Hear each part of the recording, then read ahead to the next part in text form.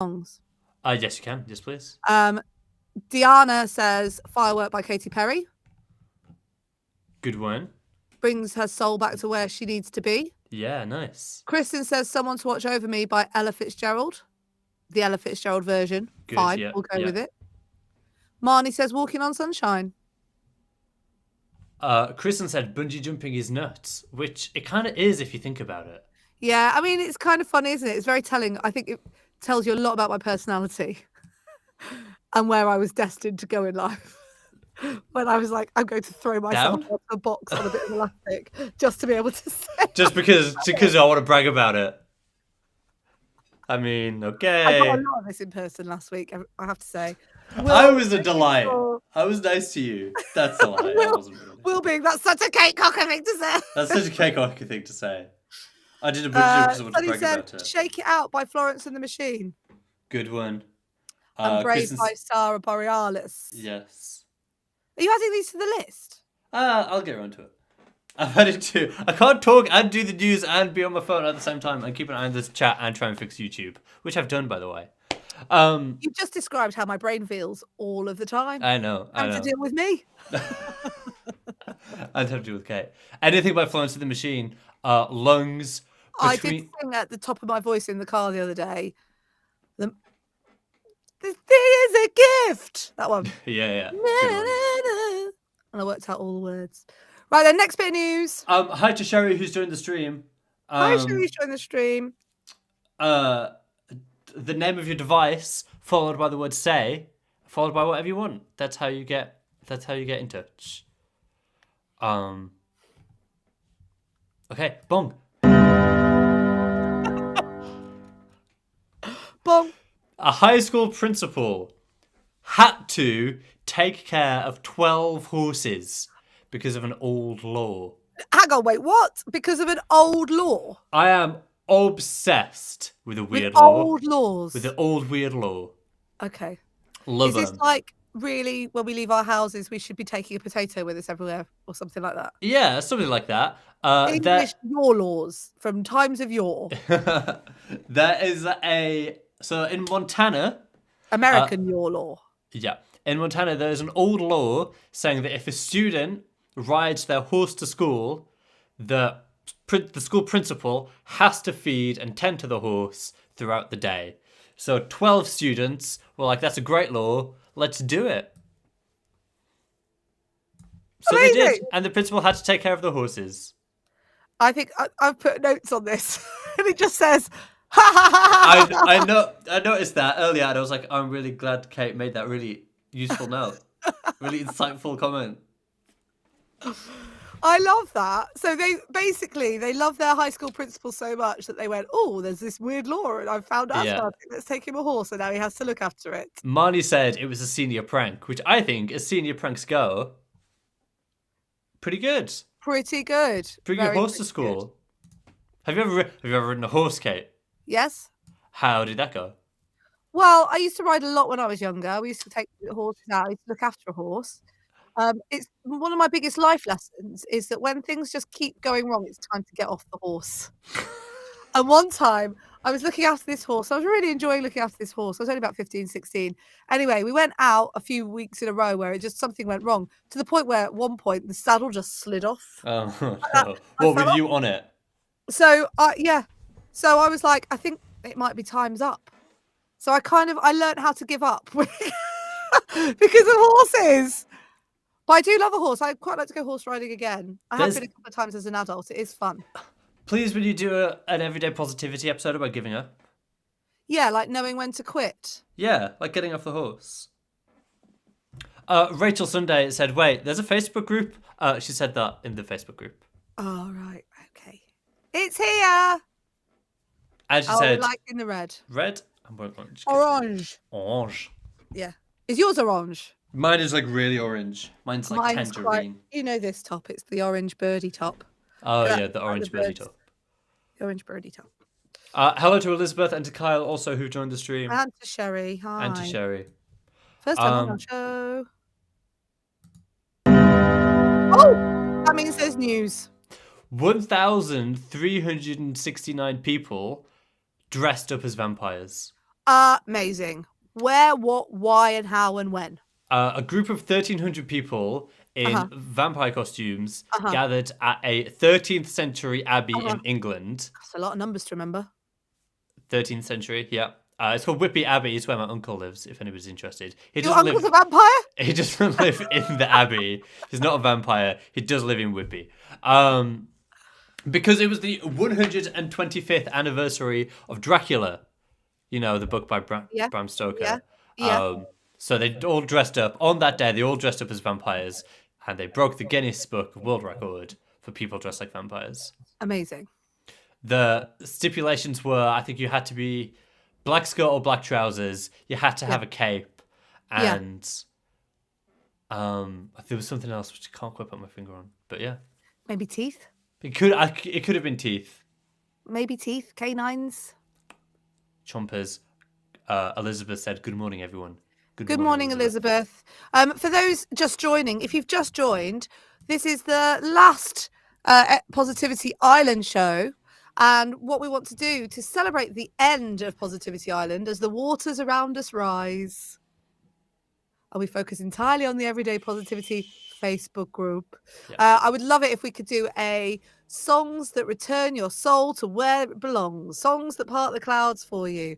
What have we had so far, Will? Oh, loads. Brown Eyed Girls, Mr. Blue Sky, anything by Florence and the Machine. Lovely, lovely, lovely. Specifically, Shake It Out. The Ella Fitzgerald version of Someone to Watch Over Me. Loads and loads and loads. Loads and loads and loads and loads. So if you have one that you'd like to contribute, we will create a little Spotify playlist and you can find it in the Facebook group. Because while this area of our world may end, we will continue elsewhere. Yes. So we're on our way by Radical Face from Sunny, please, who also chose This Is Me from The Greatest Showman. More great choices. More great Kristen choices. said another last show. Yeah, this is our last one, Kristen. But don't worry, you're in the Facebook group, and we're gonna do more hangouts on Zoom. We're gonna bring back the monthly hangouts. There'll be loads of stuff happening in the Facebook group. So be there, check it out. Don't you worry, kiddos. Don't you worry. Don't you worry, kiddo. Tiny kittens. Final thing. I love Dracula, by the way, and I'd really like to do. I'd really like to go to Whitby. Surely you've been to Whitby. Never been Let's to Whitby. go. Say no. We'll go and stay with my uncle in the Abbey. Yeah. Oh, Everyone seems quite happy about the Zooms. yeah, that is good news. Hangouts, yay! I think Hangouts need to be reinstated with journals and knitting. Can I knit a journal? Ooh. A journal cover. Oh, can I tell you something really boring? Please do. I switched to an A4 notebook, and let me tell you, I hate it. Not a fan of A4. I might saw it in half. It's not a joke. I wonder if I know anybody who owns a soul. Because I can't go on like this, Kate. You know when you've gone just too far? No, never. I You've never gone go too far. You found your boundary, didn't you? No. Oh, my boundary was A4 notebooks. Yeah, A4. B5 might be all right. Yeah, A4. A4. Because I went from a nice little A5 one, what you gave me, but then I filled it with notes and ran out of them. Okay. Is it spiral bound or is it just a straight flat back? It's like a straight flat back. It was really expensive as well. Oh dear. Who got it for you? I did. So you can afford a straight back flat A4 expensive bound.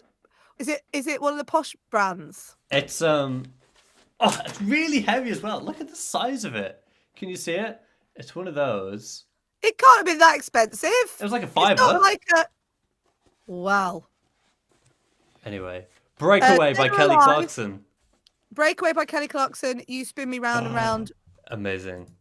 And Whitney Houston's version of Dolly Parton's I Will Always Love You. Good timing! Elizabeth, you can stay. You can. Dolly Parton. We won't be here, but you can go. You can stay. Nobody's going to be here. Dolly Parton has teased a collaboration with the Rolling Stones. What the what? So this all comes after her induction into the Rock and Roll Hall of Fame. Yes, all that palaver. Yeah, Plovlova. And Let I me think. think I mean, I can't. No, I'm not going to stand for being accepted. I'm not a rock music art. Oh no, I'm in. I'm in anyway. So I think because of that, I think Dolly kind of wants to, because we're She's on a got imposter first name syndrome. basis. I think she just wants to prove her kind of rock and roll credibility. Okay. So she said that she's always wanted to do Satisfaction, but okay, Yeah, and because it's one of her husband's, well, because she likes it, and because it's one of her husband's favorite songs, and she said I might just have to drag mix guys up there to help me sing it. I've got a bit of a. So, did you know that Otis Redding did Satisfaction, I did not know that. which makes it an R&B song Oh, wow. or Okay. Motown, and which was then picked up by the Rolling Stones, which is a rock and roll song, and now she's Yes. going to turn it a bit country. I love it. I'm here for it. This is how it should be. So she's kind of she's kind of proved her own point. Have I got that right? Which was, well, she's disproved her own point, which is that she felt like she was too country to be in the Rock and Roll Hall of Fame, when actually, kiddos, we know genre don't matter. Yeah, and she did like Stairway to Heaven or something as well. I don't know about that one. It might not be Stairway to Heaven, but She's it's something already like that. very versatile. So, the next meetup, Dolly won't be joining us, I'm afraid. No, probably. But the 18th of June we're doing it, aren't we? We settled. Yeah, we did. We settled on the 18th of June. To find out all the information, Facebook group. be in the Facebook group, like Rachel Sundays. Rachel Yep. Sundays said, "How about a real meetup? Like what? You mean like where we can see our legs?" Yeah, Will and I did that already this week. I've We've seen done plenty. it, done it, mate. Don't need it anymore. Yeah, we've seen enough of each other. Enough of each other. I'm very worried that this playlist is going to escape you. It's not going to scare me. I'm going to do it. I'm going to do it during our next meeting. Okay. Don't worry. Okay. During our next meeting when I'm giving you instructions. You're not going to be giving me instructions. Okay. Okay. This show, it feels like we usually dilly-dally so much over stuff, and we've just been racing through today. I know. We've gone through a lot already. Hello to everybody who's here. I know, it's really lovely to see everybody in the chat. How can I sign up for Facebook Hangout? Go on, get an event set up in the Facebook group. Let's get it all up and running. You'll find it there. You'll be able to sign up. Yeah, we'll pop it in the Facebook group. Don't worry, Stacey. We should put it up today, really. Can we do it today, Will? Yes, we can. Is that going to work? Yeah, it's going to work. Yeah, of course it's going to work. Okay, cool. So does this mean that it's time to do the quiz? Yeah. Shall we see if I can actually share my screen? Oh my God. I tell you what, I am very 18, Kristen, June the 18th. June 18th. Oh my goodness, I'm really good at technology, but there is just something about of sharing this thing quiz that every single time I can't seem to code. I have it open if you need me to do it. Rachel said, "Quiz, where's Gav?" I'm fine. Right. I might need you to do it because we've actually got to go through that screen share thing that we sometimes have to do. Yeah. Right, here we go. Let's have a go. It usually works on this one. Share screen. Window. That one. Share. Oh, unable to share the screen. Boo. I'm going to do it. Do you have it? Yeah. Say bon. Whilst I do that. No. Okay. That's fine. Okay. Okay. Okay. I shall read, and you just press the buttons, yes? Yeah. Oh, hang on a then I minute. want it to look like this, and I want it to look like this. How many shows have we done, babe? 50. We did 50 shows. Did we literally do 50 shows? This document says show number 50. Now, I don't trust my abilities to count to 50, but let's just go with that. Let's say we did 50 shows. Okay, I'm taking 50. Okay. Let me just get the actual instructions. Hang on. Here we go. Here we go. Here we go. Okay. Question Number 1. number 1. Which is the world's largest landlocked country? If we're sitting on the right side of my dining room table, you would know the answer to this immediately because we've got the world map on the wall. Which is the world's largest landlocked country? If you would like to take part in this quiz, and I would like to know who's going to win, is it going to be Facebook, or is it going to be the stream, or is it going to be Will? I'm going to keep note. I'm going to keep note. Which is the world's largest landlocked country? Is it A, Kazakhstan, B, Mongolia, C, Chad, or D, Mali? Chad is my favorite country because I used to go to school with a guy called Chad. But I think the correct answer is Kazakhstan. Hang on. I haven't done the thing. Sorry. If you think it's Kazakhstan, then Eliza, say A. If you think it's Mongolia, Eliza, say B. If you think it's Chad, Eliza, say C. If you think it's Mali, Eliza, say D. And if you're in the stream, Kristen's in the stream, that's the Eliza say bit, or if you're on backchannel.tv. If you're in the Facebook group, let's see how many of you get it right. And then it's it's the stream, Facebook, Will. Let's see who wins. So in the stream, got B, A, B. Marnie and Doug are saying A, Sonny and Kristen saying B, Rachel in the Facebook group is saying B, Mongolia. What are we saying? I think it's Kazakhstan. Dana thinks it's Kazakhstan. Okay, hang on a minute. Will stream Facebook. I mean, people in the stream are a bit more outweighed than people in Facebook, and I know, I don't care. So you're only one person. So Hive Mind in the middle. Facebook, I think, might just be Rachel Sunday and you. Yeah. Great. Okay. Okay, this is a very balanced and well-performed competition. Yeah. What's the answer, Will? Click it on. Boop-a-doop, it's Kazakhstan. It's A, Kazakhstan, the largest... Was it A? Yeah. The largest landlocked country by area is Kazakhstan, while the smallest by area is the Vatican City. Yeah. The largest landlocked country by population is Ethiopia, which has a population of over 101 million people. I think that Will got a point there. Yeah. And the Facebook group got a point there. No, sorry, the stream got a point, and Rachel got none. Blame me. Okay, question number 2. On average, how often does a person's heart beat in a year? Is it 40,000 times, 4 million times, 40 million times, or 400 million times? Probably quite a lot. If you think it's 40,000 times, Eliza, say A. If you think it's 4 million times, Eliza, say B. If you think it's 40 million times, Eliza, say C. And if you think it's 400 million times, Eliza, say D. So right now, my heart is beating at 86 times a minute. And there's 60 minutes in an hour. That's quite high. I have a really fast resting heart rate. It's not good. Okay. Kristen, say C. JD, say A. Rachel, say C. I'm saying C, 40 million. I said it first. Okay.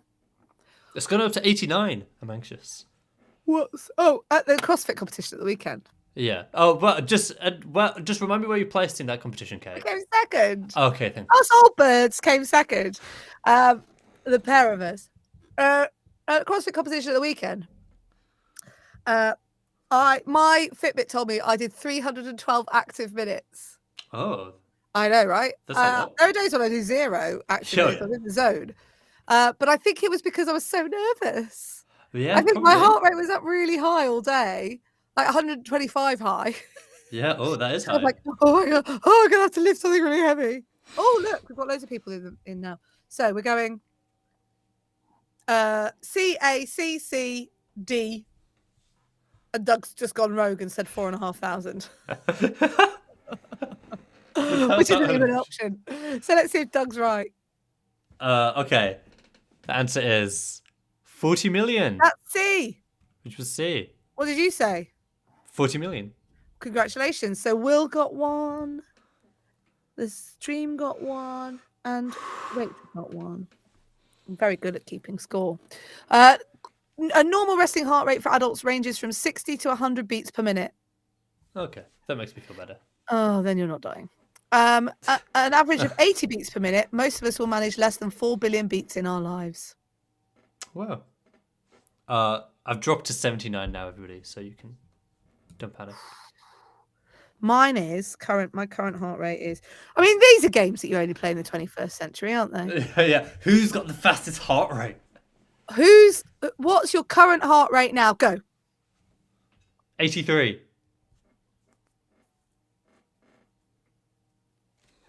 83. Is it really? Yeah. Okay. It went 85. 87.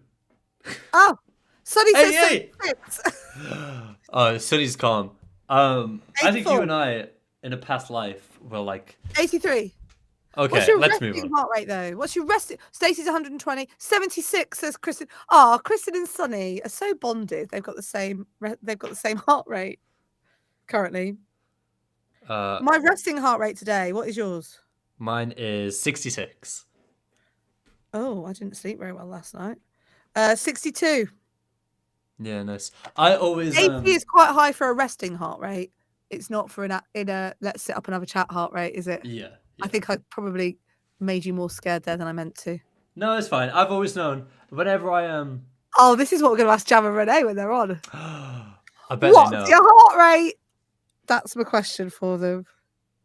Whenever I hug somebody, if I'm in a prolonged hug with somebody, they'll always say, "Oh, Will, I can feel your hearting really fast."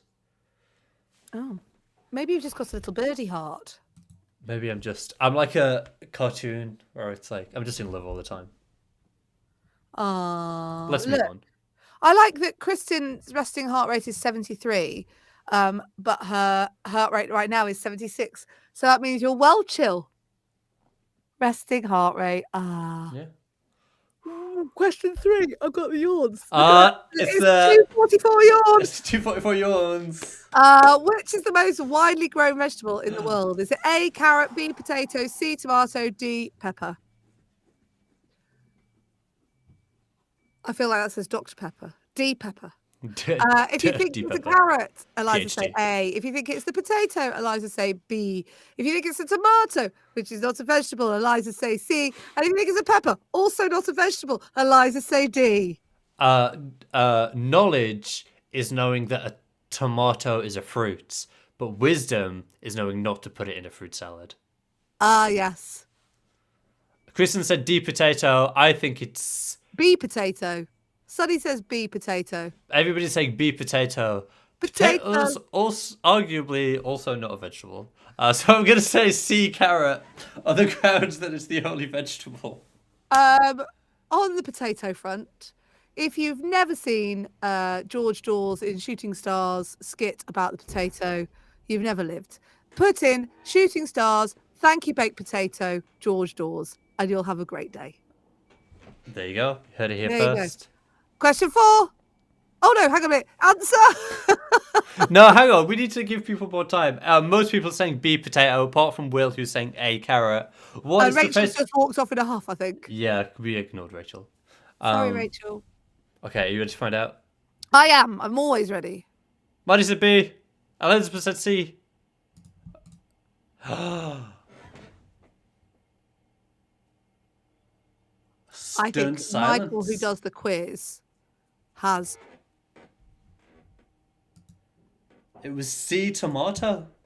So well done to Elizabeth. Elizabeth, because I was going to go, Elizabeth is not even a vegetable, like that.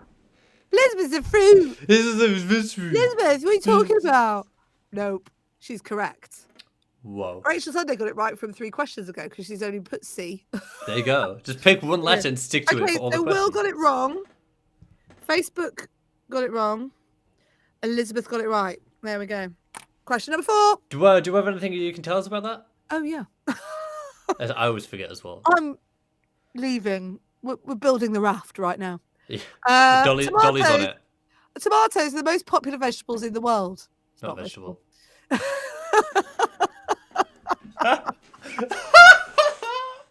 That's the most Kate and Will thing to do.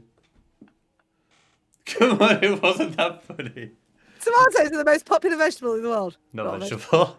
The world produces 177.04 metric tons of tomatoes every year. Still not a vegetable. No. Among the many countries in the world, the three largest producers of tomatoes are China, India, and the United States. There you go. What's it saying?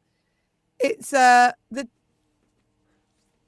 classified. It's technically classified as a fruit, I think Doug is Yeah, saying. thanks. Not a vegetable. All right, next. Come on. All right. Oh, wow. Question 4. Who invented the scissors and the parachute? Greedy. Is it Thomas Edison, Michelangelo, Benjamin Franklin, or Leonardo da Vinci? If you think that Thomas Edison invented the scissors and the parachute, Eliza say A. If you think it's Michelangelo, Eliza say B. If you think it's Benjamin Franklin, Eliza say C. If you think it's Leonardo da Vinci, Eliza say D. Do you think, whoever it was, do you think they had to invent the scissors because their parachute got stuck? Or, like, got tangled up? Yeah. Somehow, the fact that it's those two items makes me feel like it's linked.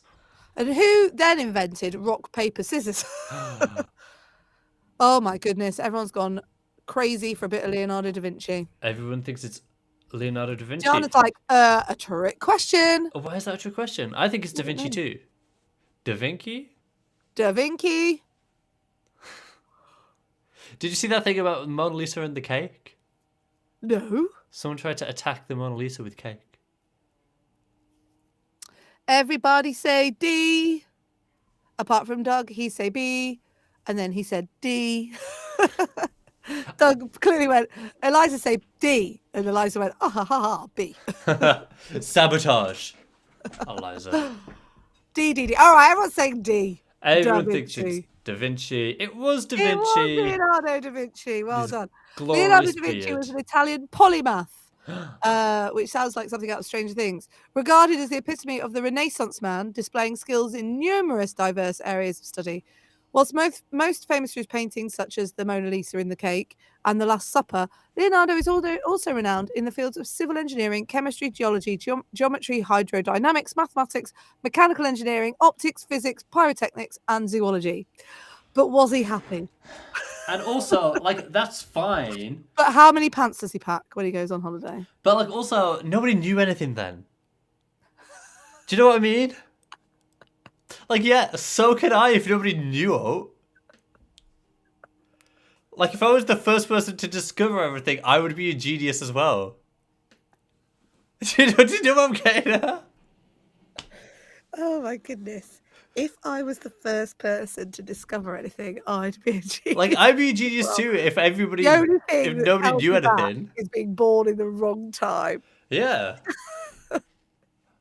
I just think when nobody knew anything, everybody was a genius because everybody was the first anyway. I'm not. Nobody knew when nobody knew anything. Everybody was a genius. Yeah. Anyway, I'm not on my high horse about it. Here we go. Final question. Is that why when you're 12 you know everything? Yeah, you do, don't you? Because nobody knows anything. Okay, fine. Right. Let me see what Kristen says while I try and work out how to say that word. Oh. Are you a Renaissance man trapped in time? I'm actually a time traveler. Kristen. Don't tell anybody. Don't blow my cover. Oh my goodness, you do make me giggle. I'm going to miss you. Oh no, I get to see you all the time anyway. You see me every day. How many years are celebrated in a sesquicentennial? If you think it's 5, Eliza say A. If you think it's 50, Eliza say B. If you think it's 150, Eliza say C. If you think it's 500, Eliza say D. And just as a side note, Will, there's a 6th question today. Oh my goodness. I know. That is mad. Blanca in the Facebook group. Hi, Blanca. Said 500. 500. D. Okay. Sesquicentennial. That must be it. Well Sesquicentennial. Yeah. Okay. If there's another question, we better get our skates on. Oh, okay. So. What we say? Oh, it's 150. Right, done it. It's 150. So, the stream one then. Yeah. I said 500. I think the stream has won entirely. All right, then, last question then. Final question. Who is everyone's favourite producer on Positivity Island? Is it A, Will Dell? Is it B, Dell? Will Dell?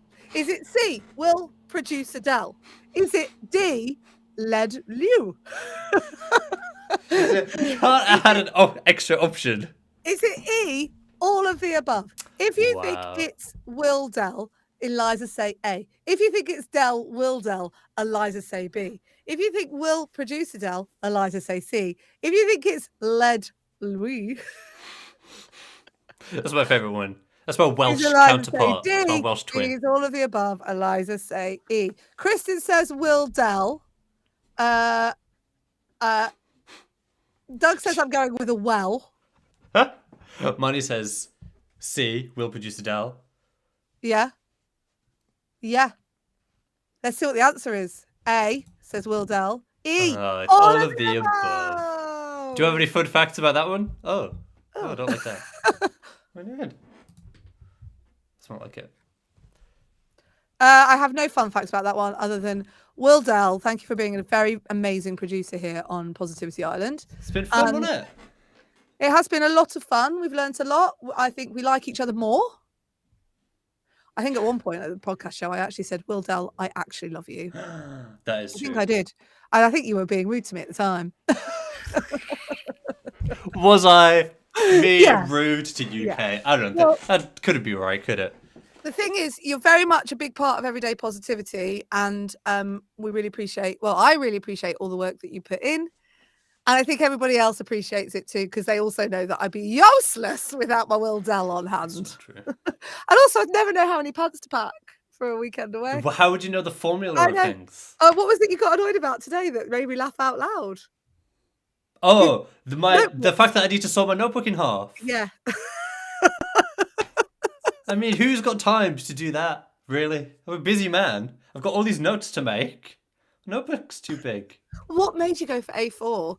Because they were all out of A5 and I was in dire need of a notebook. So you were like, right, I'm going to do this. And I was like, I take a lot of notes, so maybe... Anyway. So Kristen says, we love you guys too, and we will miss seeing you on the Eliza twice a week.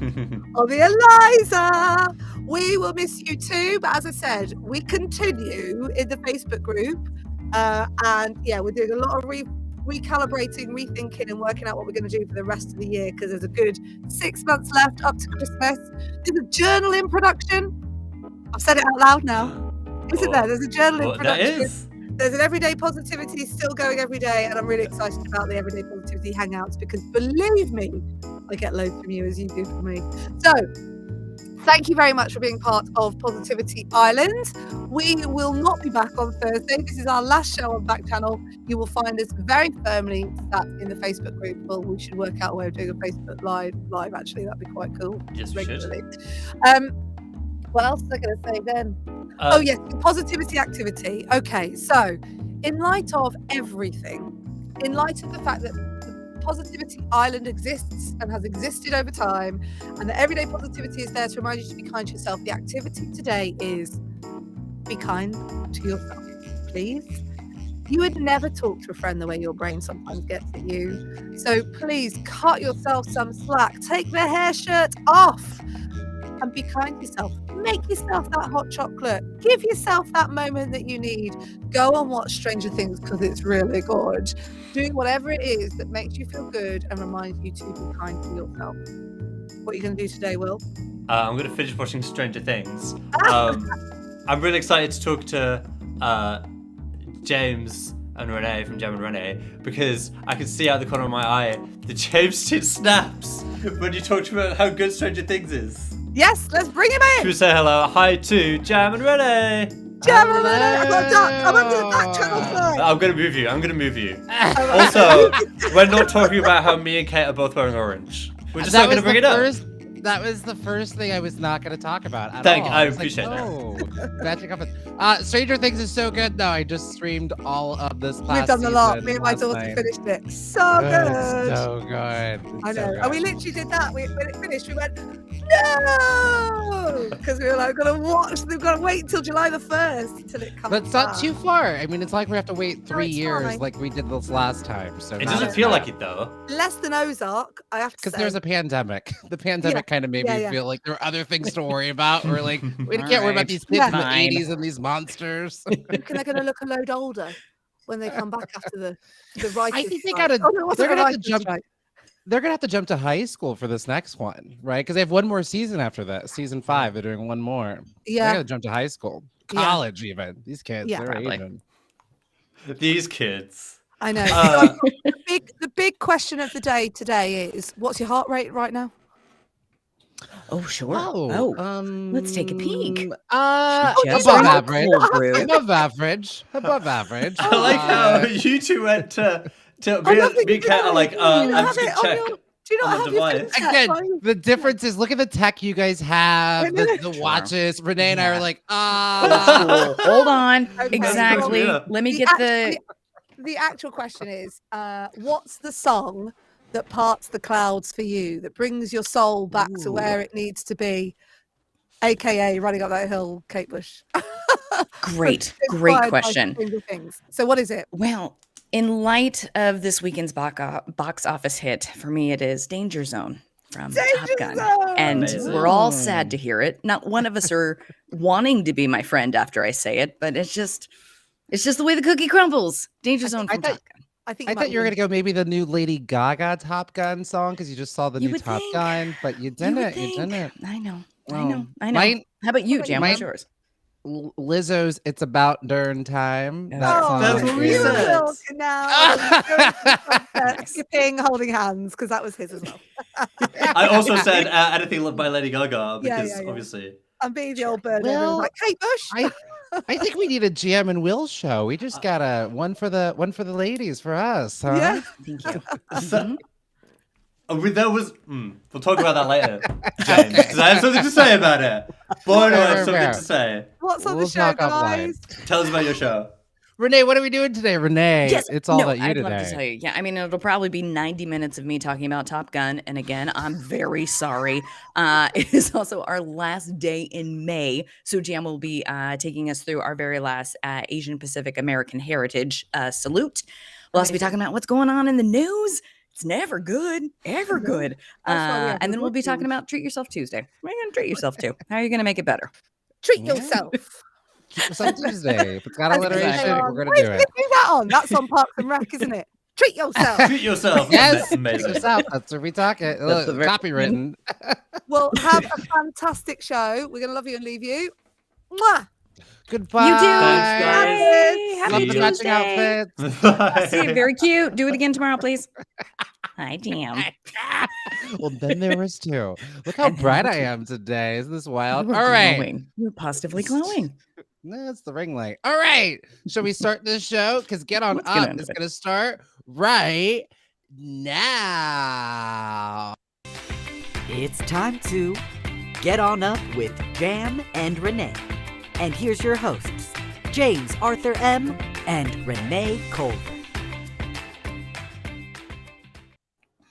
Well, hello, everybody. We Hello. are back. You are here with us live on the back channels, the only place where you can chat live with your host. You may be watching us on your Echo device or maybe on the YouTubes, and you get to chat with us in real time. That's why it's so great tuning in every morning live here on Back Channel. You're watching Get On Up, and I am your breakfast jam for the morning, James Arthur M. And I am Renee. We are here this week until Friday at 7 a.m., 10 a.m. Pacific Standard Time. Love to see you. We're going to spend 2 hours with you guys. Love to have you. Yes. And how do you get involved with the show? You might ask. You're like, you're saying I can get involved, but I don't know how. It's so easy. You just, if you're on your Echo device, you just go say. Say is going to be the magic word. So everything you say, and then afterwards, it's going to appear here on the screen, and we're going to be chatting with you. It's going to be great. We're going to love it. And then if you're on the YouTubes, you just use your little finger typers. Is that what they're called? Use your Yeah, that's exactly what they're called. your You nailed finger it. You typers, got it. That's and it you'll precisely. spell out the words, and you'll be involved in the conversation just like that. It's that easy. Sure is. Jam, I'm so happy to see you. A long weekend. I miss you so. Oh, okay. It Well, who do devastates we? me. Yes. Who do we got in the audience, Renee? Looks like we got Yeah, well, quite the bunch. Look at I was this. about I was about to chat. I was about to say, what a fine dream team we have this Tuesday morning. Wonderful job, everybody coming in after the long weekend here in America. We've got web chat user Steve, Stella, Juan, Jackie, Marine, Damien, Pomeranian, Carlos, and you know what? I was confused if either Carlos was from Ohio or if there's someone named Ohio. I think there might be somebody Oh. named Ohio. Oh, What a Ohio. gift. The entire state. No, I think it's the entire state of Ohio is tuning in. Ohio, all of And, Ohio is here, and I'm happy to have them. and look at this. The chat is already lit up. We got Doug saying, hey, can't stick around today, Alexa. And can't stick around today. Have to go, oh, surgery on the teeth. Doug, what? Oof, And Doug. can I just All right. say, I appreciate that before you go into a surgery, you're like, let me check in with my friends, Jam and It means a Renee. lot. Yes. And we're going to try to put as much good energy your way before you head into that surgery. Hopefully they give you some nice knockout gas, have some good dreams. Yeah. No, it is the hope that knockout cast it gives you the dreams that you want and need. Hopefully. I mean, and we're wouldn't it be sending nice? Yes. Yeah. Mhm. What would be nice? What would be nice? I think we would all want to go to the dentist if it were a guaranteed good dream experience. Yeah. And that is on the dentistry industry. Well, They you need need to to step turn it it up a up. bit. You want to turn it up a bit.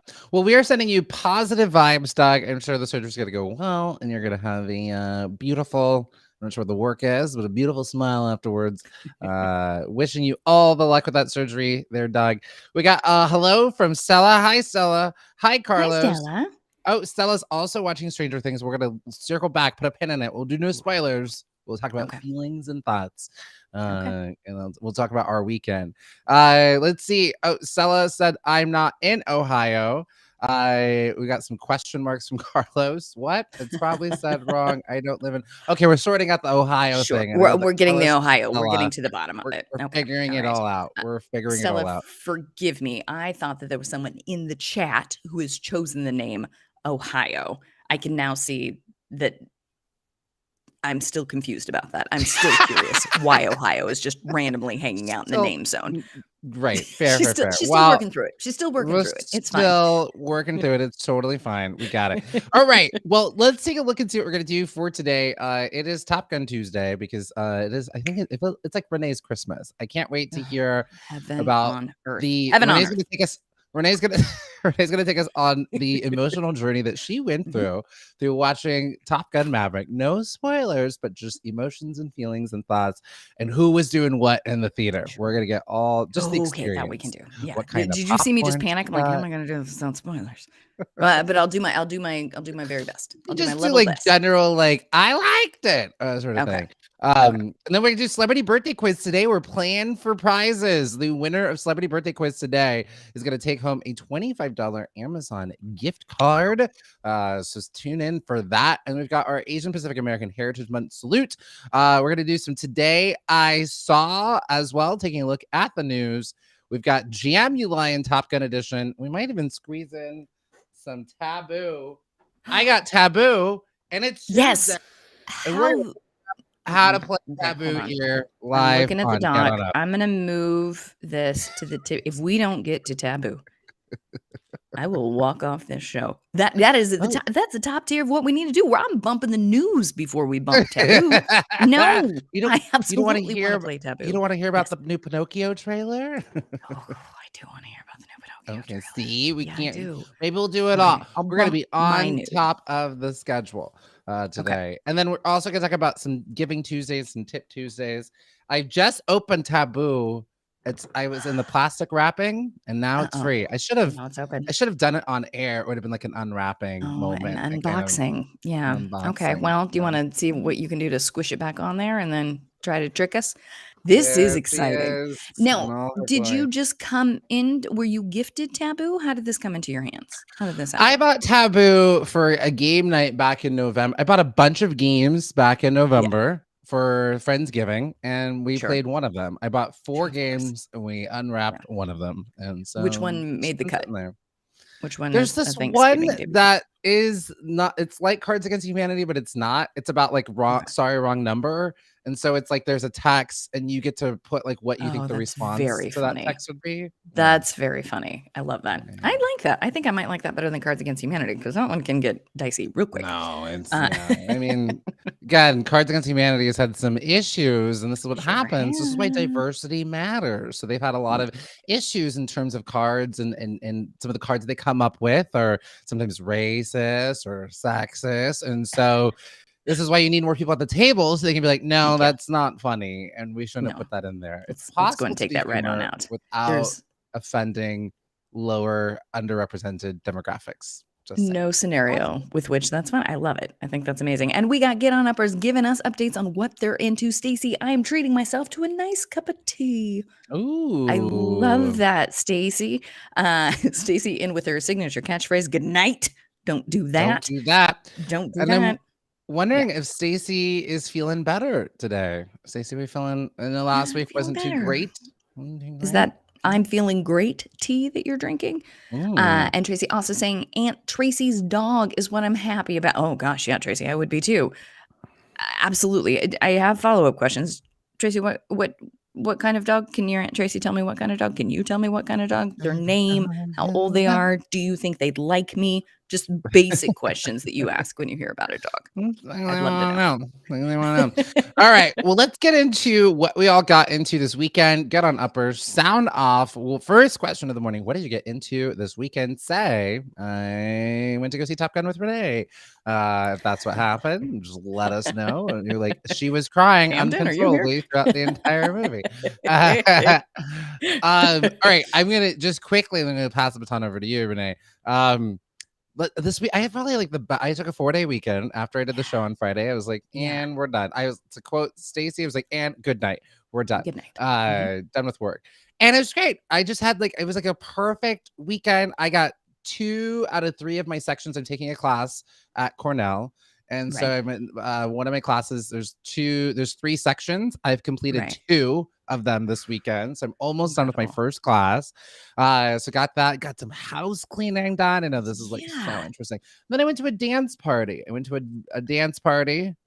We Met all someone wanna who know. kind How of was looks it? like Oscar Isaac. It was great. I had a Uh-oh. great time. Got home at like 4:00 in the morning. It was lovely. Yes. And then I was so tired. My favorite is to like go out, go Yeah. dancing, wreck myself, and Yeah. then the next day, I just sat and watched TV all Do day. It was nothing. amazing. I watched Heaven. that Dumbledore movie. Boy, can J.K. Rowling not write a screenplay to save her life. Oof, Cher did buddy. not write this one. I just Buddy. you would think after 3 movies, they even brought on a script supervisors, like Yeah. someone co-wrote it with Right. her. And even they couldn't say because you What can't. is this movie? I It's mean, I think boring. There's too many yeah, characters that you don't know yeah. about. You're like, who is this person? What? There's all these monologues, nothing Ugh. really happening. Ugh. And there's supposed to be 2 more movies after this, but I don't Oh think the box no. office. But the box office was so terrible, and Did then they bad are. enough, So you have then just maybe they won't. an incomplete story. To like, well, what was the point of this? Why did we Very do this to funny. ourselves? Oh, I love it so much. Now, around LA to promote it, I think obviously LA has some, and probably San Francisco too, has some very heightened opinions about that person at all. Oh, yeah. And just like we know. So what they I think marketing got a hold of is there is like to me looked like a platypus type of character, just a cute thing with a long bill. Oh, Just sitting there. yeah. I Mhm. would love to hear about the platypus. Is he cute? Is he nice? Is he He's funny? Does cute, he have a he's pretty catchphrase? something. He likes to steal a lot of things. He doesn't really talk or Oh, anything. sure. He's like a Cute. but he steals, but it's good stealing because they're like, oh, we needed Okay. that thing. And he's like, wah, wah. And, yeah. Cute. Yeah, And that's what you want your then platypus to I do. sat down and did so it's season 4 of Stranger Things Part 1. This is very confusing. Season 1 of Stranger Things Season 4 of Stranger Things Part 1 came out. Got it. And Okay. then Part 2 is coming out July 4th weekend. So so like Memorial Day weekend. That is We not want all of bad. your weekends. Yeah. And it was so good. Did anybody else do 7 I was watching episodes? Stranger Things. They're like over an hour each. Like a very like almost movie length episodes. Ooh. Watch every Of course you single did. one of them. Of course you Uh did. Well, yeah, because you had dedicated the day to it, so you did it right. Laid on Jam this is a couch. It was perfectionist great. even in relaxation.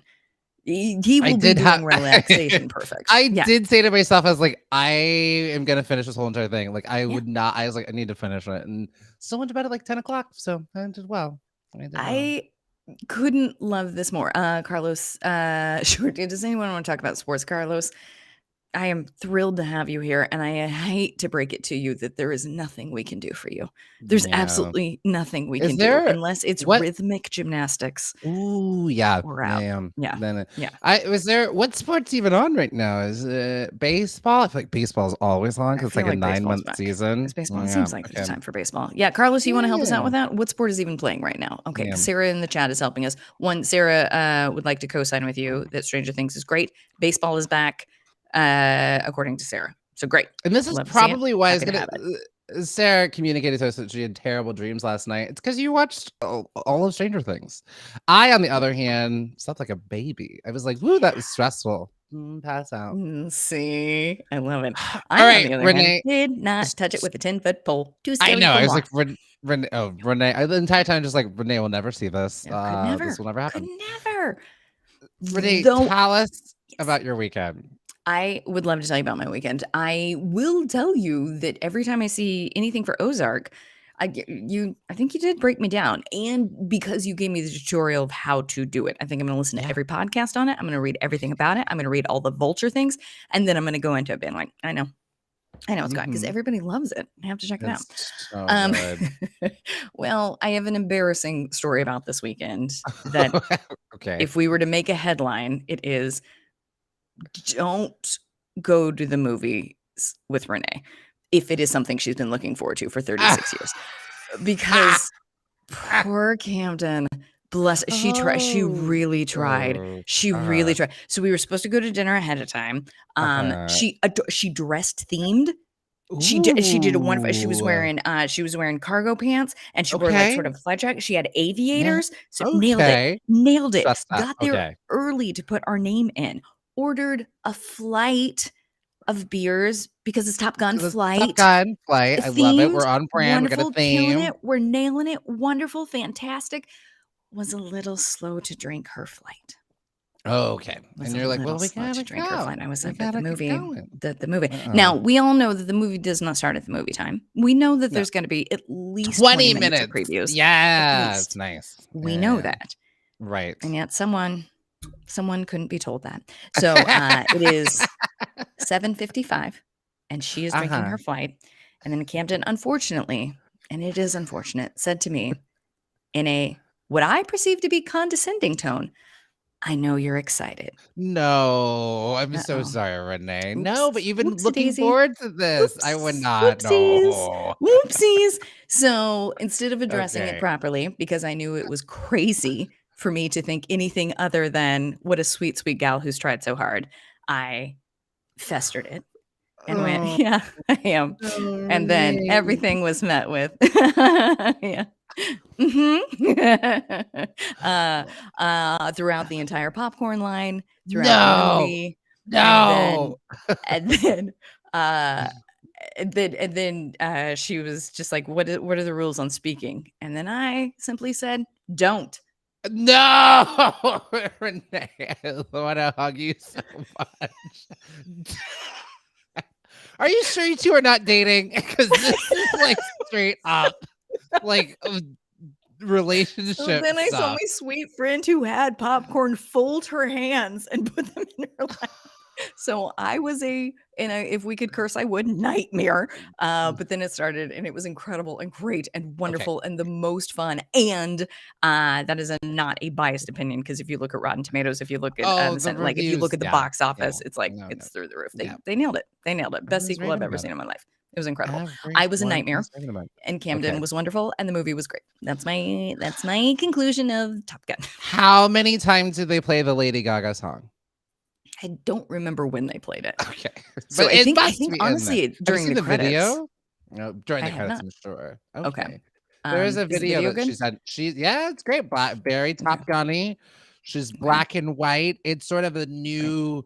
It's a ballad. It's very like 80s ballad. So it's good. Great. They Love played it at the love dance party I was at. Yeah. They sure did. Yeah, I wonder if I can say this, and that the thing that they did that was so good is that they took the first one and they mapped it completely in the heightening, in the Mm, scene, in the whatever. So you mm, feel like you're watching the mhm, first one, but it's mm. a generation later. Yeah. Perfect. It was Mm. so good.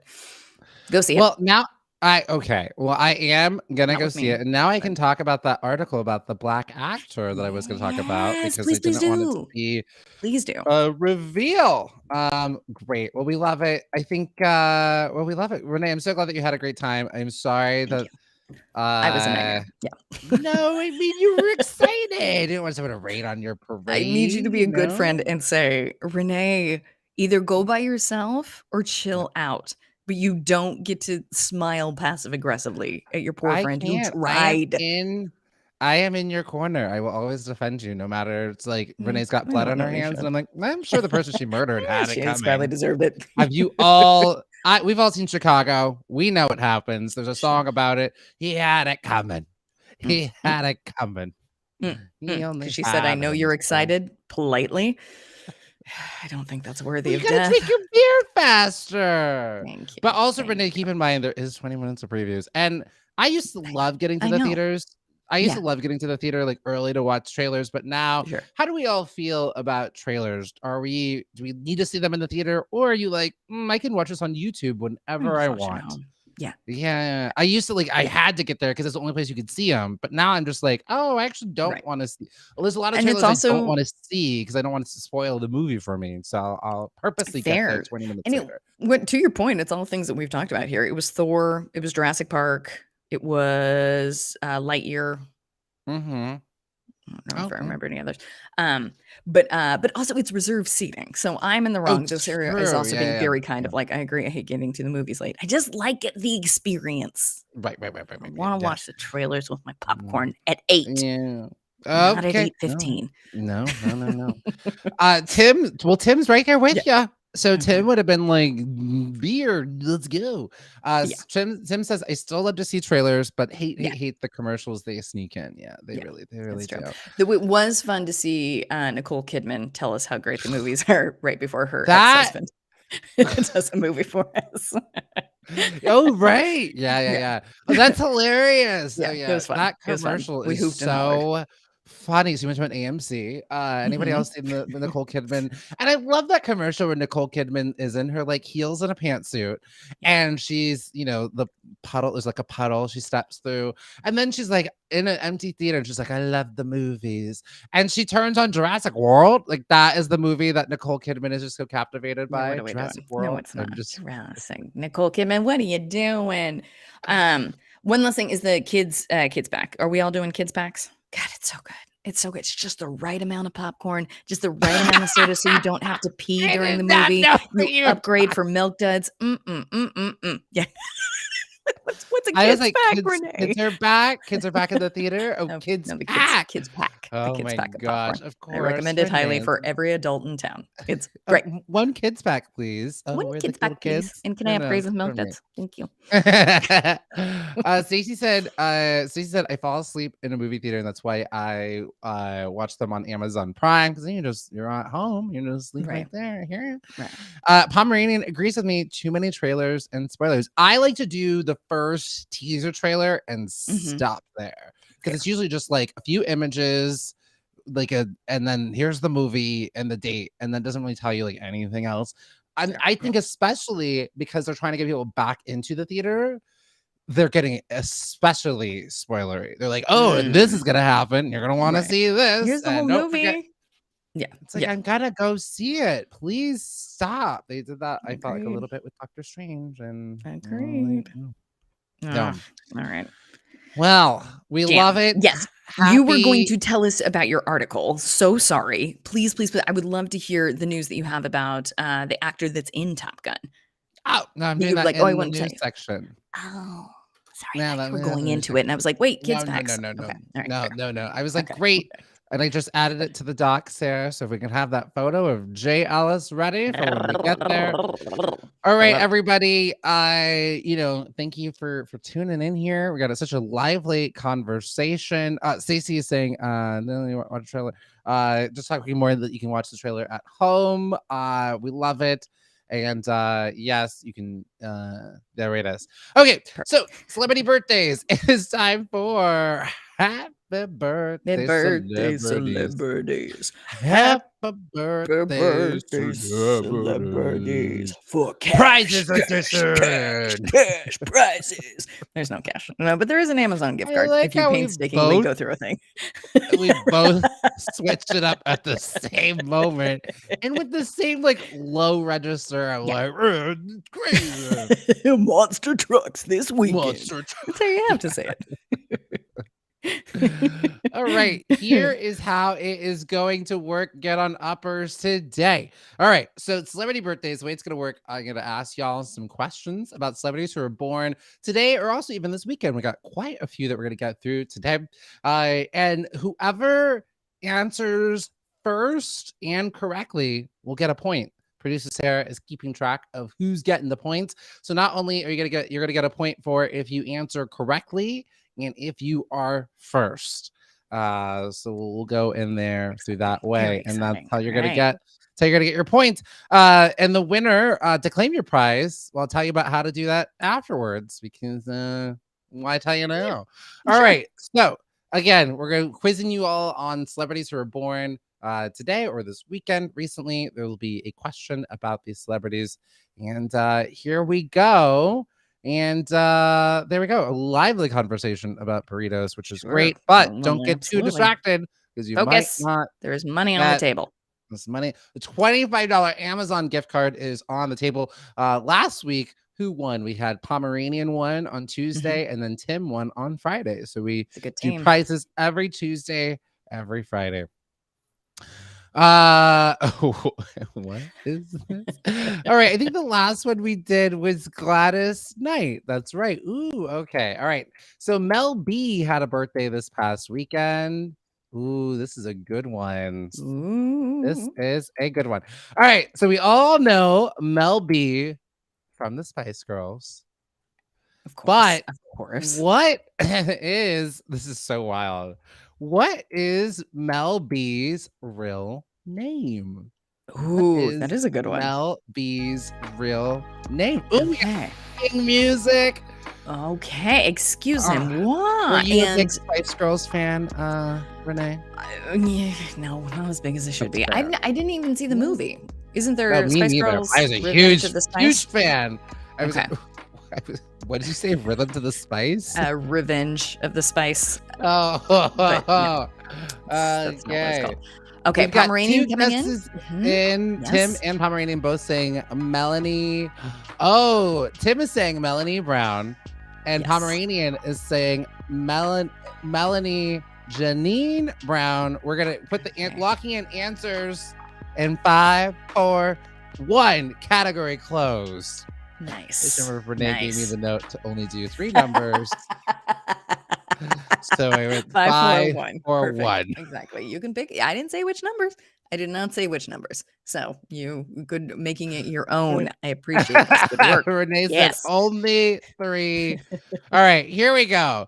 We got 2 guesses locked in. Tim and Pomeranian are 2 reigning champs going head to head this morning. And the other folks are talking about nachos. Great. Nachos. Everyone's doing what they want to do this morning. That's what I love. That's what I love. There's multiple shows and conversations happening on once. You guys need a private channel? All right. And even Sarah's chiming in. Nachos are awesome. Great. Awesome, Sarah. Sarah, don't encourage them. Don't do it. All right. Her real name is Janine Brown. So we're gonna go with Pomeranian, who had the Melanie Janine Brown here. Interesting, but Tim, very close. Very close, but we're looking for that that last one there. How big of a fans are we of the Spice Girls here? I can't believe Pomeranian. I did not know the Janine. I did not know. I was like, no one's gonna get this. And then Pomeranian's like, full name. Here we go. There it is. Thank you. 1 point Pomeranian. Yes. 1 point Pomeranian. We did it. 1 point for Pomeranian. Love it. Love it. I'm. You know what I'm doing? I'm getting a second source. It is confirmed that her name is Melanie Janine Brown. We Yeah, do have no, confirmation. we Okay. do have confirmation. Yes, great, great, Yes. great. Yes, Okay. thank you for that. That makes sense. That Janine is just the middle name there. All right. This just says Latoya. Is this Latoya Jackson? Who's Latoya? Like one name? Is this? Let's see the photo. Latoya. Who Pick a is page. this Latoya? It just says Latoya. Oh, it's Sam, very can we get a? exciting. All right, the only Can't wait to see Latoya the you need to photo. know. Yeah, what's happening? Okay, Sarah saying 1 one moment, moment. please. Latoya, is this is Photo's not coming. Latoya? I'm just gonna call Sarah Yes. Latoya from now on. Sure. Yeah. It just says Latoya singer, but I am so confused because who is just one name Latoya? I don't know. I'm talking about Latoya Jackson because Latoya Jackson is a two-name person. She's not Sure. Janet. She's not Michael. Well, all right. But if you do a quick Google, May 29th is Latoya Jackson's birthday. Is that the birthday you speak of? I guess so. Okay. All right. Is the date next to it? Do we have the Just date putting in the doc? Latoya on here like people know. I'm not gonna ask that lady down the street. Oh, you know Latoya? Like who? Latoya Jackson? Oh, okay. Yeah, I know her. In She Sarah's needs a last defense, name. I She needs a do last think if you name. went on the street and you said, finish this name, Latoya, everyone would say Jackson. I feel. I'm gonna lightly agree to disagree. She just doesn't got it like that. She doesn't got it like that. But Sarah, please make a note. I would like to share with you all my favorite Latoya GIF that I use Okay. often and Let's regularly. hear it. Okay. Well, you're not gonna hear it, but you will see it tomorrow. Okay. It's a GIF, like a GIF, like the GIF. Yes. It's a moving image. So you'll see it tomorrow. There she is. Now I know who you're talking about. Got All her. right. We got her. Now that we've razzed her on her birthday, did you all know she is licensed for this fashion line? Latoya Jackson is licensed for this fashion line. Ooh, good question. What is that? There's some follow-up questions we could ask too. Let's have some thinking music as they are guessing in. She's licensed for this fashion line. Gotta get these guesses in here. Renee, you big Latoya Jackson fan? I know. Oh, I yes. know. I mean, I guess I'm defending that she can be known by her name, but beyond that, no. I don't know much about it. Sorry. She spun away. She spun away without announcing it. Sorry.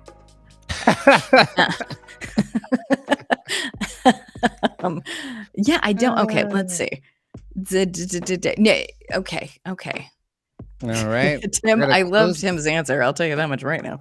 Oh my gosh, this chat is out. I know, you guys are control. nuts. You're losing it. Yep, losing it. It's only Tuesday. All right, we're gonna close this category after 3 numbers. 10, 7, 1. Category closed. Look, I never said which numbers. I never said which ones. Numbers. Renee, do you want to give it a guess? What's her clothing line? Yeah, she's been licensed. She licensed her name for this fashion line. Yeah, I think it's Latoya, and that's why Sarah just put Latoya in the chat or in the doc. Actually, you're not far off. Renee would get the point. David Lorenz for Latoya. Yeah. Oh, very And interesting. Latoya. Okay. A lot of good guesses in here, though. Nachos is my favorite. That's very funny. Love it. Oh man. There it is. Latoya, who tried to have a little solo career before Janet, and no one was interested. Nobody was interested. Also, their older sister Rebe, who's the first Jackson, she also tried to do a little solo career. She had a hit song called Caterpillar. Please give yourself the gift of watching the YouTube music video of Caterpillar. It's like a low budget thriller, and you're like, what is happening in this video? It's a little Stranger Things-esque now that I think about it as well. Before Stranger Things saw that music video and was like, oh, inspired. And give yourself the gift. Caterpillar. No idea. A lot of fun. Rebe Jackson. It is 3 minutes and 40 seconds. You'll never forget. I'm just pure delight. Okay. I can't wait to check it out. Sounds pure wonderful. Adventure. All right. So far, we've got Pomeranian on the board with 1 point. Yeah, sorry, Pomeranian. Yeah, Pomeranian said, "Oh, no one was interested. Janet taking all the fame." Yep, little baby J, Yeah, little baby J. You know, that'll part of it, happen. you watch the two-part Janet Jackson documentary on A&E. I think she was also able to soak in everything that her older brothers were doing because she would go to their rehearsals all the time. She was just like constantly, watching it and in it, and she was like performing in their Vegas show at like 7, Right. as well. So she just really was just Just taking it all absorbed in, it. Yeah. absorbed it all. Anyways, happy birthday, Latoya. Oh my god. And Janet's birthday is on May 15th. Oh, and Charlie's just stealing No. all the Yeah, sunshine, just right? always Before one it. step ahead. I getcha. Oh boy, oh boy. Yeah, that's gotta be rough. Which actually, now that I think about it, in the Janet Jackson documentary, all of her siblings get interviewed except for Latoya. I don't think that they get along. I'm just gonna speculate. Yeah, I In the probably Janet not. documentary, I bet all that's of a them little are like, strained. uh, and she couldn't. And then Janet was like naming all of her siblings, and I think she forgot Latoya. She was like, who Oops. was Oh, the hold on. No, I think no, that should be it. I feel like I covered okay, them all. got him. Hey. Got him. In fact, there is a happy endings episode where they all dress as wait for this Pomeranian. Pomeranian said they shaded Latoya. OMG, it gets worse. And I think everybody secretly knows that Latoya is just like no one cares about Latoya. That's what I'm saying. There's a happy endings episode where the 6 of them all dress up as like the Jacksons, and then they make Yeah. Dave dress up as Latoya, and they're like they're all like in like this sort of like they're all like they're all just as the Jacksons, but they're all like kind of marionettes. So they're all like they have to walk Adorable. together. They're all Yeah. like connect together. And then they couldn't figure out how to get to the party. And they're like, okay, we'll just sit here and drink beers. And when they all drink together, they when they all lift up, they all have to drink together. Long story long, they keep making Dave, who's dressed as Latoya, like spill Right. his beer on himself. He's like, you guys, and they're like, shut up, you stupid Latoya. Everybody knows Latoya's stupid. And they just keep razzing on like, Latoya, you stupid. And then Poor starts- thing. Happy birthday. That's great. happy birthday, Latoya, turning 65. You stupid Latoya. All right. All right, Laverne Cox turning 50. Laverne Cox turning 50. Happy birthday to Laverne Cox. Yes, Pomeranian, very much like NSYNC dolls, like but the Jackson marionettes. Like it's like they're all linked together though, so they have to like move together. It's really Very funny. I think if you Google happy endings, Jackson 5, you stupid Latoya, you'll see it. Okay. All right. I'll do it. I'll do it. All right. Miss Laverne Cox turning 50. Ooh, okay. Now, hopefully y'all have been studying your theater because she was in this Tony-winning play turned movie about the rise of AIDS, HIV epidemic as told through the eyes of the character. I don't know if this is a big spoiler. Ned Weeks. She was in the Tony-winning play turned movie about the rise of AIDS, epidemic. All right. Award-winning play. She was in it. A little Nice. thinking Looking music for those here. answers for a $25 Amazon gift card. Here we go. Our Pomeranian in the Boop. lead. A lively conversation that's turned from food, ramen nachos to brat stalls. Sure. Yep. So it's everything goes Stella does here. not chat want to play today. trivia. Absolutely not. Stella right. definitely got Nope. on her report card every time. Talking in class. Every time. This is what I want to talk about today. Yeah. Oh man. Alright, All right. Looking for looking any for guesses the about the Tony Tony-winning Award-winning play play. that Laverne Cox was in. We got some guesses coming in. Play turned movie about the rise of AIDS, HIV. I will tell you, the movie is out on. I don't think she's in the movie version, but the movie is on HBO. I've seen it. I think it was like a series they did. Anyways, really great. We're gonna close the category in 24, 2, 1, close. Category close. All right, Renee, do you have any guesses that you want to throw into Yeah. that? I would guess Angels in America. Okay, good guess. Is Good that guess. is that We right? are looking, and it is a good guess because Angels in Mhm. America did say the movie is on HBO, and it Sure. is. But we are Sure. all looking for the Normal Heart. The Normal Heart. Oh Mark god, that'll Ruffalo. destroy That'll. you. Oh, Oh my uh-huh. god, that Mhm, movie. Good mhm. night in heaven. Uh, Yeah, yeah. yeah. Mhm. Yeah. Yeah, Great my brain was just movie. like, "Oh, no, no, no. Do you wanna cry the rest of the day? Then I'm not gonna remind you that you saw that movie." Oof. Yeah, Eesh. yeah. Ha. Starring And the Hulk himself. the Hulk himself, and Mark Ruffalo, such a talented man. Uh, and Tim is noting that I'm using algebra to count down. Yeah, I'm doing little math equations. What three numbers can I get down That's very to? funny. One, Which just like is that. my fault for being a brat, but now my gift because it's hilarious. You've turned it into a hilarious joke. I love it so much. Ah, I've never seen this movie. Speaking of Mark Ruffalo, happy birthday, Laverne Cox. But speaking of speaking of Mark Ruffalo, my YouTube algorithm is so wild. Like I was like, I just for whatever reason, it was like, do you want to watch this 13 going on 30 Michael Jackson Thriller dance that they do in the movie with Mark Yeah, Ruffalo and Jennifer Garner? 13 going on adorable. 30. They Right. do the Thriller dance. Have you ever seen 13 going on 30? I feel I like you have. haven't, which is wild. No, Seems somehow I right missed it. up Isn't that your wild? alley. You love I Jennifer know. Garner. I do. You you love a Freaky Friday-ish, I'm I assuming. do. And you I love like absolutely you do. love dance. They have a big old dance scene in it. I would truly love this movie, but I just somehow missed it when it came out, and now it's too I late. I did too, but the clip is really hilarious of like the way everyone just starts like joining into the Thriller dance. And Jennifer Garner's performance is so great because she really is this 30-year-old playing a 13-year-old doing the Thriller dance. Like her facial expressions are just like she's so into it. It's so good. So cu oh, I couldn't love it more. And Mhm. then Tim is saying Jim Parsons is good in that too. Jim Parsons is Oh in yeah. that? Alright. The Normal Heart. I don't know. Oh god, okay, yeah, yeah, Tim, hey. Renee keeps You trying just to gotta breathe. block it out.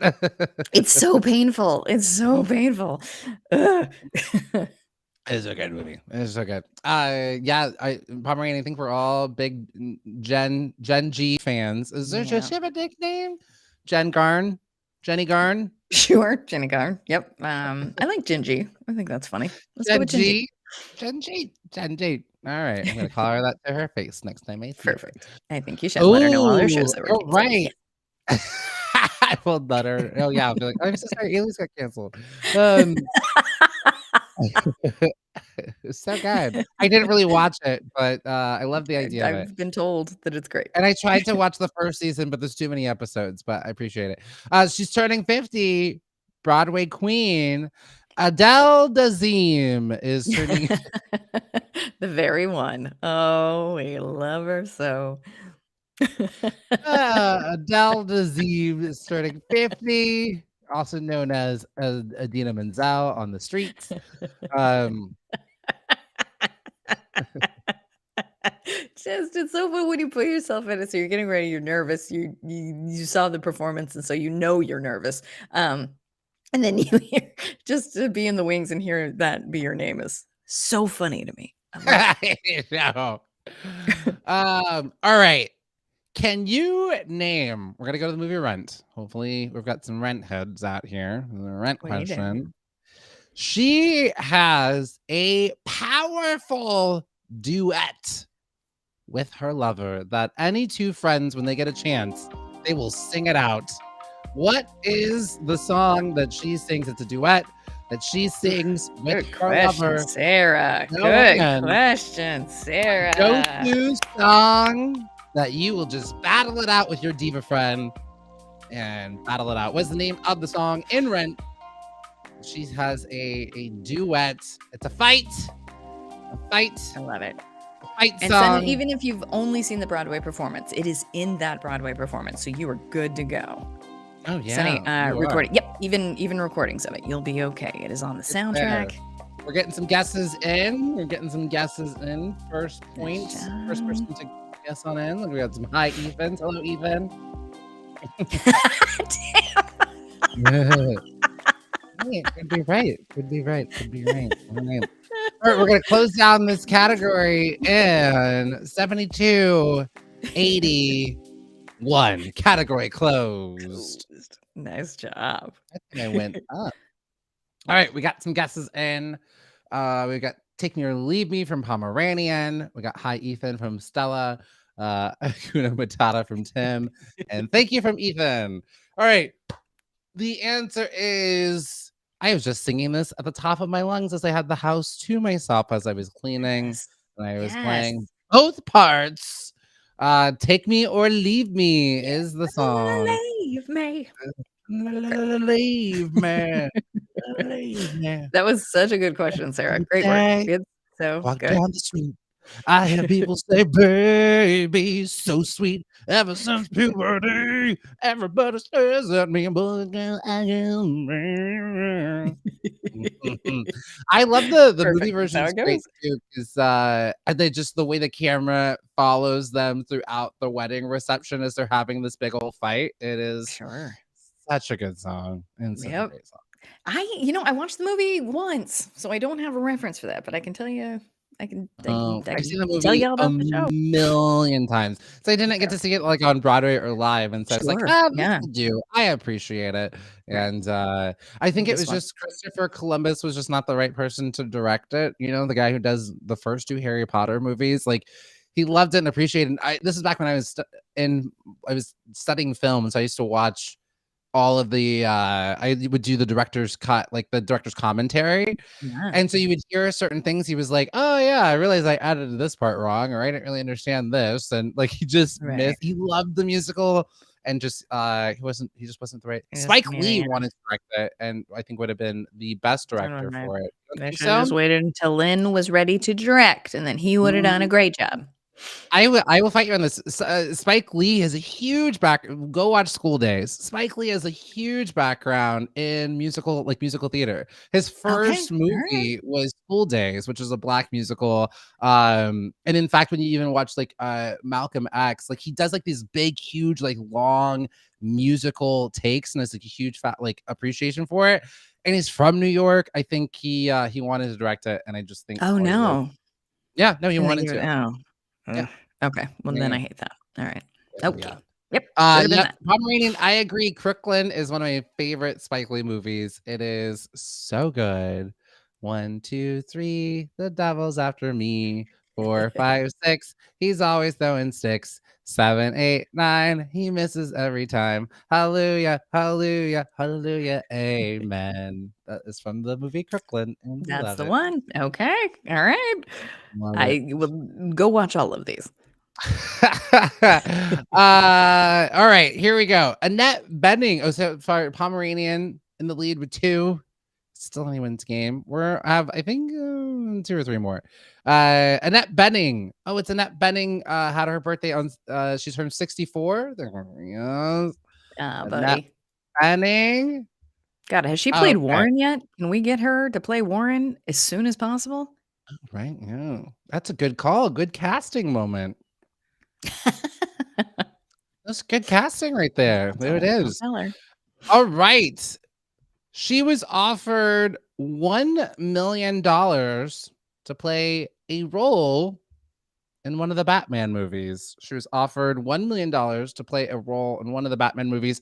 What was the role? Ooh, this is a good question. I have no idea what this is. That's a good question. Annette Bening is the She name. was Batman is the game. Yep. All right. much She was was she offered offered? $1 million to play this role in a Batman movie. Let's see. We'll get some music. Nice. Can we get some thinking? I think Sarah's still upset that Spike Lee didn't direct. As she should be. Sarah is correct in her response to such a thing. Sarah's like, Love that would have been amazing.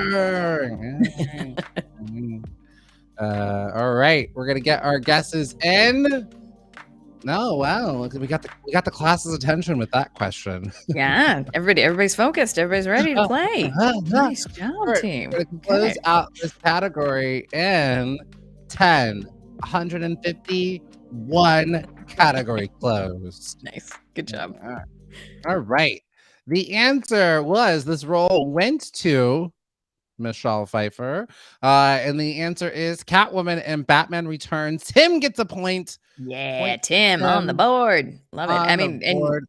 kudos to Ethan and Stacy for also coming in with the correct Absolutely. answer. Coming in Tim hot. got it first, but good job Coming coming in in with it. hot. Nice work.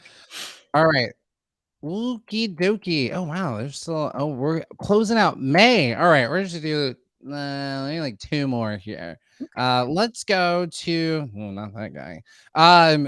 Colin Farrell is celebrating his 40 Mhm. I mean Winona okay. Colin There we go. We Farrell got it.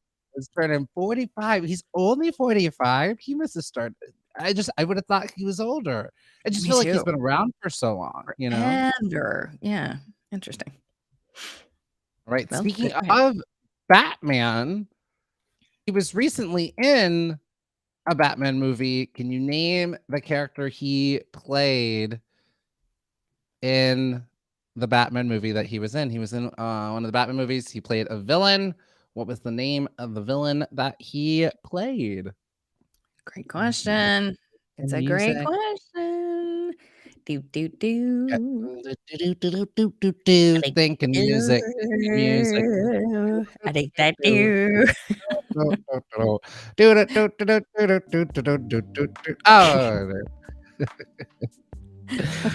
all right. We've got some Oh, boy. guesses coming in.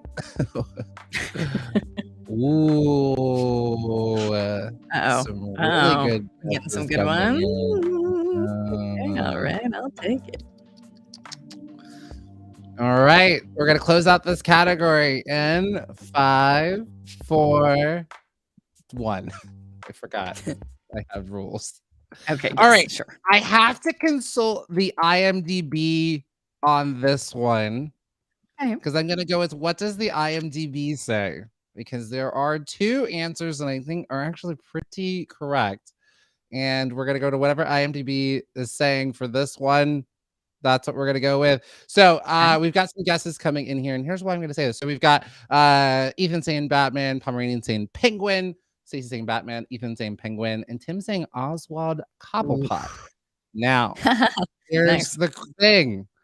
The Penguin, he played the Penguin, but the Penguin's real name is Oswald Cobblepot. So I have to consult IMDb and see what is it listed as, and it does say he's listed as Oz, which would be like Oswald Cobblepot. We're gonna give both a point to both Pomeranian, who said Penguin, and to Tim, who said Oswald Cobblepot. We'll give you both points because great answers. Both are there.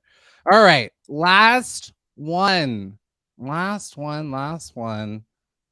I don't think Oswald anybody. Cobblepot. That's a funny name. I like it. All right, let's go with singer Normani. Normani turning 26 today. 26. All right. She just recently went solo, but she was in a girl group. She was in part of a girl group. What was the girl group that Normani was recently a part of? Went their own separate ways. She now is a solo artist. Normani went solo. Getting our guesses in here. Great question. Great. Okay. All right, Pomeranian. All right. I like it. What could it be?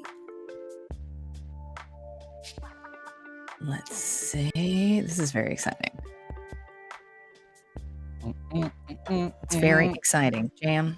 It's very exciting. Thrilling. I just can't wait for all the answers to come on in. I actually was really enjoying these beats here for a moment. Yeah, it's nice. It's a good beat. Of beautiful Normani here. All right, we're gonna close this category in 1978. 24. 1 category closed. All right, let's see. Tim, you had a great point. Tim said, I couldn't remember if they called him Penguin in the movie. There is a moment when they tie him up, or Batman ties him up and he has to waddle and he's like, haha, he's like a penguin. So I think maybe that's that's cute. what.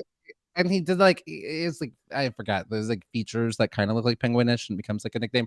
But I don't know. Like there is 2 different sources. Like on one, if I just Google the Batman movie and the characters and it says like what their names are, underneath it, it says Colin Farrell, it says Penguin. But then if you go to IMDb, it says Oz. So, who knows what they were calling him? Who It's tricky. knows? Yeah, it's tricky to know. And it is Trip Hop Tuesday, as Tim is saying.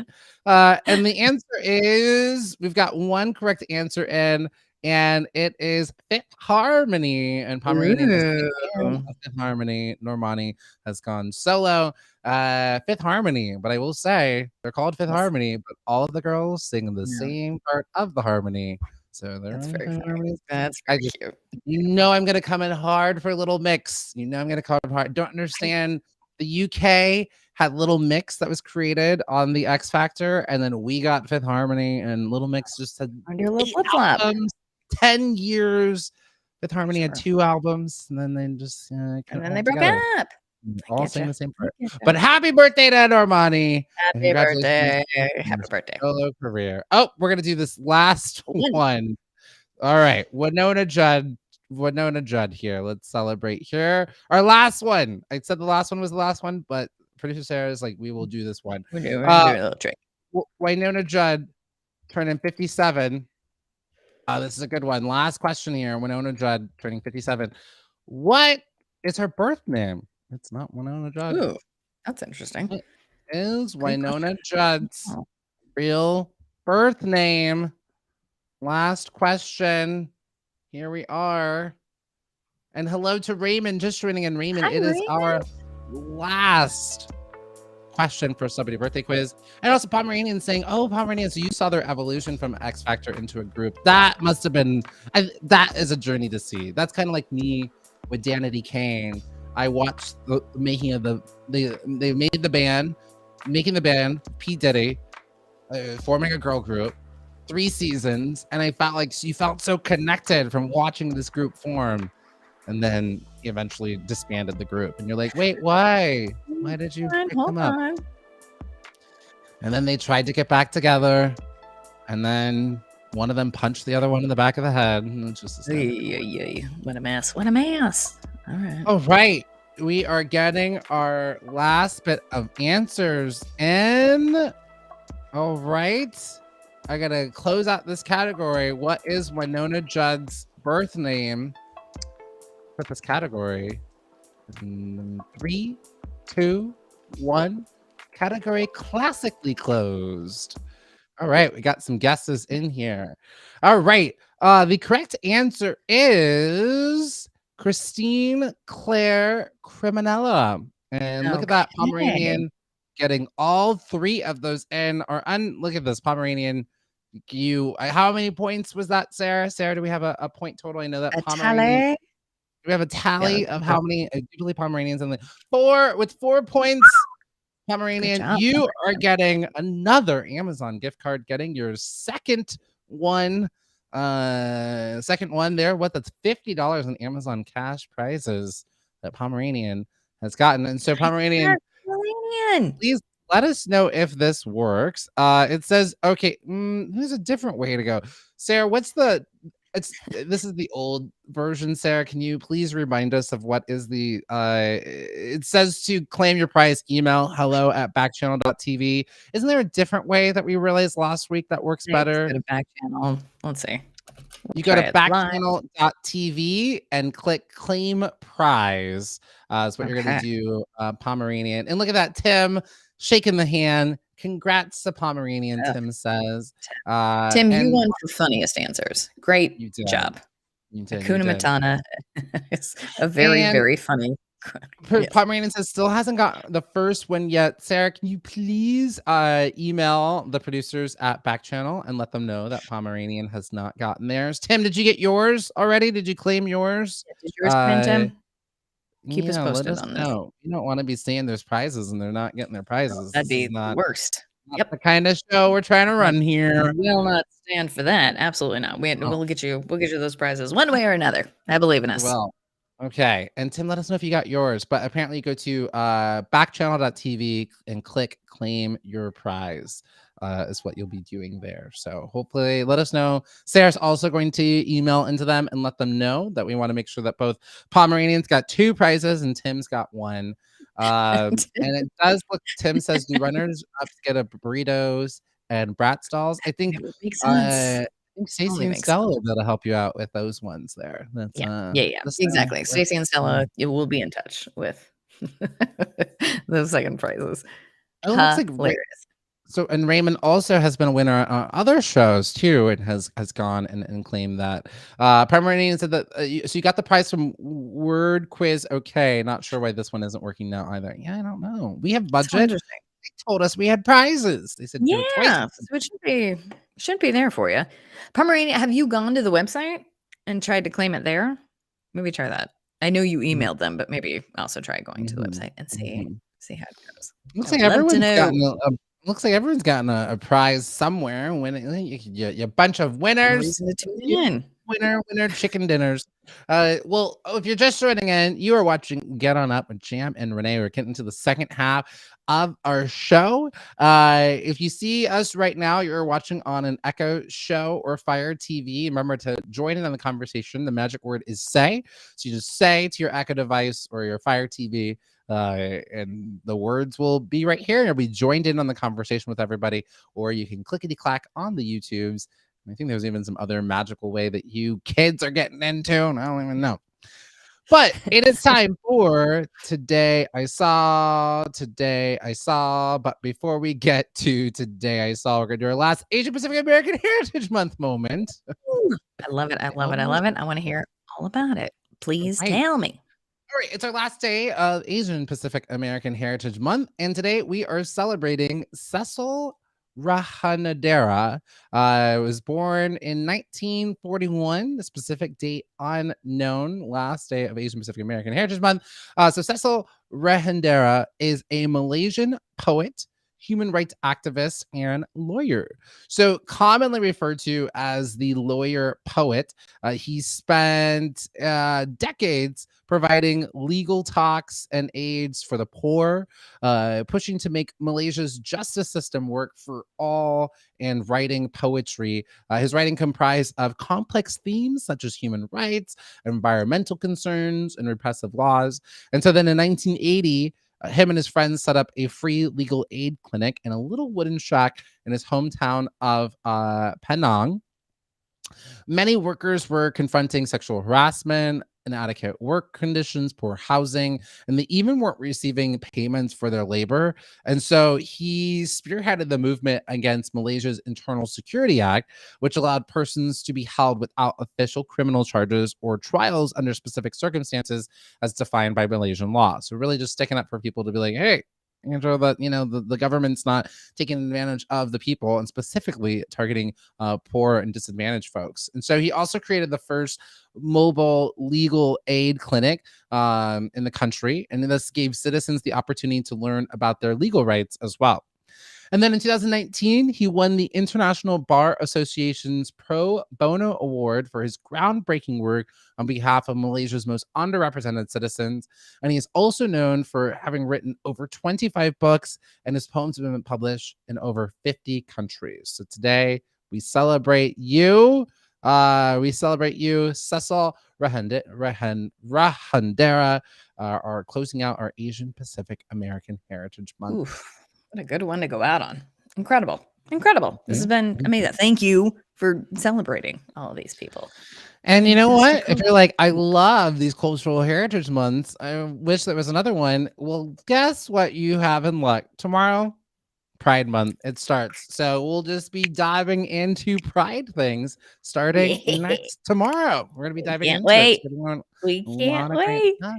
Yeah. I think tomorrow we might even dive into, a lot of people know about, Stonewall and the Stonewall riots, which really kicked off why we have Pride in Yeah. June. And I think we're going to talk about, other riots that happened before Stonewall. So everyone knows about Stonewall, but I think I'm going to learn you about some Right. other What uprisings happened that before then? happened Exactly. before Stonewall. Yeah. I'm sorry I jumped into the dance party. Because of those riots, we get to have the dance party. I'm sorry I Yeah. jumped ahead. I'm sorry I jumped ahead. Everybody always I'm remember excited. Pride started off as a protest. So as much as we got, Macy's and Budweiser there at these parades and things like that, it's still about advancing things forward. And again, especially all the shenanigans that are actually happening targeting the queer community, specifically trans folks. Like it's really good to remember its roots and making sure that we're doing political activism and allyship around, these. So I encourage people this month, don't just, put on a boa and and that's for everybody. If you're in the Right. community or if you're an ally, like it's for everyone to, can this be a month of action and taking in as much information about queer history as we can. So, because with that knowledge, understanding the history of it, you'll be moved to action. Oof. So, Ooh, ooh, ooh. and then we Love it, can love it, love dance. We can dance too. Yeah. We can do it all. We're it. multifaceted. At the end of the Right? night. Work Yeah. work during the day, dance at night. Worked it. Love it. I love it. Exactly. Yeah. All right. Now we're gonna do some today. I saw. Today I saw. Yes. Today I saw this. Haha. Delightful. I'm having a great time with it. I love it. Renee, do you want to kick us off? I sure do. Now, listen, I've already talked about it. Wait, you gotta hear the specifics around Top Gun this weekend. Thank you so much to Sarah, and this will hopefully lead into Jam's. But we did call it Top Gun Tuesday, so I am. Yeah. While I am we knew what we embarrassed, were getting. You it shouldn't. is the name of the game. Can I It is the name of request the you to take any embarrassment away? Because we had Okay. a meeting and we said this is for Renee. Top Gun Tuesday. This I is got what to I do. have my Doctor Strange day. You get to have True. this. Thank you. And I appreciate it so much. So this is thanks to Sarah, going to give us some more specifics about, it did so well, but how well did it do? So the headline reads, Top Gun Maverick breaks box office records on an opening weekend, which is very exciting. Something I did not know is that this is Tom Cruise's very first $100 million weekend. Would you even think no way, Wow. like before I told you that, if you were to say, how many movies does he have out that broke the $100 million mark? I'd be like, how many Mission Possibles are there? 8. But this is the first one. Yeah. Not even War of the Worlds, because I think that was his top grossing one. Yeah, it's saying Not that even one made one's in it. 59 million his opening weekend. Dang. I know, Okay. which is still huge. And granted, that was Right. 2005, but it wasn't Right. you. I think are the one who taught me this. It was when Marvel started coming out that we started breaking Oh the yeah, 100 yeah. million. Marvel was the one that was like, and that's so many I think like 4 Marvel movies have crossed the $1 billion grossing. Like it's on, Really insane. Doctor Strange is gonna hit 900 million. It won't hit quite $1 billion, but like Yeah. it's wild. Yeah. It's just, and I think that he's absolutely been part of movies that have eventually made $100 million, but this is for the opening box office weekend. Yeah. So the amount that is worldwide is $248 million worldwide. The film obviously is a sequel to the 1986 Top Gun, and it is interesting that it is the 4th biggest box office post-pandemic. That is not A Marvel movie. a Marvel movie. Yeah. So Yeah. the ones that beat are Spider-Man No Way Home that made Yeah. 206 million. Do you want to guess the other two? I know you know it, but do you want to guess the other two? One's Marvel, one's not. Oh, was it Shang-Chi? Ooh, great guess. Great guess. So I think since so this year is also a better way to ask it. Oh, I guess then Doctor Strange. I didn't think that Doctor Strange did that. Oh, okay. Good Yeah, for it's saying it. it made 148 million. Opening weekend. Good job, D Strange. I I know. helped. 'Cause with the You red sure carpet. did. You most It certainly did. And then literally you was a 3-hour commercial also- for the movie. Truly. You did, but you did it. So thank you to James. That is not mentioned in the article, but it should be. know. And then We do you want to know. guess the other or get on uppers? Do you know what the other one was? Or Jam? What else Either or. happened? Was there? I don't know what other big movie. And it's not a superhero movie. And It's not Sonic. it is a 2. superhero movie. Sorry. Oh, So the Batman. correct. Yep, 106 Yeah. million. Good job. Just not Good much, so. job.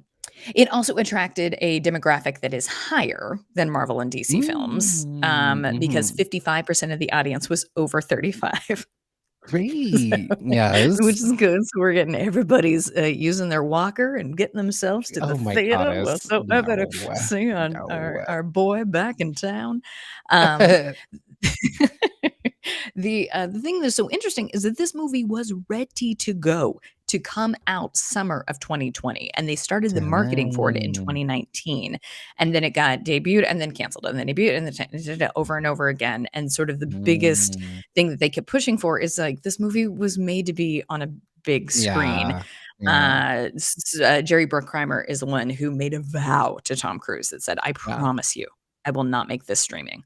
I promise you." Good. And he held Yeah. his promise, and it paid off. So And it's yeah, exciting and it's great. It's a great movie. You should go see it. and It's a lot of fun. it really did pay off, but I think that there's probably other movies that could have possibly waited, and Yeah, they didn't, and, like, I mean, this movie made so much money, yeah, because they decided to wait, and it's going to make so much money, and, like, I've seen just, like, a 5-minute preview on IMAX. They're like, Get ready for this." I was watching Doctor Strange, and they're like, right. "See this," and I was like, "Oh my god, I feel like I'm in a plane right now." Like Yeah, it looks really great. So I'm glad that they waited. And like I just think like, when Disney they shortchanged Scarlett Johansson's Black Widow movie and they were like, "Oh, it's gonna be simultaneous in the movies and on the Disney Plus," and that hurt, her pocketbook. And then they ended up having a lawsuit. So I wonder they just would have waited, yeah, but at the yeah. It same was a time, tricky we didn't know thing. back then in that moment, like, if we're Didn't ever gonna go to know the theaters. and also needed it. Like, it is so Yeah. funny how, like, now that we're all free, we forget how absolutely like we were all in despair. And so Yeah. needed some things to get us through, but also then it was a tricky one to call. But this one made it. And then if you are like, I've never seen Top Gun, I don't care about Top Gun, I don't know if I should go see it because I don't care about the first one, you don't need it. It's great if So you I do because can there's a million right. references. Yeah. Yeah, yeah, yeah. But you don't need it. Okay. They make Alright. it a perfect story that you don't need the first one, Okay. but you should watch it I because feel the like first I one's get great. the main gist. They played volleyball, they rode in some planes, and Sure. then there was a roller coaster, or was that just me at Great America riding a roller I think coaster that was called just Top you at Great Gun? America. Okay, great. Cool, cool, cool. Uh, there's a lot. I gotta say, at the Great America, they had a lot of like, well, at least two, because there was also a Days of Thunder, Yeah. like movie. Like it was like your chair moved, like you were Yeah.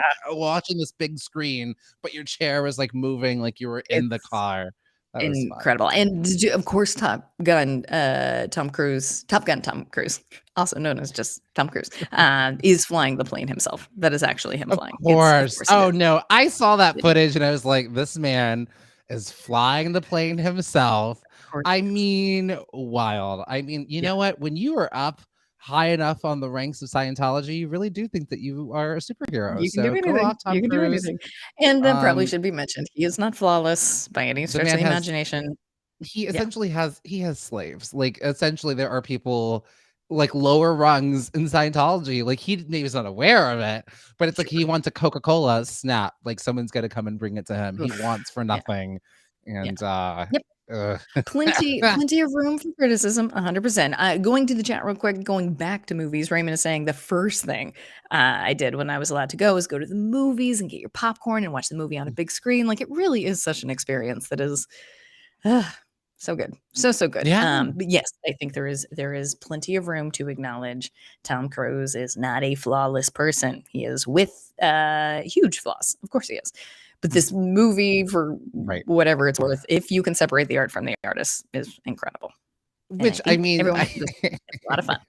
I mean Tom Cruise he is one of my favorite actors. I told you when Yeah. I saw his performance in War of the Worlds, I was like, this man is You're right. talented. He's so He's talented. so good at Yeah. it. You're right. I've been a fan ever since. I've seen all the Mission Impossibles. I've been a fan. And even Pomeranian was chiming in. Yeah, there was so much to spare. We really needed something to look forward to.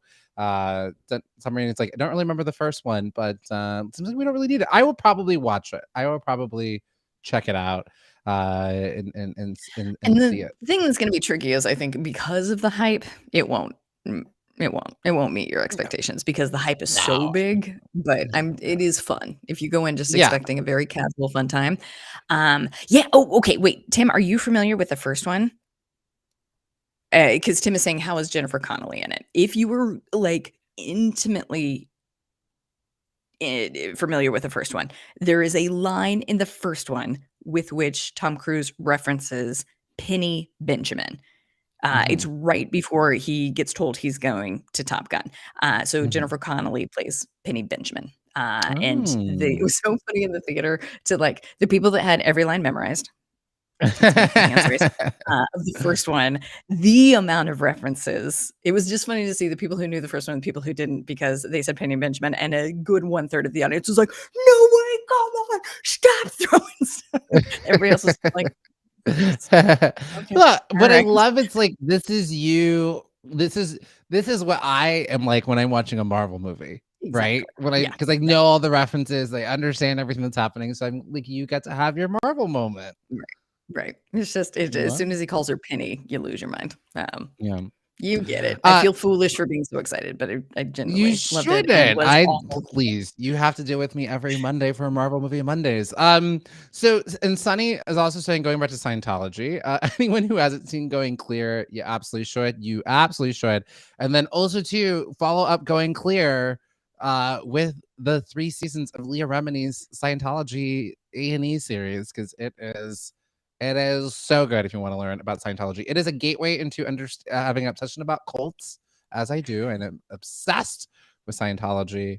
And not like I'm obsessed with doing it, but obsessed with like Yeah. learning everything about it. All right, I do want to keep on this Top Gun note. We're gonna go to do we have a photo of Jay Ellis? Do we have it? Perfect. Our little Yeah. Top Gun there. So this guy's in it. Jay Ellis. He was in it. Was talking about representing Black pilots.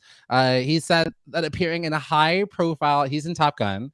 And for him, it was more than just flying cool jets and hanging out with Tom Cruise. It was also just bringing about awareness of previous generations of unrecognized Black service members, because they're just really not often represented on screen. So he was really excited to get to be a part of this. We know him from Insecure. He said that his grandfathers and step grandfathers, they all served in the Air Force, and that this is the first time.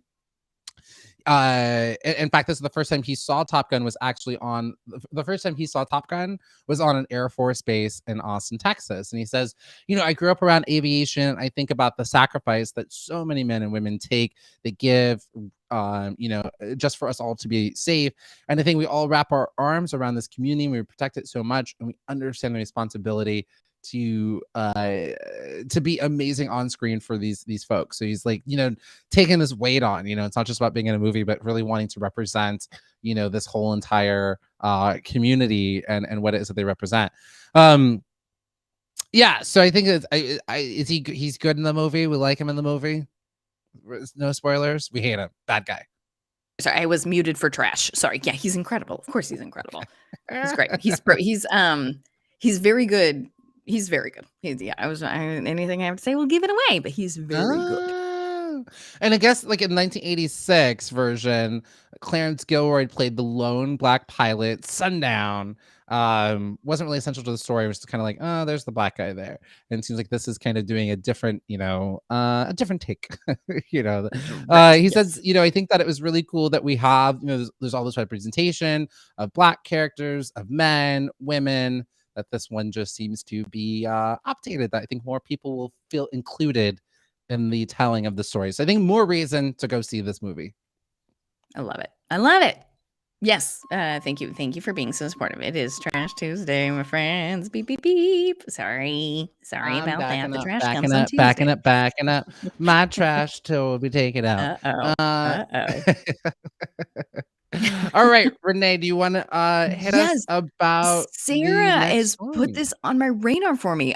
Bradley Cooper, here's the headline, is unrecognizable as the composer Leonard Bernstein in Maestro, which is a new movie that is coming out on Netflix. That's Bradley Cooper. Oh. Are you looking at that photo? Isn't that wild? Didn't they do a great job with him? Bradley. Not my Bradley Cooper. All right. Exactly. Please get yourself to Reddit immediately with that. The pandemic has been rough on all of us. Sure. Yes, exactly. Or is this makeup? I think it's a little bit of makeup. I think Okay. a good amount is being done in the old makeup chair. Bradley Cooper is also directing this film. Obviously, you guys know Leonard Bernstein brought you West Side Story, was the conductor and composer for it. And so he's playing a maestro in this, which will be very exciting, not to be confused with J.K. Simmons. I think he's going to be a little nicer. Carrie Mulligan, who we love, is going to be playing Bernstein's wife, Felicia. And just it's basically the story is like these first looks are out. And I think anytime you get a hold of makeup that is this good, you're blown away by it. Also, I like that they're doing a movie on Leonard Bernstein. It'll be excited to see like the story of his career, what happened, because I don't know anything. I just know that he's the West Side Story guy.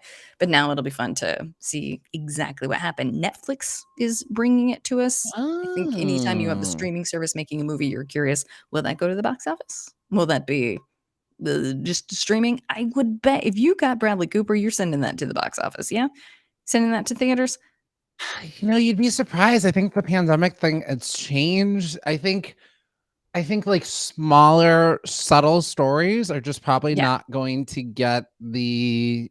I don't think that they're going to get the big release. So much, in fact, that I have a story. This trailer just dropped this morning. I don't know if this is what I saw today. Pinocchio. So live action Pinocchio, which you get sometimes a little nervous about because this could be creepy because dolls, turkey, murder. This could go creepy, but I've seen the trailer. So and the trailer took me on a journey of like, I don't know if I'm gonna like this because the first thing, so Disney, they're doing live action of their stories, and they're like, from the studio that brought you Beauty and the Beast, and I'm like, oh god. I just have to say, I saw that Beauty and the Beast remake, and it's just like it's a shot by shot exact replica of the cartoon version. We're not doing anything interesting. Like I thought Maleficent was interesting because it was told from a different perspective, and and also the last time we had a Sleeping Beauty was like 80 years ago, right? The Disney Sleeping Beauty. So it's like, okay, we can, tell this again. Same thing with The Lion King. I don't know why they call it live action. It should just be called the CGI version. There was no, what is this live action? The Jungle Book, I'll call live action because there was a little boy running around with all those CGI things. Okay.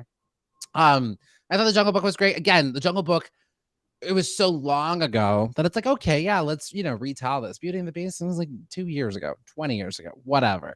So what this is directed by Robert Zemeckis, who I think is incredibly talented with sort of like truly kind of like a Guillermo del Toro, and just like his imagination is so big. So I feel like, okay, we're on the right path.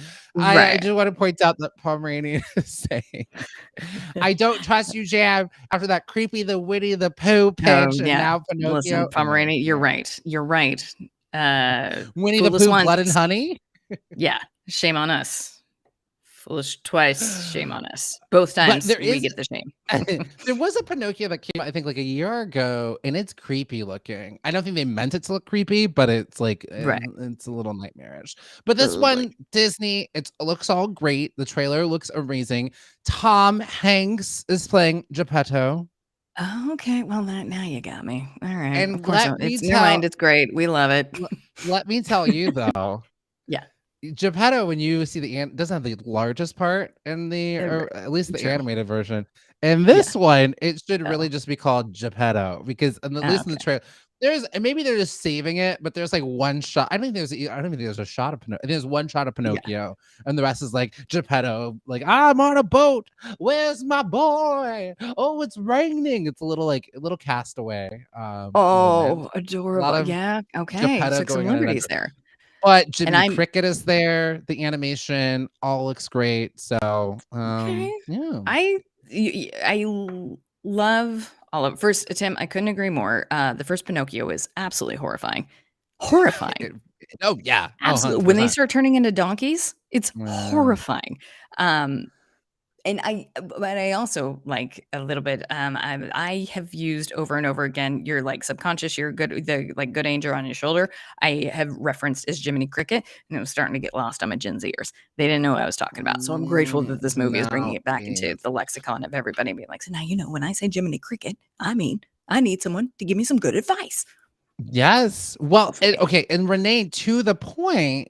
So right? this movie though is not coming out in theaters. It's going to be going on Disney Plus Oh September boy. 8th. Isn't that Okay. interesting? All right. You've got Well, Tom Hanks, your yeah, next Beauty and the Beast. I mean, this to yeah. me seems like it'd be a moneymaker. And they're Not in going theaters. straight to Disney Plus with this, which I think is so fascinating. True. I would imagine that's a drive to service, though, of just Oh like, yeah. yeah, yeah. Yeah.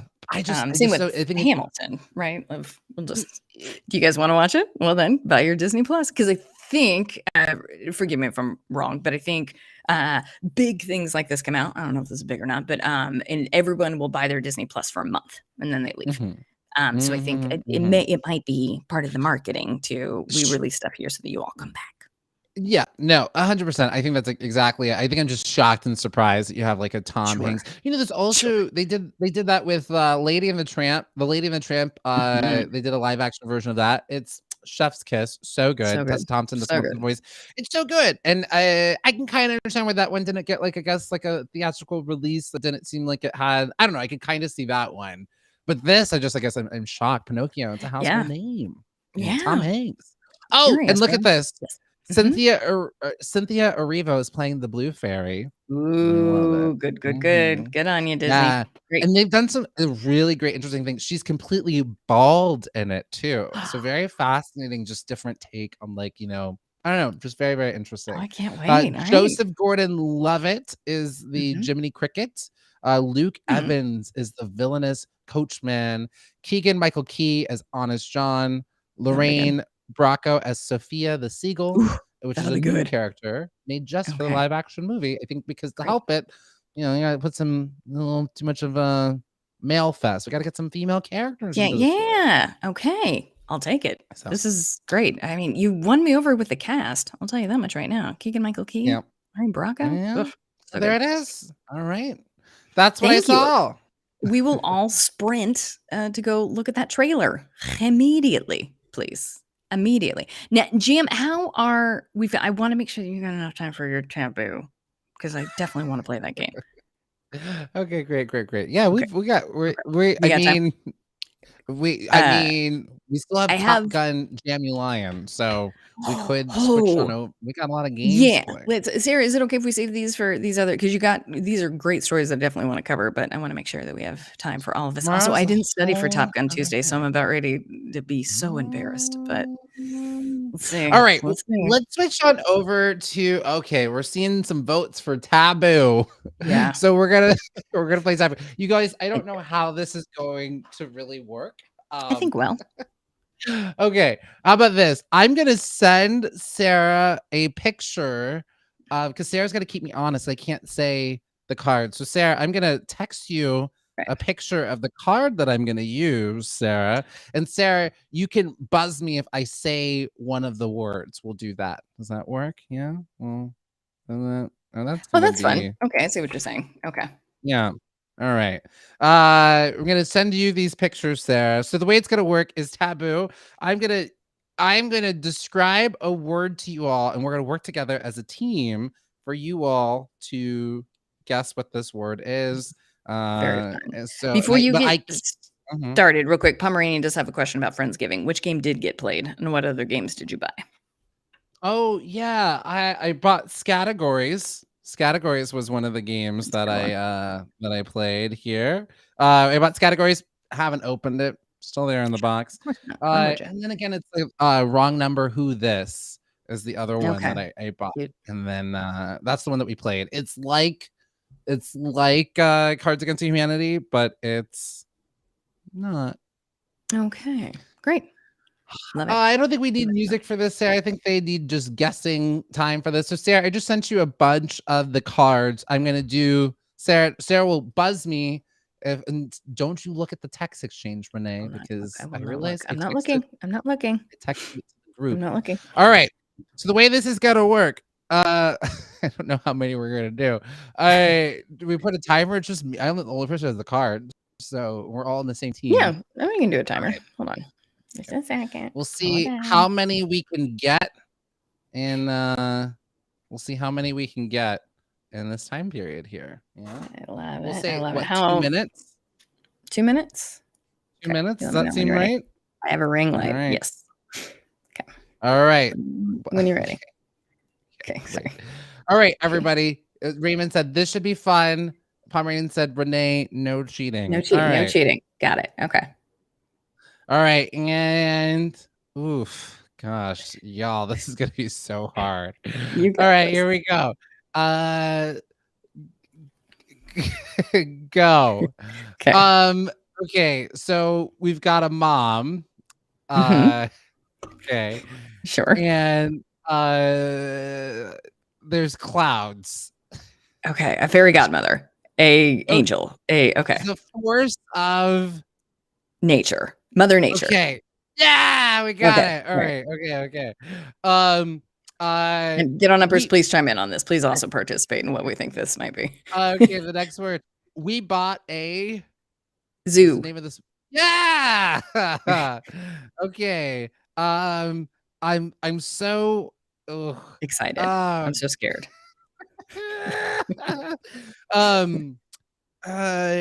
Pigs be up in this. Mud? Slop. That's Slop. what it Okay. is. Sloppy Joe? Okay, got it. Mud. Okay. Okay. She is old, still Angela alive. Lansbury. She's got a crown. Oh, Queen Okay, Latifah. there it is. That just, Okay. it's just queen. She should have a crown. She's still alive. Okay. Oh my The god. Queen Raymond got it. Raymond got it. Yeah. What is there's an actress with this name. Her last name's Jennifer. Tomlin. Lily. There we go. Okay. If you like it, then you should have Put a ring on it.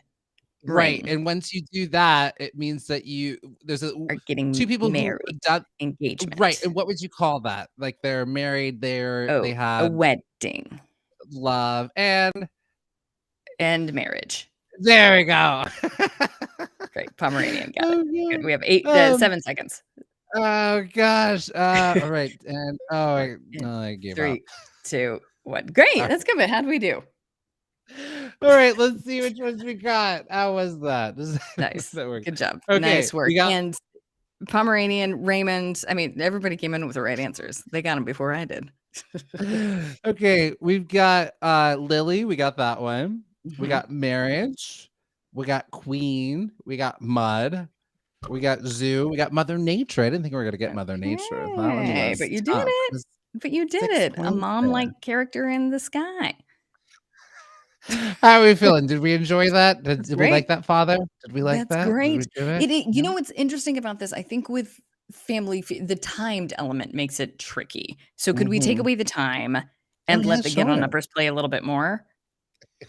Yes, That works. absolutely. So let's do. We want to get to 5. We'll do 5 cards, but the get on uppers can sort of. Well, let's see if we can. Let's get to. We answers. could. We'll see how. We'll just keep guessing. 5. We can. Okay. 5's gonna be easy. Okay, you're right. Let me you're right. send Sarah some more of these cards here. Okay. And Yeah. Sarah, not yeah. one buzz. Not one buzz. Not one buzz. I'm good at this. Yep. Or you know what we could do? I wonder if any of our get on uppers want to be the buzzer. Oh no, because I guess you would show everybody. Never mind. Yeah. I was gonna say everybody close your eyes except for one person, and then now we're in a whole thing of murder. But then one person could look at the card. There's a way to do this in which one of them could be the buzzer. We're But there's in a so thing much of honor murder. code. Yeah. Someone's gonna get murdered. Isn't there a game called Murder? Wherein everybody closes their eyes and they pick who the murderer is. I hate that game. Oh, but like Mafia. Yeah, I feel like there that it would is. stress you Mafia. out. I guess it's not called. There's Murder. a new version called Werewolf for guessing who's the werewolf, and it's a little I bit could more. work with that a little bit more. I still don't like it though because it's based on just like let me betray you as a friend.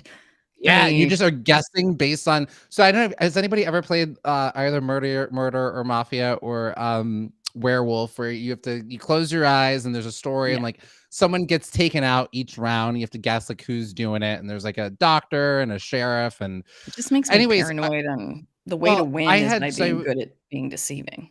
I don't like it. well, here's the thing. So I Down had with me. hired a company to do this as a team building exercise after Uh-huh. we had just done like at my company, Right. just for our new employees, we had just done unconscious bias training, and the theme of the day was belonging and how do we create spaces of belonging. And then we Right. play this game, and it's literally like vote people based on like bias and like who do you think or who do you not like and assumptions, and we're kicking somebody Ooh, out. It was of like, course. oh, this is the It's the worst opposite. game you could possibly Oh, play. Yeah. we're like, yeah, not great, not great. That's It was a very, lot of very, fun, very funny. but That's not great to Jam, play for that's your a new full hire sketch right there. orientation. When you get to All LA, right, write that sketch because that's very funny. let's not judge people, and like no one Right. really knows each other. They've only known each other for like 4 Exactly. days, and like just went Right. right into And now assumptions. we're gonna play profiling. Everybody ready?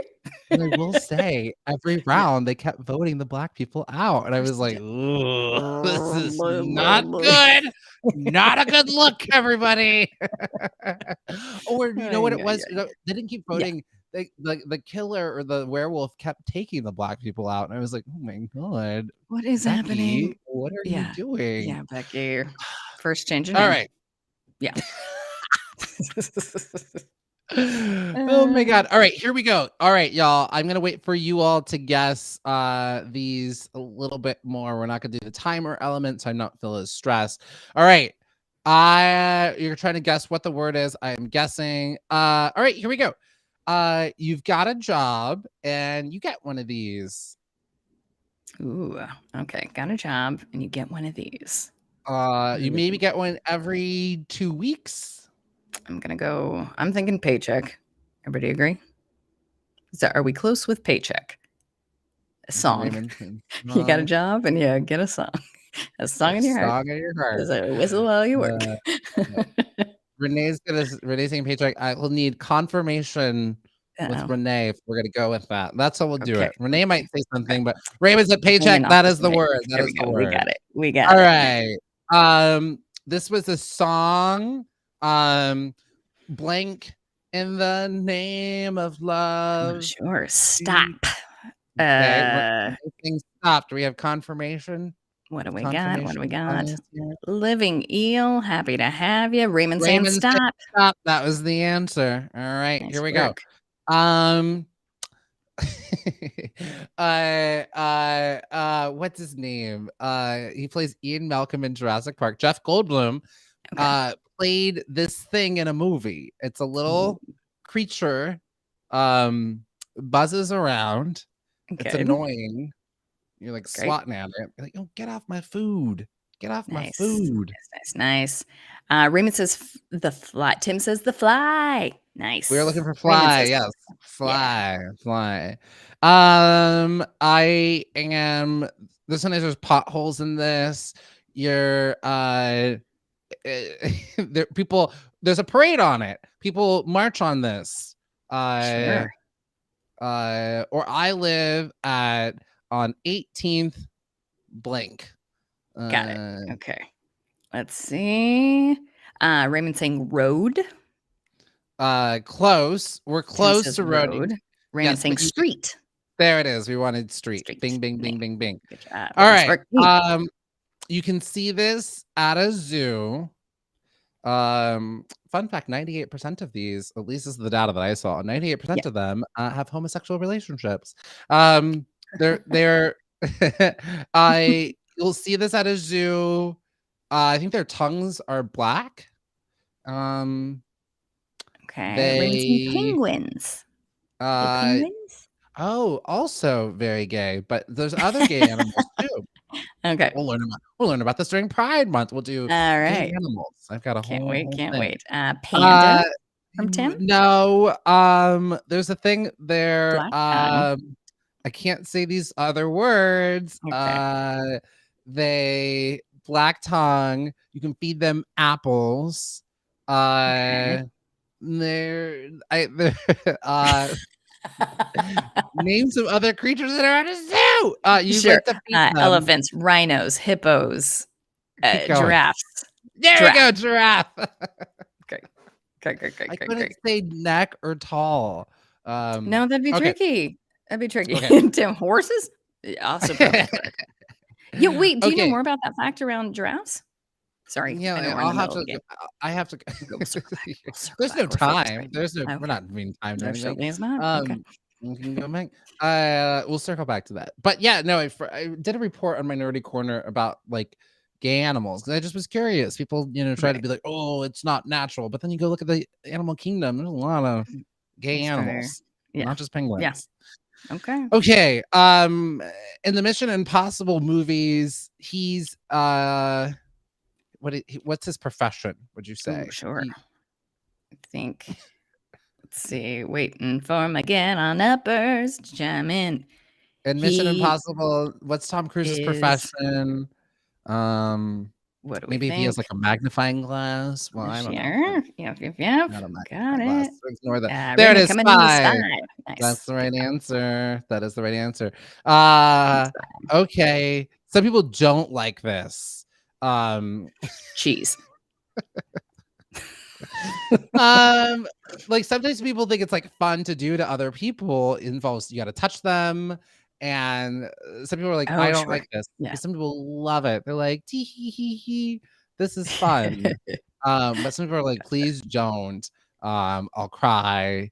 I might pee my pants. Might let Was out there some a meows. smash hit child's toy in '99 named Elmo involving Yes, this? there Okay. was a smash hit. Yeah, Tickle. Tim got it. Yeah, Tickling. tickle. Good job. Okay, going back to the zoo. There's a lot of animal things here. I love it. It's great. Custom made for Going me. back to the zoo. How about this? I'm so curious as why people don't ride this because they ride its sister cousin, but people don't ride this. There must be a reason why. Interesting. Like most people don't. I think they're like Okay, so it's mainly not a in horse. it's not a but- horse. Right. But you said horse now, and so now I can. Does I it can say also that. have a mane? Yes, it does. Okay. I think have a mane. It's got 2 colors on it. It's known for having 2 Ooh, colors. sure. Gotcha. What's black and white and red all over? It's this with the sunburn. Not a newspaper. I'll tell you that right now. And this is our last one too. Can we end on a good note? Yeah, Raymond got it. Zebra. Zebra. And Tim Panda. And, I don't know why they don't ride them, Tim. I don't know why they don't ride them. Those guys are perfectly capable of giving a piggyback ride. They're perfectly capable of it. They just choose not to. Why aren't people riding the zebra? I mean, the pandas. Why don't we ride zebras? There must be some That is a great reason. question. Like maybe they're not like as like They tameable. got bad backs. Great, yeah, I don't know. All right. Well, we're gonna keep the games on going for today. It is still Top Gun Tuesday. We're doing Jam You Lion Top Gun Edition. So this is all facts about the movie Top Gun. If you think I am telling the truth, you'll say Jam, that's right. If you think I'm lying, you will say Jam You Lion, because we're playing Jam You Lion, Jam You Lion, Jam, that's the truth. No, Jam You Lion. Ha! Love it. Can't wait. Make this Cannot bomb wait. itself, at the end. All based on Top Gun things. Top Gun things. Top About Gun ready to things. be humiliated. Here I am telling you I know everything there is to know, and I'm going to get them all wrong. But let's try. Let's have fun. All right, here we go. First question.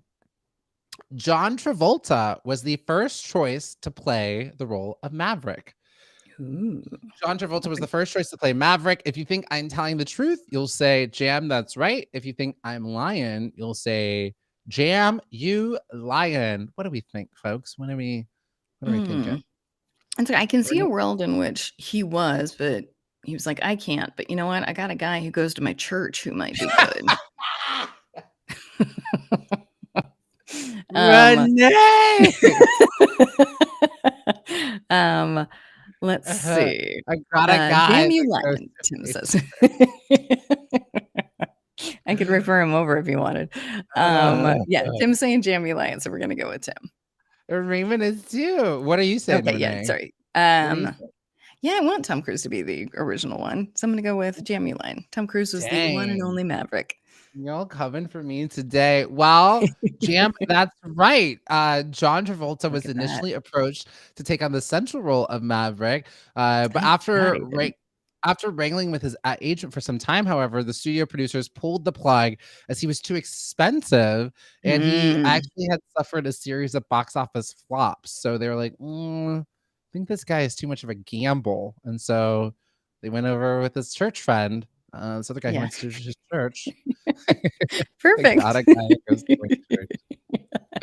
Ah, No, that you can't picture anyone other than him. I mean, I'm sure you could come up with some name that'd be like, oh yeah, I guess that would have worked, but not John Travolta. what's the other guy? So there's Top Gun and there's I don't please don't be mad at me. I'm trying to I will figure this never. out. I will never. This No, no. is There's no. where Yes. the roles have reversed where you Yes. are subject matter expert about an IP, and now I'm like, who so there's Maverick, which is him, and then Right. there's the other guy, like Guru, Gunshot, Gunslinger. Gunslinger. Yes. Get All on up. very close. Goose. Goose is his Goose! name. I Played knew by it started with Anthony a Edwards. G.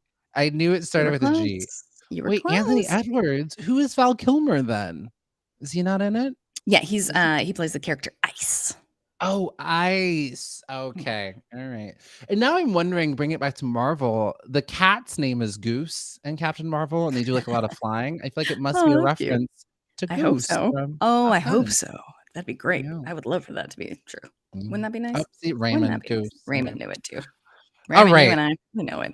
Second question. Mhm. Tom Cruise didn't even want to be in Top Gun at first. He was like, no, thank you. Tom Cruise didn't even Interesting. want to be in Top Gun at first. Do you think Jam, that's right? Or Jam, you lying? I mean, this kid's such an adrenaline junkie. I feel like he would have jumped at the chance. Would have Mhm. loved it. But maybe there's extenuating circumstances that made him say no. So I'm gonna go with Jam. That's a lie. But Okay. Jam, you Okay. lying. Jam, you lying. All right. Renee's calling me a liar in front of everybody. In front of everyone. I know. Not even 9 o'clock in Raymond the also says morning. Jam lying. Being called a liar twice in one segment. How very dare. Yes. Oh. Someone was up late. Someone was up late. I'm not great at coming off a long week. movie to watch at know, 1 o'clock I in the know. morning. But I know. this gal, she likes to just stay on up. Likes My to girl stay likes to on party up. all the time. Party all It's the time. me. It's me. All right, we're going with Jam. That's right is the correct answer. Tim said this suspense is killing me. I know I forgot to tell the answer. Jam, that's right. So producer hotshot Jerry Bruckheimer had to convince Tom Cruise to join the production, and Wow. he used the relationship between Tony Scott and Ridley Scott, who are working with Cruise on the movie Legend. That came out in 1985, and so they the Navy, they take Tom up there and they do like 5Gs, they do barrel rolls, they do everything. He's heaving in the plane and he gets on the tarmac, runs to the payphone, and he said, "I'm in. I'm doing this Oh. movie. I love it. This is great." Oh, I love that story. That's amazing. Yeah, that tracks. That all tracks. That seems great. Yeah. Okay. I love it. I love it. That's fun. All right, here we go for the next question. Most of the original movie was filmed in front of a green screen. Most of the original movie was filmed in front of a green screen. Yeah, I think so. How do we feel? Get on uppers. Was that green, or did we have that green? I mean, we had to. Right? Oh, Jammy Lion. Not even According using the correct. You're a big liar coming in from Damn Raymond. you, lion. Jammy Tim, Lion. damn you, lion. Damn you, lion. Good thing you have these friends here, Renee. No. Because I yeah. am absolutely lying. It required real life jets and real life pilots. And I think to Renee, what you're kind of saying, we did have green screen, but it wasn't good back then. So it would have, I think, been fairly noticeable Right. if they had used it. The Pentagon charged Paramount $1.8 million just to use the aircraft and Navy ships. So the producers needed to make the most of their chance to shoot. So this meant all the actors went into the skies for their scenes. They were in the cockpit with the fighter jets flown by designated pilot. all of Maverick's stunt flying, and the film was done by Scott Altman, who later went on to become an astronaut. Amazing. Oh, that's so cool. That's God, I cannot wait to see the behind the scenes of Maverick. I'm so Yeah. curious. Because obviously, without giving anything away, I think you can deduce we are able to fly faster now. And that is brought up in the film. And Higher, faster, flyer. Yeah, pretty much. Yeah, exactly. I love. So next question. There is a real Top Gun school. There is a real Top Gun school. Do you think Jam that's right or Jam you lying?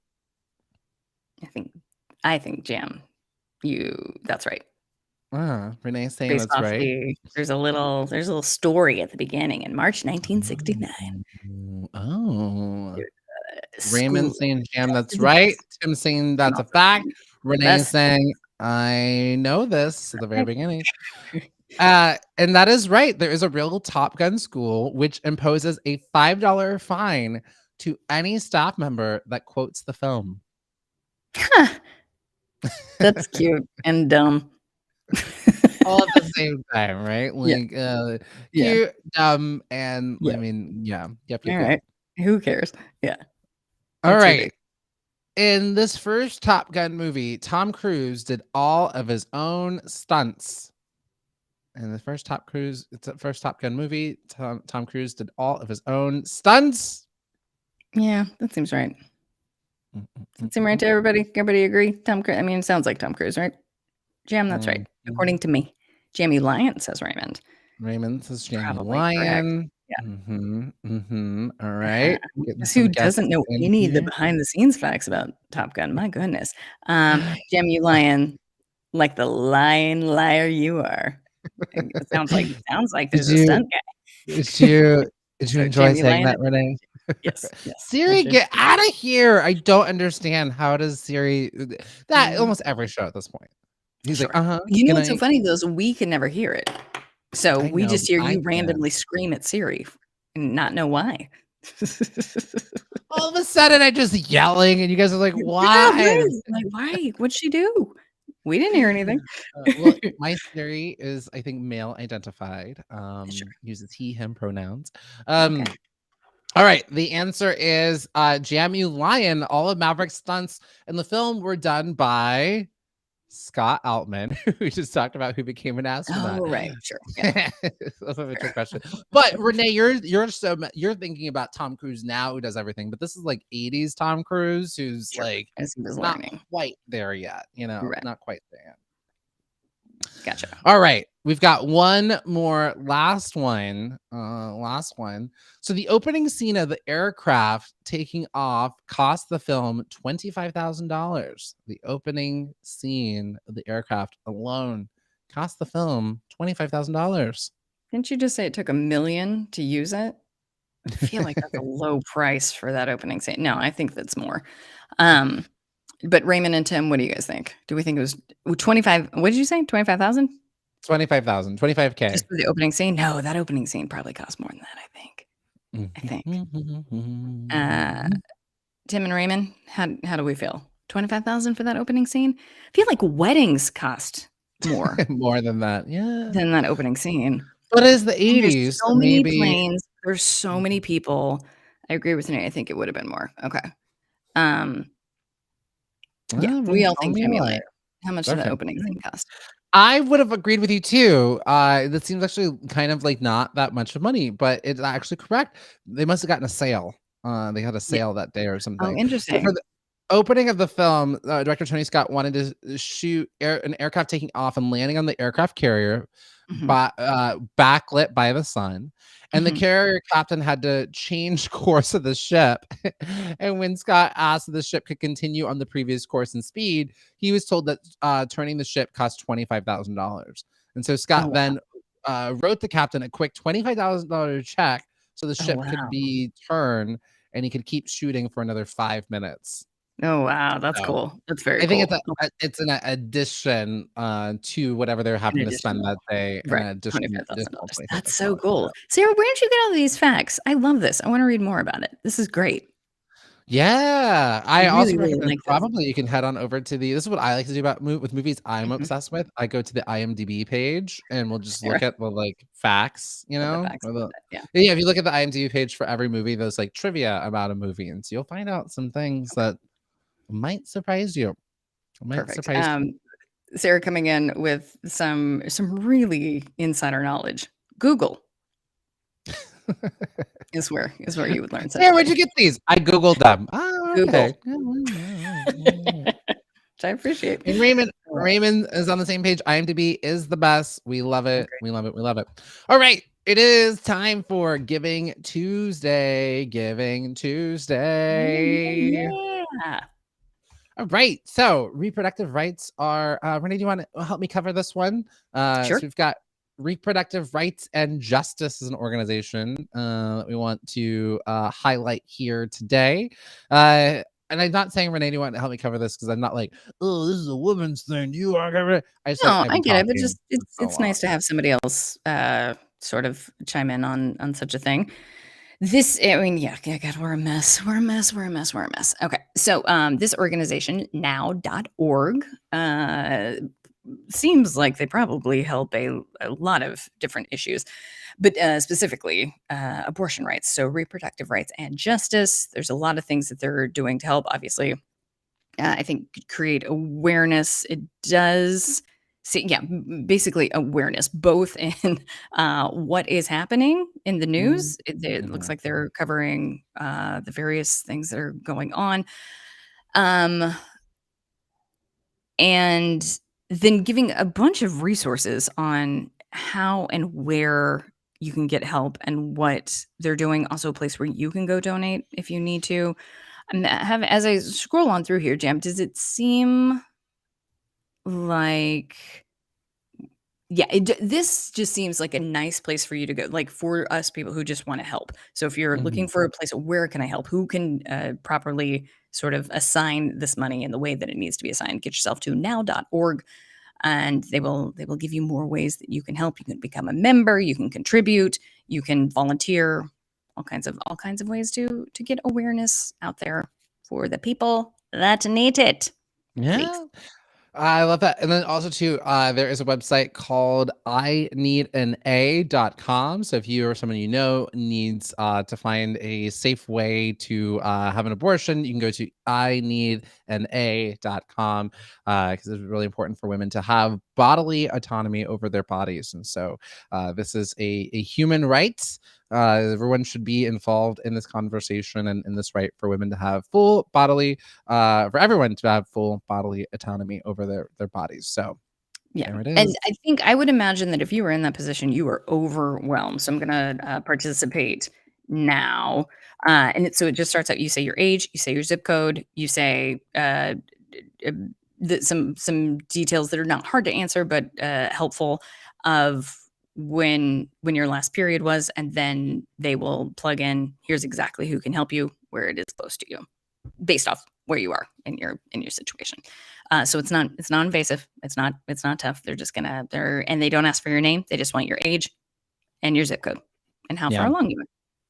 That's all. I would also like to highlight an organization called everytown.org.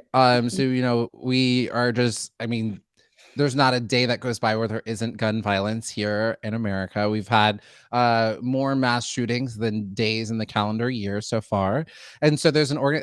If you go to everytown.org, and right now, your donation, if you donate, you have until today. If you donate through today, May 31st, Mike Bloomberg is going to triple match your gift donation. And so this is a group of organization of uh, parents, mayors, activists, everyone looking to bring an end to gun violence and just getting some gun safety legislation. Last week we talked about all the different laws that the majority of Americans on both sides of gun owners and non-gun owners are actually all in favor of.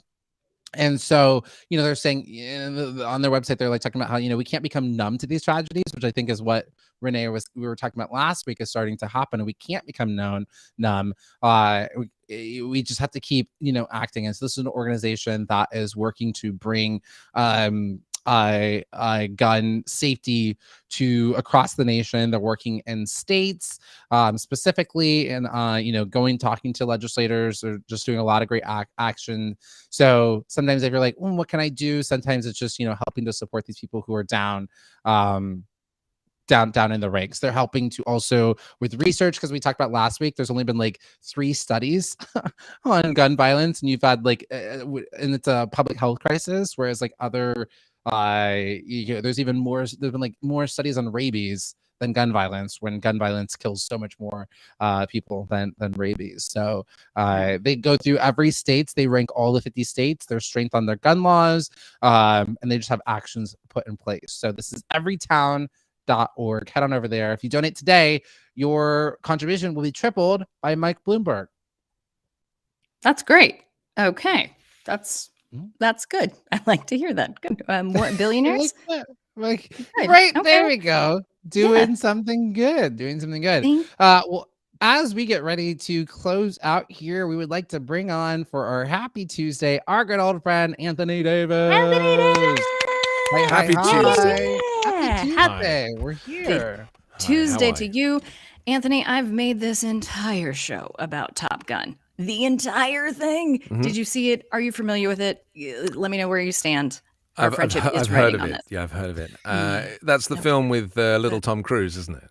Okay. All right. Yeah. It's a difficult response to take, but I appreciate it and I respect it. Okay. Yeah, I actually watched because I want to go and see it in the IMAX or wherever I can, get the best experience. But I watched the extended, they put out this extended trailer, which is like a whole sequence from the film, and I watched that. And it looks fine. I just don't like weapons of war. I just really I love airplanes. I actually have a pilot's license. Big fan of the airplane. Okay. But I don't like anything military. I'm very anti anything that could, so fighter jets, I understand that Americans, Top Gun. But to me, I'm just like weapons of war. I'd imagine Yemeni children being killed. So I that's why I struggle. But I will do my best to enjoy it. And I did see Tom Cruise on the red carpet, and someone filmed him with a cell phone, and it was so close up, and it was the first time I'd kind of seen him not on a professional camera. Sure. And he really looked quite weird. That's superhuman. Like his skin was beautiful. It looked like it was like the finest leather, and his hair was like magic, like unicorn hair. One thing that they do say about he will sign every autograph. Like he's so giving towards his fans. Granted, what a waste of time. But he's like really giving to his fans. And so I think there is something beautiful about that. Again, like the man is, he is a part of a cult and has slaves. Yeah, how do you qualify that in your minds, guys? Because the cult thing. I mean, if you look into Scientology, it's not doesn't make for good reading. So how does one kind of balance the fact that the guy's such a great actor and a wonderful movie star, and yet is in a cult? It doesn't make sense to me. Yeah, no, we had a full-on conversation about this earlier today, so we were already there. You're like, I've done that. We don't need to go there. Yeah, no. But I think you're right. It comes down to that, like how difficult it is to separate the art from the artist, and it's not easy. It's not an easy thing to do. I think you either choose to compartmentalize or you don't. But I don't think that you can hold both things at the same time because you'll hate the movie otherwise. Well, I'm still listening to Michael Jackson music and enjoying it. Well, see, and that's where I disagree. I can't. And I grew up with Michael Jackson. So I think I absolutely cannot. I can't. I'm not there yet. Nope. And I grew up with him. I learned how to dance for Michael Jackson. So I think we're all just so different, and we kind of pick and choose our battles. And Woody Allen films. Like, anyone? What? No, absolutely not. And actually, I've never seen a Woody Allen movie because he doesn't put black people in his movies. So for me, it was already a non-starter. He had a black person as a basketball player and a prostitute. So we all have our different lanes and things that we choose and the way that we see the world and things like that. So, but Anthony Davis, what do you have coming up on your show today? Not sure yet, but it's going to be great. I'm working on it as we speak. As we speak, I'm literally I'm typing it up now as we speak. We love we're going to. Well, obviously, live there's a lot to look at because the world has gone completely crazy. So we'll be digging into it, looking through them from the morning pages, the front pages of the morning newspapers, I should say. Sorry, I'm still a little bit high from last night, and we are going to all sorts of stuff. I mean, it's definitely worth. You two should definitely watch it for the full 2 hours. 100%. Exactly. Canceling meetings as we speak. I was right? gonna have this town hall on racism and identity at work, but I'm canceling it. I'm Yeah, gonna stick forget that. around here. Yeah, we don't Yeah, talk stay about with me that. and we'll That's talk more about Woody important. Allen instead. It's much more useful. Can't wait. wait. Well, everyone, do stick around. I think you're in for a great treat with our friend Anthony Davis. Anthony Davis, have a great, fabulous show. We will see Thank you. you all tomorrow. Bye, everybody. Tomorrow. Bye, Anthony. Bye, guys. There we go. Jam and Renee from America. I'm Anthony Davis. I'm in Los Angeles, California. I'm still in America. It's still America. Is California America? It's actually really Mexico, let's be honest. So we're going to there's lots to talk about today, lots to join in on. Hopefully you can join me for as much of it as you can manage and you can stomach. And we will together do our best to kind of get our heads around the state of the country. You know, there's lots to talk about, so maybe you can join me for this where possible. Okay, let's take a look at the list of today's events. We're going to be talking about Washington, the White House, historically diverse, but there are concerns internally about a wave of departures and the current culture there. US President Joe Biden will host members of the K-pop sensation BTS to discuss the rising attacks against Asian communities in the country. So that's something that needs some discussion.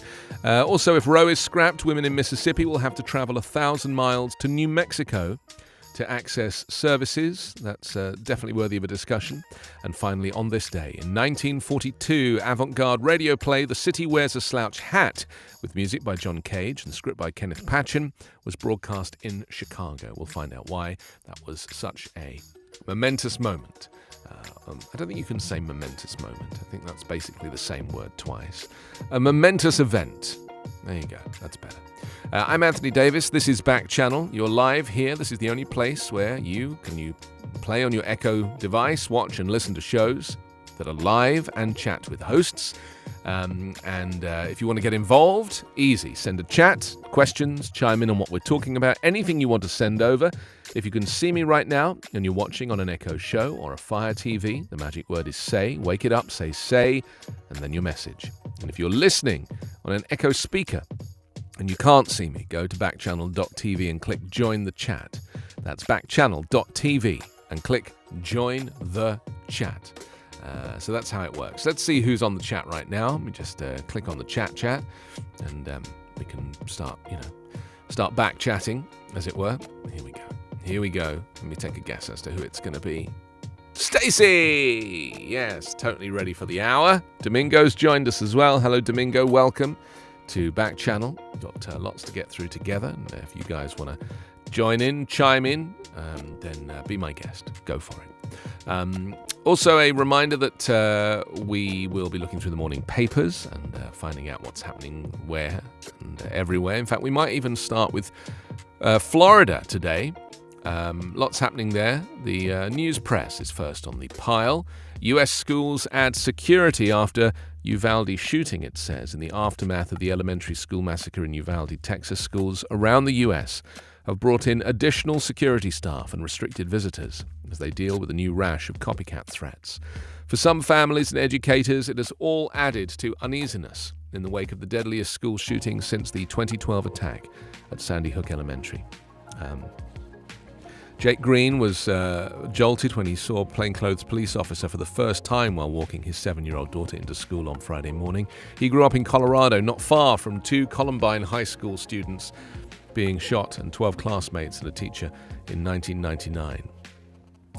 I mean, why haven't they had high security ever since Sandy Hook? I don't understand why suddenly it's like, oh, maybe we should get security. I mean, it just makes no sense to me.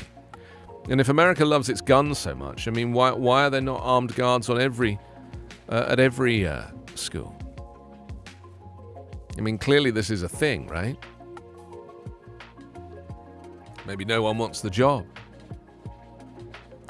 Hope for Southwest Florida home buyers. Real estate trends that began in the pandemic era subside as inventory increases, prices decline on homes for sale. Yes, bidding wars. Majority of home cash buyers in Collier County and parts of Lee. House listings lasting only hours. Property going well over the asking price. I mean, I don't even celebrate stuff like this anymore. You know, to me, this is just like the rich getting richer. The photograph they've put on the front of the newspaper is a house in Gordon Drive in the Port Royal neighborhood. It sold for $36 million. I just don't care. I mean, people literally cannot put food on the table. Why do they present it as if the rich people are doing well, that means the poor people are doing well? It doesn't work like that. Trickle-down economics has been debunked a gazillion times. It doesn't work. It's not a thing. It was invented by rich people to make poor people think that if rich people are doing well, then they'll do well also. And it doesn't work. There's no factual evidence that trickle-down economics works. Ask Warren Buffett. He knows. I mean, he basically pioneered the argument, talking about his own secretary earning so much less than him.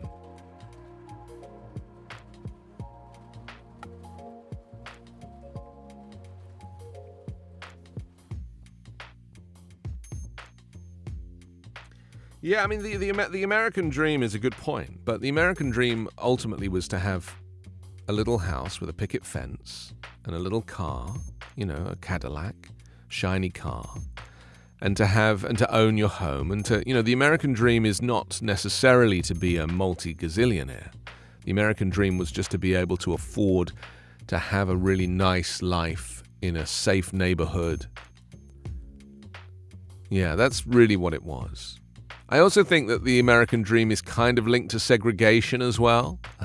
Do you know what I mean? The imagery of the American dream in the 1950s, when it was first became visualized in advertising, was always white people. The American dream, you can live in a white neighborhood with white neighbors and a white car and white kids. Do you think that it's fair to say that the American dream is in itself a racist concept? Or is it just, those were the times? And that was the 1940s and 50s when, this kind of, the American dream was to kind of have your own little ivory tower. Ivory, incidentally, is also white. The whiteness of the ivory tower. What will Agatha's impact be on Florida? This is, of course, this Pacific hurricane, the first one of the season. It says just days before the official start of the hurricane season, bands of rain and gusty winds from the first hurricane of the eastern Pacific season, Hurricane Agatha, lashed Mexico's southern Pacific coast on Monday.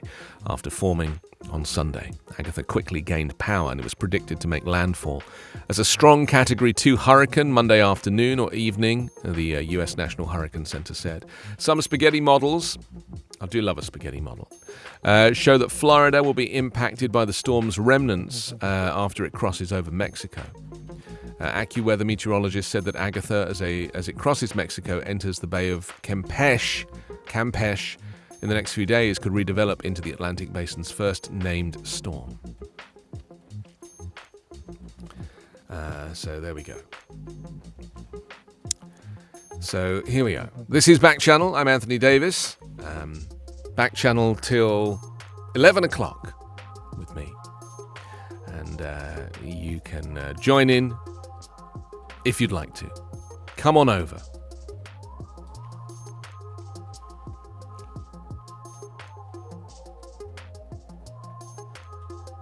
Also on the front of the newspaper, what else do we have here? I'm worried about Florida, actually. I have a few friends there at the moment, and I kind of feel like, they need to look out for these hurricanes. It's pretty serious. Category 2 is pretty serious.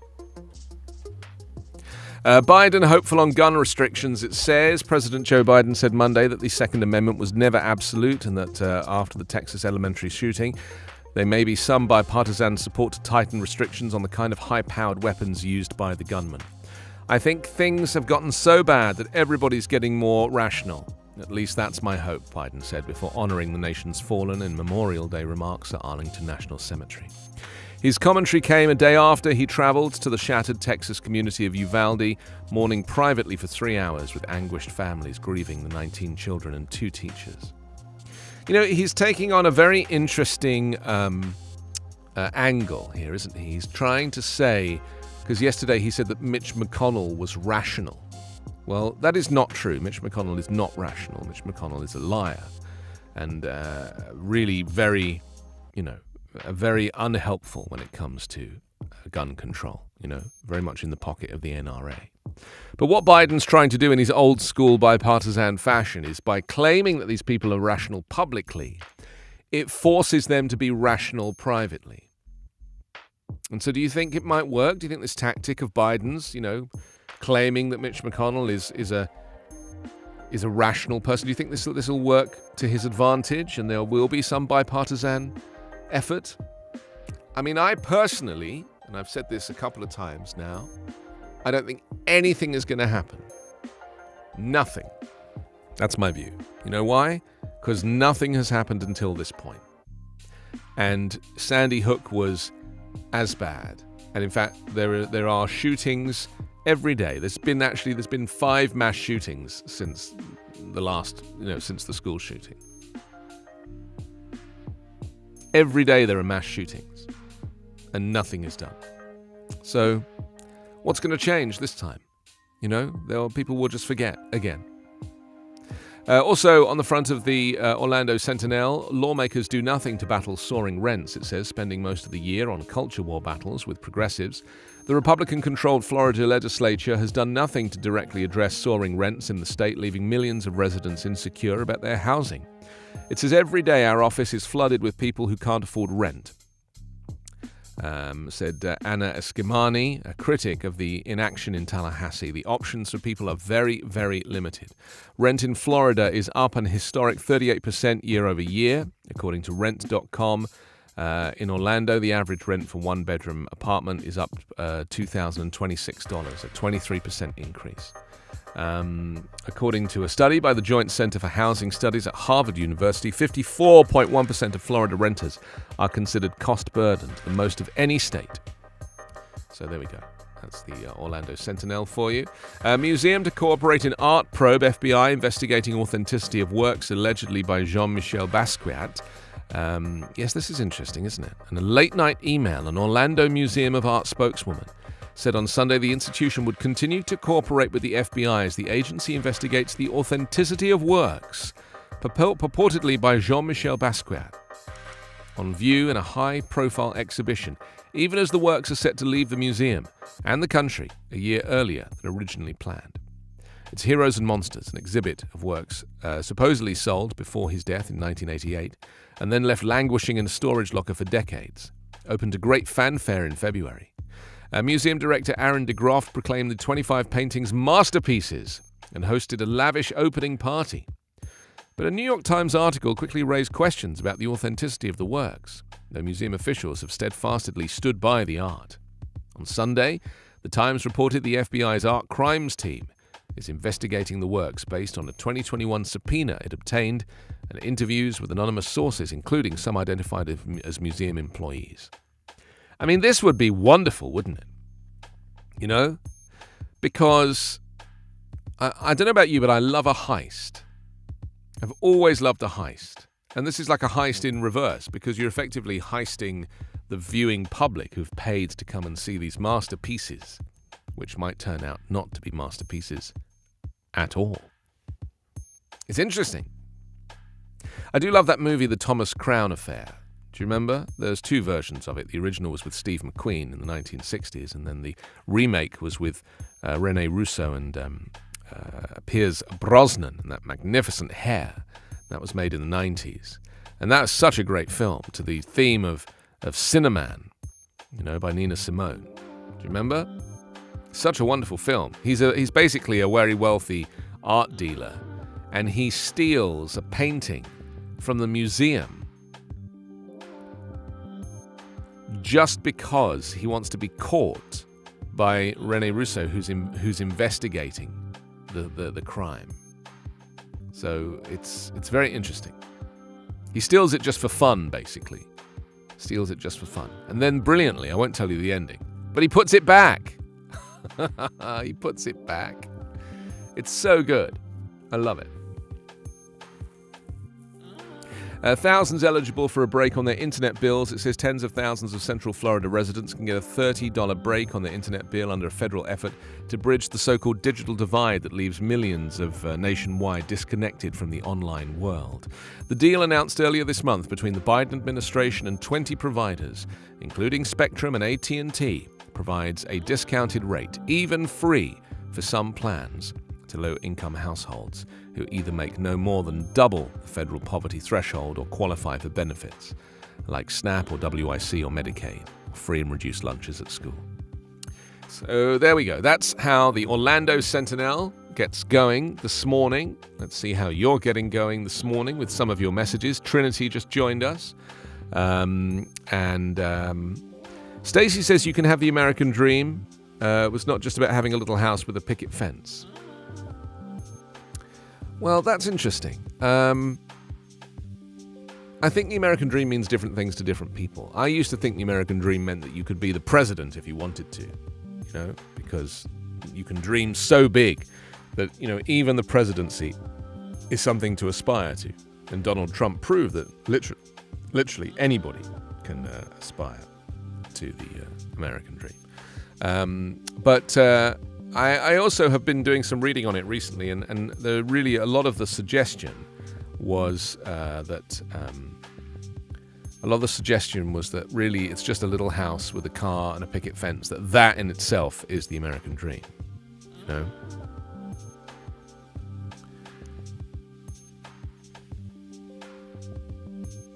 I know. I saw. Let's go to the Pensacola News Journal next. Let's see what they lead with. Who are the 42 billionaires backing DeSantis? Florida governor has extraordinary support from campaign donors with deep pockets. Total contribution from billionaires, $12.5 million. State with most DeSantis billionaire contributions, Florida, 12, followed by New York with 6 and Texas with 5. Billionaire donor with highest net worth, Julia Koch and family, $62 billion. Yes, the Koch family. Look at that. Surprise, surprise. Surprise, surprise. Billionaire donor who gave the most, Ken Griffin, gave $5 million. Billionaire donor who gave the least, Stanley Hubbard, at $10,000. Number of billionaires who've given DeSantis at least 6 figures is 25, and the number of states with billionaire DeSantis donors, 15. I mean, this is the tragedy of American politics, isn't it? That it's all about money. The person with the biggest campaign and the most money that they can afford to blow on advertising and everything else, they're the ones most likely to win. It's a bit like Rick Caruso, who's running for governor here in Los Angeles. Or running for mayor? Yeah, mayor. I mean, he's a billionaire real estate developer. He's not the right man for the job. But his commercials are on in every commercial break. He's got the money to fund the campaign. I really hope he loses. Santa Rosa posts job for armed guardian. Yes, the Santa Rosa County School District recently posted the first job listing for a guardian role in the county. Guardians are armed personnel tasked with working with law enforcement agencies to prevent school shootings. Florida established the Guardian program in the wake of the 2018 shooting, on which a former student shot and killed 17 people at Marjorie Stoneman Douglas High School in Parkland. The new job listing is the latest development in the district's exploration of incorporating the Guardian program. I mean, I don't know what to say about this, really. I hate the fact that schools would have armed guards. And in fact, one of the schools that I viewed here in California to send my daughter to had armed guards. And the school was great, but I chose for her not to go to it because I didn't want her to walk past an armed guard to get into school every morning. I just didn't think that was appropriate. Whereas the American attitude is, well, it's great, they've got armed guards. I mean, I don't like going to 7-Eleven. Well, full stop. I don't like going to 7-Eleven and seeing an armed guard there. Famously, we had an incident here in Los Angeles where at the local 7-Eleven, the armed guard was drunk and ended up shooting somebody. People should not be shot for shoplifting. Think about it. If somebody wants to come and rob a 7-Eleven, what's the most money they're going to be able to walk out with, apart from what's in the till, right? What are they going to steal? A Twix? A bottle of Dr. Pepper? Let them steal it. it's not worth firing a weapon and risking it going off wrong, shooting an innocent person by accident. It's just not worth it. Let them steal. But there is this attitude here that, the gun is king, and it really isn't. It's society that is king, and shame. There's a story about insurance on the front of the paper as well. It says, even as lawmakers put last touches on solutions to address the crumbling property insurance market during this week's special legislative session, industry analysts and experts questioned whether the reforms will go far enough to convey immediate and meaningful benefits for consumers.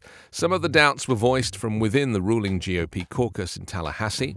Homeowners shouldn't expect any relief to their premiums until at least 2023. State Senator Jim Boyd cautioned his colleagues this week. The Bradenton Republican, who is also an insurance agent, attempted to speed up the relief by proposing amendments to his bills on Tuesday that would expedite rulemaking and rate hearing.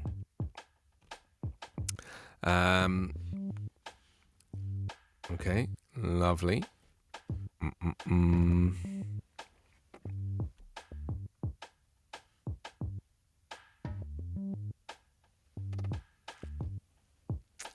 Let's see what else we have here.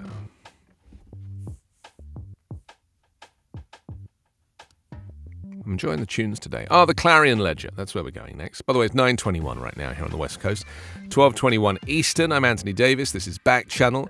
If you'd like to send a chat and you can see me and you're watching on an Echo Show or a Fire TV, the magic word is say. Wake her up, say, then your message. If you're listening on an Echo speaker, and you can't see me, go to backchannel.tv and click on Join the Chat. That's backchannel.tv and click on Join the Chat. And if you're watching and you can see that subscribe button, then click it, because subscribing will let you know when we're going live, and we have some plans coming up in the next few weeks for those who are subscribed.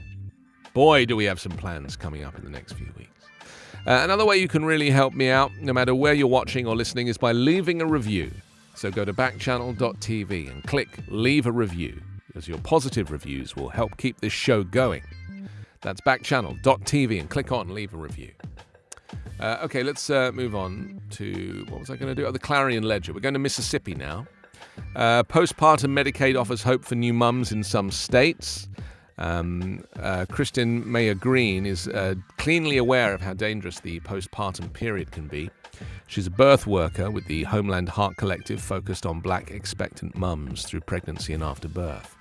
In Tennessee, non-Hispanic black women are 2.5 times as likely to die from pregnancy-related causes than white women. These rates have climbed during the pandemic nationally. Between 2017 and 2020, the pregnancy-related mortality rate jumped from 27.2% to 58.5% per 100,000 live births, according to the Tennessee Department of Health. Among black women, that rate was 68.4 per 100,000 live births during those 4 years. So there we go. It's very useful. EPA seeking local input, it says, while the Environmental Protection Agency has selected the former Hercules plant as a potential Superfund site. There's still work to be done, they say. The EPA needs input from the community, not just on residents' concerns about the former chemical plant, but what they would do to see the 200-acre site become once cleanup is complete. What are they going to do? It made chemical products. What are they going to do with this thing? What are they going to turn it into? It was shut down in 2009. The groundwater could be contaminated. People could be getting sick from contaminants. Rumors of barrels of toxic waste buried there at Hercules. I mean, it just doesn't make sense. So what are they going to do with it? They should raise it to the ground. They should safely do away with the toxic and chemical waste. I don't know how they do that. I'm not an expert. And they should build a giant wind turbine farm there. That's what they should do. I'm convinced of it. Any area of land that is not being used for harvest or housing should be used for harnessing the power of nature, of wind. I mean, look, there's a hurricane coming into Florida. If Florida had wind turbines on its entire coast, it would never run out of electricity. You know, they're looking at these things as if they're like, oh no, here it comes. It's like, you're getting free energy is coming your way. Free energy is on its way in. Harness it. I wonder how wind turbines behave in storms and hurricanes. Do you think that they're like too tall and strong and narrow and thin to evade storms? Do you think the turbines can turn in storms, or do you think that they are just potentially hazardous? It'd be interesting to know whether or not. Because the thing about a wind turbine is it doesn't go faster when there's more wind. Because the turbine it's an engine, effectively. It's a motor, an electric motor. And this is what Donald Trump couldn't understand. Couldn't get his head around the fact that, you know, the turbine needs to be on in order for these things to work, which means that they can turn them off. They can lock them so they don't turn. Did you know that? Well, it's an electric motor, right? So that's what's generating the energy. So you can turn the motor off, which means that the turbine won't turn. It'll just stay still. But it needs to be on in order for it to be able to turn. It doesn't just blow in the wind sometimes and then not in other times. Because sometimes if you go past a wind farm, you'll see some of the turbines are turning and others are not turning. And you'd be like, why is some turning and others not turning? It's because they need to be turned on and off, you know?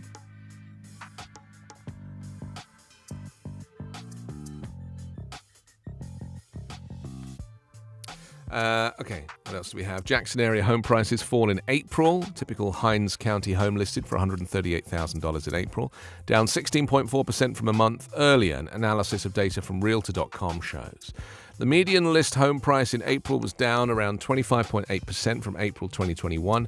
Hinds County median home was 1,729 square feet for a listed price of $91 a square foot.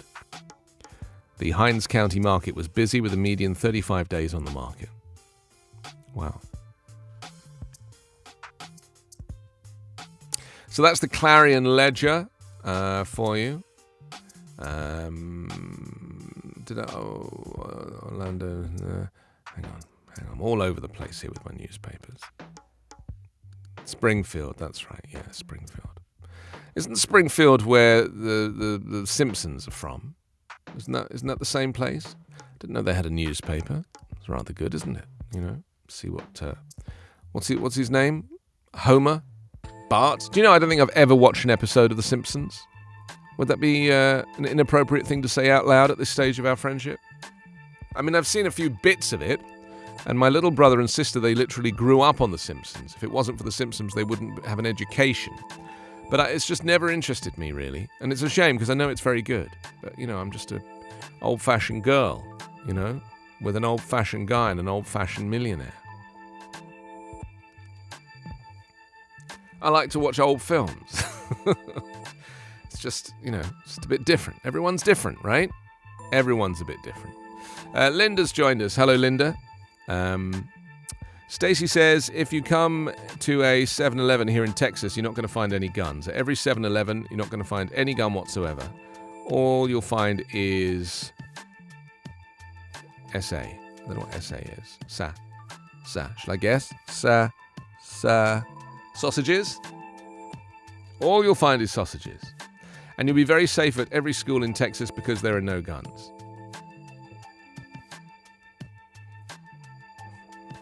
Oh, because you'll find is safety. What do you mean there's no guns in Texas? There's more guns in Texas than anywhere. Texas is the gun capital of the world in the same way as it's the oil capital of the world. The only reason it shows that there are more guns in California is because there are more registered guns in California, because people in California bother to register their guns. Linda's in California. Hi, Linda, listening. Thank you very much for joining us. Terry, as well, is in Michigan and watching. Welcome, Terry. Feel free to subscribe. Hit that subscribe button. Oh, there are no guns in the stores. But the security gun, there must be a security officer there who's carrying a gun. I mean, that's my point. I don't mean that 7-Eleven is selling guns. I mean that there's a security person who is effectively armed. But you're right, they don't sell guns at 7-Eleven. At least they don't in my local 7-Eleven. You know, they just sell Twinkies and things like that. And what else is a kind of classic 7-Eleven thing? Oh, a slush puppy. That's right. Yes. Is it called a slush puppy in America? Yeah. But I just thought it might have like a. I thought it might have a different name, like Soda Stream or something. You know. Yes. The what was the other one you mentioned? The a corn dog. Yeah. Hubba Bubba. Yes. The bubble gum. Yeah, Lay's potato chips. They don't sell a small bag of Lay's potato chips anywhere that I've been. It's only the largest bag you've ever seen. I could literally climb inside that thing and keep warm. This is Backchannel. I'm Anthony Davis. We're here every weekday. You can send a chat, if you can see me and you're watching on an Echo show or Fire TV, the magic word is say. So wake her up, say, and then your message. And if you're listening on an Echo speaker and you cannot see me, then go to backchannel.tv and click on Join the Chat. That's backchannel.tv and click on Join the Chat. There you go. Easy. Okay, let's see what else we have here.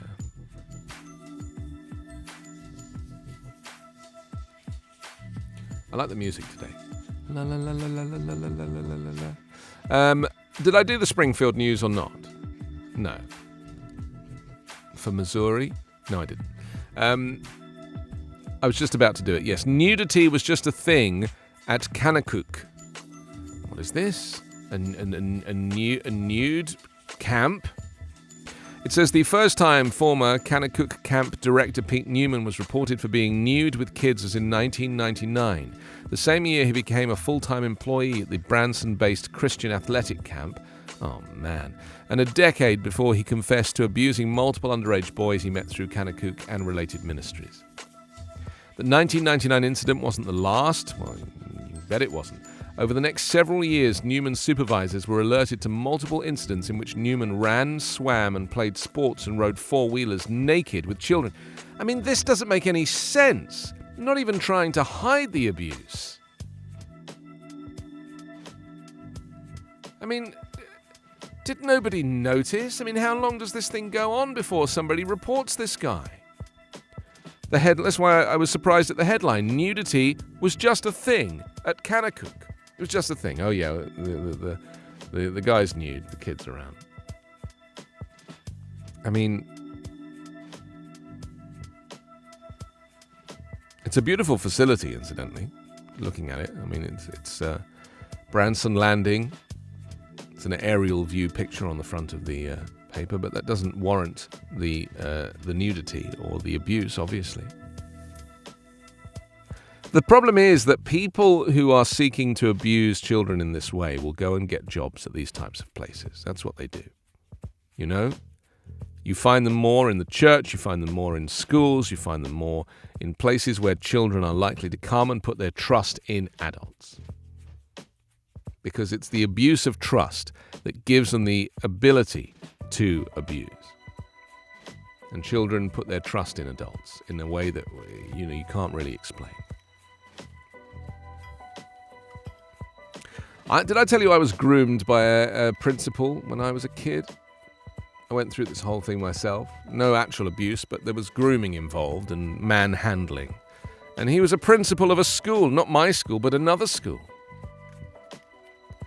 Finally, the guy got arrested and went to jail and came out of jail and is probably doing it all over again now, you know? It's everywhere. And everyone seems to be on the receiving end. Okay, what else do we have here? Family of Aurora woman killed by police files federal suit. Excuse me, yes, good. The family of a Missouri woman who was shot and killed by Aurora Marionville police in 2018 have filed a federal lawsuit against the municipalities and the police officers involved. In May 2018, she was shot and killed by an Aurora Marion police officer in what's supposed to be a controlled traffic stop.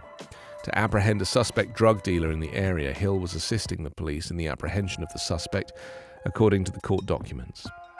The lawsuit says the police have denied that Hill was a confidential informant. The lawsuit, which alleges Hill's civil rights were violated, states that Hill was only in the car that day because Aurora police officers falsely represented to Hill that she would be charged with multiple felonies and even felony murder if she did not agree to work with the department to bring down the suspected drug dealer. According to the lawsuit, a month prior to the shooting, Hill had driven an overdosing man to a hospital in Aurora to get medical treatment. Her car was allegedly unlawfully searched by Aurora police officers and they found drug paraphernalia. I mean, nobody should be killed by the police, full stop. You know? Unless that person is directly threatening the life of the police officer and others, if it's for a drug charge or something that can be dealt with at a later date, you do not execute them. You just don't. But they do. They will continue to do so because the police love shooting. Except, of course, when there's a school shooting going on and they choose not to shoot. Doesn't make any sense. Fremont Tribune, mental health care needed, it says. Government Pete Ricketts recently pointed to the need for more mental health services to help identify and assist troubled Americans as a mean of addressing gun violence this week in the most recent attack that killed 19 children and 2 teachers at an elementary school in Texas. I watched Wayne LaPierre, who is the president of the National Rifle Association. He just got re-elected, incidentally, by the board. They're a big fan of his, you know. He actually looks like a baddie from a movie. You know, he's got a pointy nose and a pointy chin and pointy ears, and he looks like, he just looks like the child catcher out of Chitty Chitty Bang Bang. But I watched him be interviewed at this NRA conference, and, he was responding to questions about gun control, and obviously off the back of the shooting in Texas. And he actually said out loud the very thing that we've all been saying. And he unwittingly, because he's not an intelligent person, and he has no heart or soul or emotions, obviously, because, he chooses semi-automatic weapons over the lives of children. He said, in a kind of fake, concerned voice, his acting, if there was a way to legislate against the mental health of these sick people, then we would do it. So he actually admitted that there is no way to legislate against people who are mentally unwell. He admitted that there is no way to legislate for that, which therefore suggests you would assume that the next thing you would do if you cannot legislate away the mental health is to legislate the firearms. You prevent people who are mentally unwell from buying firearms or having access to firearms by doing background checks and health checks.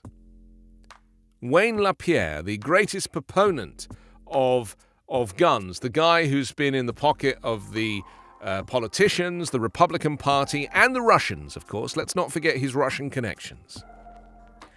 This guy admitted in an interview that there is no way to legislate against mental health.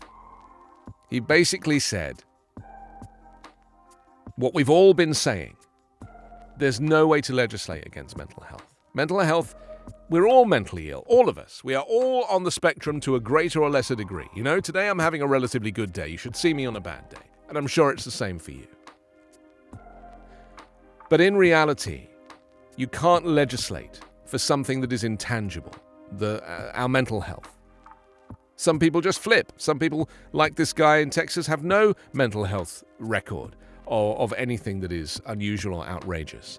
And yet, what we're now talking about is effectively a guy who just flipped, shot his grandmother, and then decides to go and do a school shooting. Mental health law would not have changed that, but gun law would have done, because he wouldn't have been able to go and buy a rifle. He wouldn't have been able to go and purchase a semi-automatic weapon.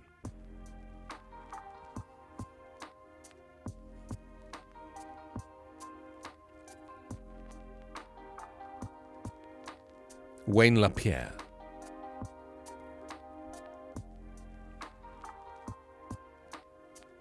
Oh, really? He can't shoot a gun? Interesting.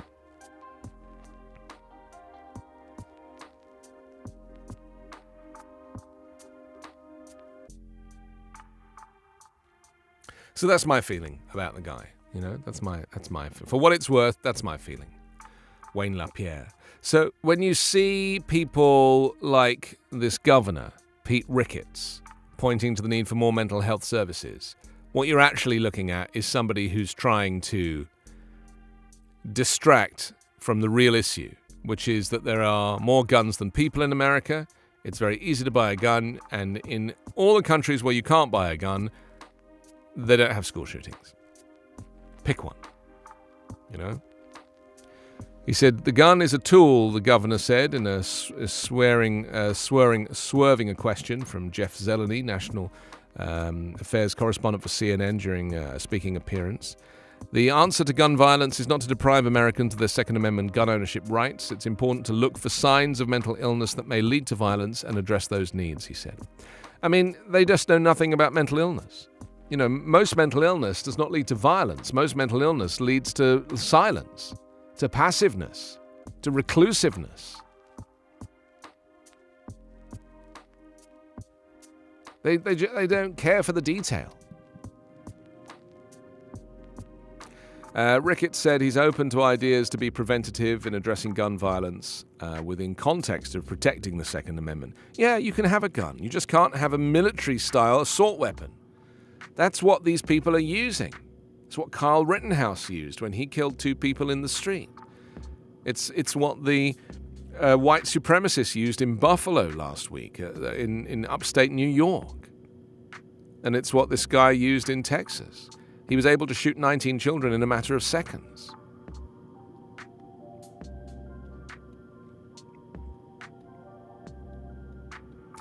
On another topic, Ricketts said he's prepared to call the Nebraska legislature into special session with the goal of determining what we can do more to protect preborn babies once the U.S. Supreme Court has delivered its pending decision on whether to end a mother's right to choose an abortion.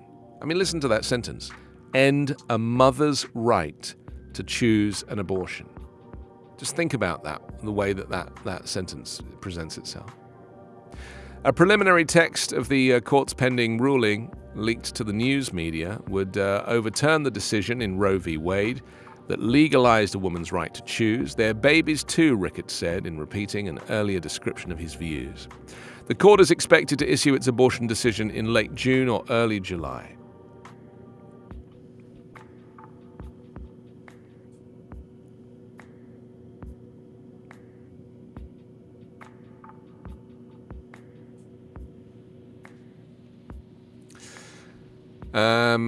What else do we have here? Hero honored 80 years later. It says Omaha hailed hometown hero Charles Jackson, French, back in 1942 when the African-American mess steward saved the lives of his shipmates after their destroyer was sunk in the World War II Battle of the Solomon Islands. So that's kind of interesting, isn't it? Do love a story.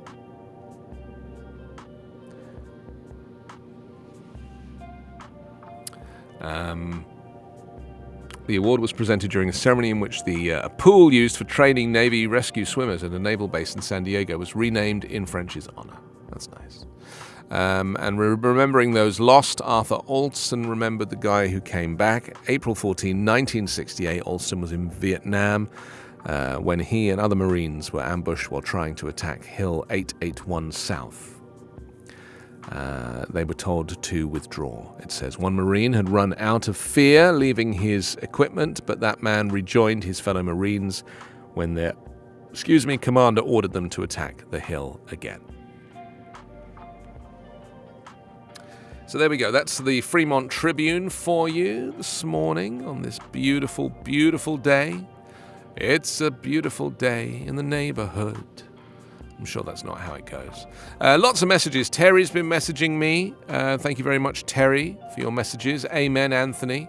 Mental health is just a diversion away from the actual legislation on gun control. They should ban all guns altogether, says Stacy. Terry says you can't ban all guns. That's like banning cars because you didn't register them. Well, we do register cars, you know. Stacey says if they ban all guns altogether, that would be really helpful. They're not going to do it, you know. They're not going to do it. If anything, they'll just increase background checks. I guarantee nothing is going to come off the back of this shooting. Nothing. Zero. Nil point. Nada. Zilch. Zero. Nothing. Nothing. Nothing. Terry says we need to get all of the Republican senators out of office. That's why it's important for everyone to get out and vote this fall. Not a single Republican is interested in gun control, despite 19 children dying, despite there being a mass shooting every other day in America. Not even interested. Why? Because they are paid to be not interested. They are paid to be not interested. Let's go to New Jersey now. The Record. Black Buffalo residents say they're being replaced. The grapevines of Grape Street are gone now. The cherry trees of Cherry Street were buried in the expressway that tore the neighborhood in half, along with the house where Veronica Hempel Nichols was born. Arson destroyed the mansion on Peach Street. 3 more houses in the Fruit Belt burned the same night. Hemp Hill Nichols tried for 16 years to save the houses. It says here in the Fruit Belt, the oldest neighborhood for African Americans on Buffalo's east side, Hemp Hill Nichols knows every dandelion field was once a home, and every home contained a family, a black family like hers, whose dreams died in the dirt where their houses fell. Now it's her turn. 2 days after a gunman opened fire in a supermarket next to her new apartment, Hempel Nichols drove to her former home in the Fruit Belt. It was here that she organized to fight the mayor, to block the gentrifiers, to rat out the drug dealers, to raise her 4 sons. Unbeknownst to her, Hempel Nichols' house recently was demolished. The only remaining trace is a bulldozer track in the mud. Seeing the destruction in this week for the first time, Hempel Nichols started to cry. It's after a white supremacist terrorist came and executed 10 black people. Many feel under attack by economic forces. Black Buffalo residents say they're being replaced. I mean, this is actually happening. And not just in Buffalo. This is the Great Replacement theory. This is how it works. This is the reality. Drive out the black people. Maintain the white supremacy. It's been going on since before America was founded, and it hasn't stopped. COVID-19 continues to baffle experts, it says, on the cusp of last summer as COVID vaccination rates were on the upswing and transmission rates were dropping. New Jersey officials talked excitedly about a return to normalcy, with offices filling with employees again and masks no longer required in schools. Then the Delta variant emerged unexpectedly in June and upended all those plans. As summer 2022 approaches, New Jersey appears to be in a better place.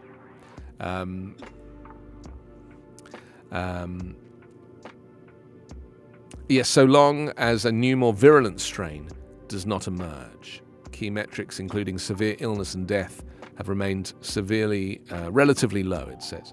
Yes, I've noted, I've been looking at where, COVID is up and down. It's up here in California. It's actually down in the UK. I'm going to the UK in a couple of days, tomorrow. I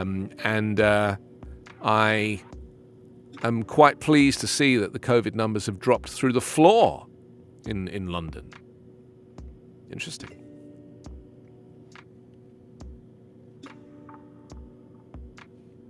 Every once in a while, a political figure's private, uncensored comment goes public and becomes the stuff of legend. Readers of a certain age might remember Michael Ozzie Myers, a crass and strutting Philadelphia area congressman who was recorded in 1979 by the FBI during a bribery sting, boasting money talks in this business and expletives walk. Then there was the South Jersey political boss, George Norcross, boasting of his ability to force New Jersey Democratic... Continues on page 5. Shame, that was a really interesting story. I love a story like that. It goes back to the heist. Some heisty type stories. Terry says, have to run, Anthony. Thank you so much for your show. You're welcome, Terry. Have this one on me, no charge. Stacey says, if something's not done about the guns, more children are going to die. Yes, they are. Yes, they are. Terry says they're all in the back pocket of the NRA. The NRA is paying them. I mean, the NRA actually went bankrupt. I mean, it's back. You know, it barely disappeared. All dodgy financial dealings and all sorts of stuff, and yet Wayne LaPierre, who was responsible for all of that, got re-elected. You know? They love him. They love a baddie. They just love a baddie. The guy's a baddie. They love him. Bring on the baddies, they say.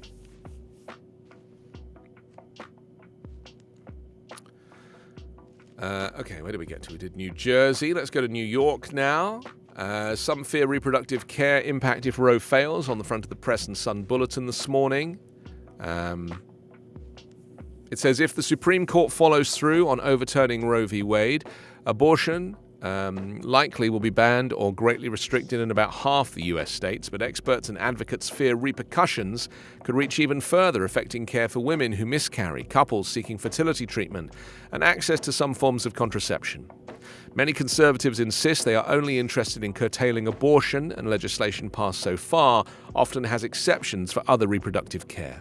But rumblings in some of the GOP of experts concerned and laws banning abortion could also have unintended side effects. The rhetoric has been really increasing over the last several years, said Mara Gandel Powers, the director of birth control access at the National Women's Law Center. There's definitely a domino effect which I think people are really starting to wake up to and see this is how far it could go. Coronavirus mutant has properties of other strains. Yes, this story came out a few days ago, actually. It says the coronavirus mutant that's now dominant in the US is a member of the Omicron family. But scientists say it spreads faster than its Omicron predecessors. It's adept at escaping immunity and might possibly cause more serious disease. Why? Because it combines properties of both Omicron and Delta, the nation's dominant variant in the middle of last year.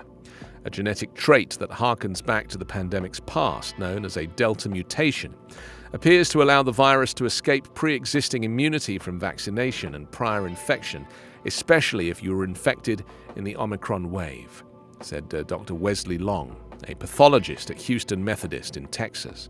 That's because the original Omicron strain that swept the world didn't have the mutation. There we go.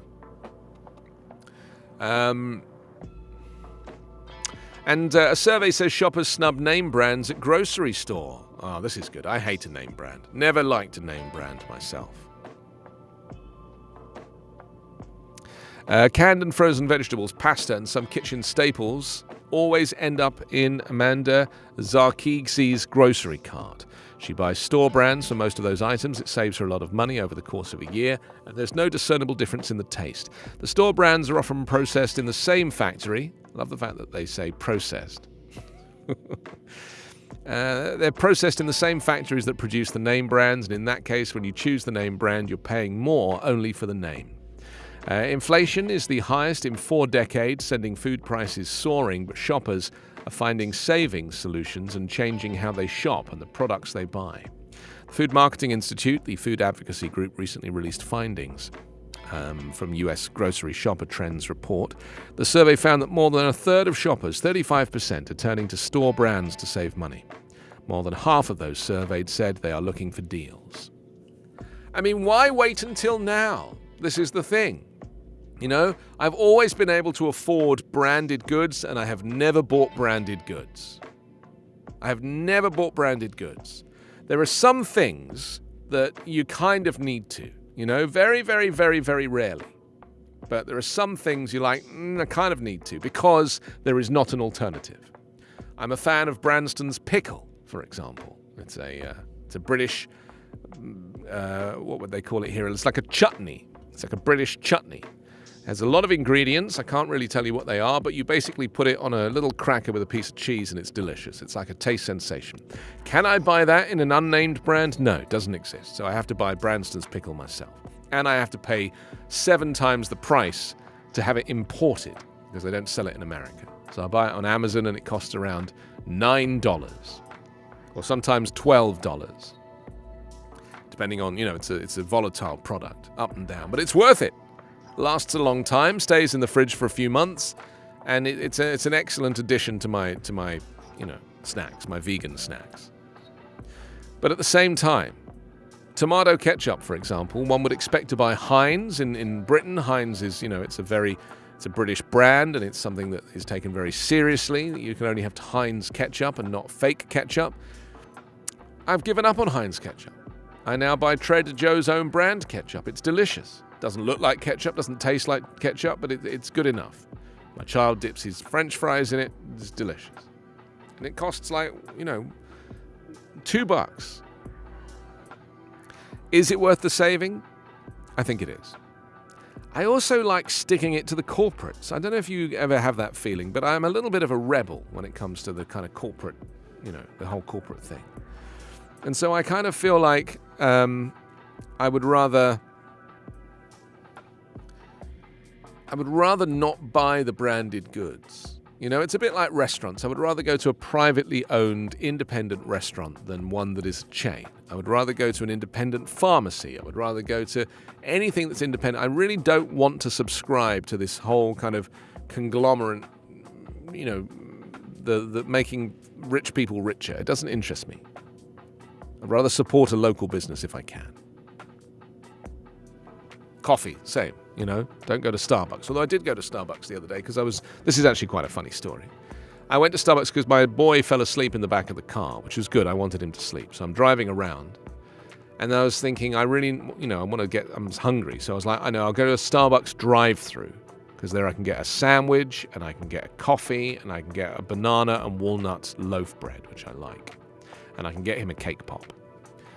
So I go through the drive-through, and the machine that you talk to, that the woman talks to you on, because she was like 3 booths down, she was talking so loud that she was going to wake up my boy in the back. She was literally like, "Welcome to Starbucks." And I was like, "Please, don't talk so loudly." So I closed the window, but for a crack. And I just tried to whisper through the crack in the window, and she thought I was crazy. Eventually, 10 minutes later, I finally get to the second window and she gives me the stuff and she's just talking and I'm like, shh. She couldn't understand. She couldn't see my child in the back. She thought I was crazy. I just don't need all that, Just do it silently, do it quietly, do it politely, do it gently, but don't shout at me. I mean, you're not going to get a bigger tip. Less is more. It was kind of a funny moment, though. He woke up for a second, and then he went back to sleep. I was like, oh, phew. But I basically went to Starbucks to get shouted at. It was so expensive as well. A sandwich, a coffee, a cake pop, and a bread was like $26 or $27. Nearly $30 in total. I mean, it's too much money.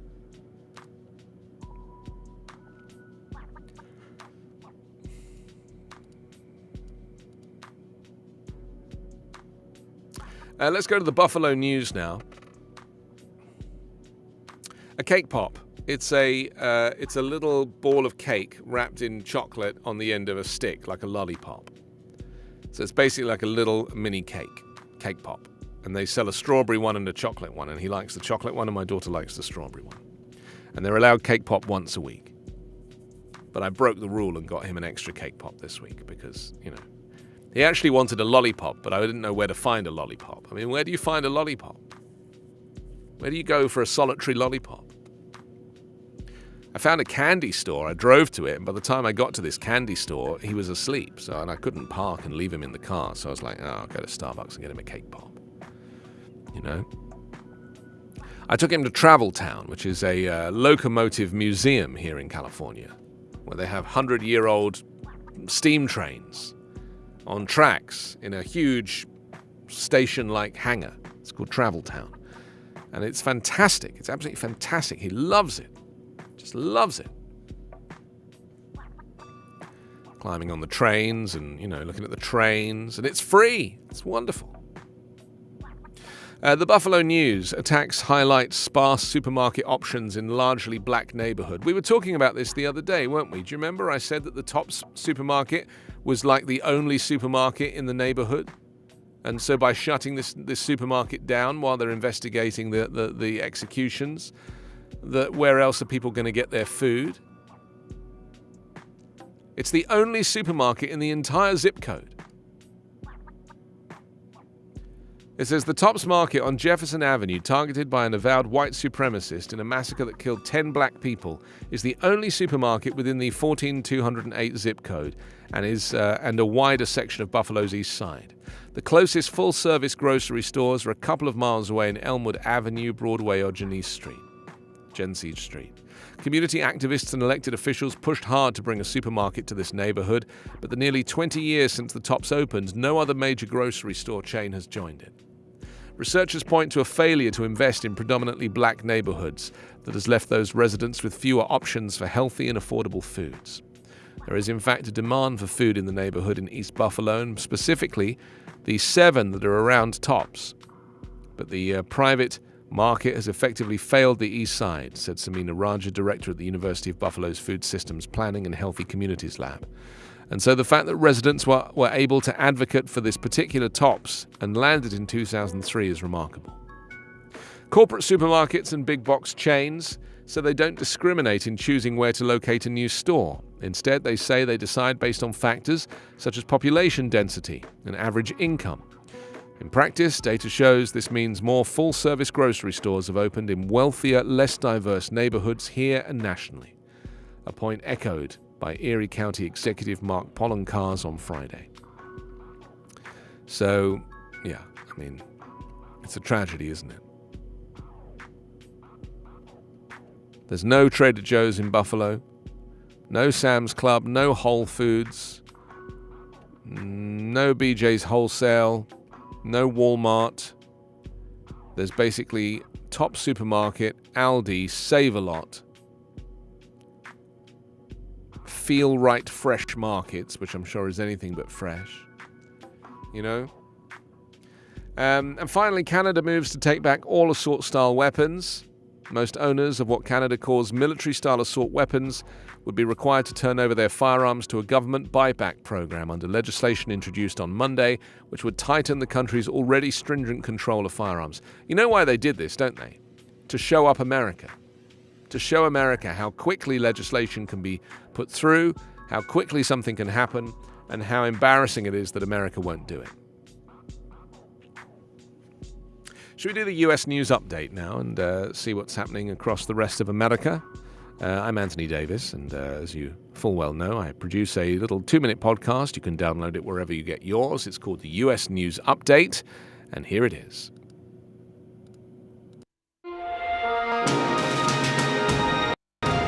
It's Tuesday, May 31. From the Volley Network, this is your daily US News Update. I'm Anthony Davis. US airlines, which are still rebuilding flight crews after the COVID-19 pandemic travel slowdown, cancelled more than 2,500 flights over the 4-day Memorial holiday that marks the traditional start of the busy summer travel season. Airlines worldwide cancelled more than 1,500 flights on Monday, according to FlightAware, after cancelling 1,642 on Sunday. On Monday, there were about 400 US flights cancelled and 2,400 delayed, the flight tracking website said. Thunderstorm, Florida, New York, and the Mid-Atlantic were a factor in this weekend's flight delays and cancellations. Airlines have attributed recent flight cancellation weather, air traffic control, COVID-19 cases among employees, and other staffing issues. The National Aviation Board reappointed Wayne LaPierre as Executive Vice President on Monday, turning back the latest leadership challenge amid corruption allegations and flat membership still powerful gun lobby. The board vote came as the NRA meeting in Houston, about 280 miles east of the site of a massing on Tuesday, when an 18-year-old armed with an AR-15 style semi-automatic rifle killed 19 children and 2 teachers at a Texas elementary school. The NRA said there was one vote against LaPierre, who is also CEO of the NRA, on the 76-member board. Monday's board vote came after dues-paying members on Saturday voted overwhelmingly in support of LaPierre. Your daily US News Update is part of the Volley Network. To hear my live daily morning show, ask your Amazon Echo device to open Backchannel. There it is, the US News Update. Get it wherever you get your podcasts. I'm Anthony Davis. Welcome to Backchannel. I was watching Jam and Renee earlier, and they smile a lot, and I was thinking, do I not smile enough? You know, I sometimes fear that there's not enough smiling that goes on. You know, and I'm disappointed because I'm a very positive, joyous, happy person, and I want to make sure there's enough smiles. I'm just not a very natural. You know, some people, like, I noticed that Jam is literally always smiling. He has to force himself to not smile, whereas I'm the other way around, you know? I'd love to be able to be that person. He's got great teeth. I mean, you know, he's got the imperfect American teeth. He must have bought his teeth in America. I bought my teeth in England. It's interesting, though, isn't it? You know, some people are very naturally smiley and positive, and I like to think I am a positive person, but in terms of being in a permanent smile, I don't know, I'd rather give you my serious face, but my happy words. Just saying. Okay, let's see, where do we get to here? Because we've got lots to talk about, lots to get through, and I really want to make sure it's all done and dusted. A reminder that I'm Anthony Davis. This is Backchannel. If you can see me and you're watching on an Echo Show or Fire TV, the magic word is say. So wake her up, say, and then your message. If you're listening on an Echo speaker and you can't see me, go to backchannel.tv and click on Join the Chat. That's backchannel.tv. And click Join the Chat. Easy. This is the only place where you can watch and listen to live shows and chat with hosts in real time. Easy peasy is how you're getting in touch. Backchannel.tv if you're not on an Echo show. Anthony, what do you mean if I wake her up? Well, you have to wake up your device, and your device has a female name, so therefore I say wake her up. So you wake her up by saying the word, you know, her name. But I don't like to say her name because then it could wake up your device. You see? So when I say wake her up, it's the wake up word. It's just the wake up word.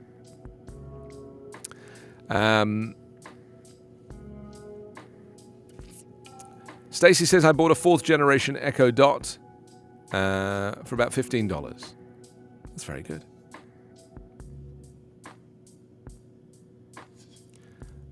Okay, let me go back to these papers because I've got a few here left. That story about Canada banning all assault-style weapons, it was already done, actually. What they're now talking about is handguns. So it's kind of not entirely accurate headline, but they already banned, about 2 or 3 years ago, they banned assault weapons. A reminder that Backchannel has a growing list of shows, including Haley and Allison's Good Morning. You can start from 3 o'clock Pacific, 6 o'clock Eastern, with 2 hours of silly fun and games. Haley and Allison and producer Will have trivia as well as the answers to your burning questions and the news you might have missed.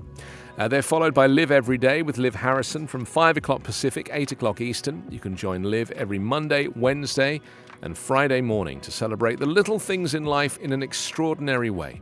Candid conversations, lots of laughs, and plenty of coffee will fuel you and encourage you to live every day.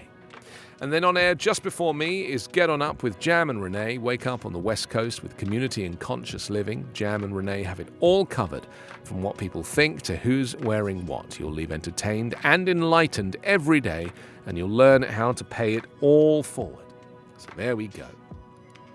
Let's jump on the New York Times now. EU reaches deal to ban most Russian oil imports. Yes, it says the European Union yesterday agreed to ban most imports of Russian oil, the harshest economic penalty yet imposed on Russia for its invasion of Ukraine, and potentially the biggest sacrifice by Europe itself. The deal is the latest and most far-reaching demonstration that over more than 3 months of war, in reaction to mounting Russian aggression and atrocities, European leaders have grown willing to take steps they considered too extreme when the invasion began. They've already barred imports of Russian natural gas, cut off Russian banks from global financial networks, frozen Russian assets, and sent advanced weaponry to Ukraine. What else do we have? Election denier musters army to watch vote. Yes, in a hotel conference center outside Harrisburg, Pennsylvania, Cleta Mitchell, one of the key figures in a failed scheme to overturn Donald Trump's defeat, was leading a seminar on election integrity. I mean, it's hilarious. She is the fraudster. This is what they do. They pretend that everyone else is trying to defraud the election, and in fact, she's the one trying to overturn it. Overturning an election is fraud. We are taking lessons we learned in 2020 and we're going forward to make sure they never happen again, Miss Mitchell told the crowd of 150 activists. She would be putting you to work, she said. So what she's basically saying is we failed to overturn the election last time. We're definitely going to overturn it this time. I mean, if you knew what went on behind the scenes to overturn the election, it was insane. Everybody was involved. Michael Flynn, Mike Pence, Donald Trump, we're now discovering, was the mastermind. In the days after the 2020 election, Miss Mitchell was among a cadre of Republican lawyers who frantically compiled unsubstantiated accusations, debunked claims, and an array of confusing and inconclusive eyewitness reports to build the case that the election was marred by fraud. Courts rejected the cases and election officials were unconvinced, thwarting a stunning assault on the transfer of power.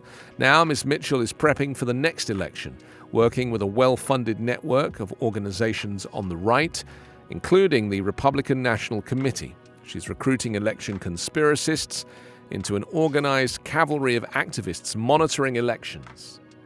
Well, instead of doing that, why don't you just have a better candidate? You know? Why don't you just have somebody who's not a fascist? I mean, that might help.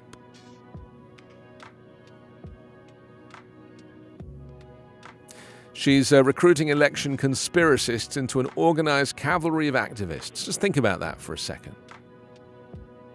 They're conspiracists. They have no desire to search for the truth. It's not in their interest.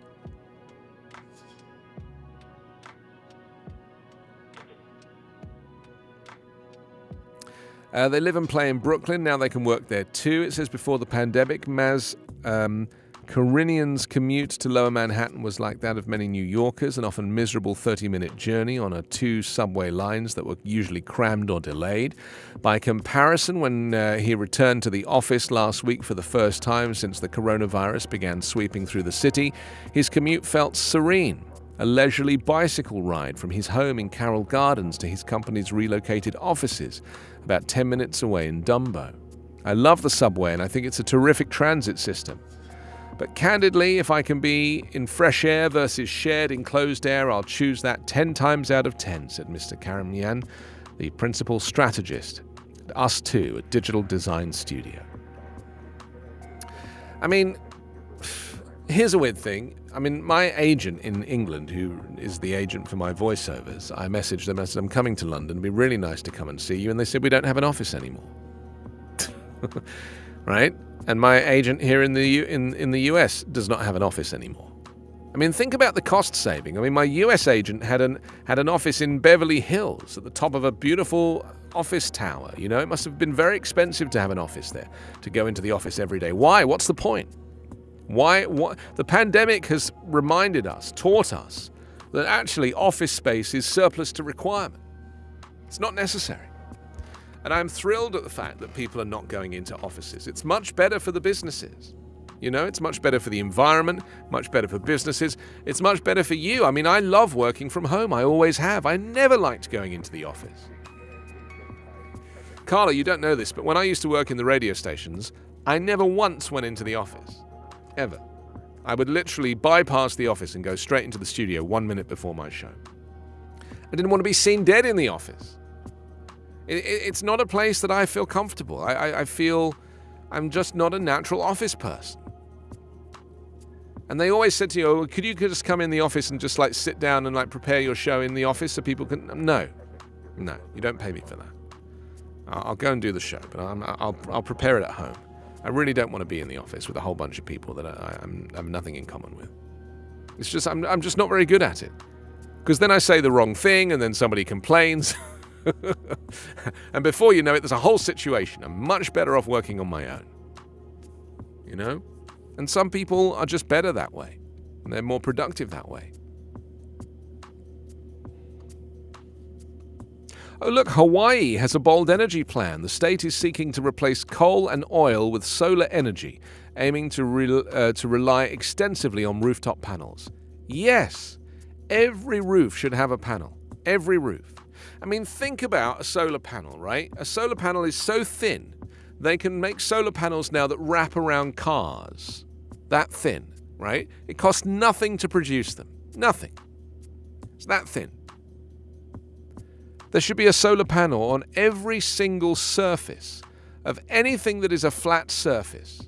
Every rooftop, every field, every car should have a solar panel. One of the cars I've been looking at, which I'm probably not going to buy because I don't need a car, but I've been looking at the Ioniq 5.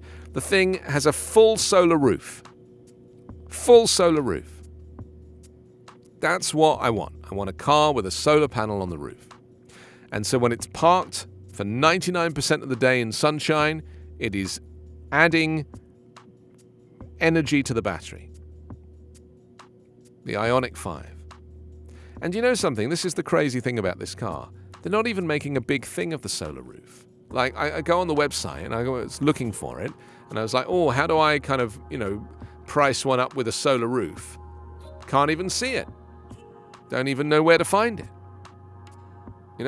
How do you do that? It's a beautiful car, the Ioniq 5. I've seen a few of them around now, and they really do look fantastic. It looks better than the other one. We were talking about the Ioniq 5 versus the EV6. The Ioniq 5 is the one to go for. It's really, really good looking. Can I find one with a solar roof? No. Is it an optional extra? Maybe. I don't know.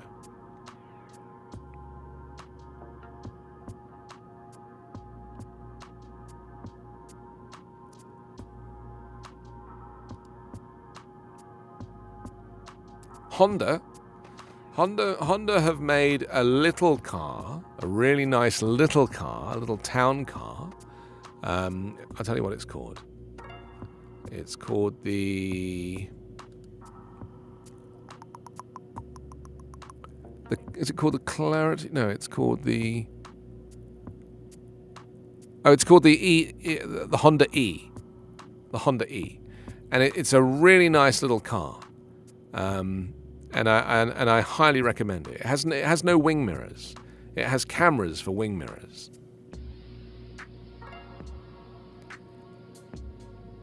It's a very simple little car, but it has a beautiful interior, and I really recommend it. The Honda E.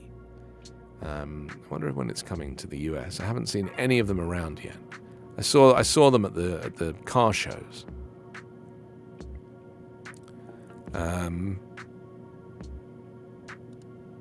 Let's have a look. Yeah, I don't really think about Honda very much, weirdly. It says they have one electric vehicle currently, the Honda E, a compact not offered in North America. There we go. It's not available in North America. It's going to launch 30 electric vehicles globally by 2030. Their collective volume will be more than 2 million units out of a typical annual Honda production of 5 million. It comes from a company that limited production of its compliance car Fit EV to 1,400 units, and whose subsequent Clarity electric midsize sedan was pulled from the market after its EPA-rated range of 89 miles proved uncompetitive. However, among the 30 future electric vehicles will be 2 sporty electric cars, one of them a successor to the Acura NSX. Expect the bulk of the new EVs to be crossover utilities. Yeah, people love these crossovers, don't they? These cars that look like half a Jeep and half a car, Honda plans to work with General Motors on 2 generations of EVs. First come battery electric SUVs, the Honda Prologue and so far unnamed Acura, both to be launched in 2024. They'll be built by GM on the Ultium architecture that underpins the GMC Hummer EV, the Cadillac, the Chevrolet Silverado, and many more vehicles.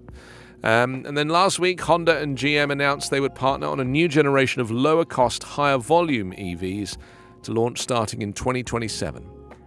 Those will be the next generation of Ultium battery cells in smaller and more affordable models that even compact vehicles like the Chevy Equinox EV crossover due next year. GM will provide its Ultium cells for Honda's North American EVs, but the Japanese company says it's also exploring a joint venture cell production venture that doesn't include GM. Honda also said it will set up a low-volume pilot line for solid-state battery cells, undoubtedly in Japan, with demonstration production targeted for spring 2024. So there we go. The executives did not address the recently announced joint venture with Sony that is expected to lead a new EV of some kind by 2025, or how that vehicle fits into the plans. There we go. So that's Honda. as we mentioned them. And that was off the back of Hawaii, with their plan to put electric solar panels everywhere. Everywhere! US drops in climate ranking. Donald J. Trump's presidency left the country far behind in the race to net zero emissions. It's another story there. And Jimmy Carter has joined a fight over a battle over an Alaska road that could gut an environmental law that the ex-president, who's now 97, has championed. It's so interesting if you compare Jimmy Carter to Donald Trump. They could not be more opposed, both politically, from a climate perspective, from a kindness perspective.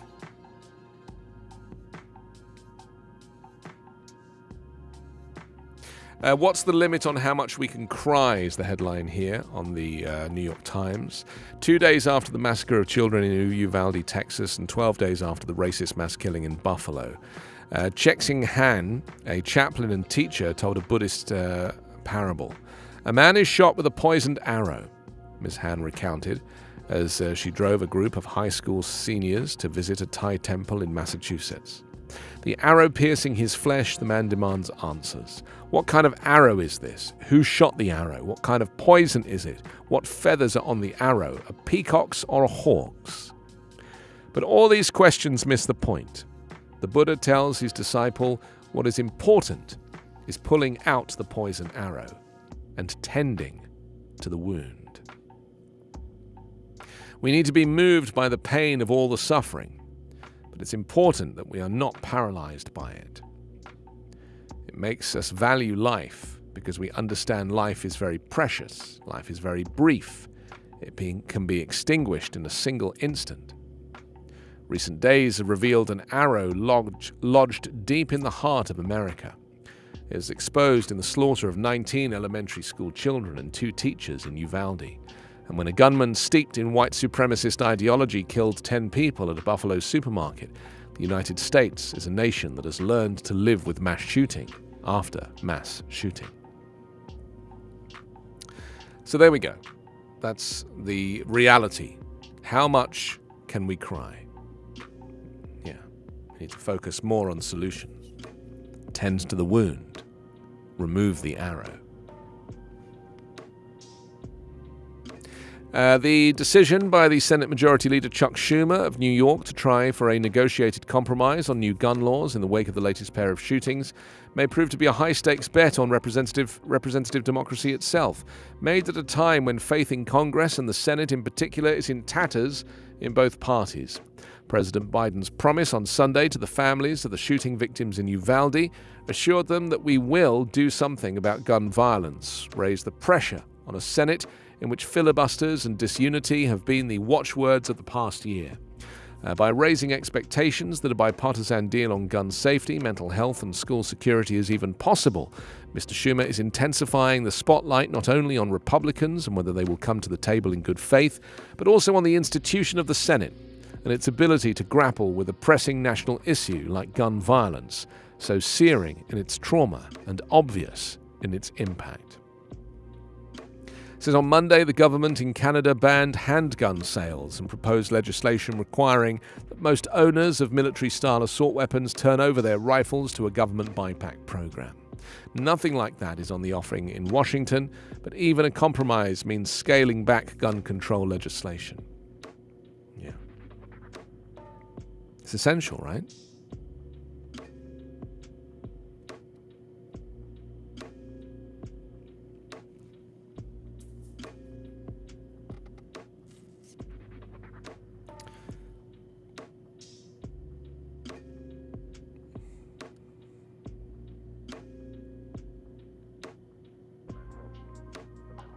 Well, they've only mentioned themselves by the sounds of it.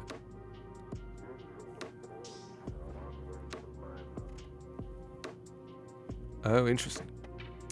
The Wall Street Journal. Funerals for slain children begin in stricken Texas town, it says. Rolando Rodriguez had a few words to describe how he was feeling as he turned out Monday to some of the first of the funeral events of the 21 victims, including his grandson. Oh, man. I wouldn't wish this on anyone, he said, calling his 10-year-old grandson Jose Manuel Flores Jr. a good boy who loved baseball, fishing, and spending time with family.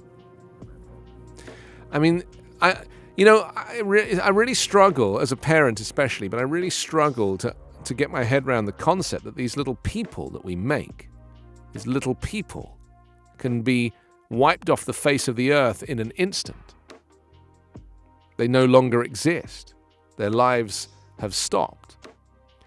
And now, obviously, if you are a victim of a shooting, I presume you don't know that you've suddenly died. Your life is effectively ended, stopped dead in its tracks. But for the people who mourn you, for the families of the victims, the pain will last a lifetime. And I guarantee there'll probably be some suicides off the back of this. You know? If there's 21 people dead, there will be some people who simply cannot handle the agony of losing a child. If it's their only child, why would they want to live anymore? I can imagine that.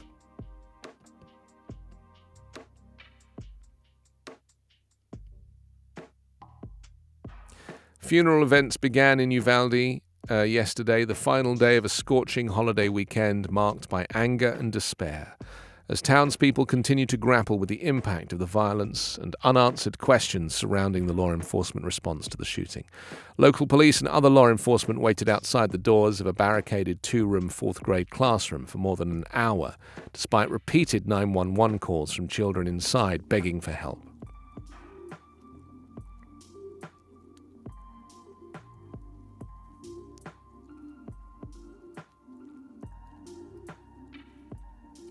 Also on the front of the Wall Street Journal, EU vows to curb buying oil from Russia.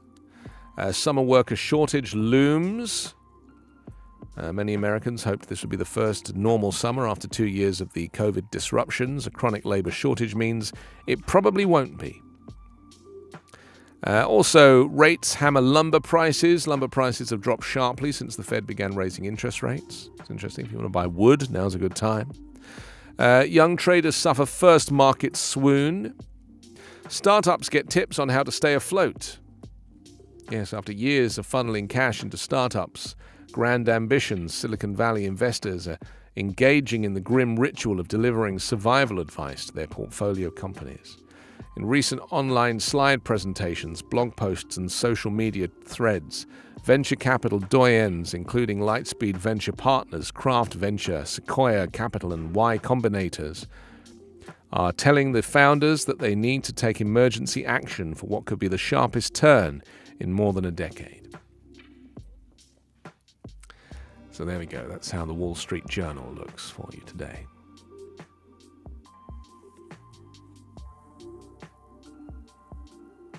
We should look at this story on about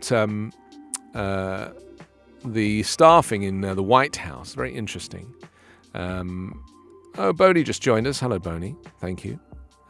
Stacey says violence is killing way too many people. We have a lot of people dying. Stacey says I'm not an office person either. Yeah. Who is an office? But I mean, is there anybody you meet like, I love the office, love going into the office. I don't know that anybody is really. I think it's a necessary evil. I hate the rituals of the office, And I used to work at strange hours when the kitchen hadn't been cleaned and you couldn't get a clean cup for tea for love nor money. Huge pile of dirty dirty cups and saucers in the sink. It was just awful. No milk. You'd end up walking around the whole building trying to find milk. Why can't your employer just make sure that the cleaners work on the weekends as well? They're not interested. At least 21 black staffers have left the White House since late last year or are planning to leave soon. Some of those who remain say it's no wonder why. They describe a work environment with little support from their superiors and fewer chances for promotion. The departures have been so pronounced that according to one current and one former White House official, some black aides have adopted a term for them, Blacksit. Wow. The first big exit came in December when Kamala Harris's senior advisor and chief spokesperson Simone Sanders announced she was leaving, ultimately for a gig at MSNBC. Since then, Harris' senior aides Tina Flournoy and Ashley Etienne and Vincent Evans and public engagement head Cedric Richmond have left. I feel very sad about this administration. I mean, it had it all to play for, and it really doesn't seem to know what it's doing, does it? You know? Biden had pledged upon entering office that his administration would look like America looks and include a full range of talents we have in all our people. And he and his team have subsequently taken steps to create the most diverse administration ever, far beyond his immediate predecessors. He also made history with the ascension of a black woman to positions of vice president, Supreme Court justice, and press secretary on the Federal Reserve's Board of Governors, among other posts. But at lower levels, that pledge has been harder to sustain. While there are several first-in-history black leaders of important White House divisions, like Domestic Policy Council head Susan Rice, Council of Economic Advisors Director Cecilia Rouse, and Office of Management and Budget Director Shalanda Young, none have black deputies except Conley. Conley is leaving, though she will be replaced by a black woman. Some people have not had the best experience, as a lot has had to do with the dearth of black leadership, said one former White House official who is black. I mean, why don't they just rename the House for a start and call it the Black House? I mean, I think that might be a really good place to begin here. It's very hard for black people to work in a White House. Paint it black, make it the Black House, and start again.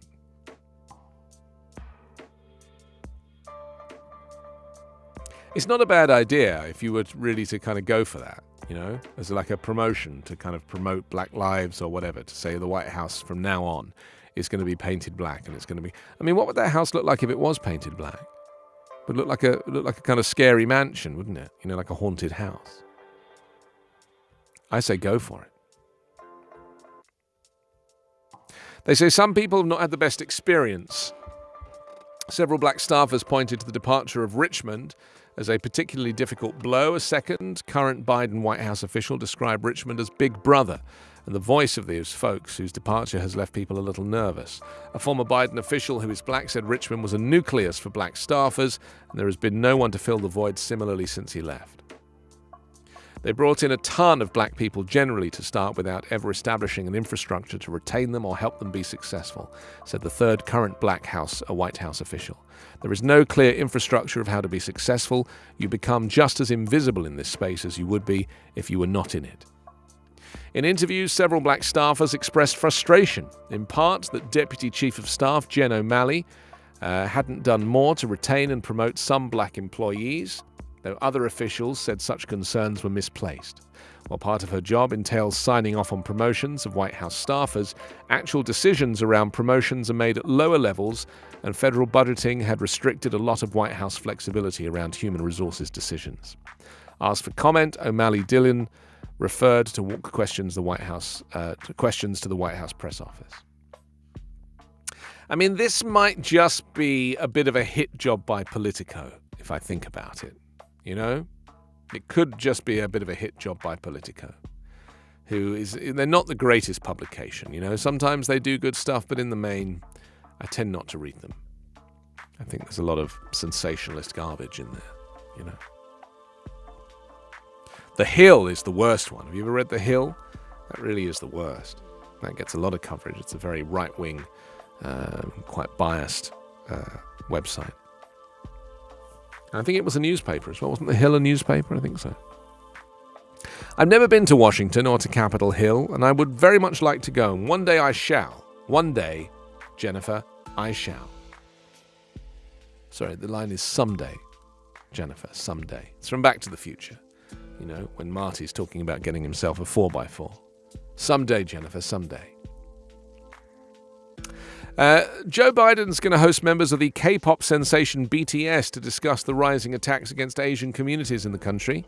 The White House said Biden would meet the musical group to discuss Asian inclusion and representation and address anti-Asian hate crimes and discrimination, which have become more prominent issues in recent years.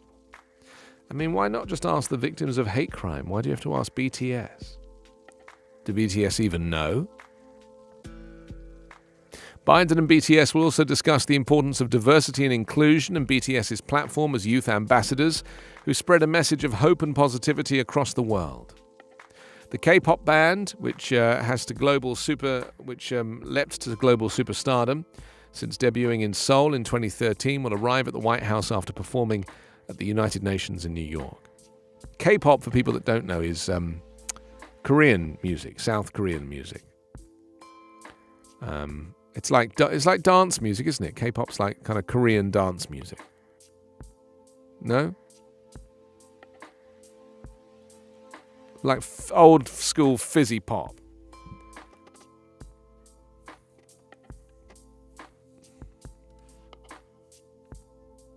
Yeah, it's kind of huge now, isn't it?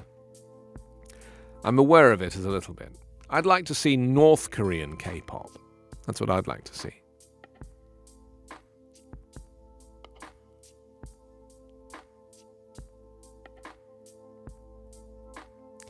Oh wow, BTS actually did their song Permission to Dance at the UN General Assembly. They did it in the meeting. We should play this. It's on the Independent link. It's the first video on the Independent link. They actually performed. I mean, there was nobody in there at the time, but they actually sang it at the UN. That's rather brilliant.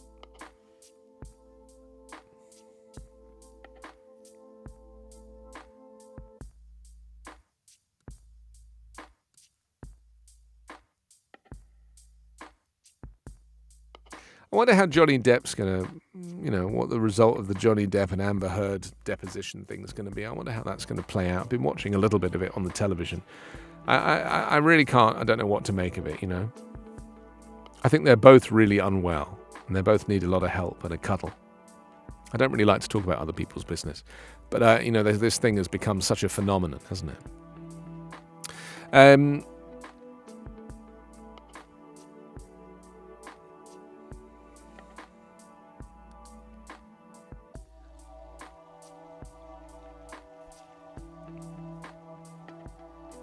Yeah, I've watched quite a bit of it, and it is, I watched the highlights, but it is kind of fascinating. It's happening down the street to me here. It's literally just like a mile away.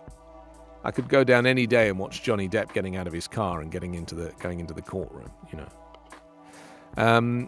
Let's go back to K-pop just for a second. The White House said Mr. Biden is going to meet the musical group to discuss Asian inclusion and representation. I actually feel like, I don't know. My worry is that pop stars tend to be so protected from reality that even if they are activists, they might be the wrong people to ask. Do you know what I mean? It's just more photo opportunities. It's just another. Yeah, listen to this. There they are. And the rhythm's got you falling behind. To dream about that moment when you look yourself right in the eye. There we are. That's the K-pop boys from BTS singing and dancing in the United Nations building in New York.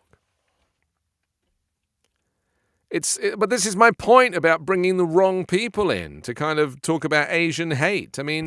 Why don't you talk to victims of violence? Why don't you talk to those women that were attacked in the massage parlor? This is really the problem. It's like the only way it gets any attention is if it's sensationalized. And Biden should be above all of that. You would have thought. I don't know. It's very hard to. I'm not there. It's very hard to describe. Shall I pop down later and go see Amber Heard and Johnny Depp down the street and see how they're getting on? I need to go and fill the.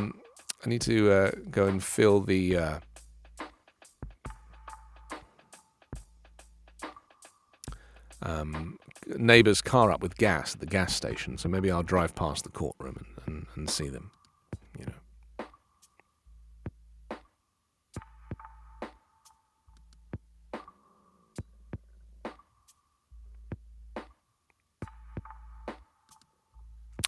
I've never done jury duty. No, I was asked to do it once in America, and I wrote back and said I'm not a citizen, so that got me off. And I was asked to do it once in England, and I wrote back and said that I was busy, that I'm a freelancer, and that I don't have the time. I mean, I would like to do it, but I just don't have the time. I would be fascinated, but it's like they don't compensate you enough. So how are you supposed to do these things? It's difficult.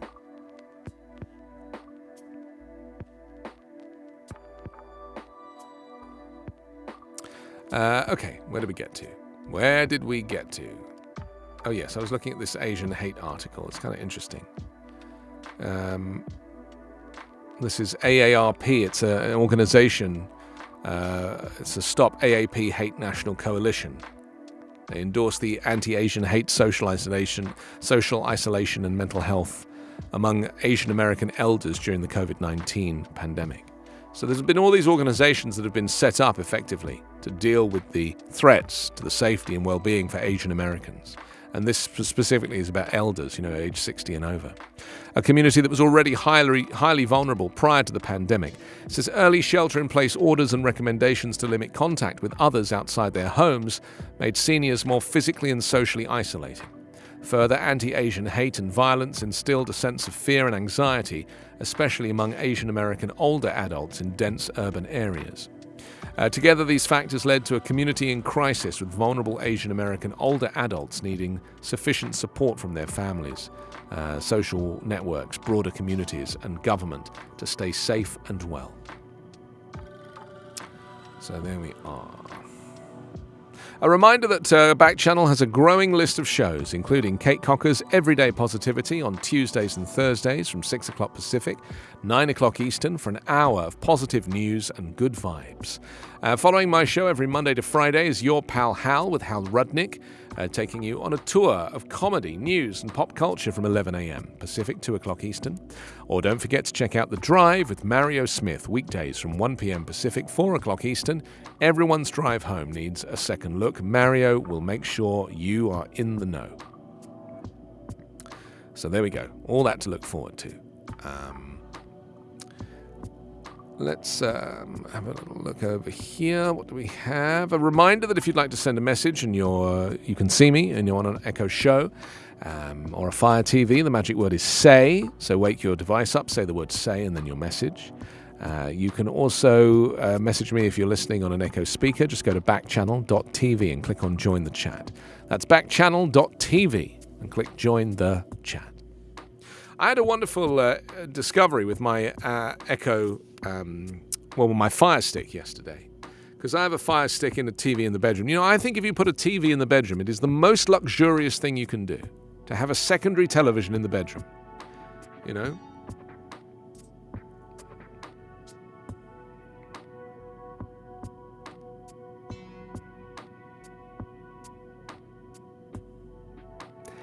There's something very special about having a TV in the bedroom. I hardly watch it. Mainly my kids watch it.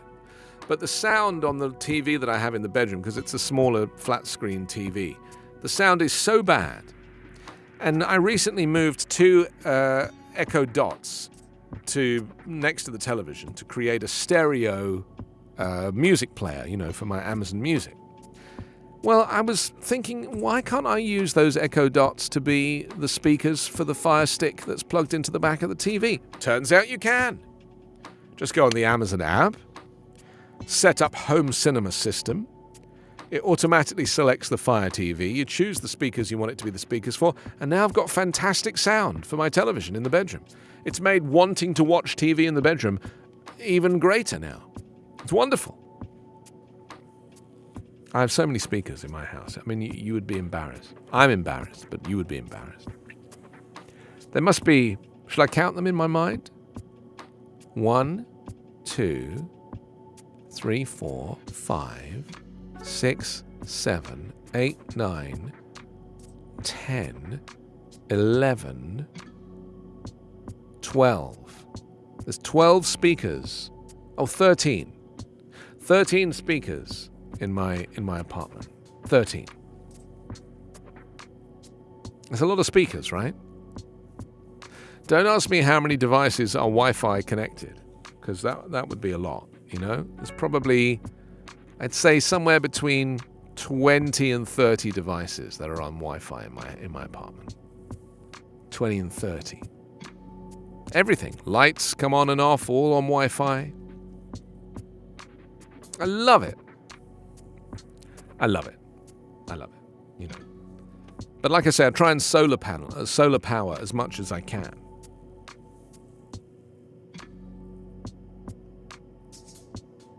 But it's like, how are we able to prevent climate change and use less fossil fuel if our need for electricity is increasing at the rate that it is? Think about it. Like, we have more devices than ever before, right? We have more things that need to be powered. And so because we have more things that need to be powered, we therefore are probably increasing our usage and our requirement and our pressure on the grid. When in fact, we should be reducing our number of devices. Why haven't they come up with like solar things at home that they should be mandating, And the Defense Production Act making like small solar panels for the home, so that anybody that lives somewhere with sunshine can power everything from a device at home. That surely is the growth industry, isn't it?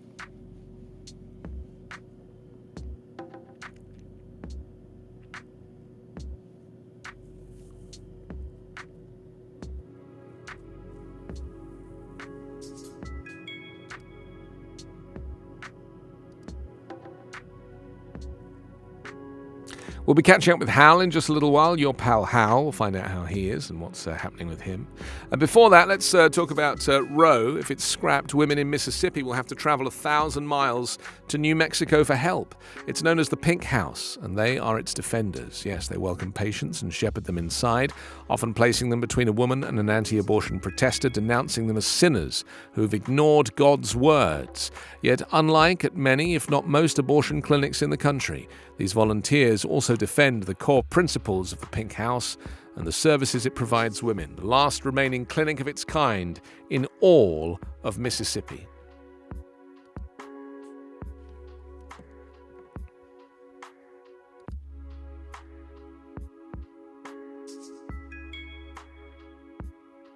Some of them are well versed in the Bible and happy to swap verse for verse with protesters. Mostly they call on the protesters to respect the life and dignity of the women they are shouting at. Sometimes they're less polite, telling someone who's shouted at a woman, "Don't murder," to shut up.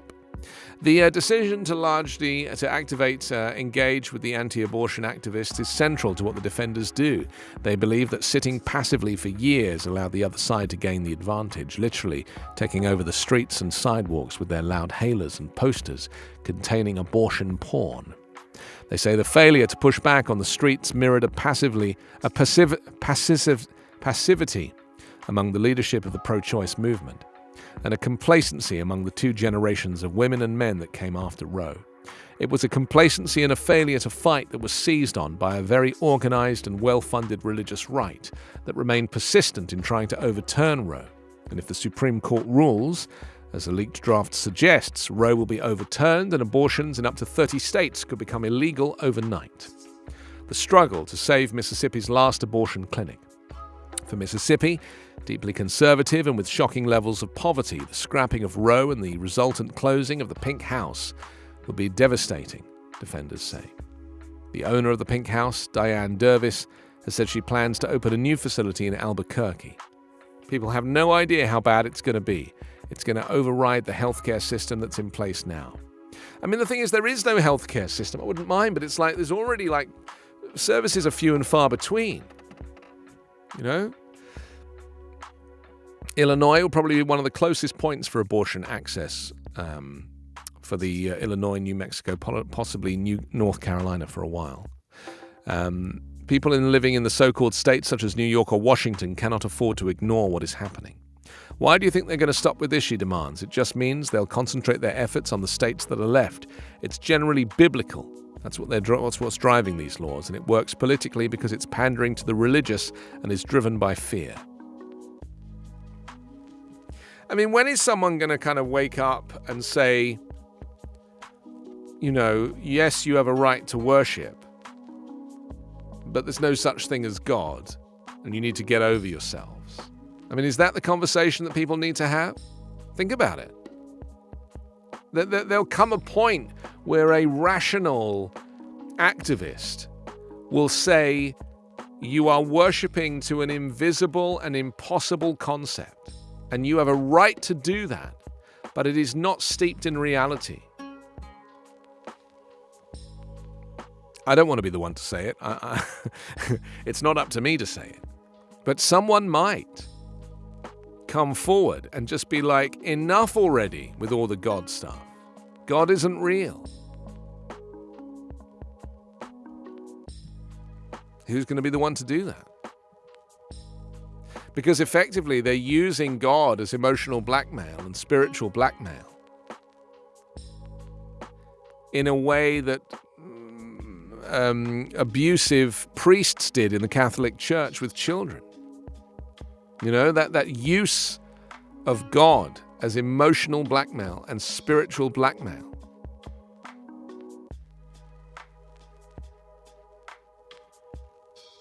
Or the guy at the camp who ran around naked, probably said, this is God's calling. You know, I'm doing the Lord's work by running around with my bottom showing.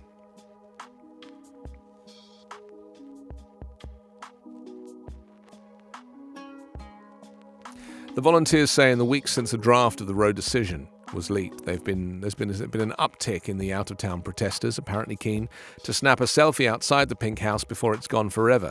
They say some protesters appear to be making a living by traveling the country and live streaming their protests outside abortion clinics and collecting donations online. I mean, wow, you know?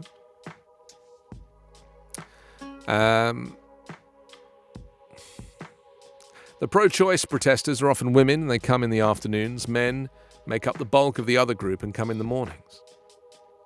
Men. Oh, man. Men!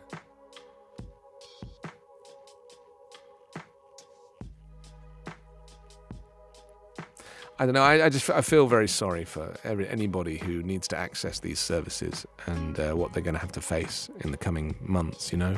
It's going to be a mess. Literally. Okay, let's move on to one final thing. On this day, 1942, avant-garde radio play The City Wears a Slouch Hat with music by John Cage and a script by Kenneth Patchen was broadcast in Chicago. It's a piece with a history that begs to be told, the kind of story that biographical movies are made of, a story of opportunities discovered and lost, of ambition, success and failure, of grand dreams and their swift reduction to the modest proportions demanded by reality. It's a story about a young composer with a fresh idea and his encounter with the establishment.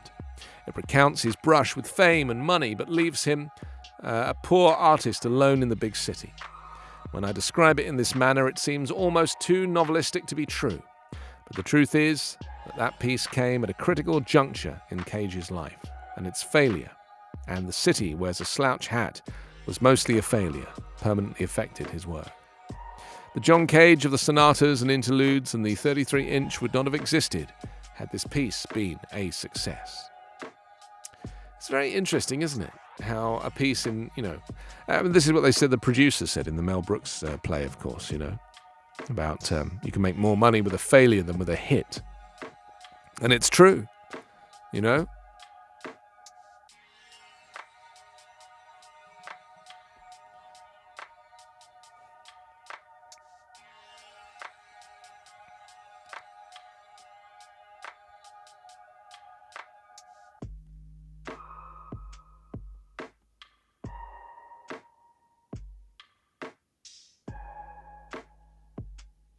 Ah, yes. My little pal Hal. I'm looking forward to seeing Hal today. It'll be nice to see him. Hey, guess where I'm going today? I'm going to the Sony Pictures lot for a tour of the lot, the back lot. Sony Pictures. I didn't even know Sony did a tour. I thought only Warner Brothers and Universal and Paramount did a tour. Turns out Sony do a tour. So I'm going to go and have a little tour of the lot. I do love going to movie studios. It's very exciting. There's something rather special about it. You never really know what you're going to find. I mean, it is just a bunch of beige painted buildings. large hangars where the sound stages. But there's also something rather special about the heritage and the history. And, I've done the Paramount tour 3 times now. I've done the Warner Brothers tour a couple of times. And I've done the Universal tour maybe 4 times. I'm a bit of a fan, you might say. Who doesn't love a tour?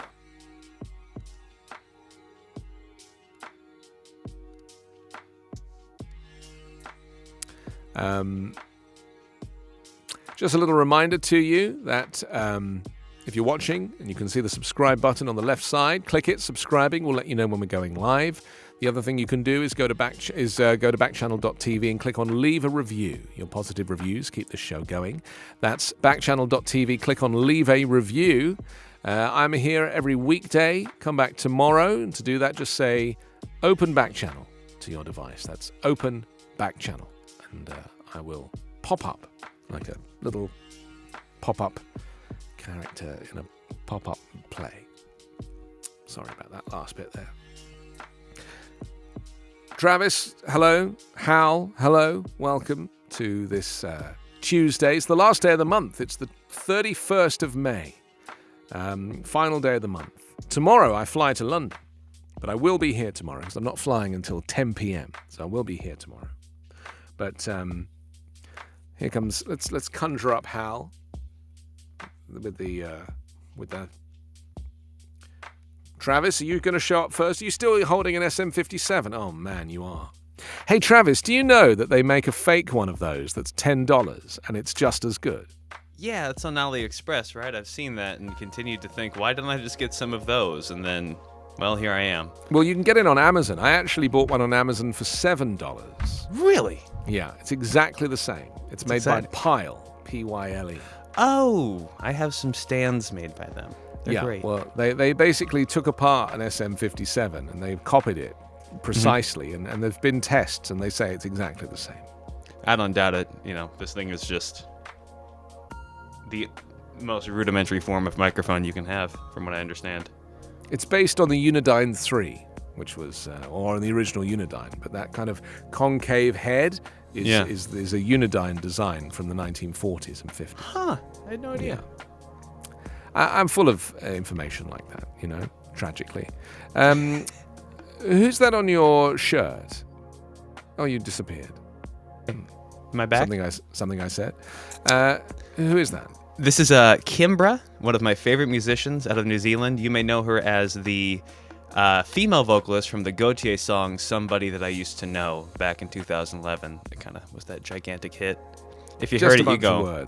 Just a bunch of words. Kimbra, she's great. Kimbra. Fantastic. Okay, well, we celebrate Kimbra, and hopefully she'll sell a solitary record off the back of this, probably to Stacey. She'll probably end up buying a copy of Kimbra's album. Thanks, Travis. Anthony. Hi, Hal. How are you? Pleasure to see you. What is that thing? Is that your fee fine? I hate to It's not on. you. Whatever it is, it's not on. Oh my goodness. Yeah, it's not on. There's King of microphones. A little better. A little There better. we go. That's the one. Oh That's what you want. gosh. That's a little Oh better. my goodness. Are you talking into the right side of it? Because I worry sometimes. Lift it up and turn it around. Let me see which is the front. Check, and which is check, the back. check. Lift, I want to see it. I want to see it. Lift it into view. Is that definitely the front, the bit with the light on? I guess it is, isn't it? All right, let me do this. Check. No, that's not right. And then do the back of it. Check. Yeah, no, you're into it's the bit with the light on. Yeah, well done. Yeah, Well yeah. done. I tell you what's bad about it's just is- substandard. You know what? It's- Should I? Yeah, go ahead. Well, I was going to say, what's also a really bad design is that stand that it's on has got metal feet, hasn't it? So you can Yes. hear everything that it touches. Why hasn't it got rubber feet on it? It doesn't make any sense.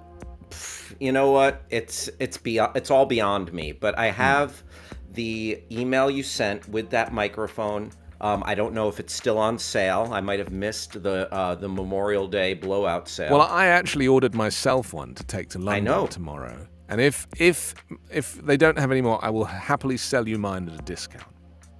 Ooh, You know what? I'm going to hold off and just wait. I could probably sell you one of several at a discount because I seem to have a whole garage full of microphones. Anthony, so, well, I guess I'm about to launch into my show here, but much to talk about in regards to Backchannel, etc. I don't know if you've spoken anything on your show. I'm going to talk about that today. I have not, no. Well, I'm under strict instructions not to. Oh, I was... Really? Yes. Oh, I've been told that it is okay. Okay, well, this point. I'll leave it to you. I'm too sad to say anything out loud. I hear you. But I was going off to London tomorrow anyway, so it's kind of, it's. How long will you be? How long will you be there? 35 years. Oh no, my not God. really. No, I'm just going for 7 days, and then I'm going to come back, and then I'm going to go off to Houston, Texas, and then drive back to Los Angeles. So I've got. Oh my goodness. Doing a little road trip. Yes, just going for the NRA convention, and then. Ha. I was going to say, why? Why? Because Yeah, it's the cheapest place to fly to, weirdly. It's cheaper than flying to Austin. It's cheaper than flying to Mississippi. It's cheaper than flying to New Orleans. It's super cheap What are you to doing fly in to. Texas? Just coming back, just doing a road trip. Oh. But you've got to start somewhere, that's right? nice. So yeah, it's the cheapest place to fly to. Lovely. Safe travels, my good man. Thank you, my friend. All right. Oh, there he goes. Travis. Yeah. Hey, Travis, did you get my text earlier? I got your text, and yes. Oh, Around. you are available? Yeah. Oh, wonderful. I assumed wanted it to be a surprise till we got my on it. No, goodness. I was busy getting ready hastily. So I checked with our friend. It's okay to let people know today. We'll talk about it. Okay. In regards to what's going on here, and but the show will go on. The show will go on. Yes. This is exciting. So I want to welcome everyone into Backchannel. What is up? My name is Hal Rudnick. This is the Your Pal Hal Show, and we are coming to you live. It's 11:01 here in the home office of the Your Pal Hal Show, Los Angeles, California. And it's 2:01 on the East Coast, home of my mother, Deborah Rudnick. I don't know if she's in the house yet. And it is 1:01 in Omaha, Nebraska, home of Rob Schaefer, attorney at law, the official counsel of the Your Pal Hal Show. Also 1:01 in the great state of Texas, where my friend Stacy is coming at us. Travis, I'm having a little bit of an issue with the chat right here. I just want to touch base with you on that. Is there an active chat in the house?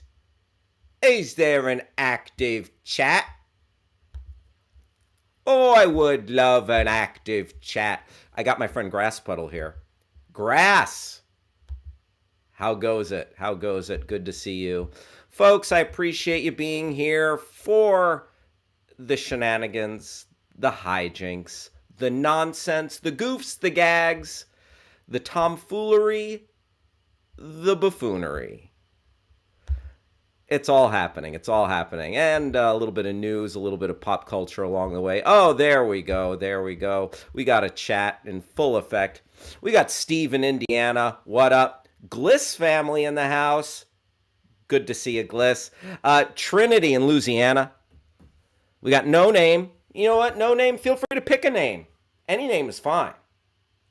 We got Damien in Maryland.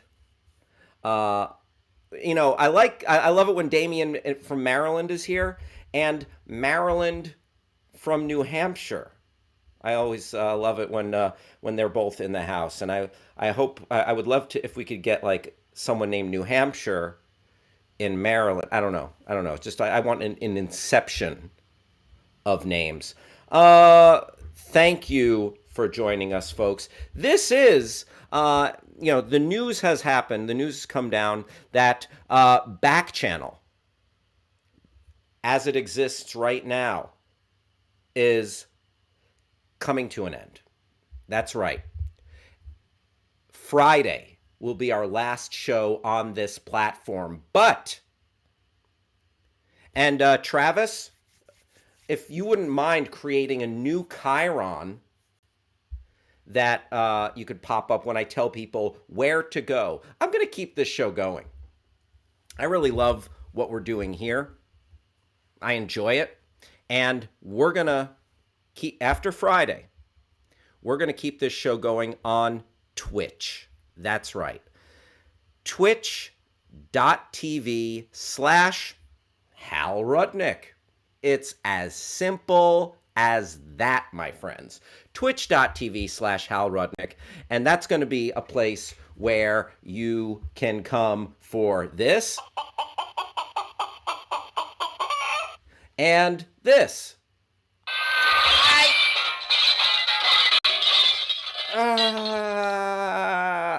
And also a little bit of this.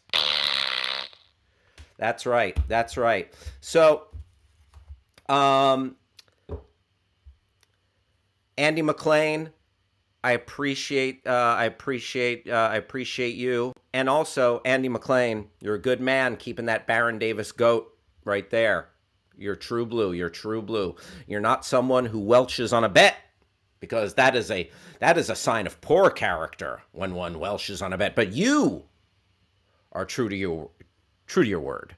A grass puddle. I heard huge chemical fire in Omaha, Nebraska. See, Rob Schaefer, the official attorney of the Your Pal Hal show,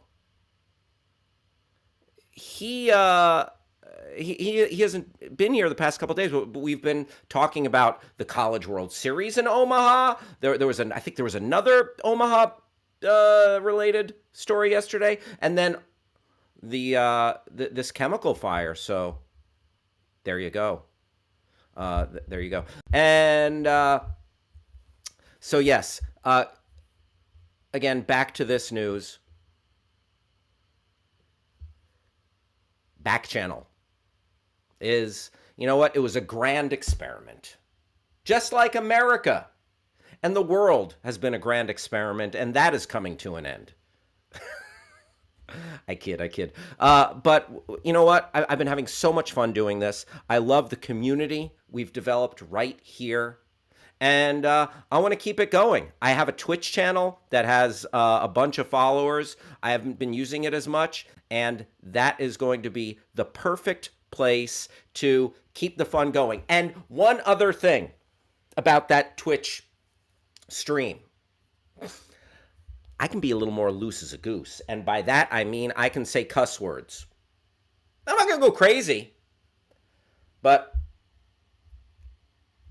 let's just say I'm not going to get my mouth washed out with soap unless it's by my mother, Deborah Rudnick. Yeah. So the Your Pal Hal show now with cursing. Ding! All right, so I'm very excited about that. But we're going to be here 4 more days. Today, tomorrow, Wednesday, Thursday, and Friday. And we're going to go hard. We're going to have fun. We're going to do all the fun things. And if you are hanging out with us right here on the Your Pal Hal show, you know what? I appreciate you being here. And if you're with us on your smart device, go ahead. And you can. I would love for you to chime in, to join the chat. And you can do that a couple of different ways. If you're on your smart device, that rhymes with T-Rexa. Say the name of your smart device, rhymes with T-Rexa. Use the magic word say, and then pop in anything after that. So smart device, say, Hal, what will I do without your show? Smart device, say, Hal, you can go, but what about Travis? I need him to stay. Or smart device, say, wait, what's happening? Where am I? Or you can go to backchannel.tv for the next 4 days and click join the chit chat, and you are part of the fun. But yeah, we'll see. We'll see what happens. Grass Puddle says I'm not even recovered from the Planet Scum shutting down yet. Yeah, and if you go to Twitch, it's pretty easy to use. Twitch is super easy. Like, so you can watch the show. You can just watch the show by going to backchannel.tv. By going to twitch.tv/Hal Rudnick, you'll be able to watch. If you want to comment,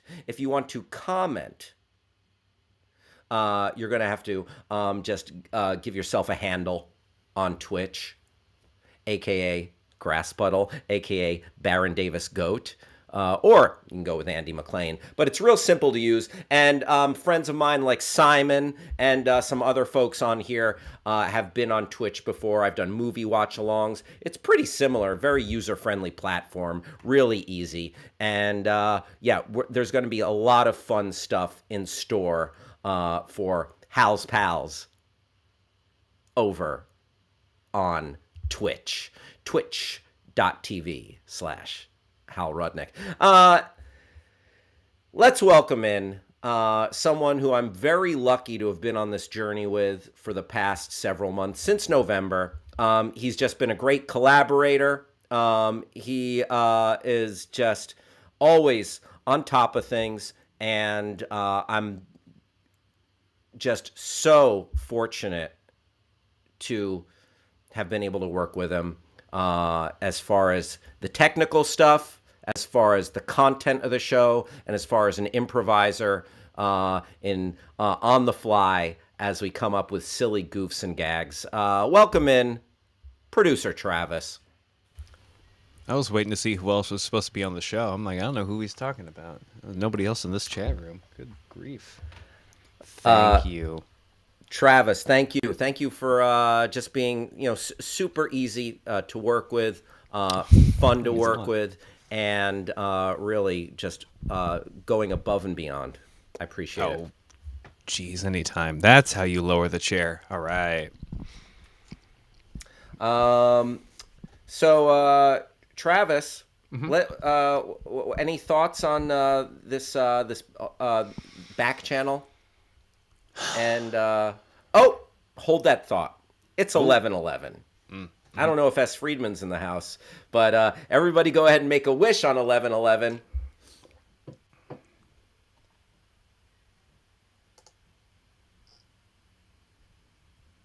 All right, I made my wish. Did you make your wish? Whether you wished on 11/11, wished on a birthday candle, wished on a wishing well, or wished on a shooting star. Remember, international, intergalactic wish rules dictate that you should not tell anyone your wish. Otherwise, your wish will be rendered null and void. Travis, did you make a wish? Uh-huh. Want to tell us your wish? Nope. All right, Travis. And Debbie Butterfield, Travis's mom's in the house. What I thought, what I thought was a sad ending has become great news. Love you guys. What a twist! What a twist! Oh, the fact that we're going to keep the show going on. Yeah. There we go. Travis, thoughts.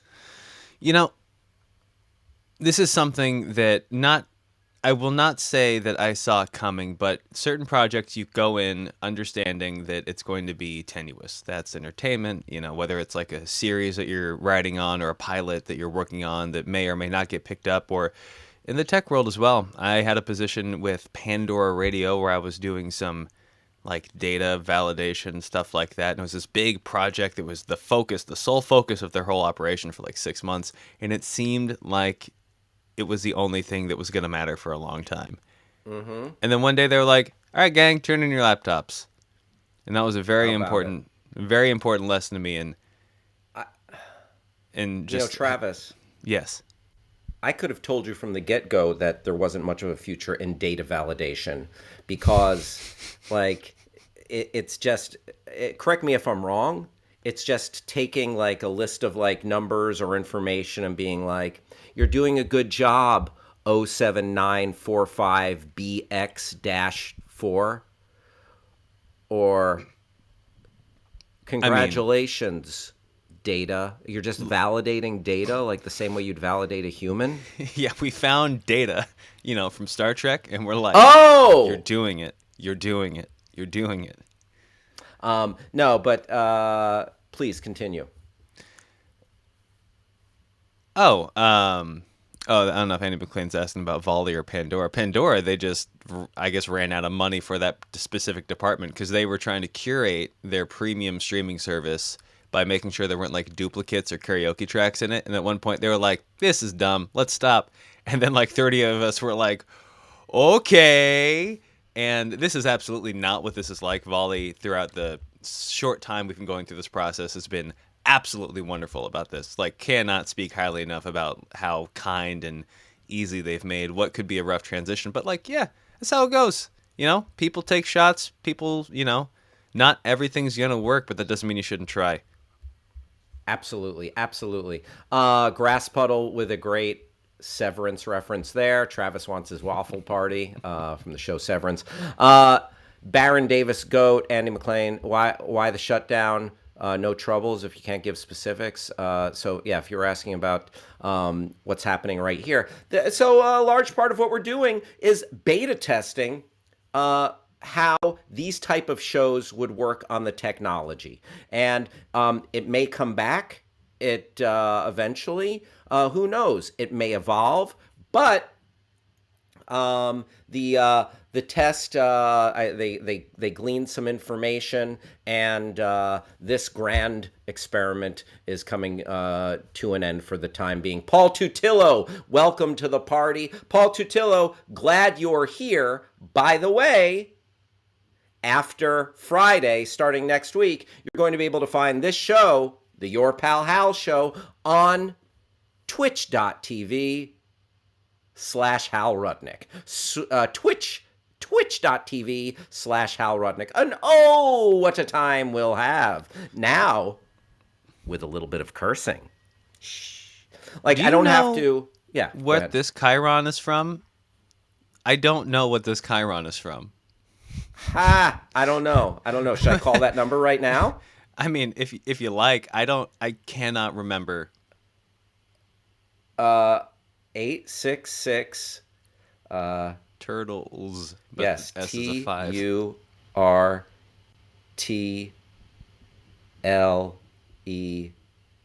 Oh, the S is a 5? Okay. Yeah.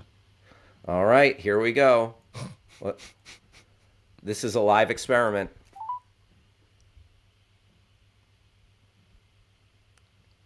Welcome to the Texas Sea Turtle Information Line provided by Turtle Island Restoration Network. This toll-free number services the entire Texas coast.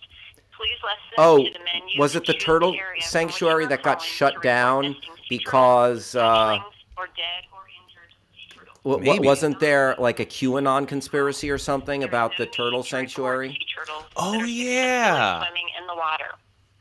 If you are between the Louisiana border and Freeport, including Bolivar Peninsula, Thank you. Galveston Thank you, Island, Paul Galveston Tutillo. Bay, and Surfside, press Peace and love, 1 peace and now. love. For Matagorda Peninsula, Interesting. Sargent's Beach. All right, I'm going to hang up there's here. a- So there you go. There you go. That was Hal tests a phone number live on there. All right. Very nice. We could have tried to get someone on the line, but There's a coast in Texas. Wild. yeah, the Gulf Coast. Oh yeah. What? I don't go places, man. Listen, I've been to Texas twice in my life. Twice, 3 times. I'm give or take.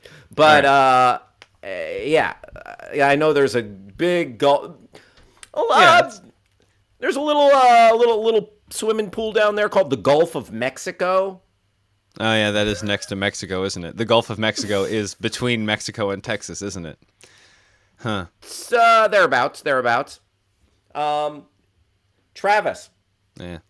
Yes. And so TBD, but maybe you can we'll make an appearance once in a while on the Your Pal Hal show. We'll talk about that. Maybe we'll talk about that today after the show. Absolutely. And What it could be, who knows? But I understand. Listen, we're all we're all gonna figure out what to do. I got kids. I don't have kids. Yes. You know what?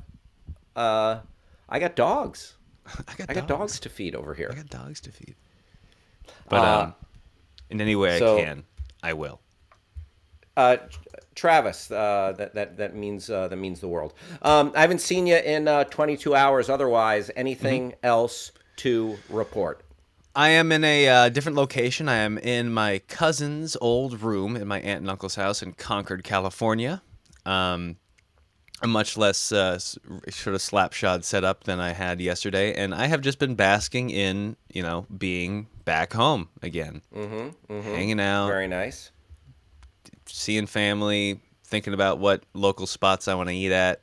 Ran into a couple townies from like a decade ago, and I was like, "Whoa, it's you!" Saw my friend off last night to New York. I didn't go to the airport with him, but we finally got his friggin' house empty. It took 4 days. And just basking in it. We went ahead and went through like a bunch of old photos last night, and just like wow. Yeah. When are you headed back to this neck of the woods? I will be back in the area on Sunday, July 5th, because I have a show I got to get to that night in LA. Oh, what show is that? I will be seeing, speaking of nostalgia trips, I'll be seeing a band called RX Bandits that I was a huge fan of in high school. Yeah, they're doing their second. This is how long they've been around. This is their second. We're coming out of hiding / retirement short run. Grass Puddle has a suggestion. Pizza Pirate. Is that a restaurant? Yeah, remember when he was in here and I suggested he go to Pizza Pirate in Benicia, that pizza place? And then he went and he was like, yeah, it's pretty good. There you go. I like that. There you go. Call back. Yes. Oh, yeah, I do remember. Nicely done. Oh, look at this walk down memory lane. The sea turtles. Pizza Pirate. Pizza Pirate. It's all happening. It's all happening. What a glorious walk down memory lane. Maybe some of our old favorite characters will stop by as we walk through this week. Yeah, or that'd be fun. Some of our favorites might not be Travis's favorites, because as we know, Travis has a knack for rubbing these characters the wrong way at times. What can I say? I have a horrible personality. Stacy's here. I don't know if Stacy has heard the news, but the show, Stacy, our show will no longer be here come this Friday. But if you have access to twitch.tv/Hal Rudnick, twitch.tv/Hal Rudnick, you can enjoy the fun. You can keep the fun going forever and always. What you snacking on there, Travis? Almond. Nice work. Nicely done. We are a very snack-forward show. Please, let us know what you're snacking on, folks. We always want to know. Oh, Stacy says, oh no. Yep, Stacy, Backchannel as it stands right now, where the current slate of shows will end coming this Friday. But the Your Pal Hal show will live on Monday through Friday, 11 a.m. to 1 p.m. on the West Coast, 2 p.m. to 4 p.m. on the East Coast, 1 to 3 in Omaha, Nebraska, and the great state of Texas, home of my friend Stacy. Stacy, you have been a glorious, glorious contributor, friend, pal to the show. Appreciate you here. Stacy, this is for you.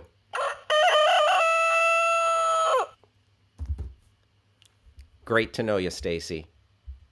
Thanks for being a Hal's pal. Travis, I'm trying to think if there's anything on my end. Oh, yeah, after I saw you on our Memorial Day show, just kept it low-key. Had some Thai food last night. Then went out for Ben & Jerry's.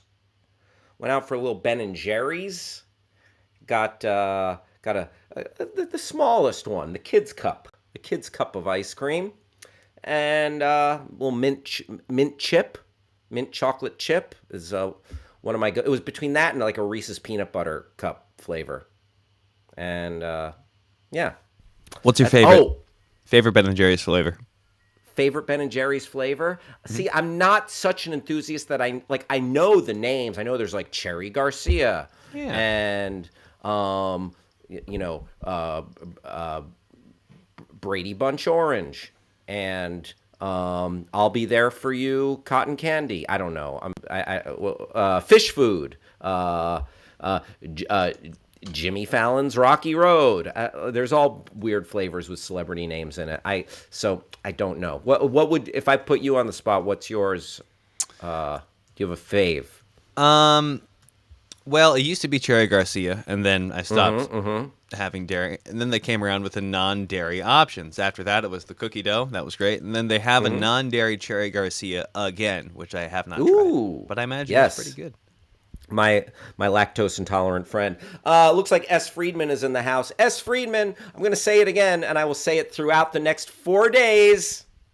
The Your Pal Hal Show and all of the shows on Backchannel, all of the shows right here on Backchannel will be coming to an end this Friday.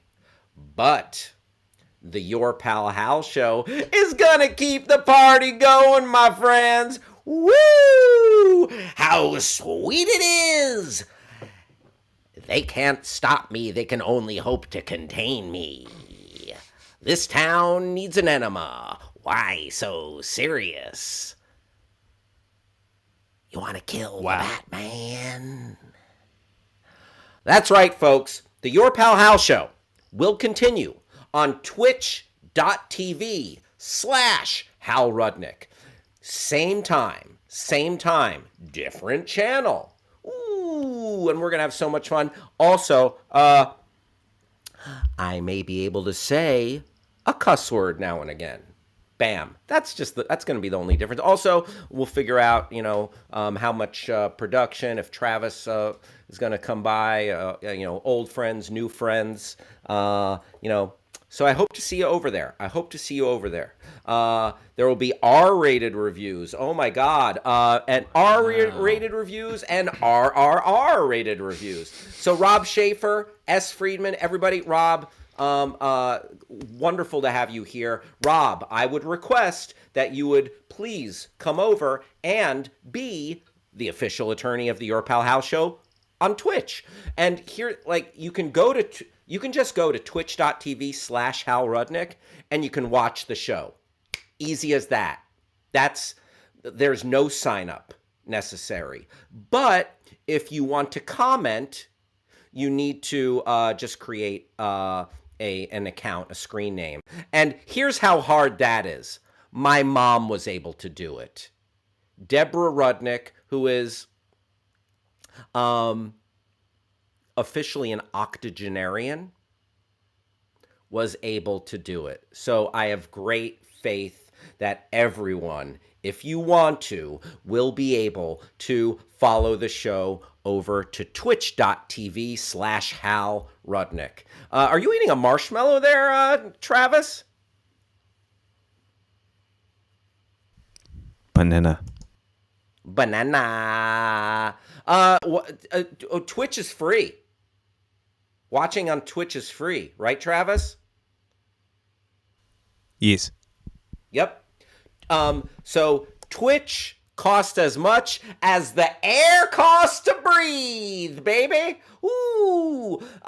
Twitch costs the same amount that that it costs to smell the flowers. Twitch costs the same amount as it does to, I guess that's the only thing that's free, air and smelling flowers. But it's free. It's free. So Paul, I salute you.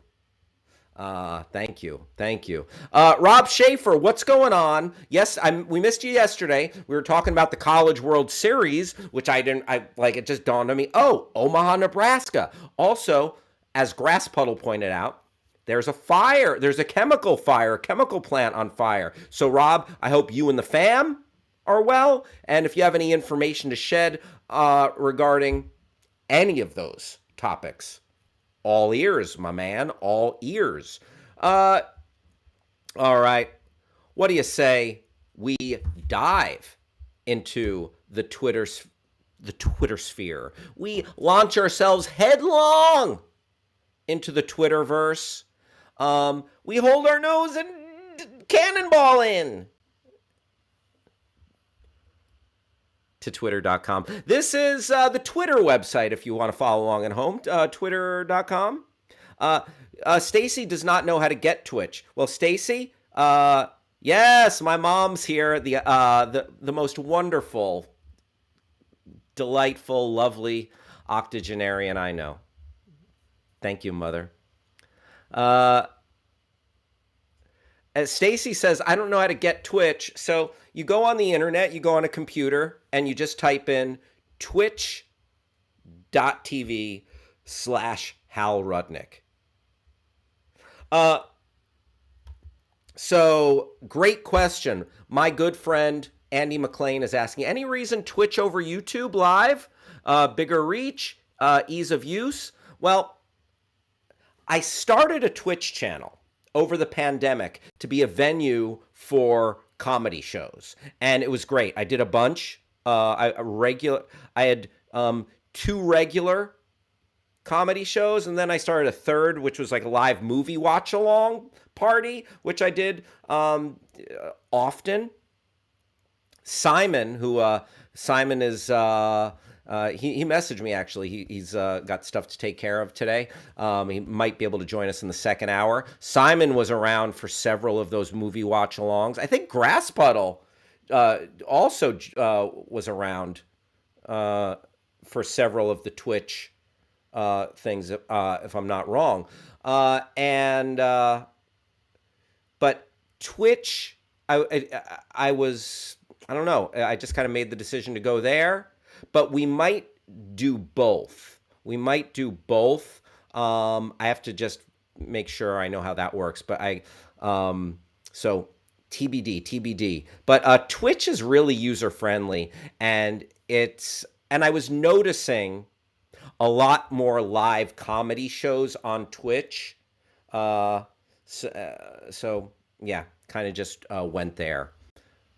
So it's kind of a muddled answer for you there, Andy, but I appreciate you asking. I ask that myself sometimes. I'm like, oh, well, why don't I do both? But I will continue to spread the word, and I will let people know on Twitter, etc. Grass Puddle said Holly G was there a lot. Yep, Holly Gutierrez, who joins us here a bunch, for sure. Rob Schaefer chiming in. I was the executive chef for the College World Series for 3 years when it was at Rosenblatt Stadium. It was a massive event where it wasn't unusual to cook 80,000 hot dogs a day. Boom. Nicely done, Rob Schaefer. Renaissance man, pop culture enthusiast, father, husband, executive chef, Iron Chef, chef du jour, and attorney at law, legal scholar. The list could go on. The official attorney of the Your Pal Hal Show. Thank you for that, Rob Schaefer. Folks, let's go to Twitter. Let's see what is trending today. All right, first up. So we've been talking about the nightmarish situation in Uvalde, in Texas. The NRA convention, the inaction by the police that may have led to the death of more children on that fateful day last week. But gun legislation is happening. Real gun legislation is happening right now. But it's in Canada.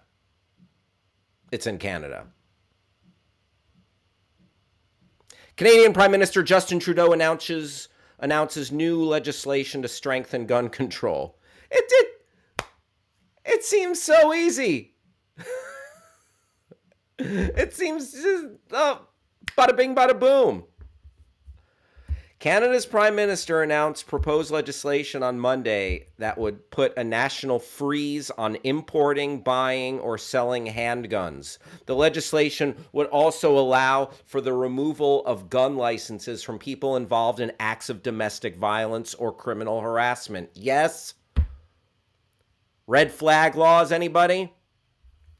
According to the Associated Press, the government is also aiming to combat gun smuggling and trafficking. You know what? I'm a fan of our neighbors to the north. I got to tell you. That's... So they see the epidemic. They see what's happening. Yeah. Here, good luck. Good luck getting any common sense gun laws, because we're just we like our freedom.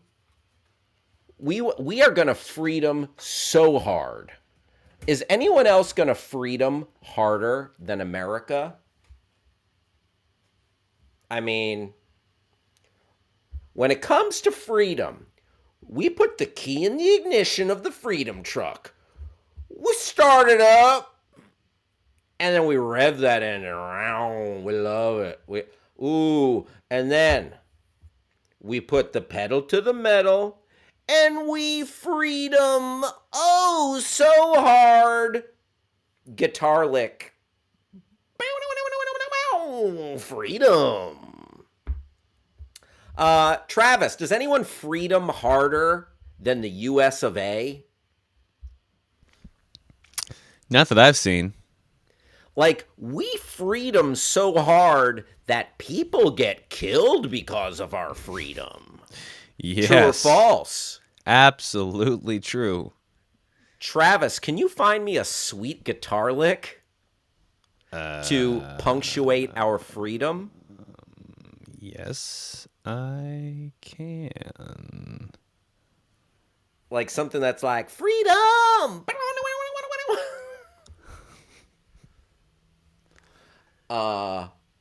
S. Friedman says they're gonna have a fit on Fox News. That tyrant up north won't even let people kill each other. I know, right? Grass Puddle saying, back to our friend Rob Schaefer, executive chef, among other things, on his storied resume. You can also call Rob the dog father now. Ooh, yes. Oh, yes. A delicious hot dog. Yeah, we made sausages the other day, and I had one of those sausages for lunch yesterday. We made sausages on Sunday. Some Italian chicken sausage. An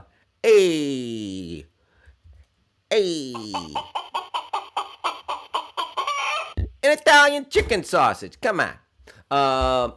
I enjoy a good dog. I got to get out to Dodger Stadium. It's been too long. Stacy says, doesn't have to take someone getting killed just to get some gun control. I hear ya. Guns. Stacy saying it. She says it again. Guns should be banned on all accounts.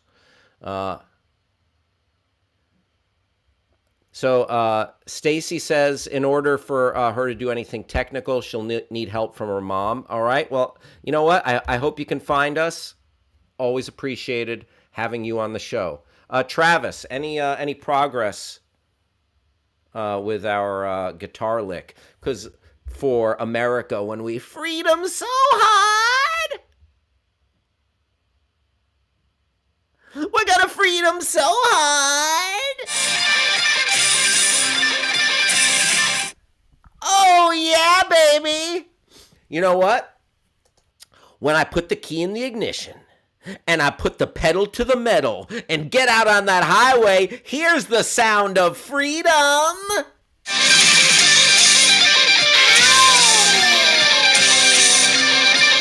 Yeah. Travis, well played. Well played, good sir. I appreciate that. All right. Let's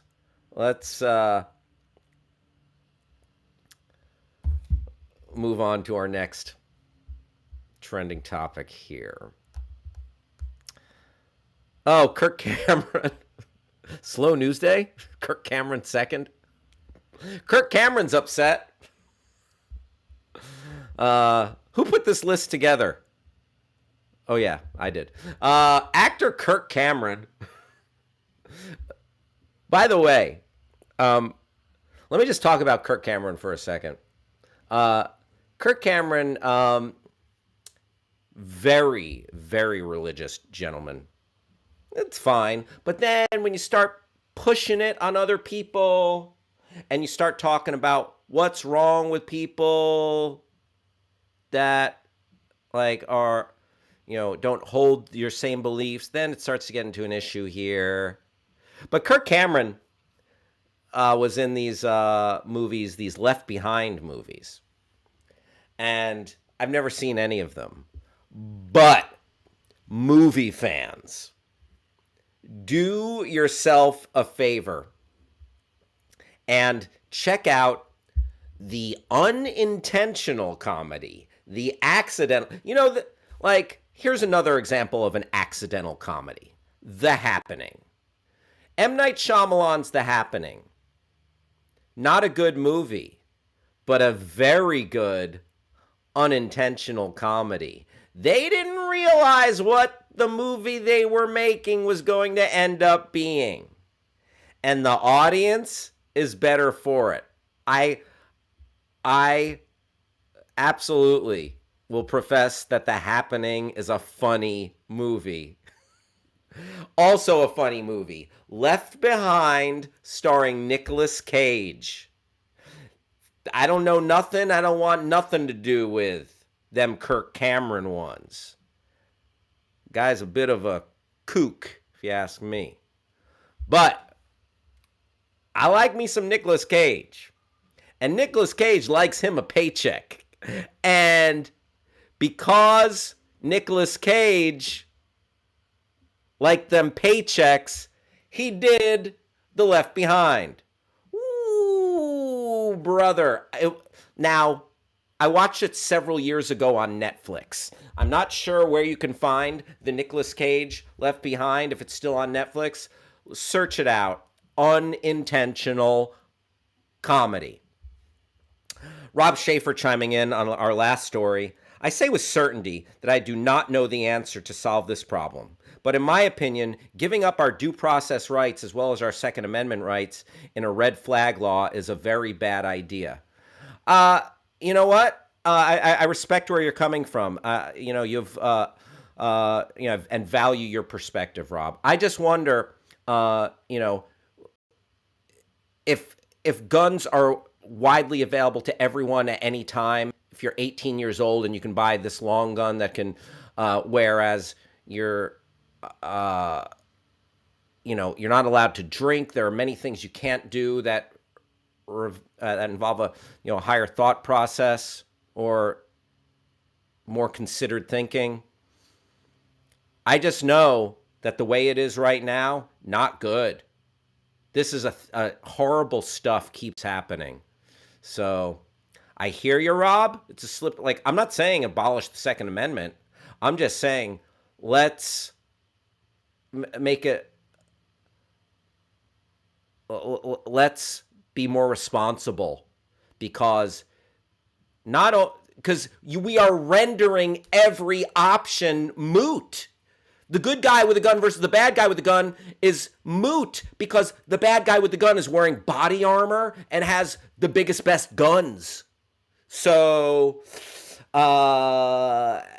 this absolute freedom in regards to it. But this is a two-way street. This is a discussion. This ain't easy. The one thing you got right, Rob, I don't know either. This crap ain't easy. So I absolutely, Rob, appreciate your perspective, because this is the kind of dialogue that American people need to have. S. Friedman says, God forbid wife beaters can't get guns, LOL. Yeah, I mean, you commit an act of domestic violence, you are obviously, something is amiss if your judgment gets that clouded. So, yeah. Simon, welcome to the party. Hope everything is good with you. Hope everything is good. Everything you're taking care of, my friend. Just got here. I thought you guys were talking about Kirk Cameron's Left Behind. That's a garbage flick for sure. Yes, but I was talking about Kirk Cameron's Left Behind. But there's Kirk Cameron, I think, made 2, and then there's another one starring Nicolas Cage. Kirk Cameron is not in it. And the Nicolas Cage one, it's a spicy meatball. Also, Simon is here. I think we have most of the gang here, my regulars. So, Simon, I will just say it one more time. These shows right here on Backchannel are coming to an end on Friday. Friday will be the end of these live streaming shows on Backchannel and on YouTube. But time out. This show, the Your Pal Hal Show, will continue at the same time on twitch.tv/Hal Rudnick. We are going to keep the show going on Twitch. We're going to keep the party going. Woo, woo! So, Simon, starting next Monday, I hope to see you on Twitch. Thank you. It's Simon says, "Oh, that's cool. Can I cuss? Maybe I can have a segment once a week where I just come on and drop some F-bombs." Abso-effing-lutely. The Your Pal Hal Show, now with 4-letter words. Ding! Rob Schaefer says, "If you're convicted of domestic violence, you are no longer able to purchase a firearm legally." Very good, Rob Schaefer. Thank you for that. Thank you for qualifying that. And S. Friedman says, by the time he gets convicted, he has also killed his ex-wife. I mean, yeah, listen. Welcome to the dystopia, folks. All right. Simon says, "How are all of you people losing your show on Backchannel? You are Backchannel." Oh, on Monday, Hal will be interviewing Jenna Jameson. I'd rather interview Riley Reid. It's a newer adult star. Hal's hot takes finally took its toll. They said the takes were too hot. The puns were too punny, and then we got a note, too much of this.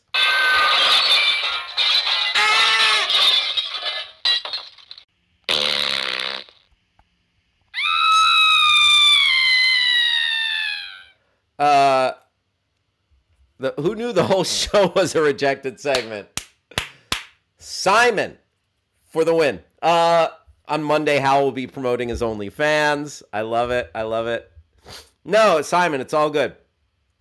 Glad to talk about this stuff. And I gave a big hearty thank you to Travis earlier. Barely, does the job of thanking him. He's been fantastic. But also, I'm so lucky to have just a core group of awesome folks right here.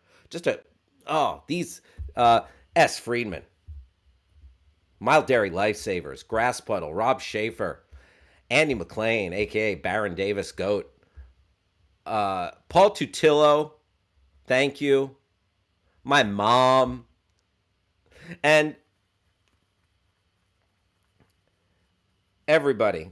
We're gonna keep the fun going. Yeah, the entirety of Backchannel. There will be no more of these shows for the time being. There's a trivia show that they do, and some other stuff. Who knows? Maybe we will return. And by the way, I just want to say, this needs to be said, and I should have said it earlier. Backchannel. All the people at Backchannel, they've been fantastic. They've been very lovely to myself, to Travis. No complaints. As Travis stated eloquently earlier, this is the way of the business sometimes. You know what? It was a glorious experiment. But we're going to keep it going. And I'm sorry if you tune in on Monday on twitch.tv/Hal Rudnick, you might hear this. There it is. Ooh, there it is. All right. On Monday, rejected segment. Hal guesses where the ping pong balls are. Oh, S. Friedman. We'll talk more about that Monday. All kidding aside, you and Travis make the week so much better. I'm thankful for you guys, the show, the pals. Yes, that's why. You know what? I've been having so much fun. Also, I've got a nice little core group of folks subscribed to my Twitch channel, and I'm just gonna put some effort, some energy into it, and see and just keep having fun. So we'll see. Oh, also Simon eating Special K cereal with blueberries. Actually insanely good. Bloody lovely, that is. Bloody lovely. All right. Kirk Cameron. Let's go to this article. Rob Schaefer with a WKRP in Cincinnati reference. I love it. Actor Kirk Cameron blasts America's public schools for becoming breeding grounds for the far left progressive agendas, including CRT and gender ideology. Screw you. And on Monday, my language towards this Kirk Cameron nonsense might even be a little harsher. Oof. What about the rooster? There we go, Stacy. There we go. All right.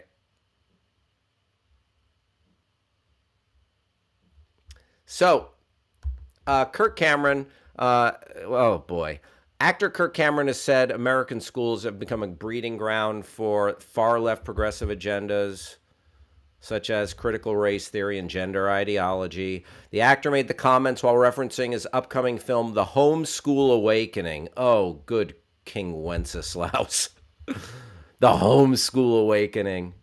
The movie follows the journey of 17 homeschooling families who respond to misconceptions and stereotypes. The problem is that so if you want, American public schools are leftists and Satanists with all their evolution and stuff, right, S. Friedman? Yeah. If you want your kid to grow up socially awkward and not bright, I went to public school. Man, I'm very fortunate. I went to a great public school. The teachers and schools aren't the problem. I think the parents are the problem. Oh, yeah. Andy McLean, you know Mama June and I, we've got history. Don't tell Michelle Rodriguez. Oh boy. I want to sit down and watch Blue Velvet with Kirk Cameron while holding hands. Very nice, Simon. I hope that happens for the both of you. Shout out Mama June. Making critical race theory this boogeyman and these strict gender guidelines and making trans people into some kind of boogie person,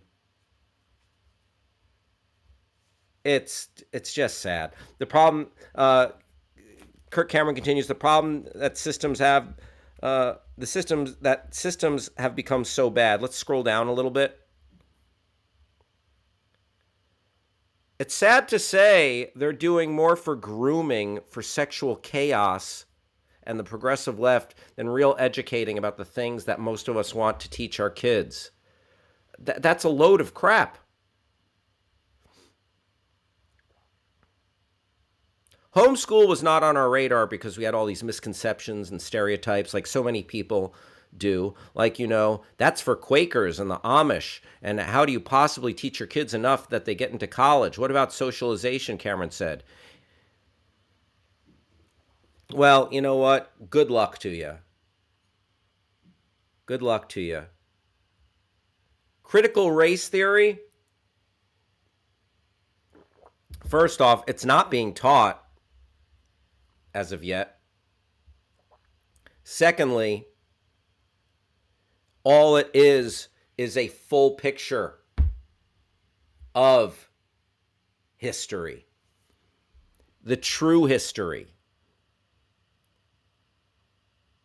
America's not black and white. It's a lot of gray area.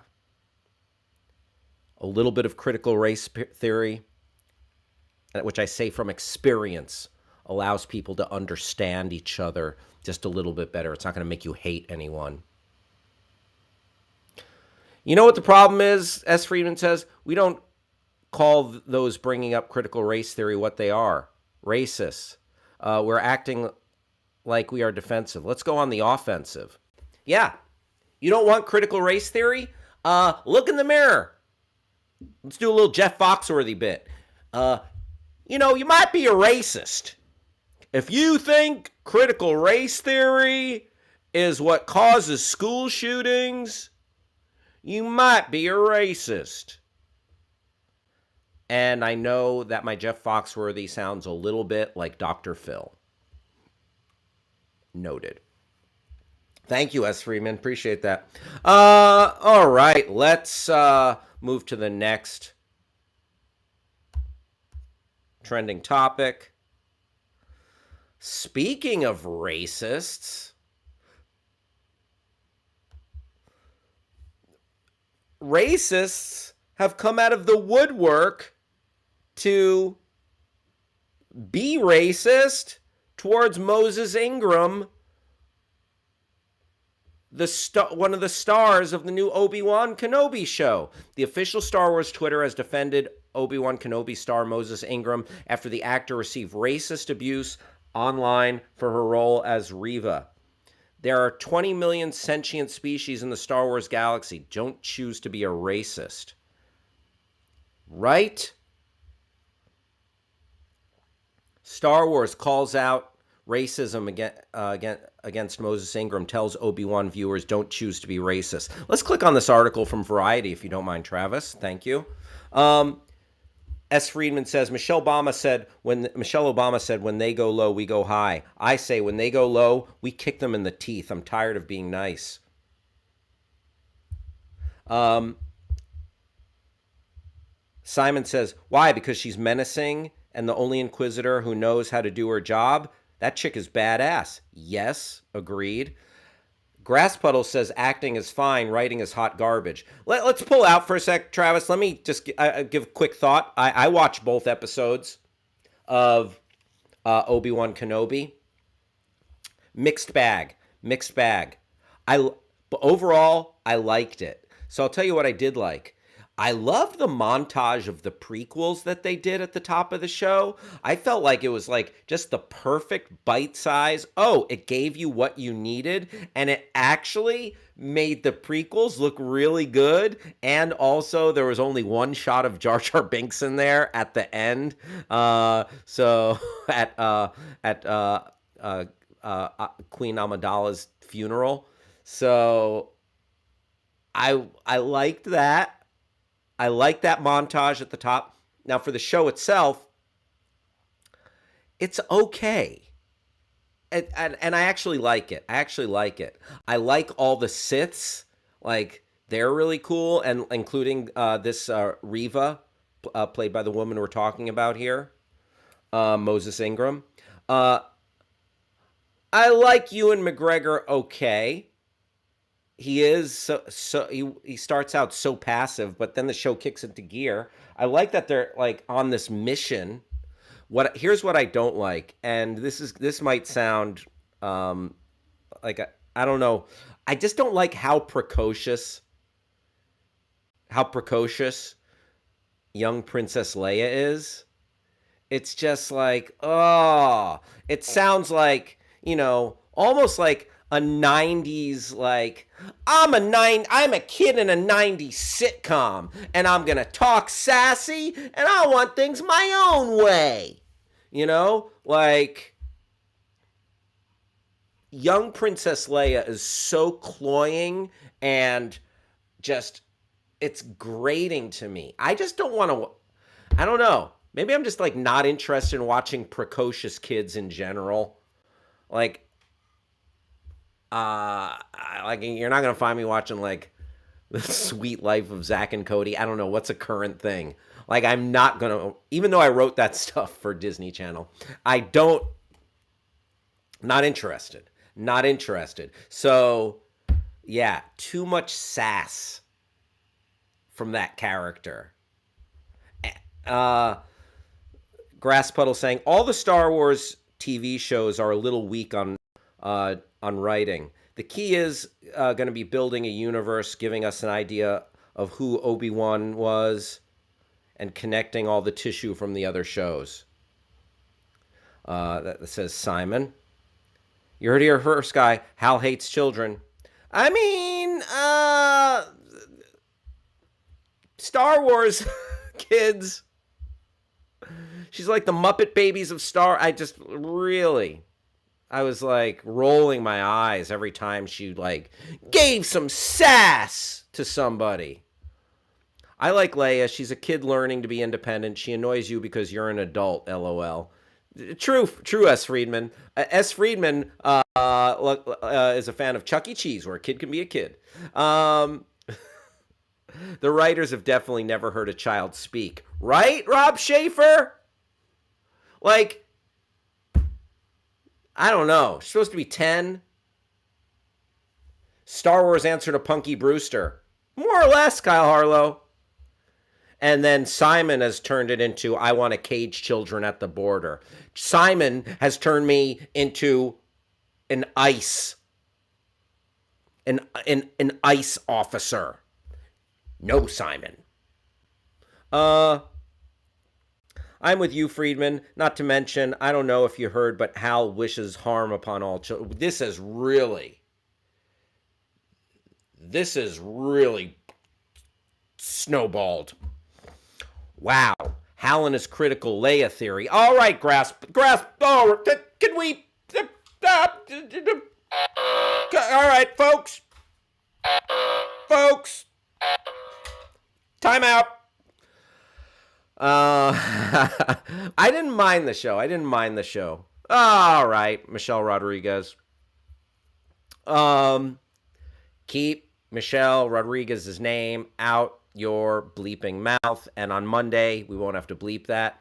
My pal Kyle Harlow, by the way, I don't know if you've heard the news. If you're just joining us, if you've been here, then pardon my redundancy. We've been made redundant by Backchannel. All of the shows here streaming on Backchannel will cease on Friday.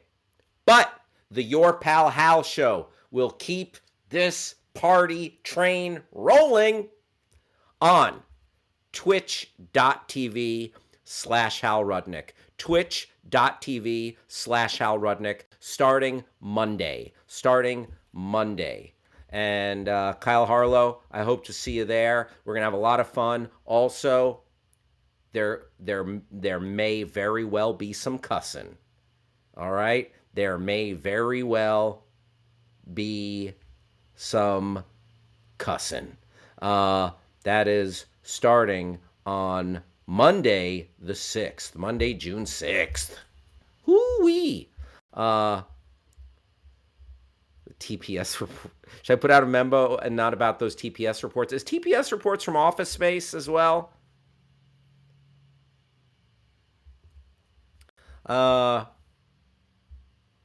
But yes, Simon, I would suggest you put out a memo. All right, so let's take a quick look at this article.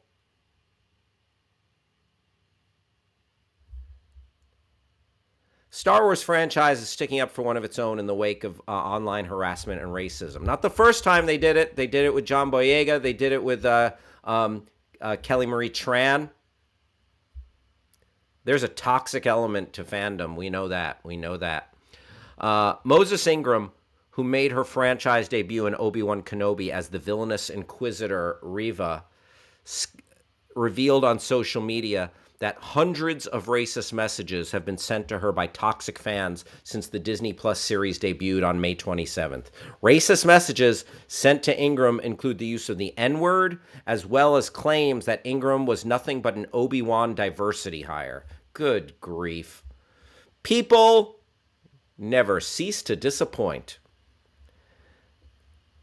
There's nothing anybody can do about this. There's nothing anybody can do to stop this, Ingram said in a video posted to her Instagram story. I question my purpose in even being here in front of you saying that this is happening. I don't really know. The Star Wars Twitter account stood up for Ingram, writing in a statement, "We are proud to welcome Moses Ingram to the Star Wars family and excited for Reva's story to unfold." If you would scroll up, please, Travis. If anyone intends to make her feel in any way unwelcome, we have one thing to say. We resist. There are more than 20 million sentient species in the Star Wars galaxy. Don't choose to be a racist, the statement concluded. Prior to Obi-Wan debuting on Disney Plus, Ingram told The Independent that Lucasfilm executives warned her that she would likely face harassment online from racist Star Wars trolls. POC actors, people of color, such as John Boyega and, yeah, as I said, Kelly Marie. Oh, Travis, can you come in for a second? Yes.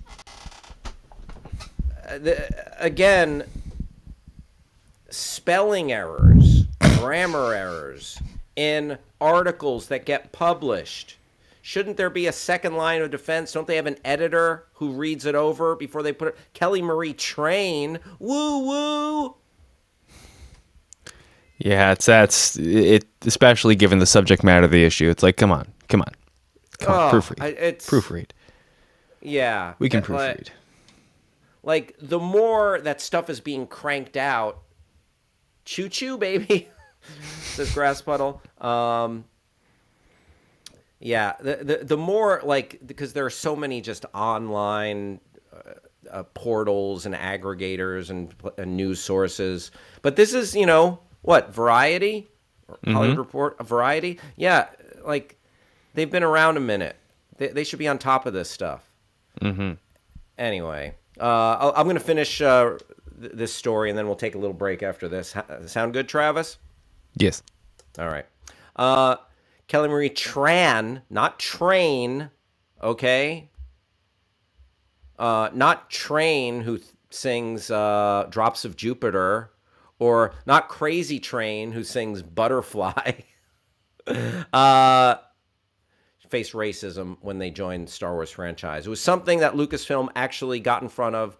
This is a thing that, unfortunately, likely will happen, but we're here to help you and let that happen, Ingram said. Moses added at the time, Obi-Wan is going to bring the most diversity I think we've ever seen in the galaxy before. To me, it's long overdue. If you've got talking droids and aliens, but no people of color, it doesn't make any sense. It's 2022, so we're just beginning. We're just at the beginning of that change. But I think to start that change is better than never having started it. Very good. Crazy Town sings Butterfly. Oh, Crazy Town, not Crazy Train. Crazy Train, a song by Ozzy Osbourne. There you go, folks. So, Stacy likes the Muppet Babies. Very nice. And Stacy liked my Jeff Foxworthy impression. Stacy, I appreciate you. Folks, thank you for tuning in to the Your Pal Hal Show right here on Backchannel. We're going to take a short break. When we come back, we'd love for you to participate. We got a lot of fun stuff in store. We're going to talk summer movies. Yes, indeed. And other good stuff. By the way, if you're watching on your smart device, listening on your rhymes with T-Rexa, you can communicate with us by getting your smart device's attention using the magic word say and then putting in anything after that. Or you can go to backchannel.tv, click join the chat, or hang out with us on YouTube. Peace and love to all of my YouTubers. We'll be back right after this. Shooting amazing thing to see. The stars they feel so wonderful. How can such things be? A little science, a little magic, a little science, a little.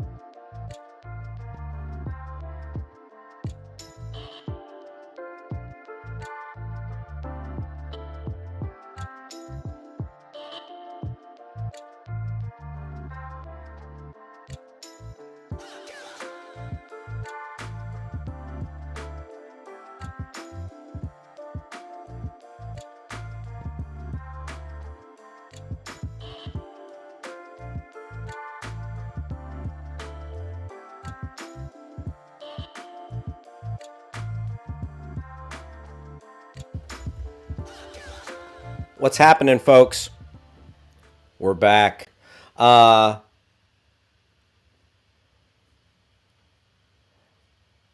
Friedman saying, I'm pretty sure Hal can't pronounce it. Okay. Xochitl. Sochi? Sochi? Is that correct, S. Friedman? Sochi? or Waxchitl. But I'm going with Sochi. Let me S. Friedman, let me know how close that was pronunciation-wise. I know you are south of the border, and you got the you've got that on lock. So let me know. Xochitl, Xochitl, Xochitl, Xochitl. Says Andy McLean. Esrian says, by the way, I've been really sick for the last 4 days. Thought I had to get tested for COVID, but feeling better today. So this morning I sang, it must have been Cove, but it's over now. Nicely done. Nicely done. Feel better, S. Freeman. Glad you're on the upswing. Glad you're on the upswing. Have to add the TL sound at the end. So, Xochitl? Zodal? Xochitl? Xochitl? Xochitl? Xochitl? Is that right? Xochitl? Xochitl? All right, this is must-see viewing right here. Very nice. Okay, let's hit one more trending topic here. Here's a story coming out of my home state of New Jersey about a genealogy sleuth. This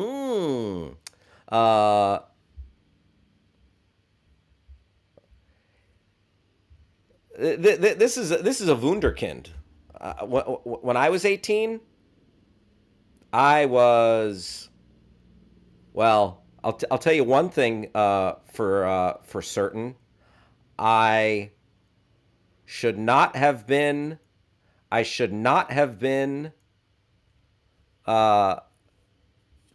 owning. I should not have owned a long gun. That's for sure, because I was a dope. I was a real dope. Still am. Got my crap together a little bit more than when I was 18, though.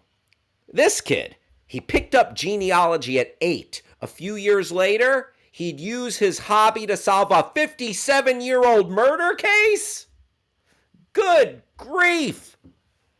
Look at this kid.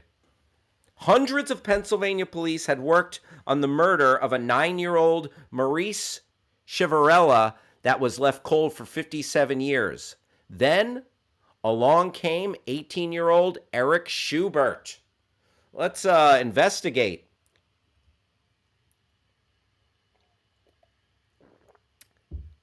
Let's click on this article from New Jersey Spotlight News. That's my only, by the way. If you're looking to get your Jersey news, I highly recommend you check out New Jersey Spotlight News.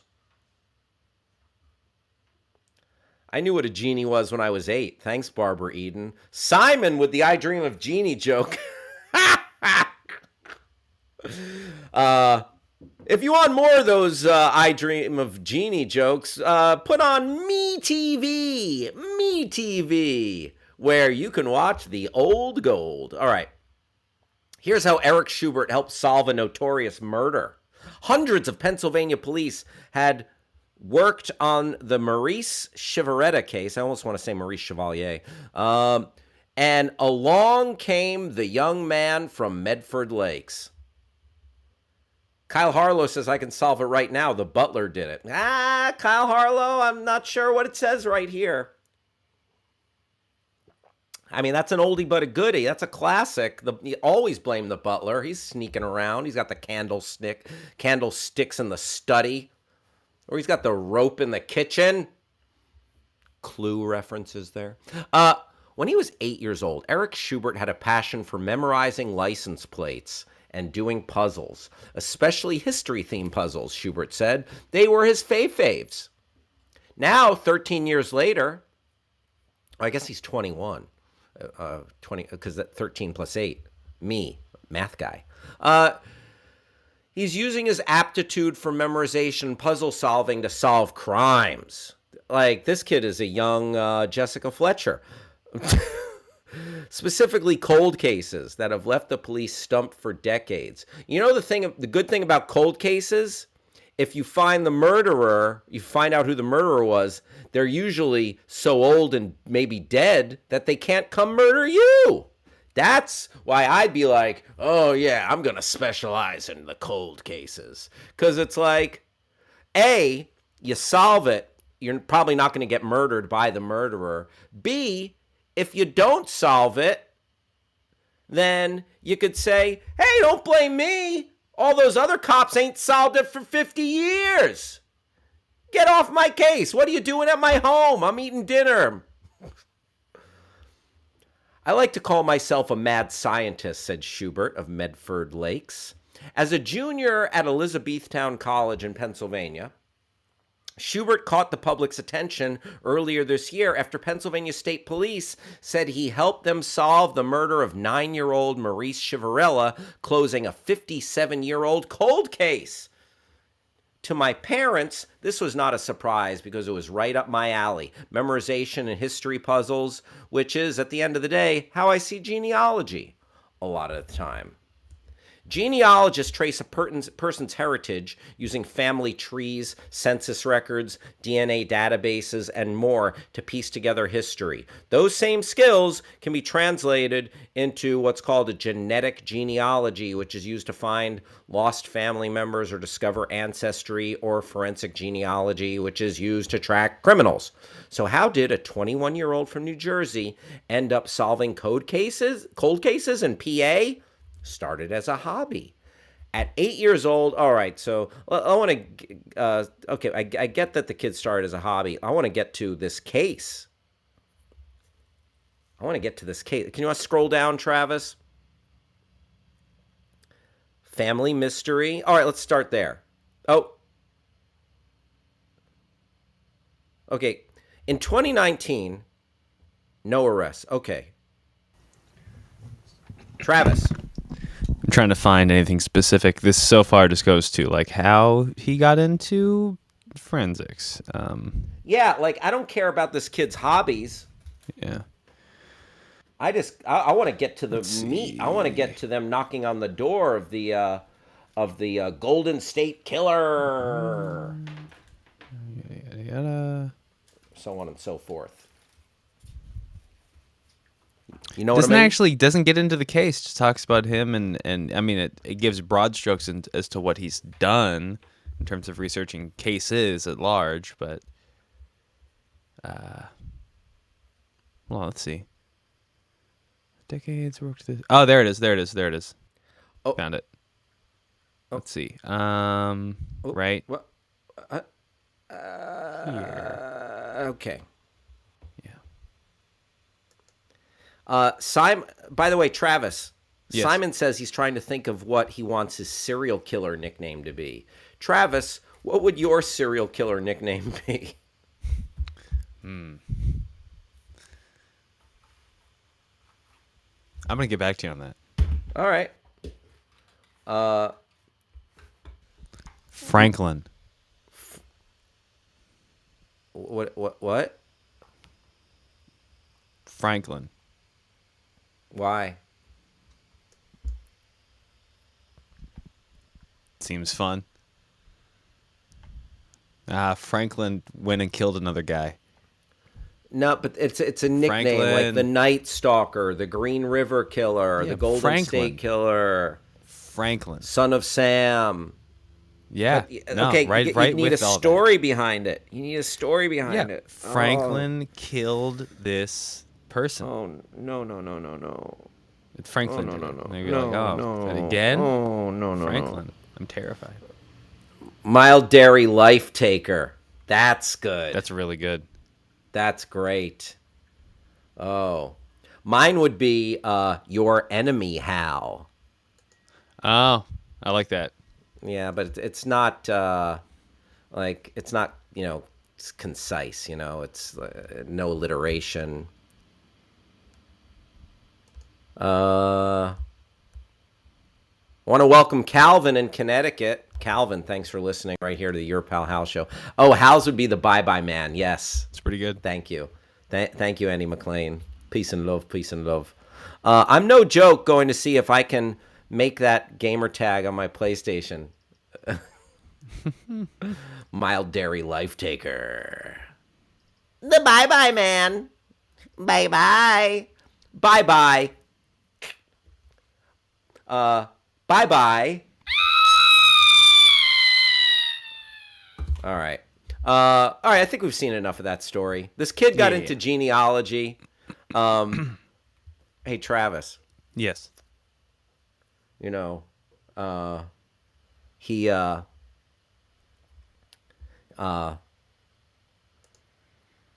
was able to find the killer, but do you think he's able to find himself a nice lady? Not with those glasses. That's what I'm talking about. Yeah. Talk about a cold he didn't case. like my That's his love life. Heyo. Heyo, nicely done. I just ooped myself. They couldn't find the killer. Meanwhile, he can't find any ladies.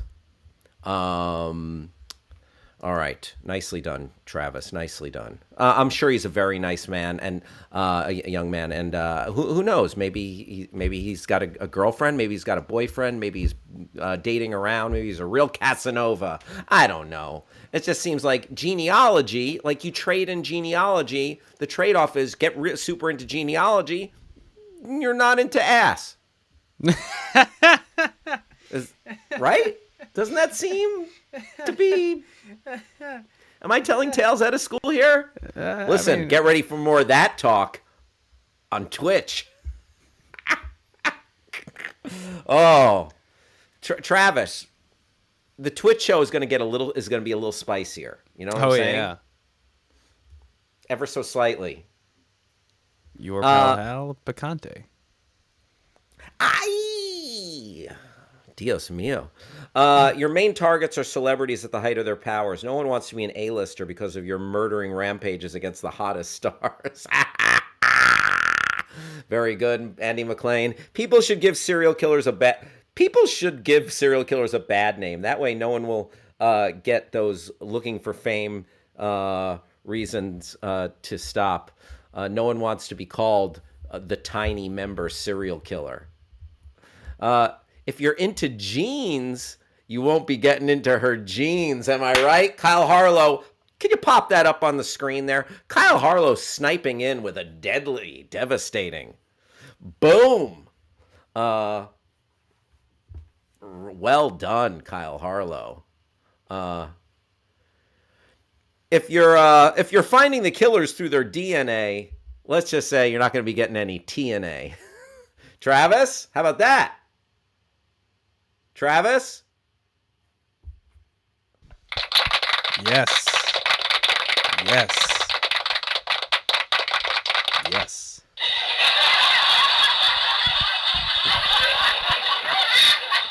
The wild raccoon cuddler strikes again. Thinking of bad nicknames, I'm going to tell a quick story. Here's a quick story. So, my sketch group, The Midnight Show, we did sketch comedy at UCB for 10 years, toured the country, did all sorts of stuff. A lot of fun. So I wrote a sketch for, pardon me while I dig into my eye. I wrote a sketch for The Midnight Show. S. Friedman, I can't wait. I wrote a sketch for The Midnight Show about the mafia, about the mob. You know, Cosa Nostra. And it was a bunch of mobsters sitting around in like the back room of a restaurant, giving out their assignments about who they have to go. Like they're just talking about like the business they got to get done that day. Like, all right, you got to go collect money from here. You got to go check on this shipment. You got to go talk some sense into some idiot, whatever. And there's a top mob guy, and he's talking to all of the other like soldiers. I guess there's a capo. And he's talking to the soldiers, all right? And he's going over the list, and he's saying all their names. And they all got names like this. Tommy the Chin, Jimmy the Foot, Jerry the Nose,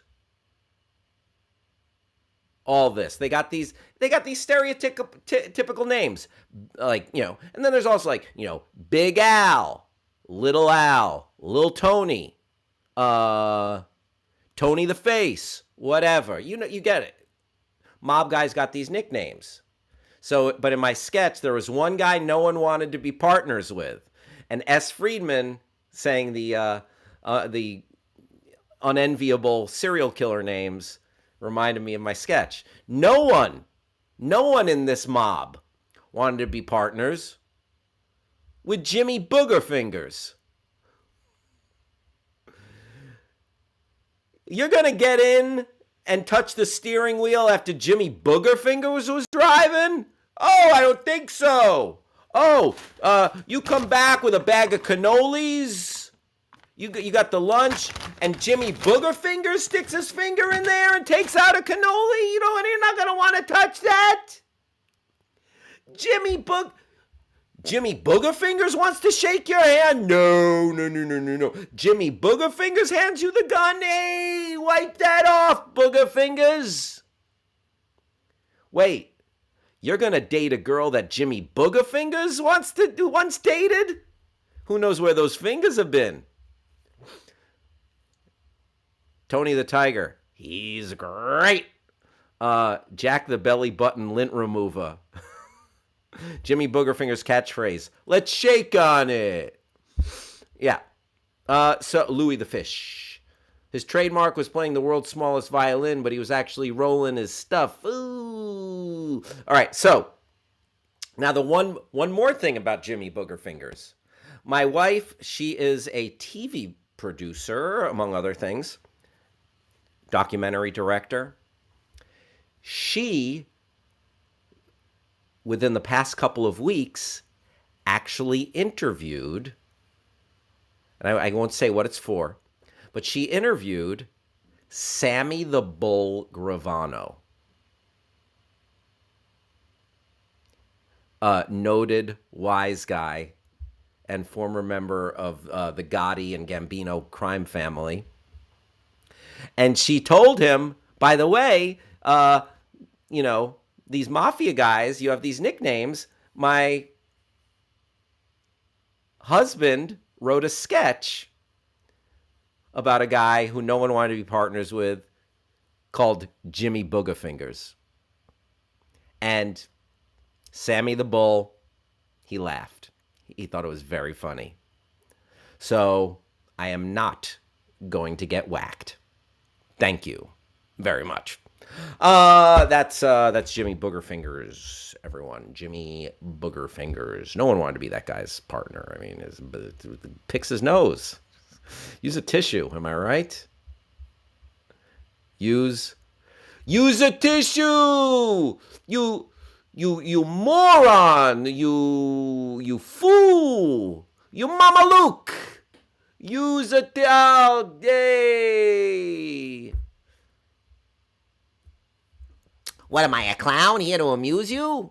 I'm funny how? How am I funny? What makes me funny? By the way, next week when I do this Joe Pesci impression, ooh, it's going to get a little spicier. Let's just say that. Bing, bang, boom. Pow, wham, pat, smack. Oh, boy. All right. Okay. Here's a story. Let's do this. This will be the quickest story possible. Mice. They're afraid of bananas.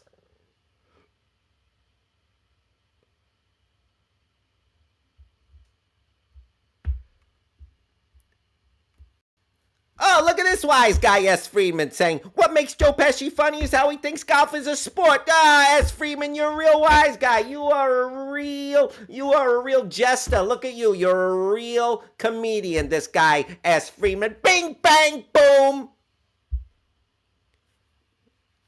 Grass puddle likes it. Mice are terrified of bananas, and scientists just found out why. Researchers have made an odd discovery. What is it? Bananas stress out mice.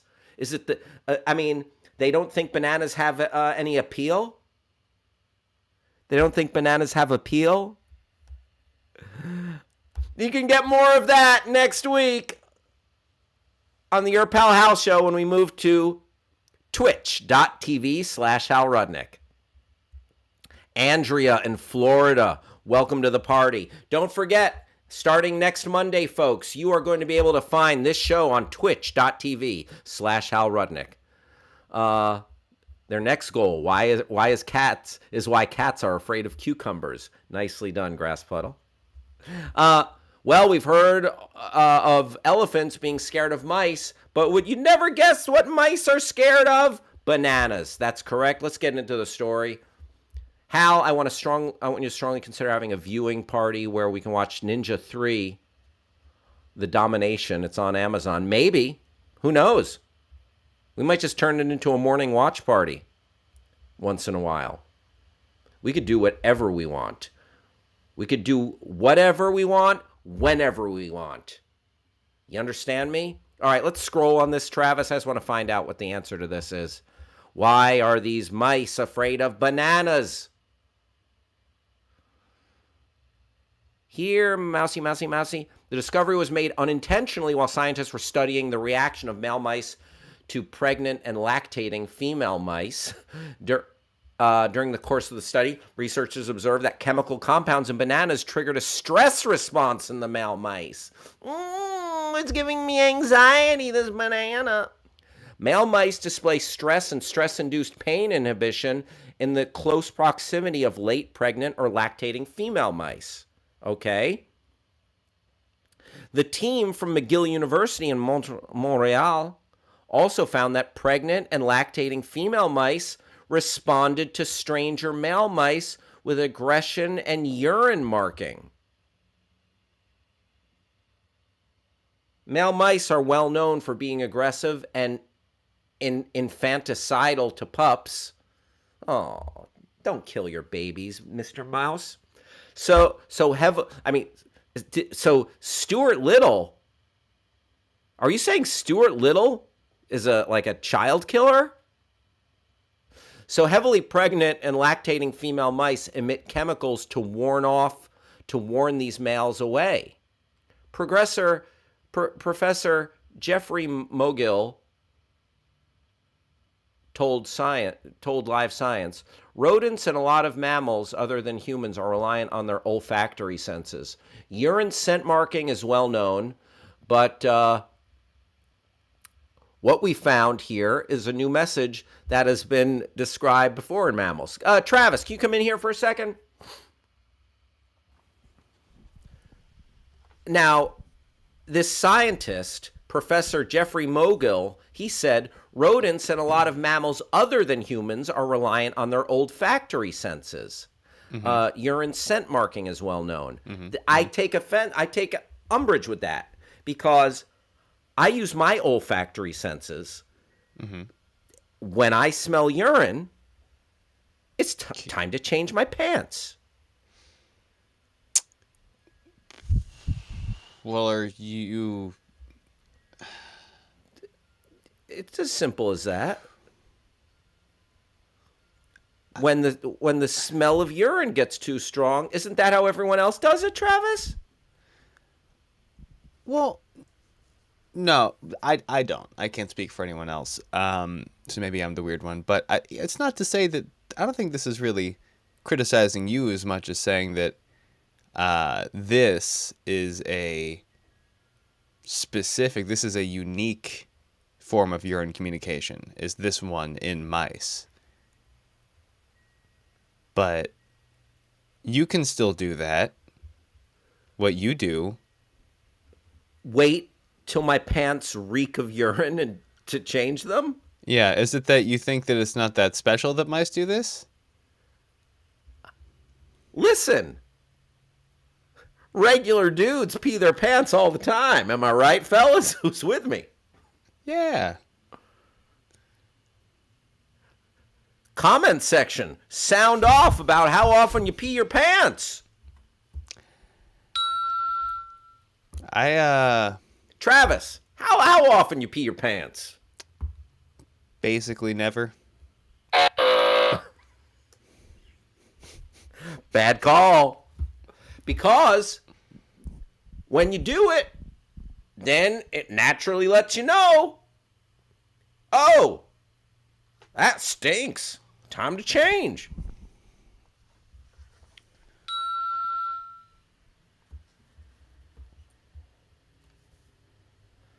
Hal does not have to read this, but the mouse saying, "You think your pee will keep me away? Joke's on you." I'm in it.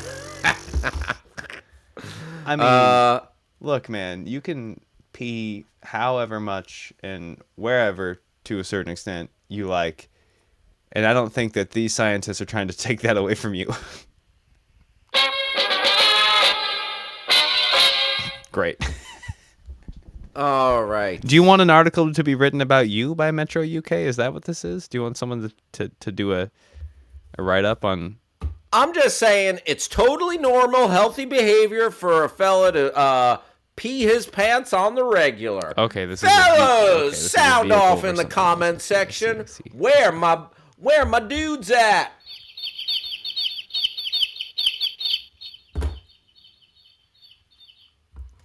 Ooh. All right. Folks, it's time for our trailer talk over. We didn't even get to the banana thing. No, the smell of bananas just gives them anxiety. Well, right? no, it's because it's the same smell as that particular message in female mice urine that says, "Stay away from my kids." So bananas are constantly telling male mice to stay away from my kids.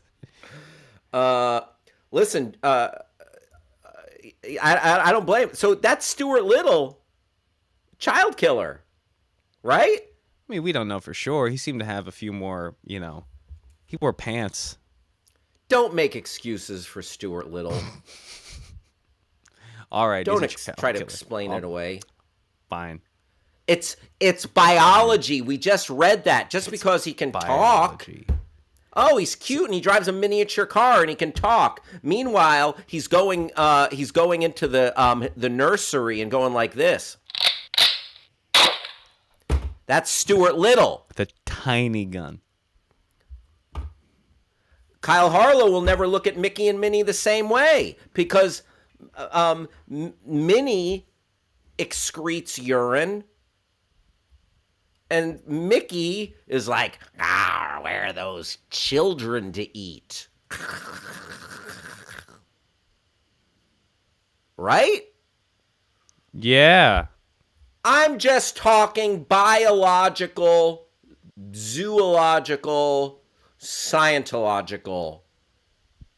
Speaking of Mickey and Minnie, how do you like that transition? Nice. That was good. That bailed us out. We got a trailer talk over. The first teaser of Pinocchio is out. I'm talking Tom Hanks. I'm talking the lovely Cynthia Erivo. She was really good in The Outsider on HBO. That show only lasted for one season, but she was really good in that. I enjoy Cynthia Erivo. She's great in a lot of stuff. As Aretha Franklin, as Harriet Tubman. So she plays Tinkerbell in this upcoming Disney's Pinocchio. First trailer's out. We're gonna do a little segment we call the trailer talkover. Trailer talkover. Here we go.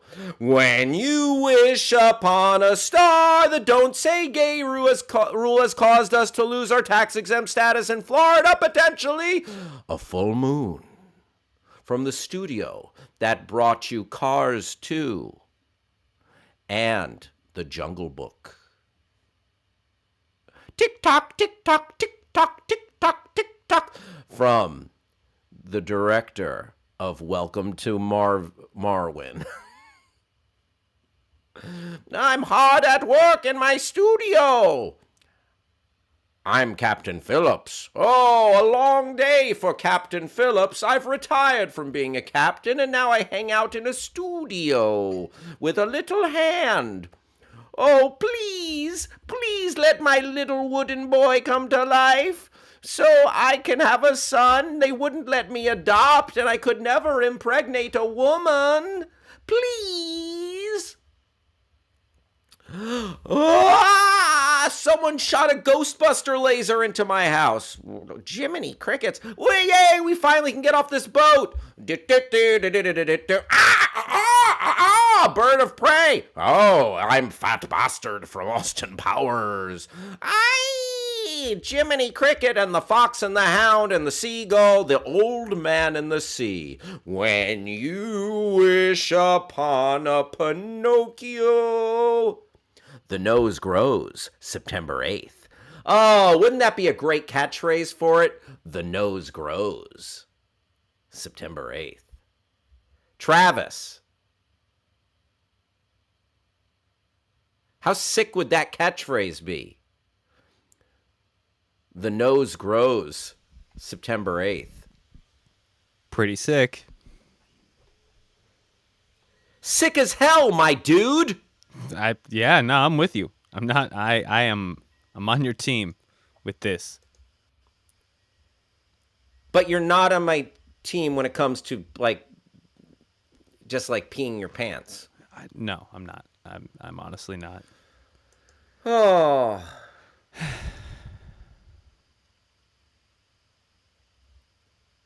Kyle Harlow. Great callback. Geppetto never got married because he got into genealogy. Pinocchio is like the only dude the ladies love lying to them. Ooh, keep lying. Keep lying, Pinocchio. Boy. Sounds good, but the release date means lying. I know. I like my Pinocchio with a little less lying. Thank you.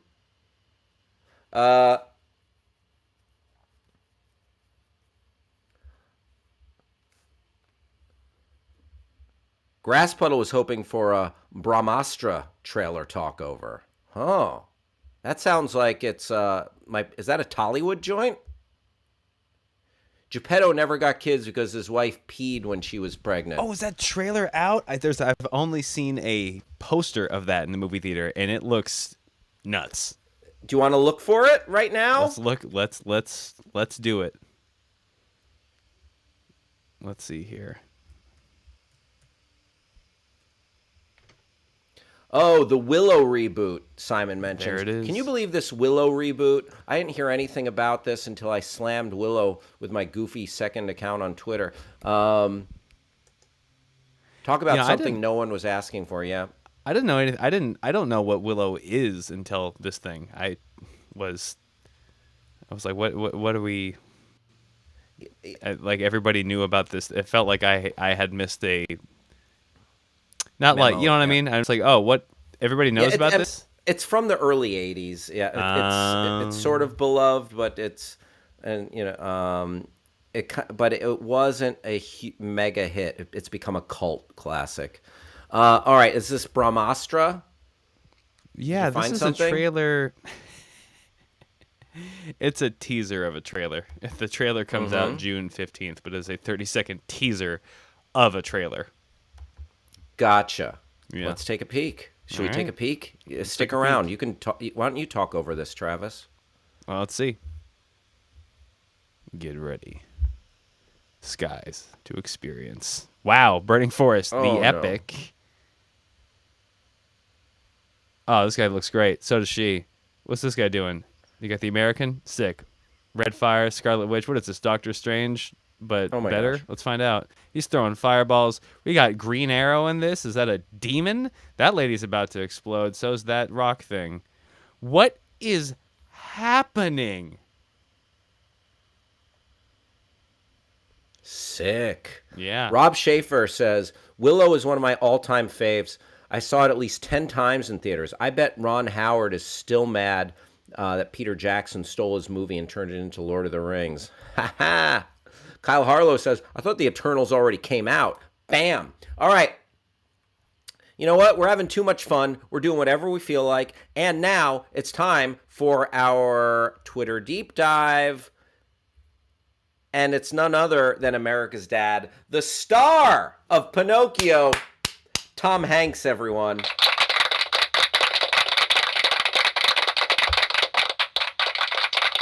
We're deep diving.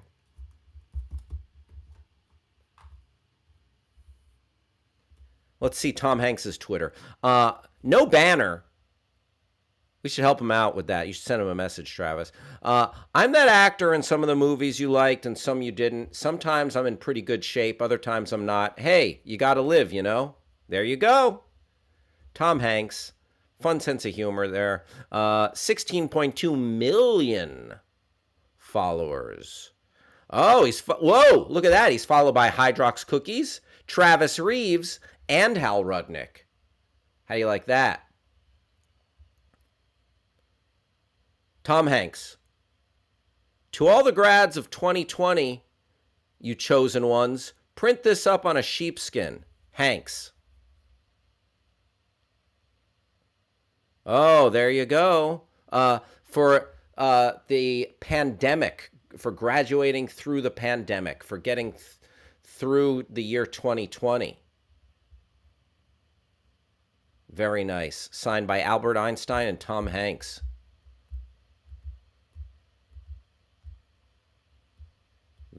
Witnessed by all those. Shout out to Bosom Buddies. Big day for Skyline High School, Oakland, California. Glad to be a part of it. Hanks. Very good, very good. Oh, yeah. Mayor. So he hasn't tweeted in a couple of years here. But whatever. Oh, yeah. All right. Oh, yeah. Mayor C. Hunchovsky is joining When We All Vote Civic Cities to get everyone in Parkland, Florida. I've never been to Parkland, but me likey, Hanks. He likes to sign all his tweets, too. Take a look at the dozens of mayors doing this. Good. Let's keep scrolling here for a little Hanks. Look. I hit on a king and a deuce.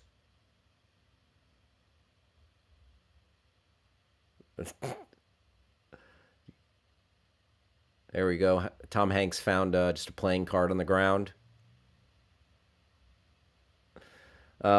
More from the class of 20.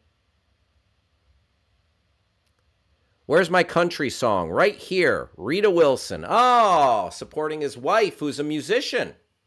Rita Wilson, actor and singer.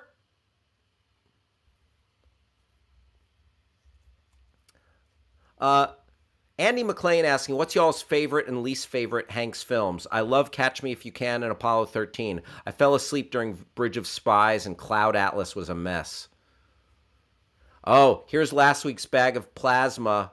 Such a bag. After the paperwork, it's as easy as taking a nap. Thanks, UCLA. So this might have been this definitely was post-COVID for Tom Hanks. You remember Tom and Rita, early adopters. Early adopters. Hey, folks, another week and blank crushing it at UCLA. COVID-19, nicely done. It's funny. He signs it all Hanks. Bless this man, Tom Miller. All right. Who made me the bosom buddy of Peter Scolari, a kind, thoughtful man who changed my life. Peace. Very good, very good.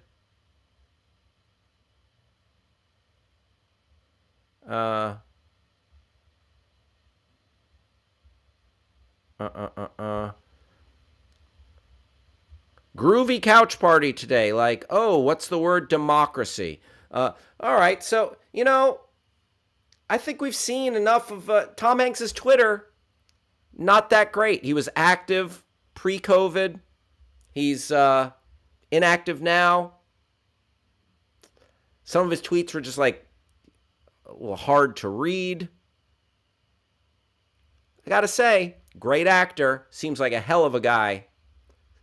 His Twitter, so-so. So-so. Bought my wife some shapewear by Spanx. Hanks. Kyle Harlow. Gotta hire you to write some jokes for the Your Pal Hal show coming to Twitch. coming to Twitch. Twitch.tv/Hal Rudnick. Don't forget it. Starting next Monday. Travis, let me bring you in here.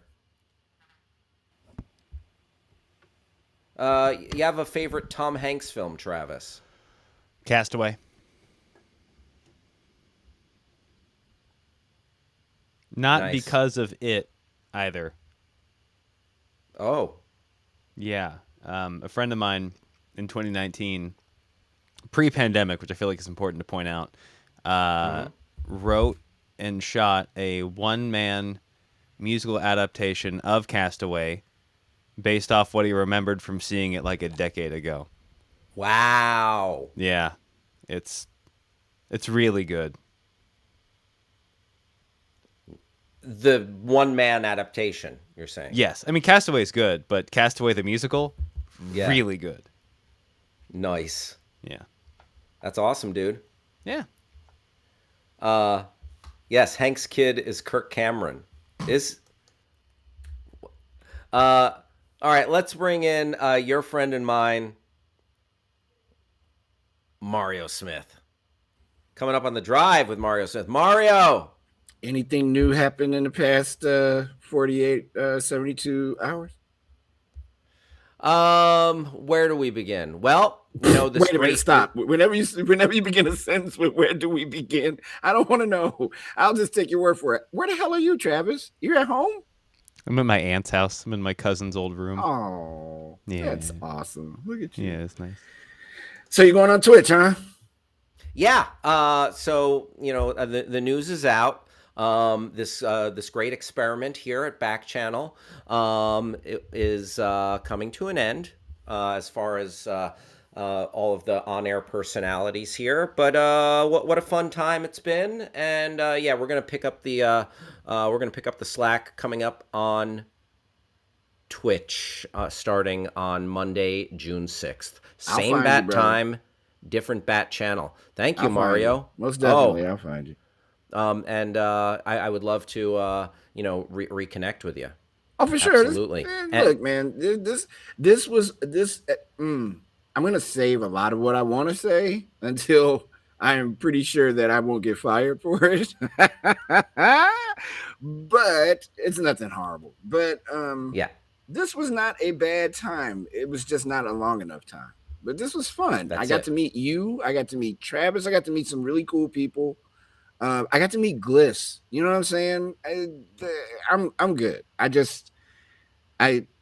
My fuel will be the fact that there's a lot of unfinished business, and I feel like I did not get a chance to do half the things that I wanted to do. So, but the Right one door on. closed, one door open theory is being put to the ultimate test, in that I had like 8 things happen in my personal life that this could not have come at a worse time. So, I'm still healthy. I'm still alive. I can still see. I'm good. right on. Well, Mario, wishing you the best with that. Right on. And anything you're excited to talk about? Not a damn the thing. drive? No, I'm kidding. There's just a lot of traffic today in the news world, so we'll just try to catch up where we can. For sure, Congress talking about guns is interesting. Don't know what's going to come out of it, and there's still a lot of reporting coming out of Texas and Uvalde about the shooting. So we'll talk about that stuff. We will talk sports. I'll still be talking to you on Friday, you know. For sure. Yeah, that's kind of it. I mean, again, the news is out, but we haven't had a chance to say our piece, me and Gliss. I have to make sure Friday is a very sober day, literally and figuratively, and then we'll get it out then. But again, man, I am grateful and super happy that I got a chance to meet a Hal Rudnick. Our Twitter stuff over the weekend was quite hilarious. Oh yeah, that Jock Peterson and Tommy Pham beef. That was. I so hope crazy. nobody runs up on me in the coming months after this is over with and just smacks the crap out of me. That would be bad. God forbid. But you never know. Things are getting tight at the top, to say the least. but let's keep it all in the up and up. Mario, what a pleasure to know you, to chat with you. I really have enjoyed our thoughtful conversations and just goofing around. Thank you, Right on, brother. same. Oh, and Absolutely. here's a quick rejected segment. This is Hal gets a little too close to Mother's curio cabinet filled with glass figurines. Oh, look at these figurines. Oh, my footing. Not my footing.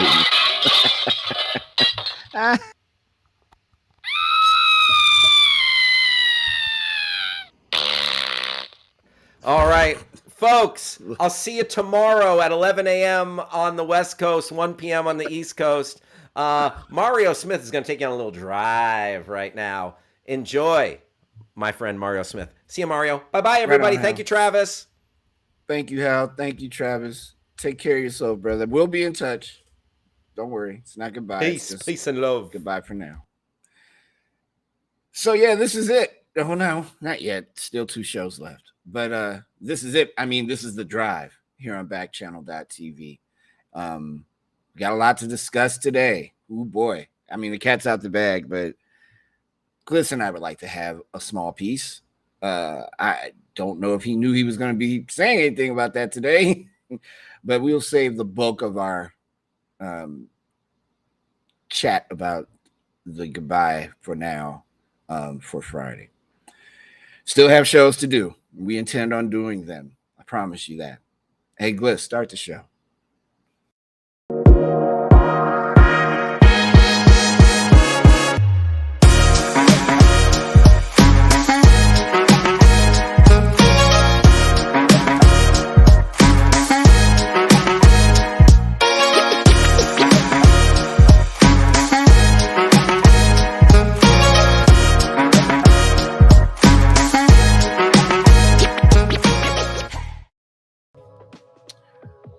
From Chicago, Illinois, the 3rd largest city in the United States of America, this is The Drive with Mario Smith here on Backchannel.tv. You're also probably checking us out on YouTube. And I'm pretty sure you're watching us on your Amazon. So, there I am. Your Amazon-supported devices, listening to us on your Echo speaker. And I truly appreciate it. My name is Mario Smith. It's been a wonderful almost 6 months. We will fall short of the 6-month mark because this is all coming. This portion of Back Channel is shutting down. If you've been here most of the day today, you already heard this 100 times. I just haven't had a chance to say it out loud to you. We will be saying goodbye on Friday for the very last time. We will probably pop up in some other iteration in different places and spaces. I'm not a big goodbye guy, just a so long for now. And we'll have a proper send off on Friday. We have 3 shows left, including this one, in that we had a super long weekend and no show yesterday, and we won't be on the air on Thursday. So today, tomorrow, and Friday will be us saying goodbye. Piece by piece, little bit by little bit, we'll have a chance to tell everybody how we feel and be able to share those sentiments with you. It's been a long few days in that this news came and essentially it changed the course of my summer.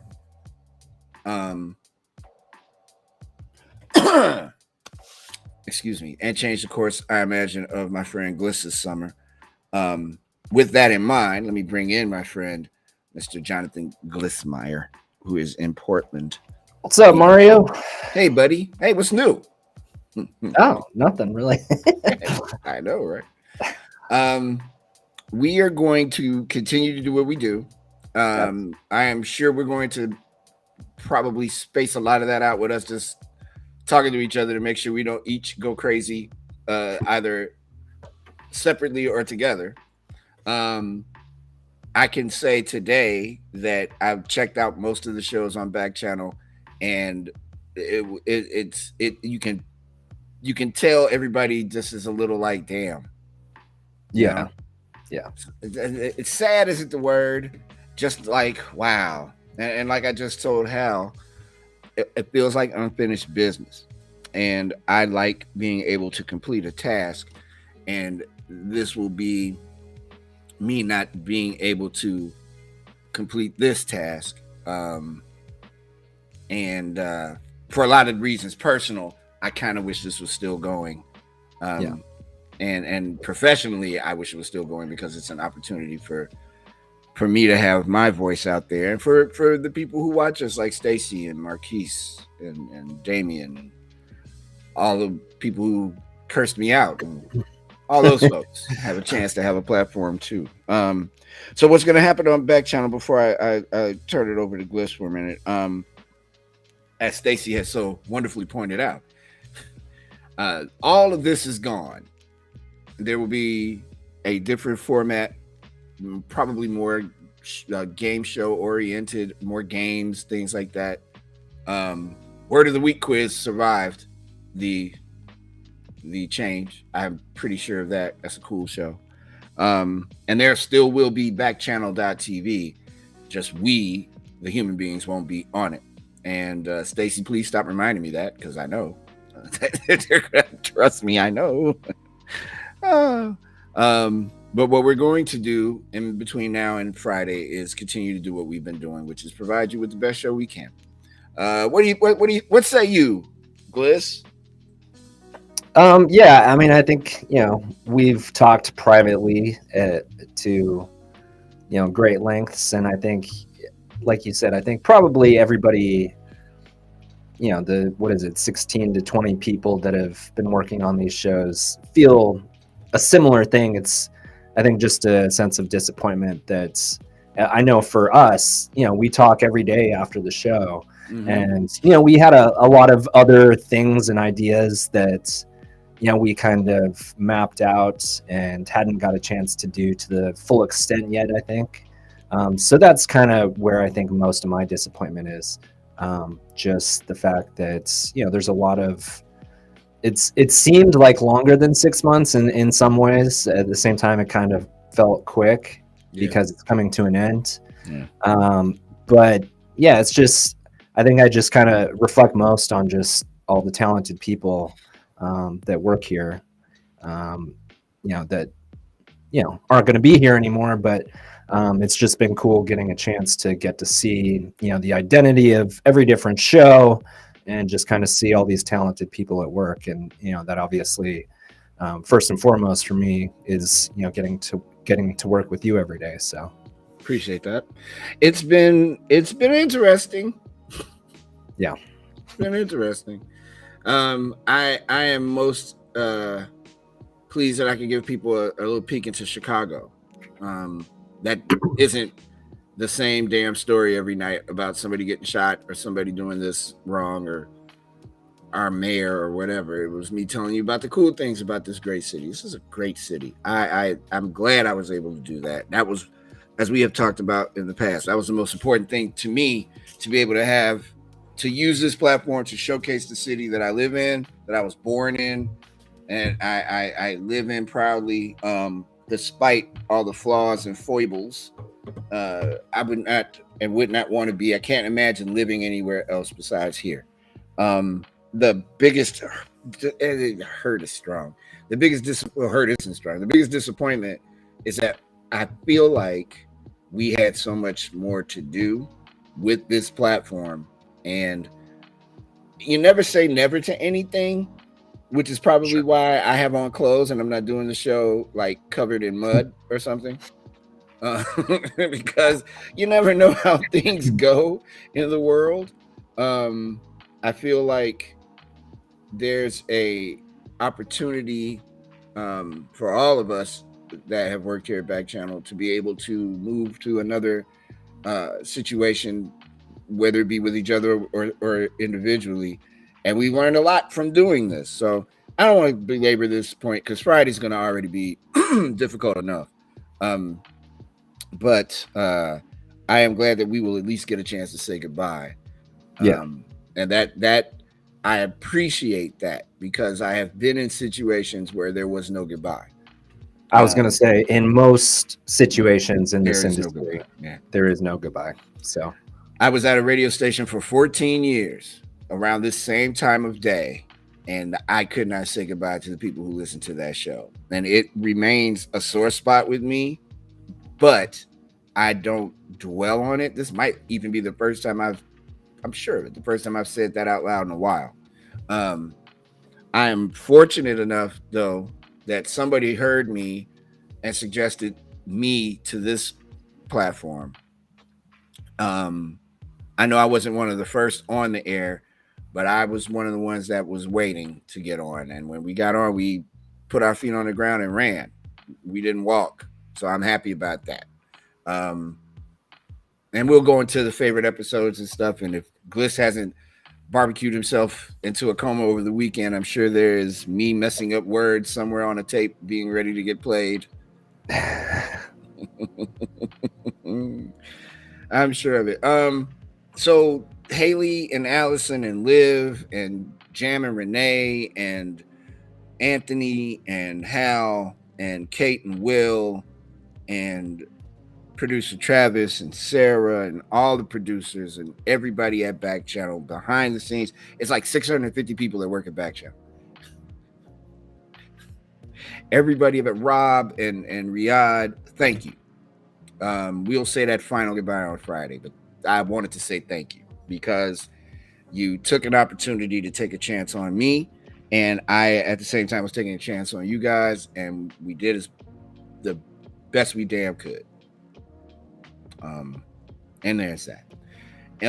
Everybody that's watching in the stream, Stacy, I can't read any of this stuff.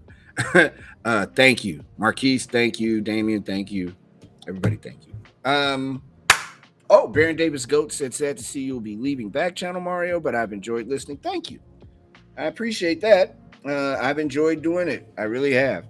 Yeah, this is gonna be a weird 2 more episodes, but we made it to 80, Gliss. I mean, you know, we almost hit syndication. Yeah, I mean, we almost did it. just short. Just 20 episodes short of syndication. Stacy, thank you. She said, "I enjoyed your company. I'm glad you were there." And she said, "I want you to realize something. There is no goodbye." That's a fact. That is a fact. All right. No headlines today. You know what the world is. It's on fire. We come back. We'll do, part of the reason why there's no headline, because I was so busy watching Hal do the trailer for Pinocchio. I just paid attention to that because I thought that was hilarious. Thanks again, everybody, for listening and watching and all that. And let's get on with it. We'll take a break. When we come back, geez, Gary. Yeah, I haven't had a chance to talk to you. I'll explain. When we come back, we will bring you the news from around the world as best as we can. It's the Drive with Mario Smith here on Backchannel.tv. 2 episodes left. We'll be back right after these words.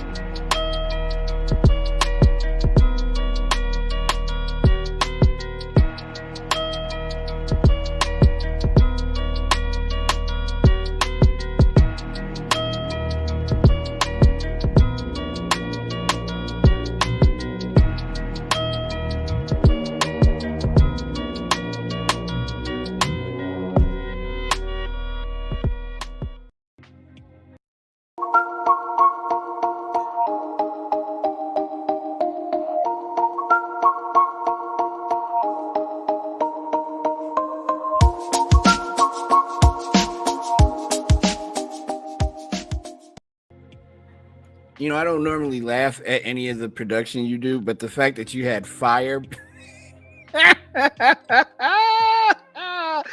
you had embers burning. Oh, that is so funny to me. Poignant and funny.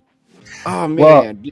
Well, I mean, I was playing playing around with some videos over the weekend while the kids were playing outside. So there might be some just some new additions of things that just for fun.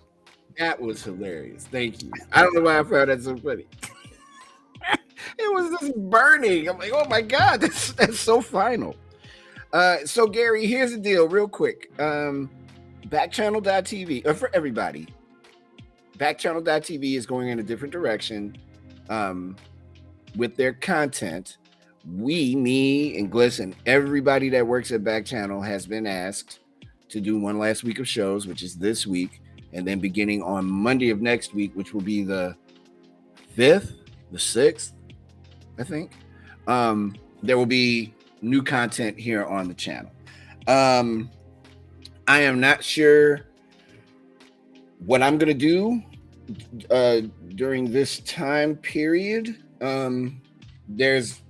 There are some opportunities, I imagine, to self-create some things, but I'm not even there, considering all the other crap that's going on. This isn't crap, but considering all the other things that are happening in my life right now, I have not had a chance to deal with that about the next. But I'm sure there'll be something. I got the bug now. I got to do it. I got all these lights and cameras and crap. I gotta make it work. So something's happening soon. I will be interviewing Gary Don C, former manager of. Well, he might still be actually on the management team of Kanye West. At an event that's happening here in Chicago with Time Out Chicago. And Silver and Block Party's coming. I mean, I got stuff to do. Got an event Thursday here in Harper Court. I'm not short of busy, but this will take a big chunk out of what I was doing. And that's that, you know. But hey, Gary, at least they let me say goodbye, and not like how you know what happened to us. I mean, if anybody knows, brother, you know that was rough. Woo, Lord, that was rough. Everybody that's watching us on YouTube, thank you. Everybody that's checking us out on your Amazon supported device, thank you. Everybody that's watching on Backchannel.tv, thank you. Let's get on with it. We will have 2 more days to say goodbye. I'm not going to waste it all in one. By the way, I haven't had a chance. I know I will be talking about Top Gun Maverick, or whatever it's called, as being the greatest recruiting tool in the history of the U.S. Armed Forces. And I also talk a little bit about my stupid baseball manager on my team that kind of stinks, and what he said about Kapler. Just like, dude, can you pay attention to your damn team? But this is what's happening around the world today. Canadian Prime Minister Justin Trudeau said today or yesterday that he was introducing legislation to impose a national freeze on handgun sales, responding to an increase in homicides in his country and creating a sharp contrast with the gun debate here in the U.S. Trudeau made the announcement at a news conference in the capital, Ottawa, flanked by several of his government's ministers. Quote, "We cannot let the guns debate become so polarized that nothing gets done. We cannot let that happen in our country," close quote, Trudeau said. He said the ban would apply to buying, selling, transferring, or importing handguns anywhere in Canada. It wasn't immediately clear whether or when the legislation would become law. Trudeau's office said new regulations to, quote, "help stop the growth of personally owned handguns in Canada," close quote, were expected to come into force this fall. Trudeau also announced a gun buyback program to offer fair compensation to the owners and businesses affected by a 2020 law banning assault-style firearms. Trudeau, who's been prime minister since 2015, described the ban on handgun sales as an attempt to, quote, "cap the market on handguns and protect bystanders." Quote, "People should be free to go to the supermarket, their school, or their place of worship without fear," close quote, he said. He also said, "People should be free to go to the park or to a birthday party without worrying about what might happen from a stray bullet." The number of registered handguns in Canada increased by 71% from 2010 to 2020, Trudeau's office said in a statement. Canada reported 743 homicides in 2020, the highest number since 1991, and it reported its highest homicide rate since 2005. The U.S. government has moved more slowly to respond to gun-related deaths. National proposals to restrict the sale of firearms have failed in recent years, although a bipartisan group of senators did begin informal talks last week after shooting rampages in Buffalo and Uvalde.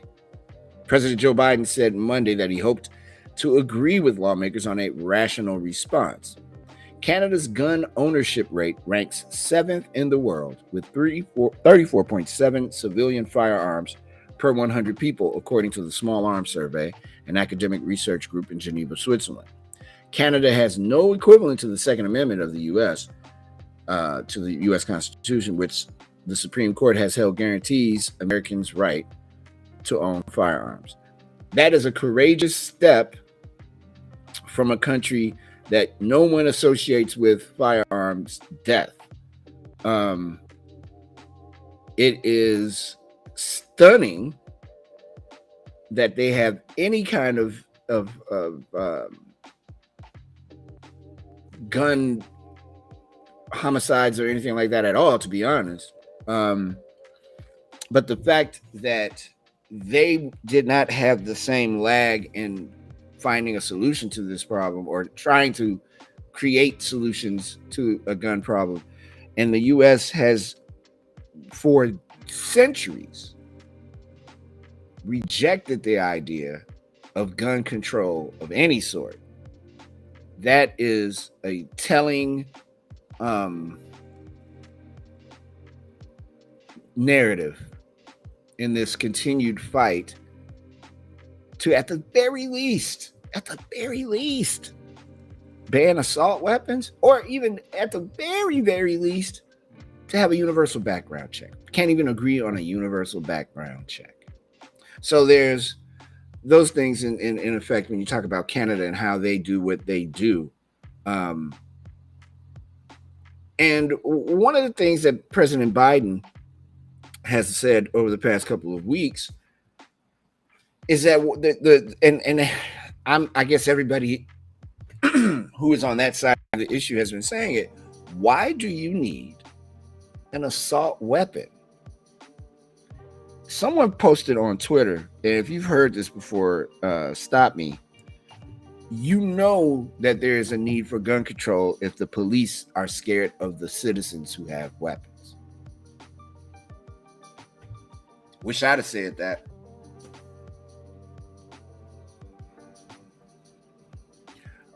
I had a friend of mine. Her name was Rudy. She went to high school with me. And Rudy was working for the Chicago Police Department, right by, it's called the U.S. Cellular Field, right by Guaranteed Rate Field where the White Sox play. She was leaving her job, walking to Starbucks to get some coffee before she went home. She lived in the neighborhood, so she was good. These two dudes going down 35th Street decided that they wanted to shoot it out broad daylight, middle of the day, in Chicago, Illinois. My friend Rudy was walking out of Starbucks while these two dudes were chasing each other down the street. One guy in a car, the other guy on the sidewalk. Rudy got caught in the gunfire and got murdered. Why do we have so many damn guns in the United States of America? That woman should still be alive. Why do we have people walking around with assault weapons, wiping out families, altering history, when they can't even spell assault weapons? Why is that? How is it so easy to get a gun, but you can't get a passport?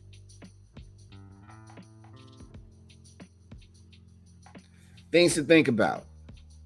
As this show comes to an end, I won't be able to ask these questions of you for a little while anyway.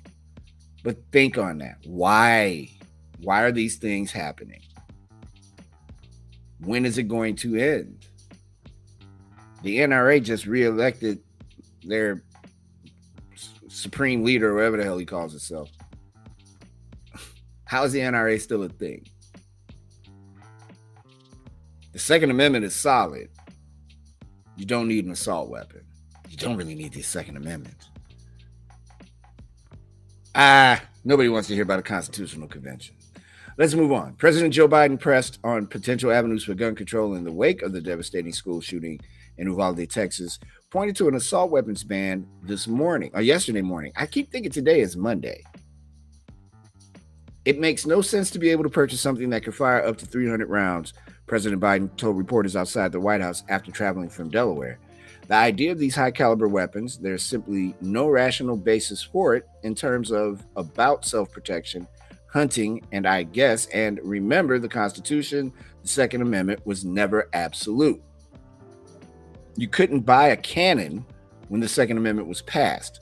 You couldn't go out and purchase a lot of weaponry. The president and the first lady visited Uvalde on Sunday, meeting with first responders and consoling the families of the 19 children and 2 teachers killed in the shooting rampage at Robb Elementary School.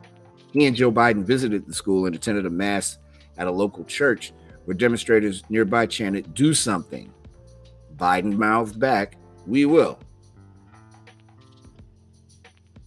Speaking with reporters yesterday, President Biden said he deliberately did not discuss potential legislation with Republicans while consoling the families, but he said he expected members of the GOP to take a hard look at potential paths for change. A bipartisan group of senators began informal talks last week on gun safety, discussing legislation including red flag laws that allow police or family members to petition courts to remove guns from dangerous individuals.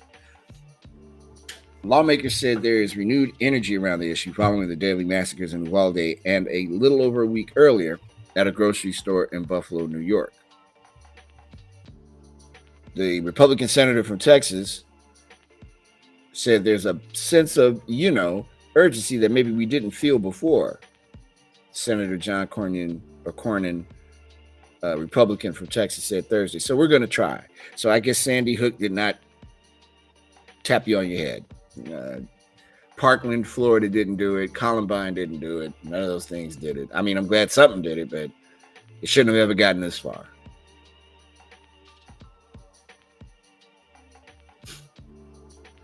The federal assault rifle ban expired in 2004. Why have we not made an attempt to get that ban back? Because our government does not see the value in it. Also, if we're being honest, if the Republicans want to have a chance of winning in the midterm elections, they damn well better figure it out, because they're holding up what 90% of Americans want: a universal background check, an assault ban, a ban on assault weapons. People in this, they're going to take my freedom from me. It's already been taken.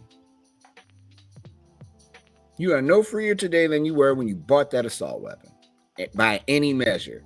It doesn't make you any freer. It is just ridiculous. The notion that freedom is tied to a gun. We're still on that? Come on now.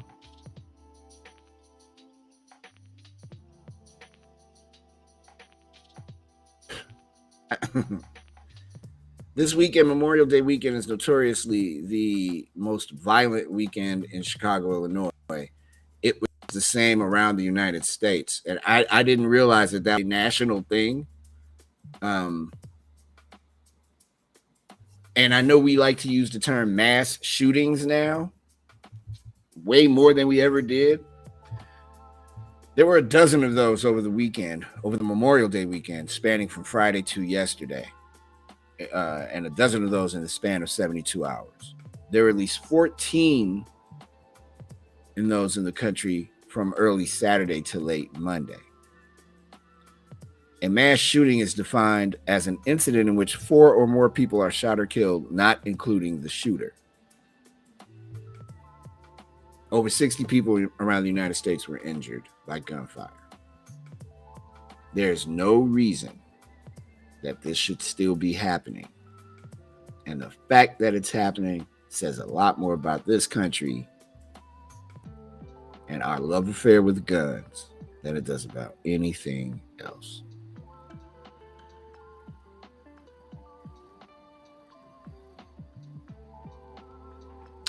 Thank you, Stacy. Yes, the red glasses will still be on my face.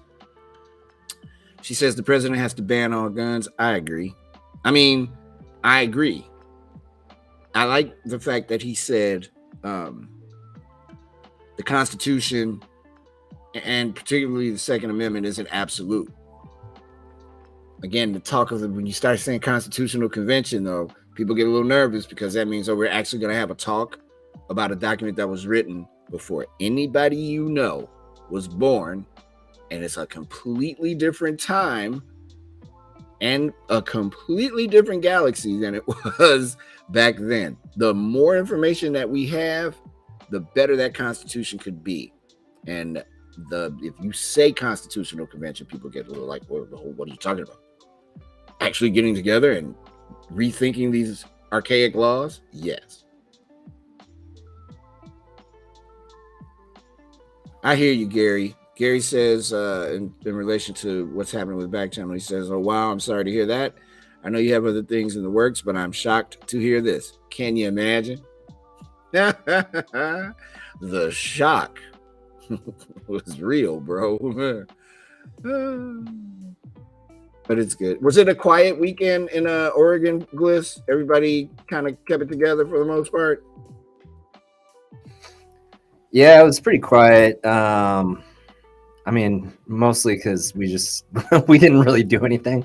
The weather was really crappy here for this weekend. Sweet. That kept it down. Still hasn't gotten better. Yeah. We were supposed to go to that baseball game. That didn't work out. But today it is absolutely beautiful. So I'm excited for that because it feels like we completely skipped spring, and we have a couple, I think today through Thursday, some sunny 75 to 80 degree days, which we have not had yet this year. So I'm excited for that.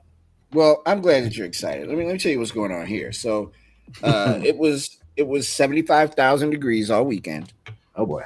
Yeah. I don't want to jump to that that quickly. I need some time to adapt. I definitely don't want it to be that hot yet.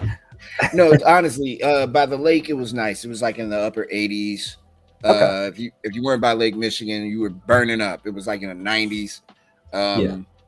It wasn't scheduled to rain this afternoon, but the sky is super cloudy. It's hazy actually. It's very warm outside right now. I am in the of course here in the house. Very nice and cool. I do have to go out later on this evening, so I am prepared. I have a lovely shirt prepared for it. I won't be wearing this. I will take my Chicago Bulls shorts off. I wear actual pants, I think. Celebrating pants as much as I can. And then it's supposed the temperature's supposed to dip down in the 50s this week. Like the 60s, 50s, 60s. Cool off a little bit. That's good. Yeah, I love it. I love it. I'm born in the summertime, and man, you can have all this hot stuff. I like cool. Me too. I'm not a hot weather person. It's just, I don't know how it is where you are, but we definitely get a little bit of, every season here. It's not like, when I lived in California, you don't really get certain seasons. It kind of feels like you skip over winter, or it's like a long fall because, it can be so consistently warm down there. But I like cool weather, but I'm definitely ready for some sunshine, and I'm ready for summertime. Well, brother, I'm telling you, it's coming, whether you like it or not. Yeah, I'm glad. A friend of mine has COVID. Yeah, and I did shows with COVID. And the weather was nice when I was sick, and now the weather is nice when he's sick, and I'm like, dude, do you know how I feel? Yeah, I had to sit in the house for a whole week. And he's like, it sucks. Nah, this is bad time to get any kind of cold or sick or COVID or anything. Gary has the full quote, what I was saying about the assault weapons. The quote is, "If a weapon is so dangerous that a squad of police officers are too afraid to confront a single person wielding it, that weapon should be banned." I agree. Yeah. If the police are scared, I think I mentioned this. I have a good friend of mine that's a police officer. We had a conversation the other day. He's like, the weapons on the street are better than anything we got. Yeah. That's frightening. Yeah. That's That's frightening. These are the Chicago police. And they spend billions of dollars on the Chicago police. More money on them than they do on education. And you mean to tell me you're worried that the weapons on the street are better than the ones you got? Well, where in the hell are y'all buying these weapons from? And I guess like in some people's twisted reality, which I don't understand this, they look at that as like a reason, like, because I guess that's part of this thing that they stand on, like that the government can't, impose their will on them, and that they have the right to defend themselves. But those are also a lot of those same people that have the like American flag, the thin blue line flag.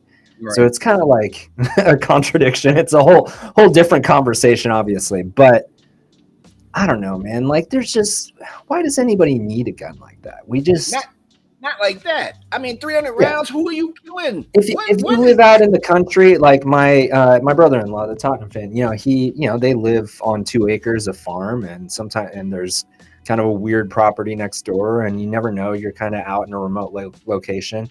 Like having a shotgun or a handgun, that's one thing. But why do we have people that live within metropolitan areas that have these kind of weapons? Like, unless Winnie the Pooh and his evil friend Piglet are coming to slash you. Blood and honey, yeah. Blood and honey. No way in hell. I don't want to see the trailer. I don't That's want to see such a bizarre story. I'm good. I'm super good. I don't need to see a Winnie the Pooh slasher movie. No, not cool. But I mean, then maybe you should have one of Winnie the Pooh. Where's the honey? Yeah, I mean, maybe that's, like, not to make light of it, but that's a scenario maybe, but that's not reality. So no, not at all. And like I was talking with my friend Rudy, she was just coming out the damn coffee shop. She was on her way home. Right. And these two dudes are shooting at each other. Now, they didn't have assault weapons, but the mere fact that it was easy, it's so easy to get one of these guns. It's easy to get a gun.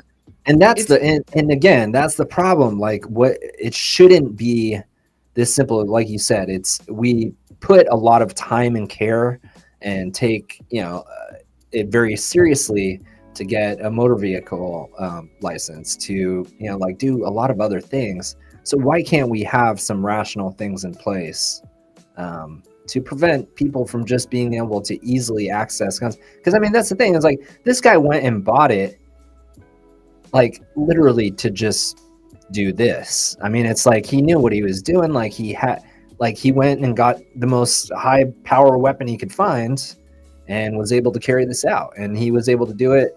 And, people make the argument like, well, it's not going to stop a criminal from, doing things. It's better. First of all, it's better than doing nothing. Absolutely. And second of all, we don't necessarily know that. Like, there could have been a situation where he could have been flagged or something like that if we had something like universal background checks, or if he couldn't have the capability of owning an assault rifle. Like, I mean, that's kind of what it comes down to for me. Yeah, same. I mean, short of a total ban on guns, which would then probably cause all people who feel like their freedom is getting taken away to shoot themselves or each other because they want their freedom taken from them. A universal background check is the very least that you can do. And a ban on assault weapons is probably the most that they're going to do. But do something. Just do something. If you got little ones and you've been wondering where this hepatitis outbreak has come from, strawberries are being recalled as investigators look into whether the fruit is the cause of more than 24 confirmed hepatitis A cases here in the United States. The batches identified by authorities are past their shelf life, having been distributed between March 5th and April 25th. But authorities expressed concern for anyone who may have frozen the berries, according to the FDA. Quote, the traceback investigation showed that cases in California, Minnesota, and Canada report having purchased fresh organic strawberries branded as Fresh Campo or Heb prior to becoming ill, the release said. The U.S. has seen 17 cases of hepatitis A, a dozen of which required hospitalization, and Canadian authorities confirmed at least 10 cases by Friday of last week. 15 of the cases in the U.S. were in California. According to a public health notice released in Canada, that country's cases were found in Alberta and Saskatchewan. Possible infected batches were sold at popular grocery chains, such as Aldi, H-E-B, Heb, Kroger, Safeway, Sprouts, Farmers Market, Trader Joe's, Walmart, Weis Markets, and Winco Foods. If anyone, is unsure whether they purchased those strawberries or not, the FDA recommends throwing them away immediately. Hepatitis A is a virus-borne liver infection, which causes inflammation and may impair liver function. An investigation is being done with the FDA, the Centers for Disease Control and Prevention, the Public Health Agency of Canada, and the Canadian Food Inspection Agency. In short, if you have those strawberries in your home, do yourself a favor and throw them away. That's not hard either. Throw them away. Just toss them. You don't need them. They're delicious. No, they're not. They're dangerous. Stacy says she's not a hot weather person. Welcome to my world. Telling you. Nope.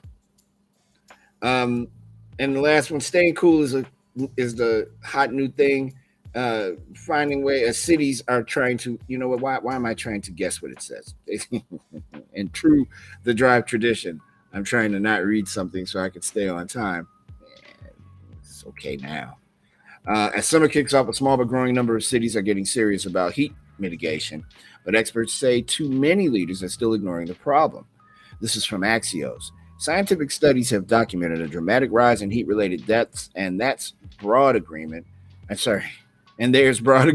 cities need to adopt comprehensive cooling strategies to maintain public health. That's especially urgent as climate change contributes to extreme events like last year's heat wave in the Pacific Northwest, which resulted in an estimated 1,400 plus deaths. But most cities are only at the planning stages or conducting small-scale pilots if they're addressing the issue at all. There's broad acknowledgement that rising temperatures are making urban centers less livable, but many cities lack the budget or political support to meaningfully tackle the problem. Only 3 major U.S. metro areas, Phoenix, Los Angeles, and Miami-Dade County, have established chief heat officers. There's a huge number of small and mid-sized cities that really don't have anybody thinking about sustainability and climate in a full, comprehensive, or truly integrated way, says Rushad Naviati, managing director of RMI, a clean energy nonprofit. Cities have been gearing up for this summer's heat, trying in particular to use cooling methods other than air conditioning, which is energy and emissions intensive. They're installing cooling and misting centers and hydration stations and planting trees for extra shade. They're experimenting with high-tech solutions like sealants and reflective coatings for sidewalks, streets, and rooftops. I need to buy for my balcony. I need to buy some trees, not trees, but plants to block out the heat and keep it cool. And a misting machine would be sweet. If anybody would like to get that misting machine to me, please hit me on Twitter. Hit me on Twitter. Mario and Hyde Park, all lowercase. I can do that.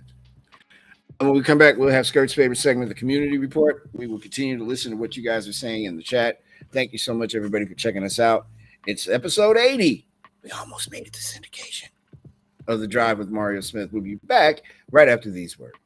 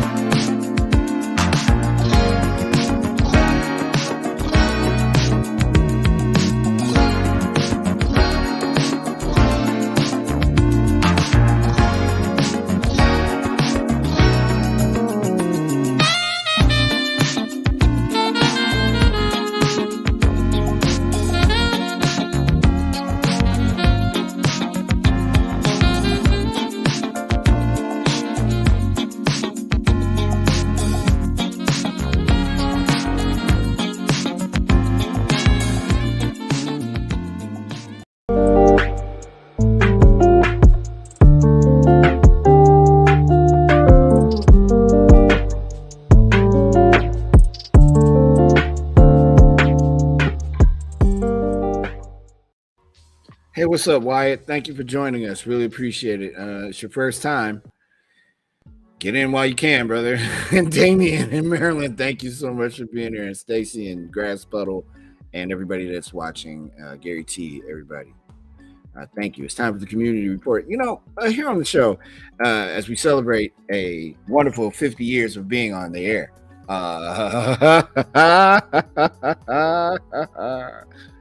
And the 50 years we've been broadcasting, we've brought you stories about people who win the lottery and how me and Gliss are always angry that hasn't happened to us. Well, here's an instance that I'm glad I didn't win this lottery, and I'm glad that I didn't do what this guy did or that it happened to me.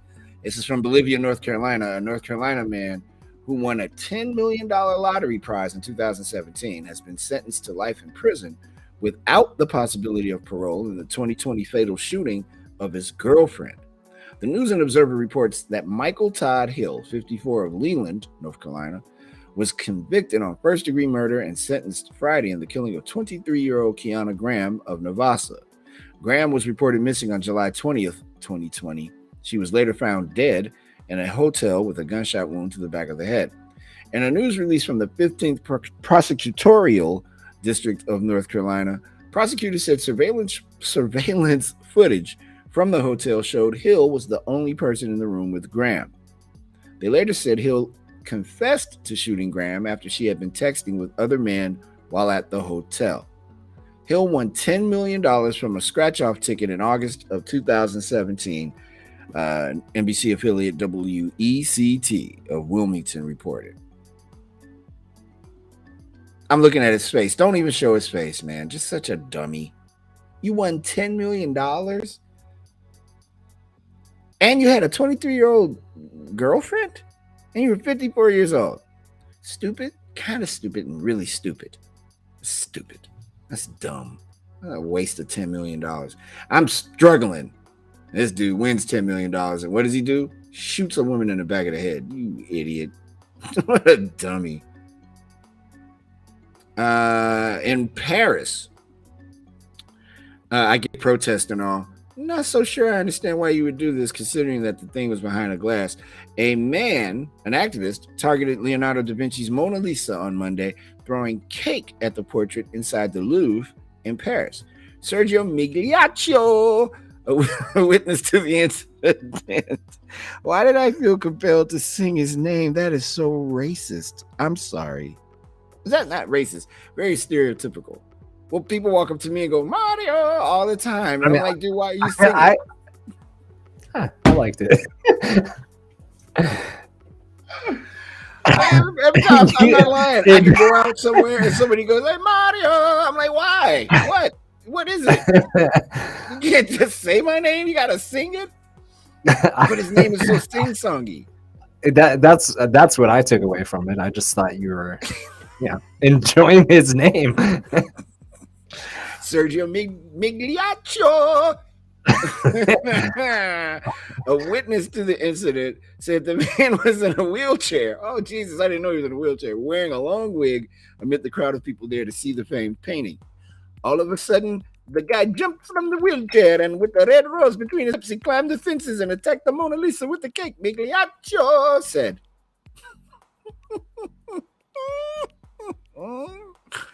The painting hangs behind a layer of glass, leaving it unharmed by the cake. Okay, what kind of cake was it? Security guards were filmed escorting the wig. Oh my God. I want to know what kind of cake it was. Because that means so much to me. About killed me there. What kind of cake was it? What kind of cake did this man carry all across Paris, thinking like he was hurt in a wheelchair? I guess he got around quick in the wheelchair. Thinking like he was hurt in a wheelchair. Man, I can't wait to get to the Louvre. I am going to throw this cake. And then Sergio Migliaccio was there to see it. How dare you throw a cake? And then he said, think of the earth. There are people who are destroying the earth. Think about it. Artists tell you, think of the earth. That's why I did this. Hey, how about think about that cake? I could have used a piece of that cake. There are people in Paris that are probably hungry. Yeah, they wanted the cake. Starving. I mean, come on, it's cake. Guards were then filmed cleaning the smeared cream from the glass. I'd have been so hot if I'd have been in Paris. And what the hell are you doing, man? Oh, I'd have been on the news. Cake? I'm a big advocate of cake. Oh, it's only 2 shows left, but boy, they're gonna go out with a bang. I have a feeling. And then apparently, this is the. What are we doing? Somebody broke into a church in Brooklyn, stole a $2 million gold tabernacle, and then beheaded a statue of an angel. So the incident happened between 6:30 p.m. Thursday and 4 p.m. Saturday at St. Augustine's Roman Catholic Church, known as the Notre Dame of Brooklyn's Park Slope neighborhood. I know where that church is, too. The church was closed for construction at the time. Camera recordings from the church's security system were also stolen, the church's pastor said. The diocese, yes, archdiocese, the Diocese of Brooklyn called it a brazen crime of disrespect and hate. They said the thief or thieves cut through a metal protective casing and made off with a tabernacle dating to the church's opening in the 1890s. Where are you going in Brooklyn with a damn tabernacle? I can't say damn in tabernacle, that's bad. Where are you going in Brooklyn with a tabernacle that's valued at $2 million? Are you selling it? You going to a pawn shop? Hey, look, I got this tabernacle here, right? It's my cousin's tabernacle. What? Again, between this and that damn cake, I am livid. What are you gonna do? You're gonna keep this tabernacle in your family forever? Dude, what are we doing? Come on, New York City, work this out for me. Well, you know, when there's nothing else working and everything else seems to be crumbling at your feet, there's one certainty you can be 100% sure of. It's that Gliss and I, on a regular, look for stories involving people from Florida. We have one for you today on episode 80 of The Drive. Ladies and gentlemen, it's time for the adventures of Florida Man.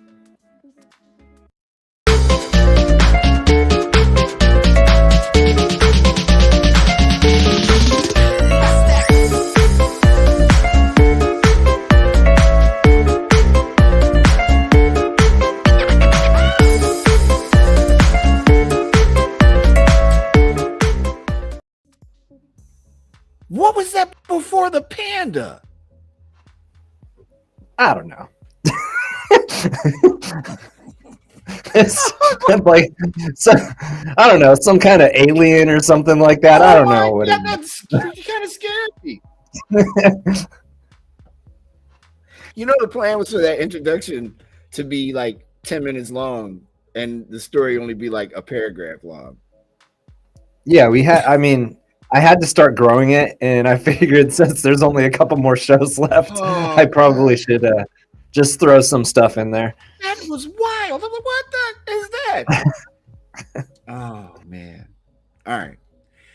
So welcome to the adventures of, I'm scared to look at it again. Welcome to the adventures of America's favorite superhero, Florida Man. This comes from Fox 13 in Tampa Bay, Florida. The quote to the story is, "I was smoking my meth pipe."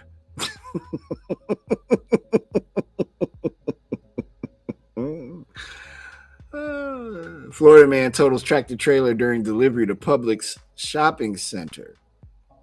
He was on his from Haines City, Florida. A tractor trailer delivery driver is facing possession of methamphetamine charges after crashing into the back of a Publix shopping center in Haines City on Thursday afternoon. Michael Calvo, 51 of Cape Coral, was making a delivery in the back of the shopping center when his truck tore an awning off the building and hit an unoccupied pickup truck, pushing it for about 200 feet. Officers say both vehicles were totaled. Well, the saddest part is that there's no picture of my guy. I wish. When an officer approached Calvo following the crash, he stated that he thought he was being pranked by a television show and did not immediately come out of the 53-foot tractor. Police say Calvo's erratic behavior caused a commotion in the shopping center, with many employees and customers showing up to see what was happening. After a few minutes, the officer was able to remove Calvo from the truck and asked if he had fallen asleep, been drinking, or is experiencing a medical emergency, according to the Haines City Police Department. The officer says Calvo responded by saying, quote, "I was smoking my meth pipe." Close quote. We appreciate Mr. Calvo's honest response to the officer's question, said Haines City Deputy Police Chief Lloyd Stewart, but using meth is illegal and could have cost someone their life.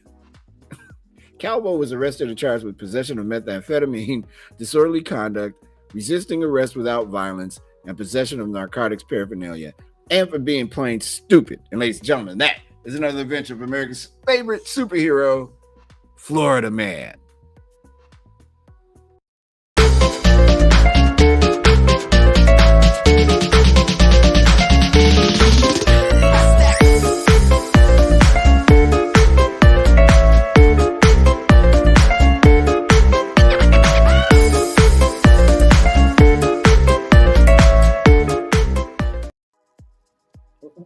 That's frightening because his hand went inside out.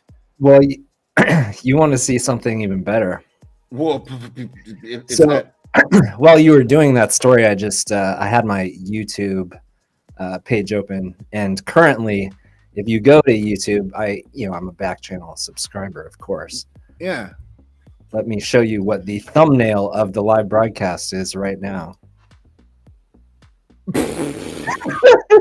Oh man, it's time for Florida Man. I think it With must update automatically like every couple minutes or something.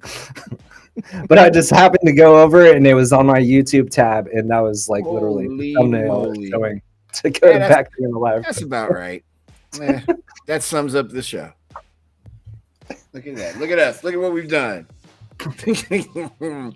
Oh God. I hope everyone enjoyed Florida Man. Always, man. Florida Man is. How can you not like Florida Man? He does everything. I hope to have a Florida Man story. 2 more shows. I gotta find 2 more of them. I gotta find it. So yeah, we're foregoing headlines today. And you know what we should do? We should get like everybody that's been on Backchannel to hop on the restream before this week is over. Or do we make that Friday show where everybody hops on for the last show? You gotta think about that. The silence that I'm getting from my friend in Portland tells me that. I didn't know you wanted my opinion. Good idea. I was just wondering if you know, what do you think? Yeah, we could invite some special guests. Yeah, I mean everybody. Riyadh, Rob, Sarah, Travis, Jam and Renee, everybody. What is it? It's 5, 6, 7, 8, 9, 10 o'clock at night in the UK? Sure. Yes, everyone, everybody. Oh, for our friends who might be checking us out in the United Kingdom, thank you. And that we have lovely people who are under our employ who are from the UK. Thank you. That's what I heard Anthony Davis say yesterday. He was like, "I am here on Memorial Day because I am not an American." I was like, "Damn, that's pretty direct." My man, my man, Sir Anthony Davis. There's also we got the entertainment report coming up. There's a rumor that The Rock may be replacing I don't even know why I care. Johnny Depp as Captain Jack Sparrow, because they still have more of those movies about that amusement park ride they need to make. All right.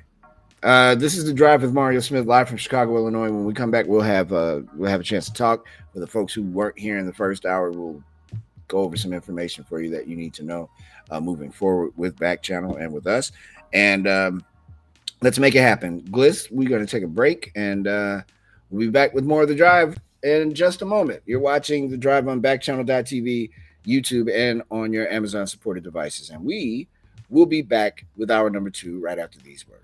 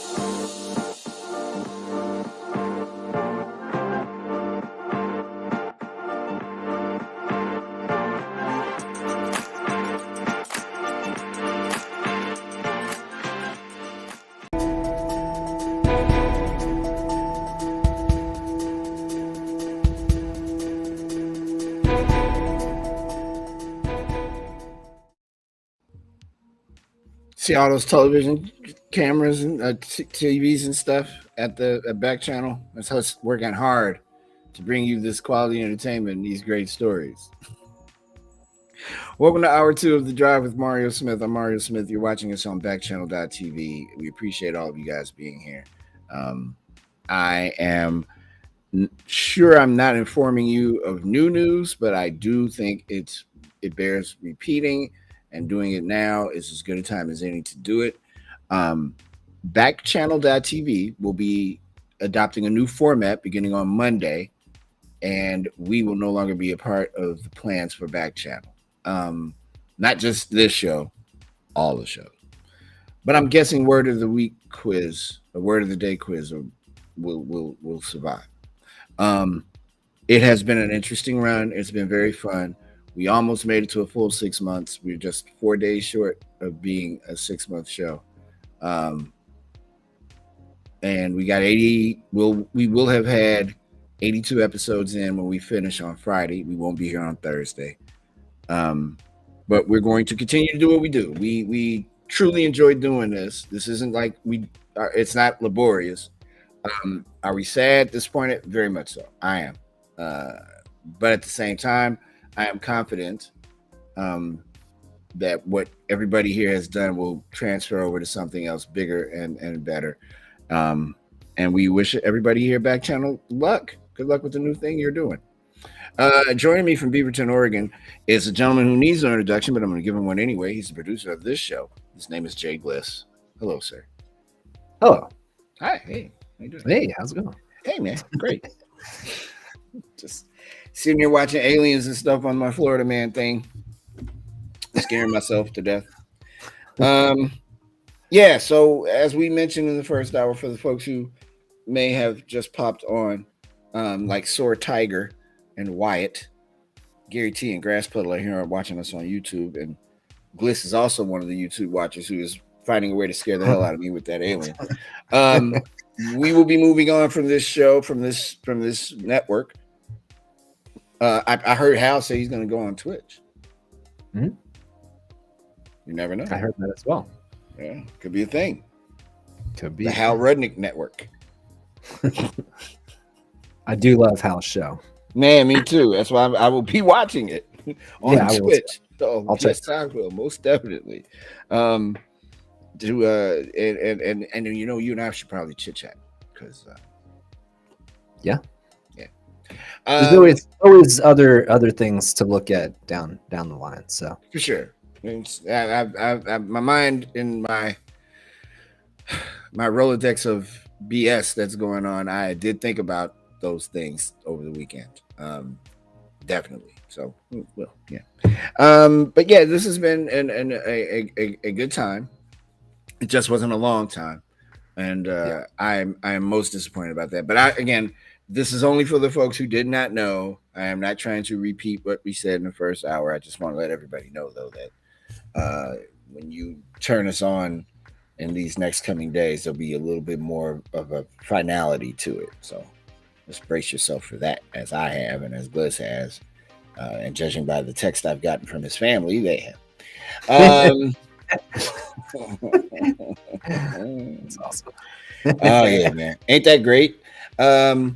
But yeah, we're gonna keep doing what we do. I'm not gonna do headlines today. You already know this is a really weird time in this country. Yeah, the headline is, we won't be here as of Monday. Yeah, that's the headline. You know the headline. I'm giving it to you now. You're right. It's the top headline for the rest of the week. So yeah. But you'll still. I saw some of Haley and Allison this morning. Yeah. I got a chance to see some of Liv. I did not check out Jam and Renee or Anthony, and of course I saw Hal, who was really bringing it today. I guess Travis was at his cousin's house, his aunt's house, or something. I saw that. Yeah, that was pretty cool. In Concord. Yeah, that's nice. Out there in wine country. Is that wine country? I live in beer country, so I mean, I think everything that's not beer country is wine country. Yeah. Portland's definitely a micro beer town. We have some wine country out here. There's a winery. There's a winery out your way that's owned by some African American folks. That is it's true. called OPP, I think. Yeah, and they and have some awesome wine. CJ McCollum and his wife, you know, That's he right. obviously got traded, but he is become a pretty big wine enthusiast, and him and his wife purchased several thousand acres, I believe, of land in the Willamette Valley, and you know, he plans to kind of make that his endeavor, you know, going as he transitions out of his NBA career later. So, Well, he better be trying to something to transition keep out of an New eye on. Orleans. He better try to transition out that terrible team he's on, because they suck. They're going to be bad forever. They might as well be the Pittsburgh Pisces. They're terrible. Yeah, you know, that's a smart investment, because when basketball is over, Yeah, Mario Smith will still be drinking wine. So yeah, go ahead, buddy. Make it happen. And I think that's all we really have to cover. All right, everybody. No.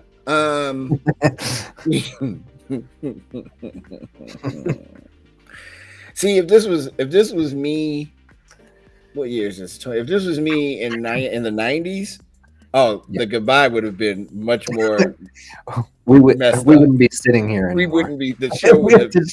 It would have been a 10-minute show. Yeah, it'd have been bad. I have matured quite a bit. Because it would have been short. It'd be like, and then I'd have threw something in my own computer and walked off.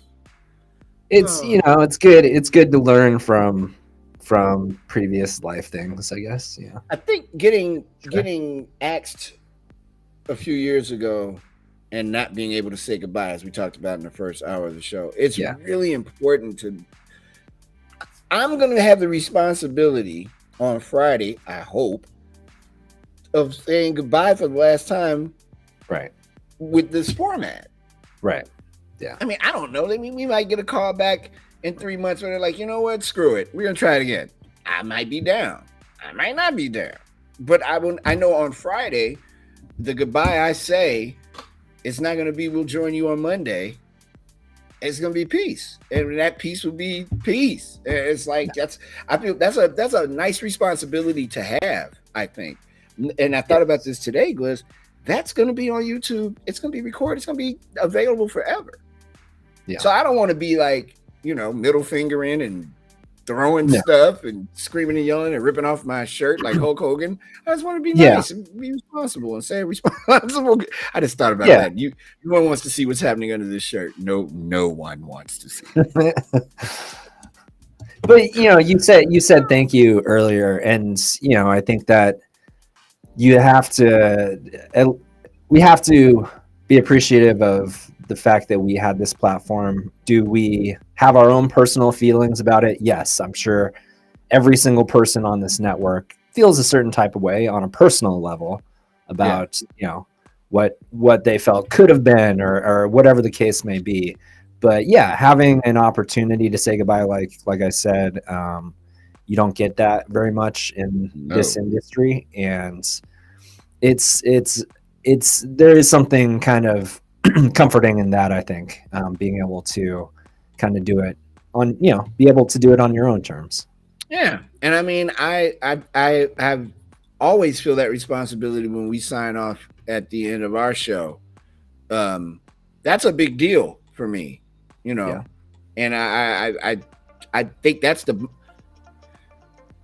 Florida man aside. My favorite part of doing this is that part, because I'm telling folks, hey, we're gone for now, but we'll be back, and that's going to be, you know, don't expect an emotional breakdown, but that's going to be hard to do on Friday.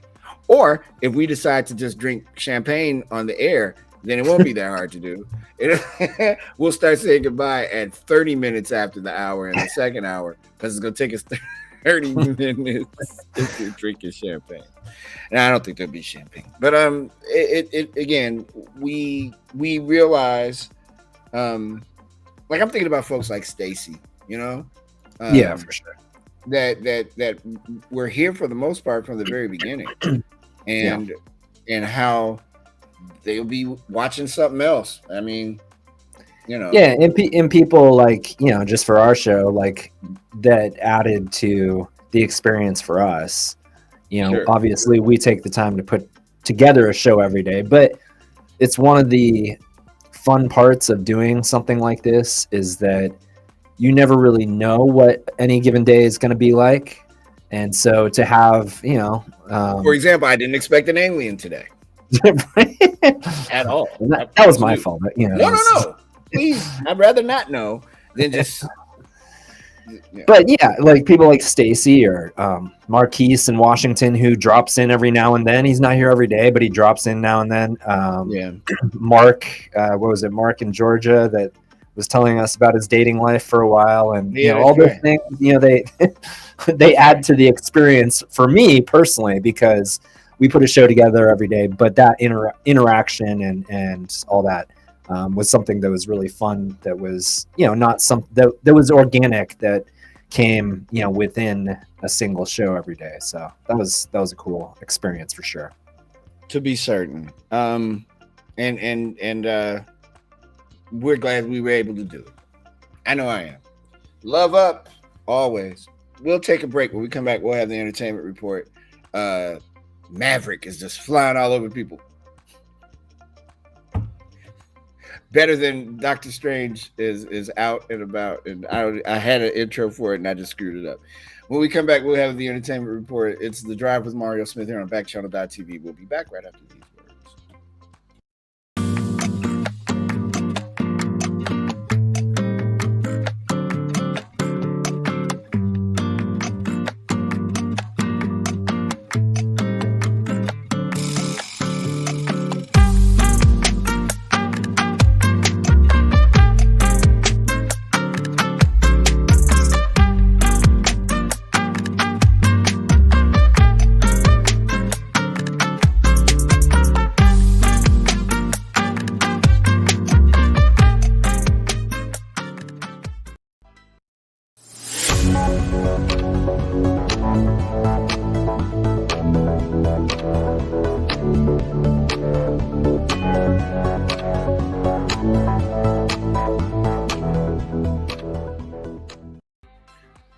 Welcome back, everybody. It's The Drive with Mario Smith here on Backchannel.tv. I almost pushed instead of my glasses.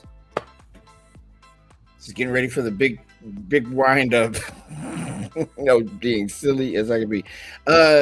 This isn't germane to what we're getting ready to talk about, but I'm excited as a baseball fan. Tim Anderson has strained his groin yesterday. I'm sorry, what day is it? On Sunday, making a play, and it looked like he might be out for months. He has been seen on an exercise bike in Toronto in the dugout, in the clubhouse rather. So that's a pretty good sign. They still stink, but that's a very good sign because that's my guy, my favorite player. I want him to be well in the worst way. It's 13 minutes after the hour. All right, let's talk about it because everybody apparently saw it except for me. Top Gun Maverick made $150 million during its Memorial Day weekend debut.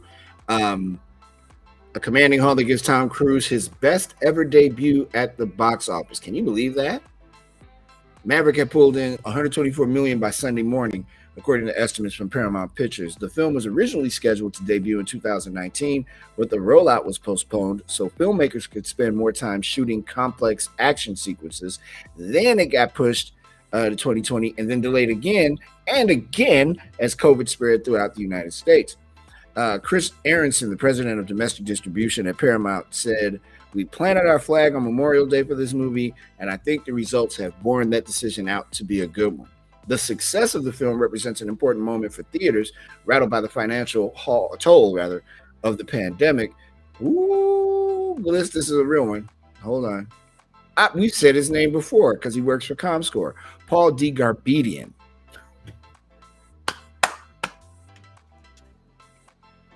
I need one of those things like Hal that makes applause noise. Paul DeGarbedian, a senior media analyst at and then I can't say analyst, at ComScore, a company that tracks box office data. There can be life beyond superhero movies, he added. And though the ensemble of fighter pilots are indeed superheroes, the movie is a throwback to the big screen storytelling of a bygone era. Don't start pooping on superhero movies, dude. Top Gun Maverick flying high on nostalgia for Tony Scott's original action classic and Cruise's generation-spanning star power performed especially well among men, shock, who represented nearly 60% of the opening weekend audience. 55% of the audience was over age 35, according to data compiled by the studio. The sequel was directed by Joseph Kosinski, who worked with Cruise on the 2013 post-apocalyptic adventure Oblivion.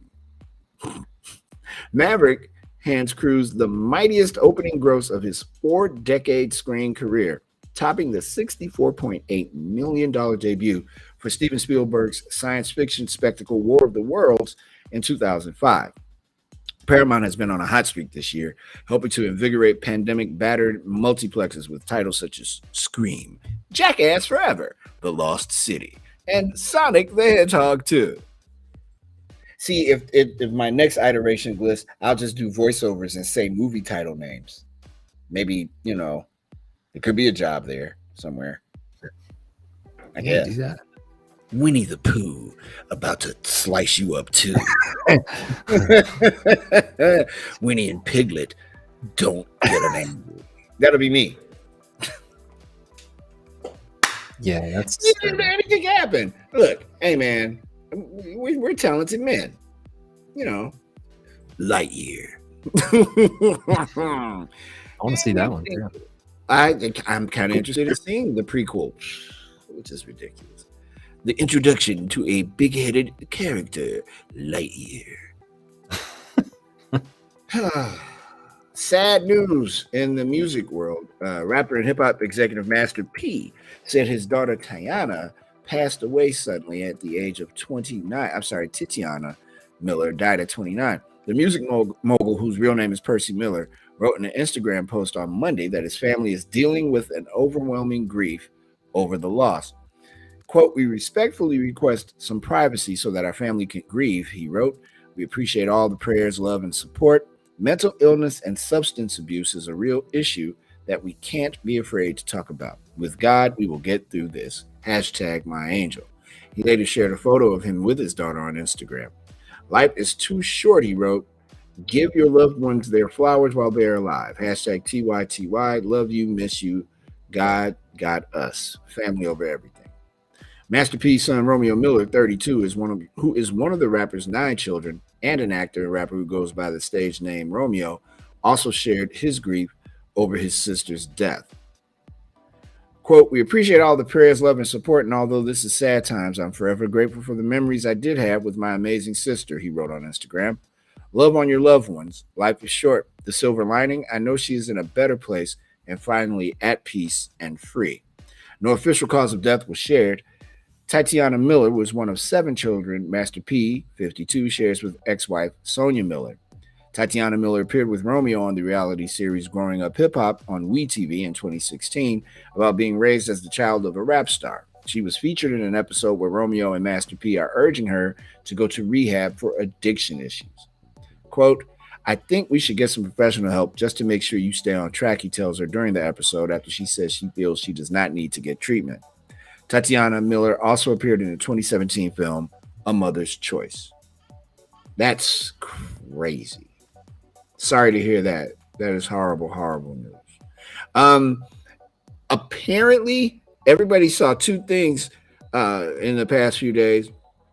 Top Gun Maverick and also Obi-Wan Kenobi.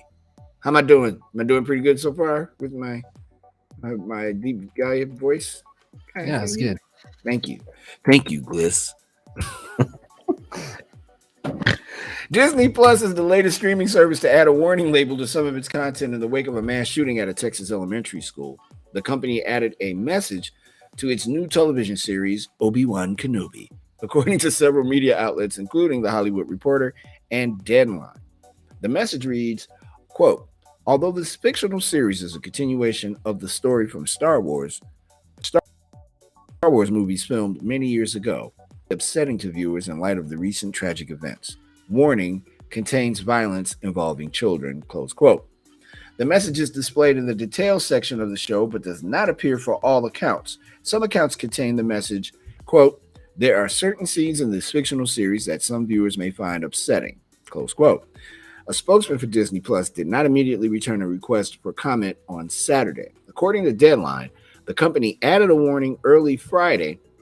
Early Friday. The first 2 episodes of the series were released on Thursday, days after a gunman killed 19 children and 2 teachers in a shooting Tuesday morning at Robb Elementary School in Uvalde, Texas.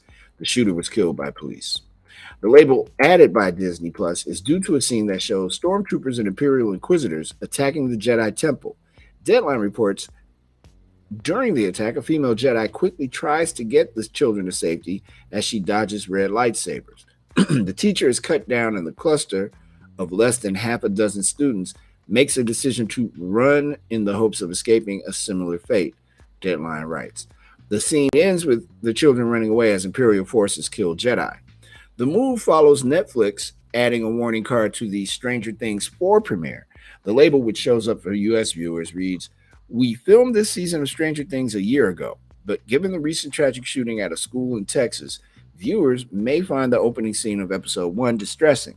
We are deeply saddened by this unspeakable violence, and our hearts go out to every family mourning a loved one." The opening scene depicts a massacre that involves 11, played by actor Millie Bobby Brown, and shows the dead bodies of several children covered in blood.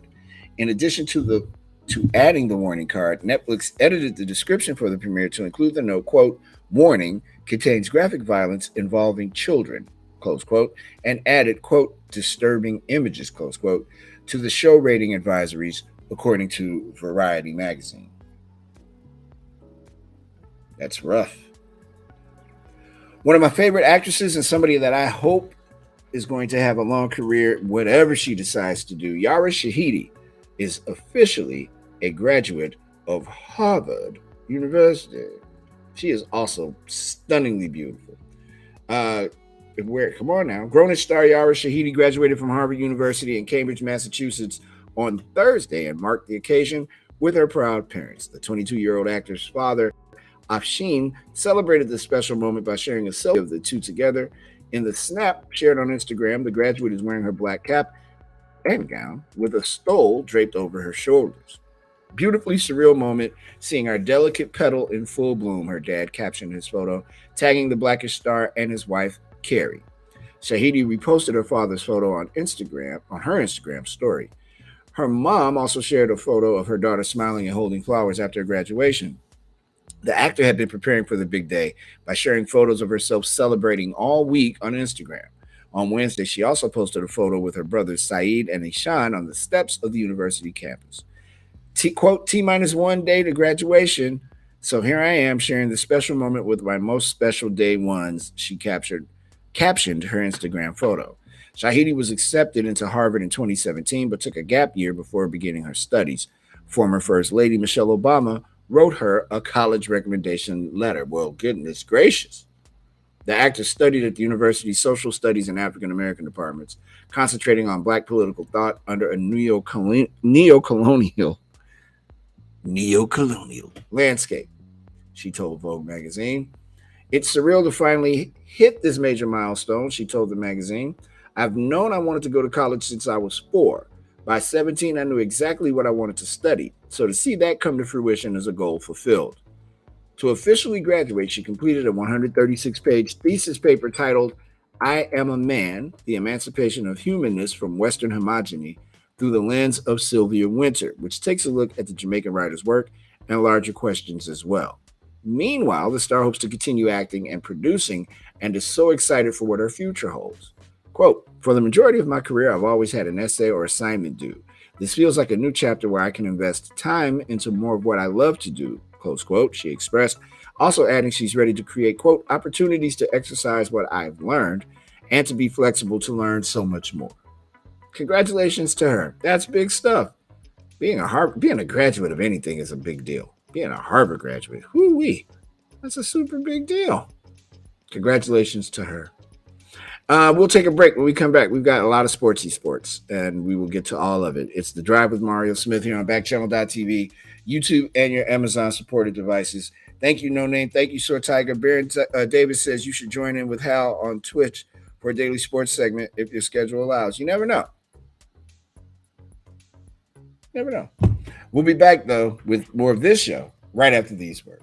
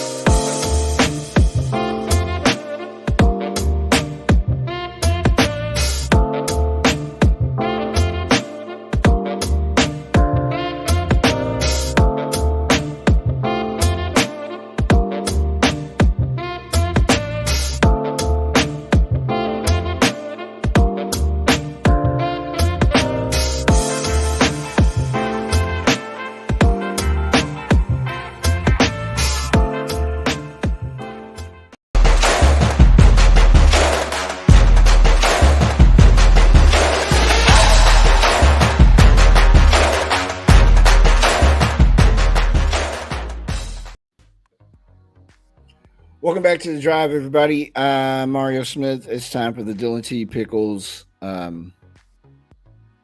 Unipiper Sports Report. By the way, Hal will be joining us on Friday for the sports segment. We'll just keep him on. We're going to co-host with everybody that hosted it back. Should be interesting. Sad news in the world of sports. Arizona Cardinals cornerback Jeff Gladney died in a car accident at the age of 25 years old in Dallas early Monday morning. The crash took place around 2:28 a.m. Monday morning, according to the Dallas County Sheriff's Department. A white vehicle was overturned when officers arrived. Dallas Fire and Rescue confirmed 2 people, a male and a female, were dead. On Tuesday, the medical examiner's office confirmed that the 25-year-old Gladney and 26-year-old Andrea Mercedes Palacios were killed in the crash. According to the Dallas County Sheriff's Department, the crash involved 2 vehicles. According to preliminary information, the white vehicle was speeding and clipped the vehicle in front of it, losing control before hitting a beam on Woodall-Rogers Freeway in Dallas. The 2 people in the other vehicle were not injured. We're asking for prayers for the family and privacy at this most difficult time, Agent Brian Overstreet said in a statement to the Fort Worth Star-Telegram. Gladney signed with the Cardinals in March after a jury found him not guilty on a felony assault charge. We are devastated to learn of Jeff Gladney's passing. Our hearts go out to his family, friends, and all who are mourning this tremendous loss, the Cardinals said in a statement. He was a first-round pick out of TCU in 2020 by the Minnesota Vikings, who released him in August after he was indicted on a charge of assault involving a former girlfriend in April of 2021. We are saddened by the tragic death of former Viking Jeff Gladney, the Vikings said in a statement. Our hearts go out to his family and friends, as well as the Arizona Cardinals organization and Jeff's current and former teammates and coaches who are mourning his life lost much too soon. The NFL said in a statement, the NFL family mourns the tragic loss of Jeff Gladney, and we extend our deepest condolences to his family and loved ones.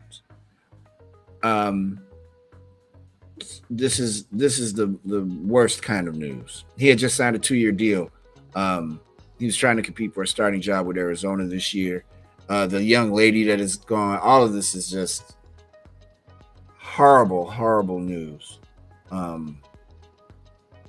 I know that the NFL and most major sports, if I'm not mistaken, Gliss, have a phone number you can call if you've been, and I'm not assuming that he was drunk or anything because I don't know, but I know that there's a number that you can call where they will come and pick you up and drive you away. That sounds like an accident. It doesn't sound like it was involved with any kind of foul play or anything. Just really sad news coming out of Dallas. Jeff Gladney was 25 years old. All right, NBA Finals, Gliss, start on Thursday with the hapless and certain to lose Boston Celtics. I was going to say. Against the Golden State Warriors. they almost lost that game to Miami the other night. Yeah. And if Jimmy Butler's knees had any strength in them, he might have hit that three, and that could have meant the Heat get beat by Golden State. I don't think it matters who's playing Golden State. I don't think so either. No, the team that should have got him, and that's been a big talk here in Chicago on sports radio. Phoenix not getting past Dallas.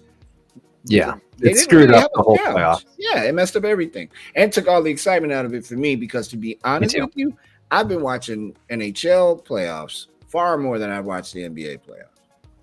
As a basketball fan and an NBA fan whose team, was not in the playoffs, that's the matchup I wanted to see, was Phoenix and Golden State, because I think that would have been a very, very intriguing series. Obviously, the whole Chris Paul thing, chasing a ring, going up against and just the brand of basketball that they play, given the run that Golden State kind of had with their shooting and all that stuff over the last decade or so.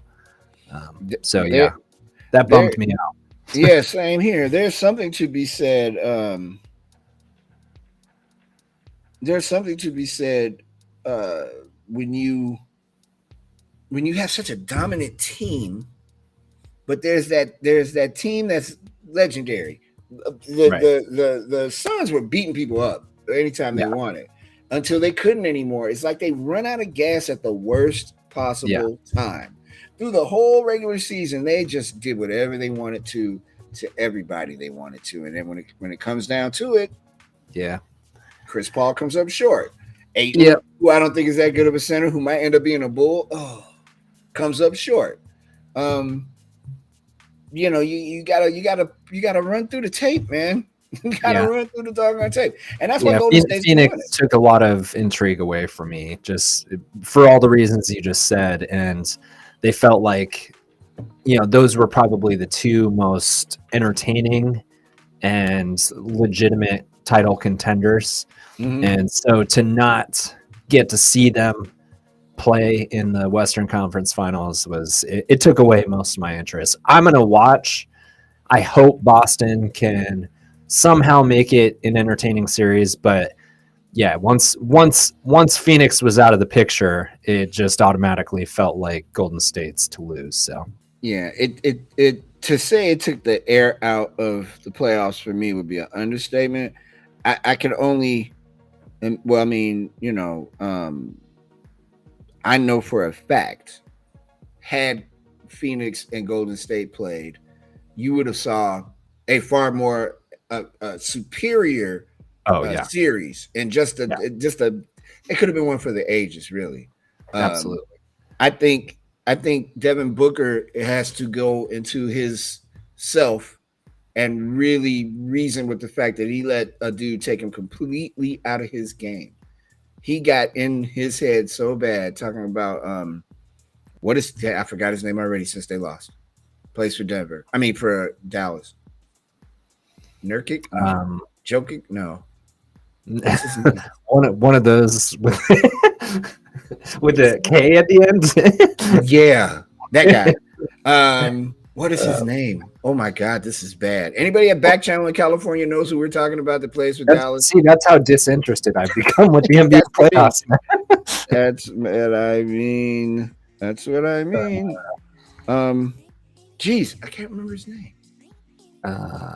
Feel free, Riyadh or somebody at Backchannel, to just jump on and say what his name is. That would help me. Oh my God, what is this? Oh, come on, Gliss. Wait a minute, hold on. Oh, I can't believe I'm doing this. Oh God, this just shows how scrambled my eggs are these days. Are you talking about Luka? Yeah, Doncic. Yeah, that's right. Whew.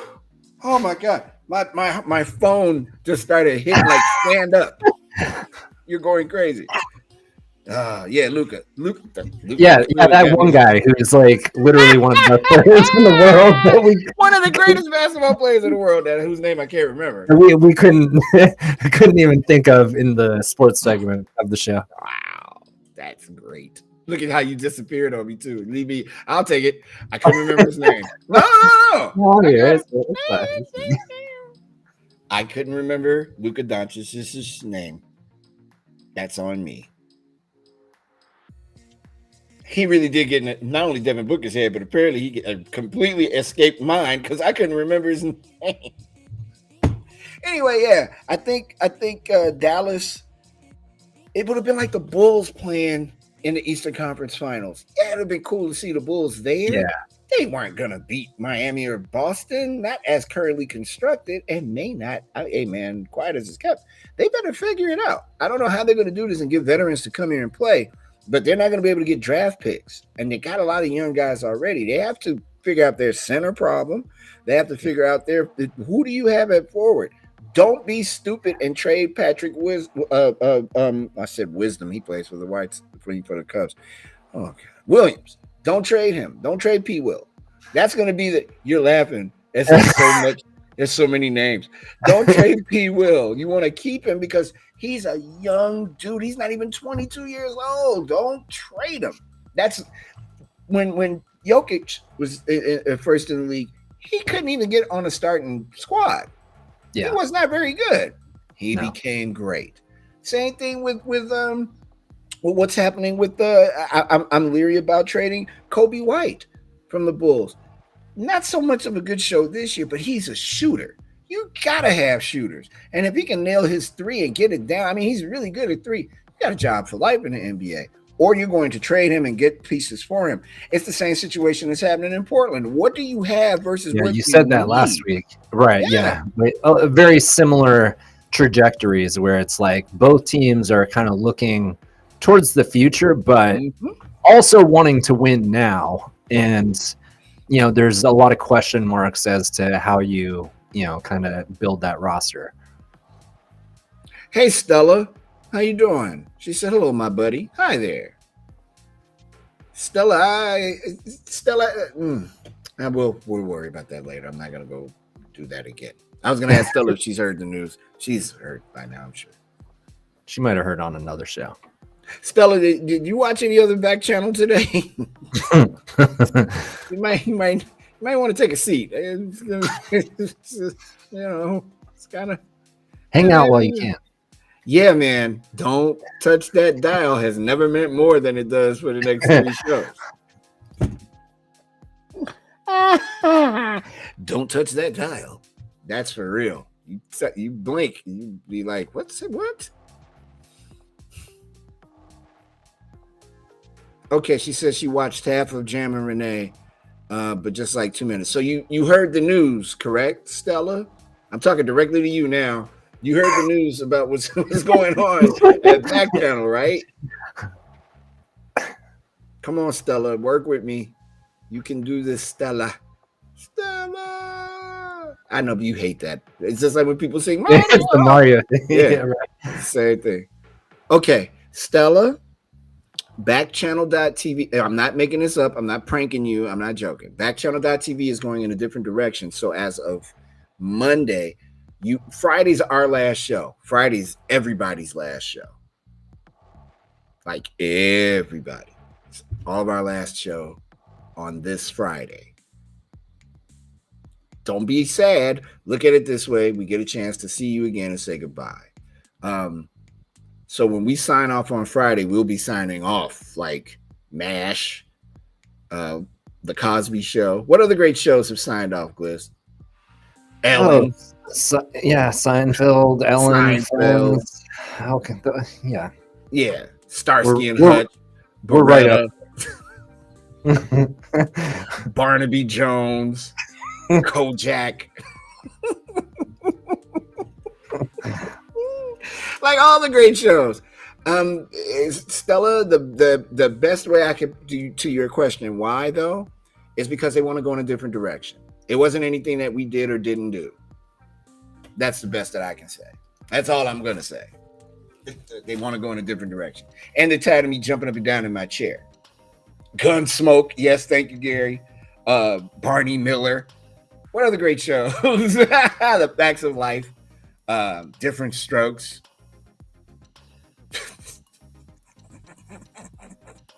You know what? I just thought about something. I will share it with you later, Gliss. I know exactly how we end this. We have to have a montage of all the great television shows. Golden Girls. Oh man. like a very somber Academy Award Yeah. style. Yeah. All the great moments of all the great shows that ended. With Boys to Men singing. Oh, yeah. I almost don't think if you don't have Boys to Men singing it, it's not gonna be good. You gotta have Boys to Men. It's gonna be great. Everybody relax. But yeah, Stella, I wanted to make sure that I was hoping you had heard it already. But yeah, that's what's gonna happen. So oh yeah, I'm milking this cow till that milk is dry. The milk's gone bad. Yes, I will be here. We'll be here tomorrow. I'll be doing my terrestrial show on Thursday here in Chicago, and then we'll be back on Friday. Absolutely. Yep. And we'll have fun as we always do. Oh, we're having fun today. Yeah. Sure of that. And in fact, the fun might increase. It might. Judging from Hal's show today and his content, it probably will increase. All right.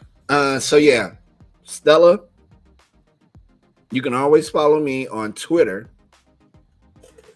Excuse me. You can always follow me on Twitter at Mario and Hyde Park, all lowercase. See, it's right there on the screen.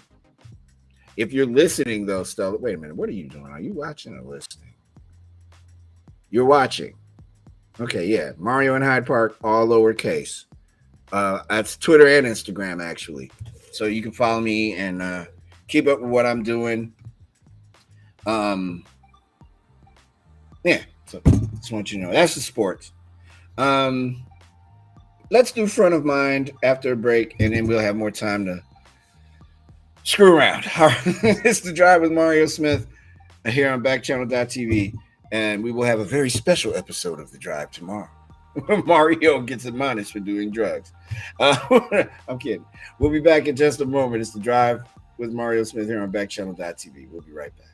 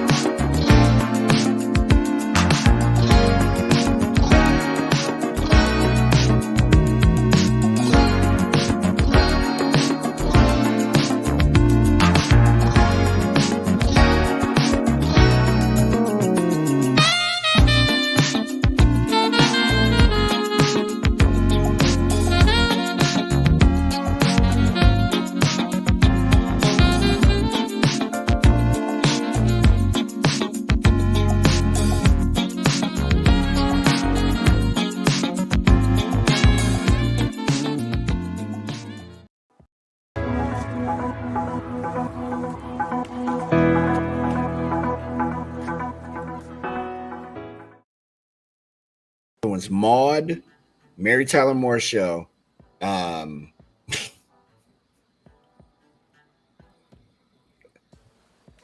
There's new hope for relief from peanut allergies in kids. For families of children with peanut allergy, there may be some hope.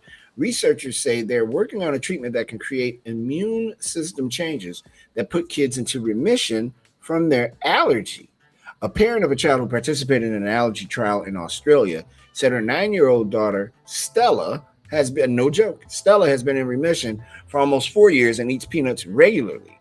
Managing a food allergy requires avoiding the food. Stella's quality of life has improved considerably since the trial, said her mom, Julie Ng.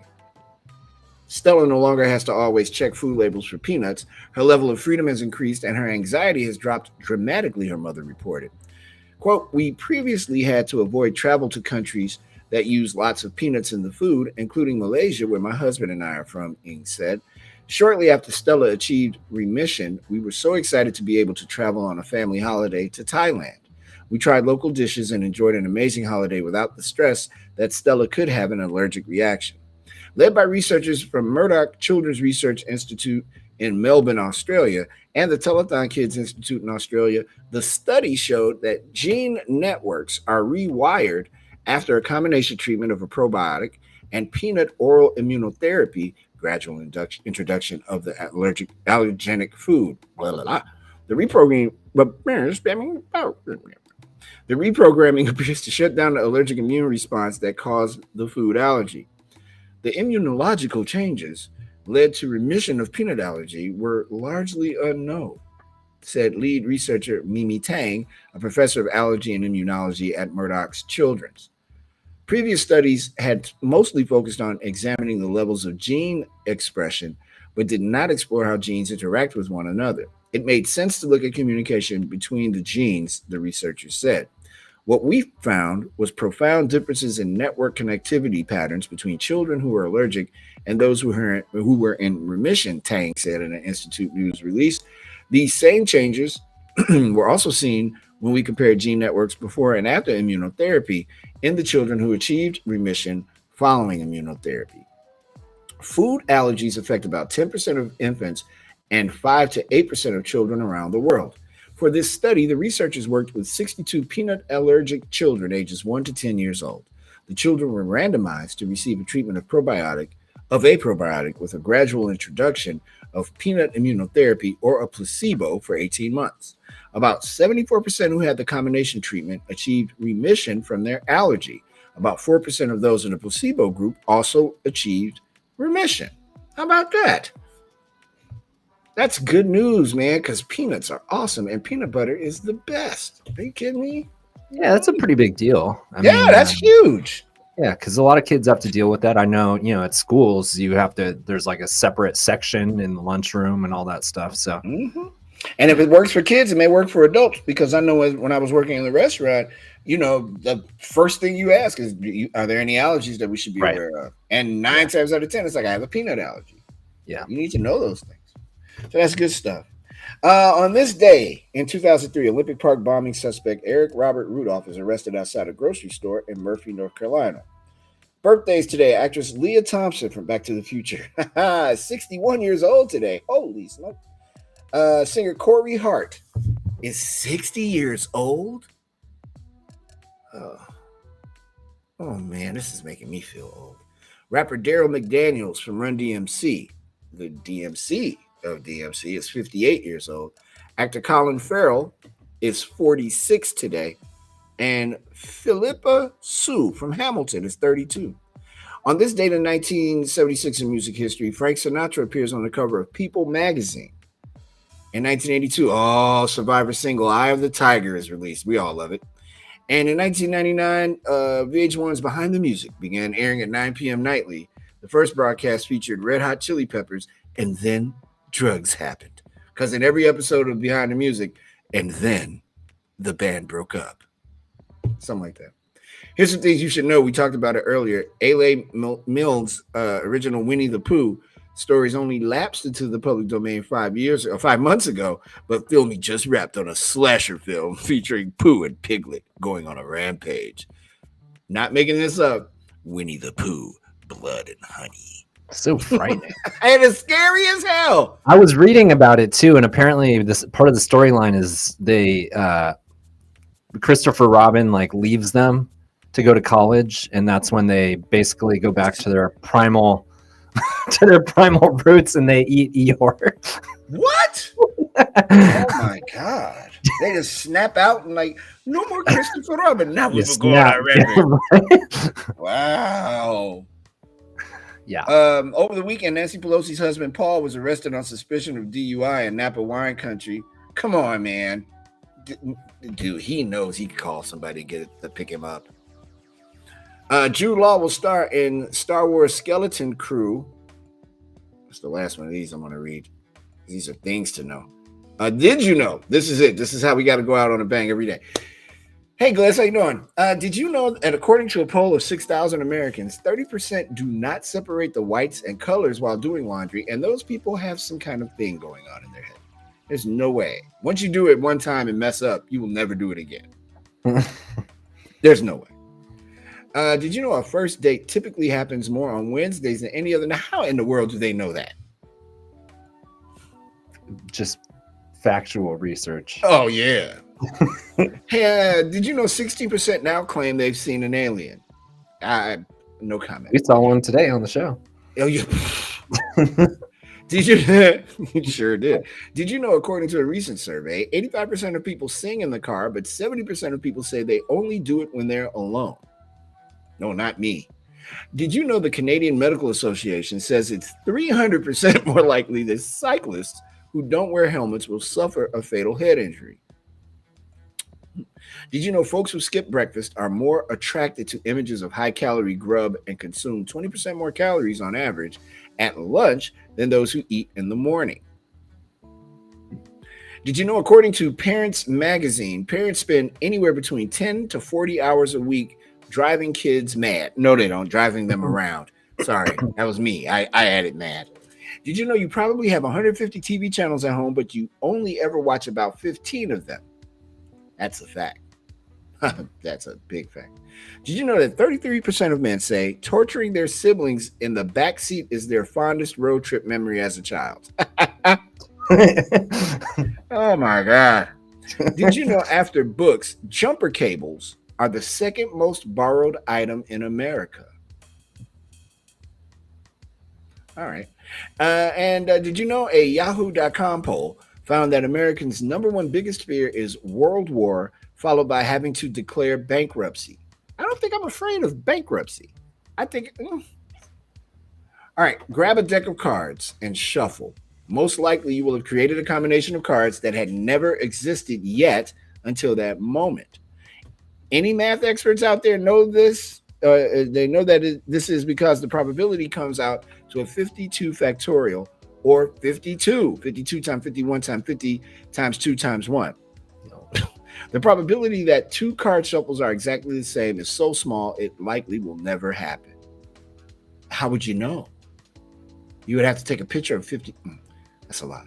Too many numbers for me. Yeah. Smithfield has issued a warning on 92 tons of ready-to-eat bacon bits. Better check those bacon bits before you sprinkle them on your salad. Smithfield packaged meats warned it's ready-to-eat bacon may be contaminated with metal. Great. And recalled 92 tons after a customer complained of finding metal in their bacon bits. The pre-cooked bacon and bacon bits were sold under the Smithfield Golden Crisp, Patrick Cudahy, and Members Mark brands. Scientists who study animal behavior are finding that YouTube. I guess I'm not supposed to read that because it just said bye-bye and completely disappeared off of the screen. Oh, well, so be it. Nope. Well, we're going to have it. We're going to have it. All right, great. Scientists who study animal behavior are finding that YouTube videos are valuable research tools that are even better than field studies, which can be both costly and require a huge investment of time. Since almost everyone has a camera now, video taken by tourists of rare events save researchers time and money drawing conclusions about animal behavior in the wild, displaying grief or playing. A Harvard study of the viral sensation Snowball, the dancing cockatoo, identified 14 specific dance moves the cockatoo performs to music. And that's it for us for this day. Mr. Gliss, thank you, sir. We will be back tomorrow. Yep. Looking forward to it, my man. Thank you. Me too. Have a good night. Right on. For everybody that's checking us out in the back room, Expensive Crocodile, Paulo, Stella, Wyatt, Stacy, Damien, the folks on YouTube, Gary T, Baron Davis, Goat, Grass Puddle. Thank you guys for watching today. That's going to do it for our broadcast day for Backchannel.tv. Join us again tomorrow morning at 6 a.m. for Haley and Allison's Good Morning. On behalf of everyone at Backchannel.tv, thanks so much for watching. We'll see you guys tomorrow morning. Peace.